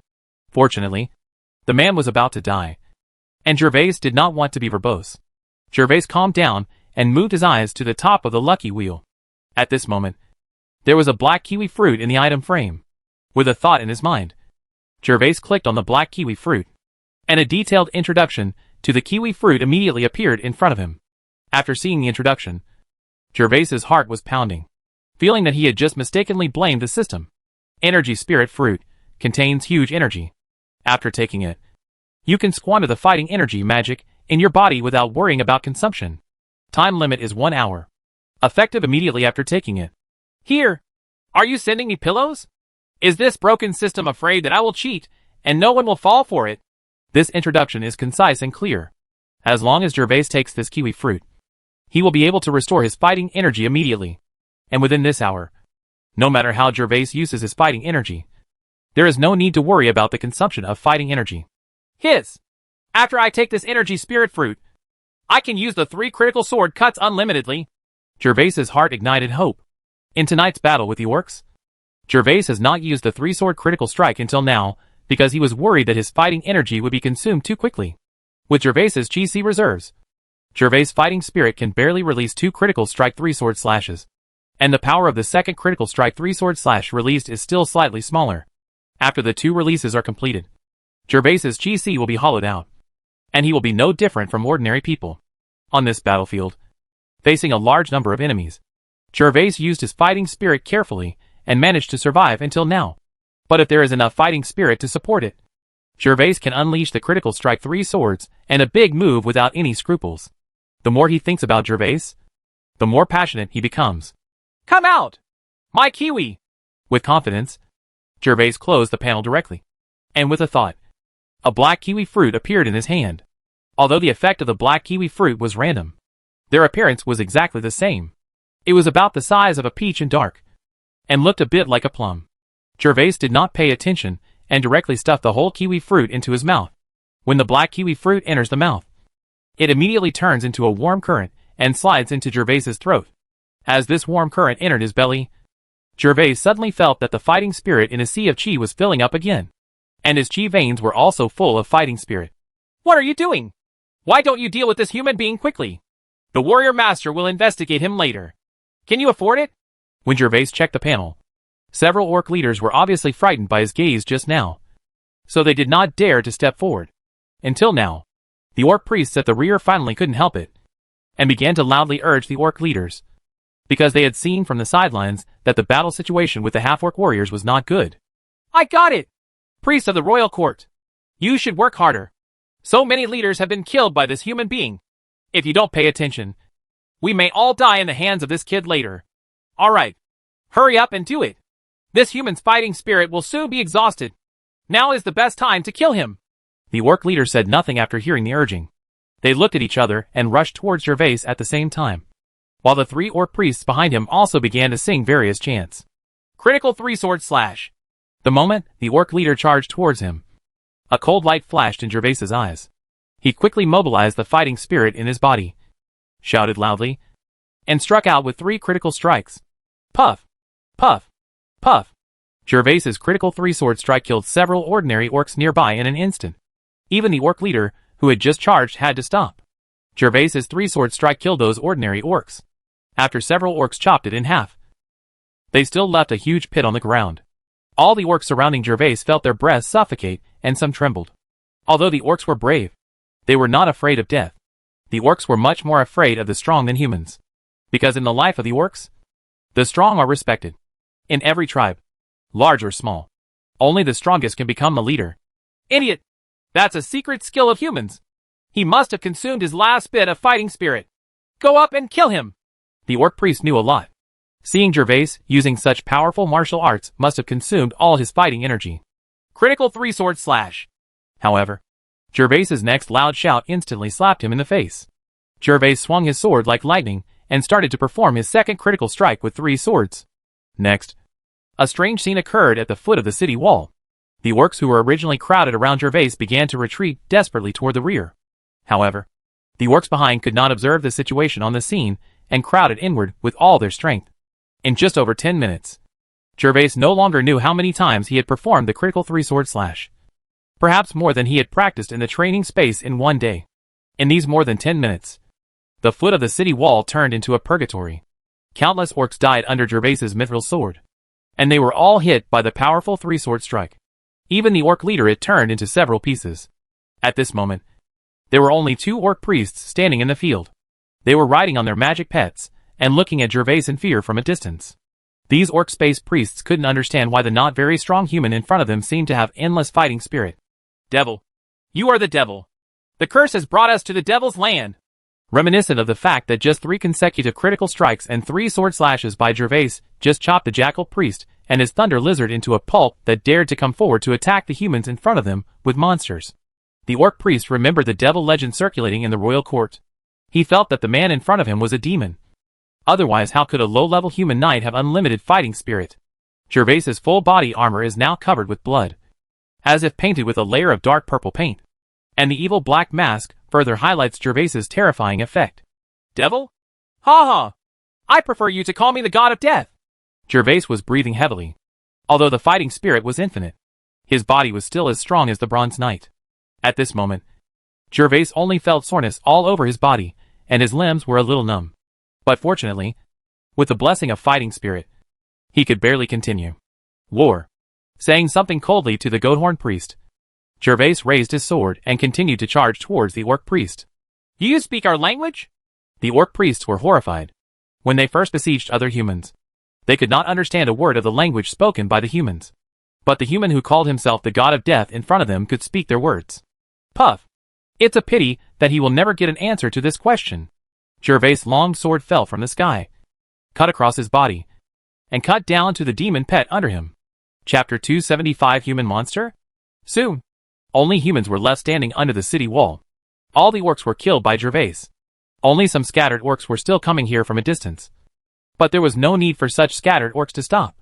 If Weiss takes action, the spear phalanx of slave soldiers can teach them how to behave. As for the city wall, the orcs had just witnessed Gervais's bravery and had already decided to retreat. They had no intention of attacking the bottom of the city wall. Instead, they scrambled to retreat to the rear. These 10 energy points are well spent. Rivers of blood flowed all around Gervais, and the ground was covered with corpses. There were at least 400 to 500 orc corpses in this area. These orcs were the result of Gervais's continuous critical strikes and 3 sword strikes.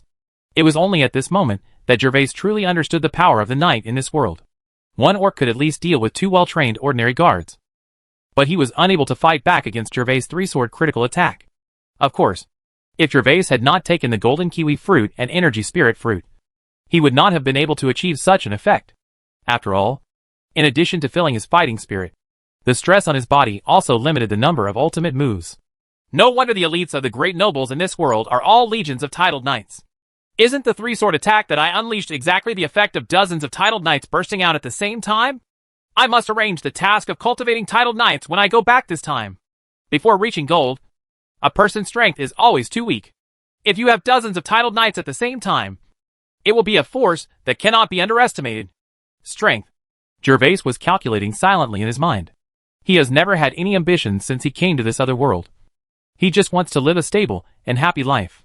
But in this world, if you want to live stably, you must have enough strength to ensure that the more power Gervais masters, the smaller his existence becomes, which makes him full of a sense of crisis all the time. In addition to the threats from humans themselves, this world also has threats from alien races such as orcs. Although Gervais does not know where these orcs live, they must be connected to the Eurasian continent. At the same time, Gervais was also thinking that maybe one day, when he was strong enough, he could explore the origins of the orcs, which would be extremely interesting. To be honest, ever since he read the books in Alice's study, Gervais has wanted to see the beautiful elves, the fiery dwarves, and even the legendary dragons. In Gervais's opinion, since orcs still exist, powerful races such as elves, dwarves, and dragons should still exist in the world. After thinking wildly for a moment and almost resting, Gervais put his thoughts away.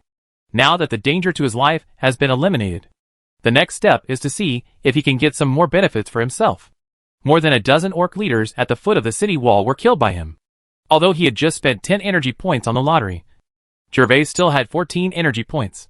There were 3 other orc warriors fighting Gandalf, and others ahead.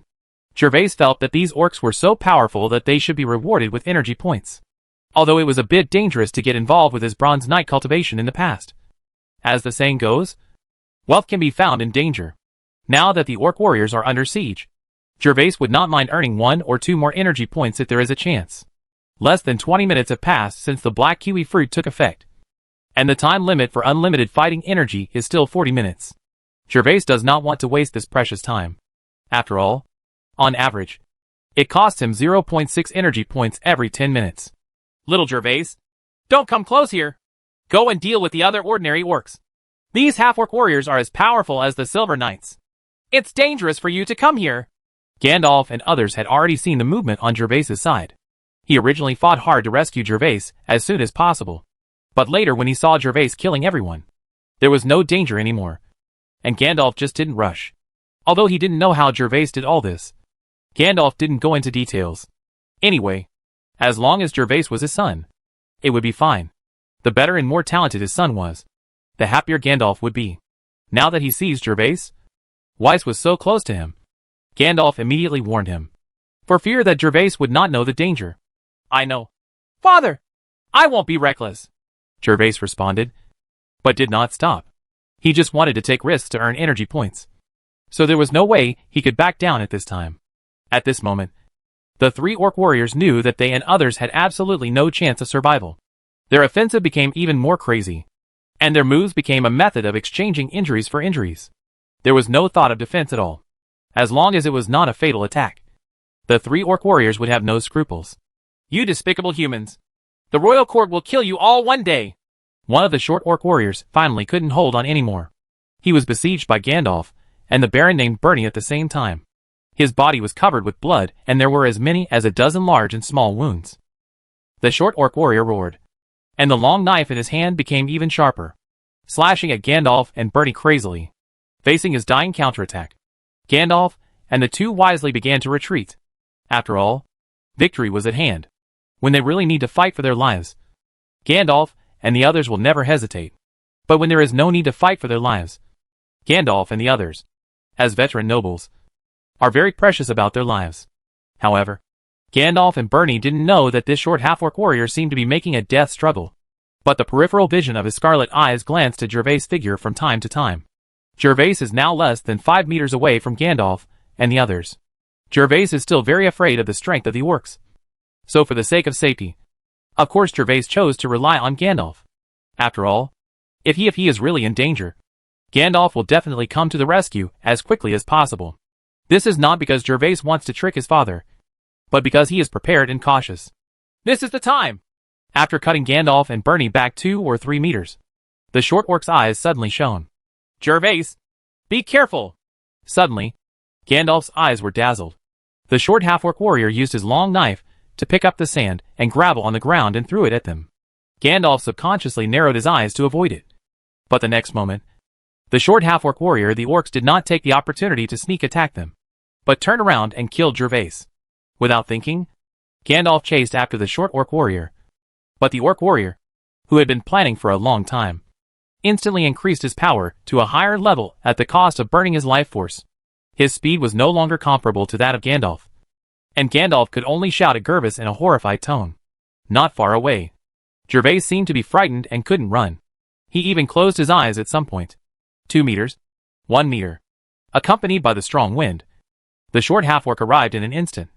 With the long knife in his hand pointed directly at Gervais's chest, a cruel smile appeared on the corner of the short half-orc's mouth, with a hint of madness and a hint of relief. If I can take away this human monster before I die, maybe the god of Behemoth will have mercy on me. The short orc felt that the biggest reason why they failed tonight was because of Gervais.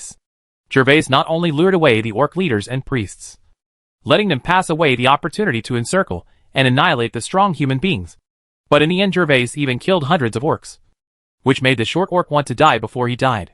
Killing Gervais is not only to avenge the dead orcs, but also to nip this human monster in the bud.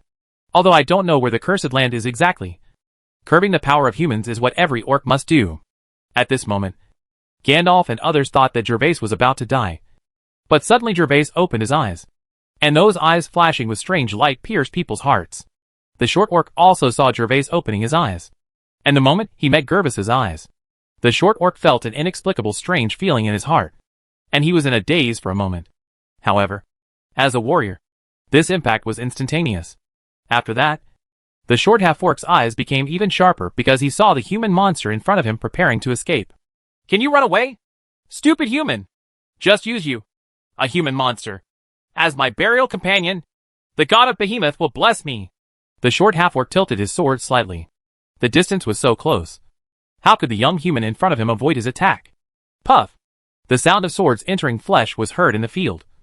And at this moment, the short orc's smile reached its peak. But the next moment, I felt a little doubtful. There is the sound of a long knife piercing the body. But why is there no feeling of a long knife piercing the human body in the hand? Goodbye, stupid orcs. The corner of Gervais's mouth curled up slightly, and he saw that the short orc's long knife was held within 5 inches of Gervais's neck, and did not hit Gervais at all. But the mithril sword in Gervais's hand was inserted into the chest of the short orc until the hilt was reached. The tip of the sword pierced through the back of the short orc, and the blood on it was like a bright gem. Pellets dripped onto the dirt floor. Ding! Gain +5 energy points.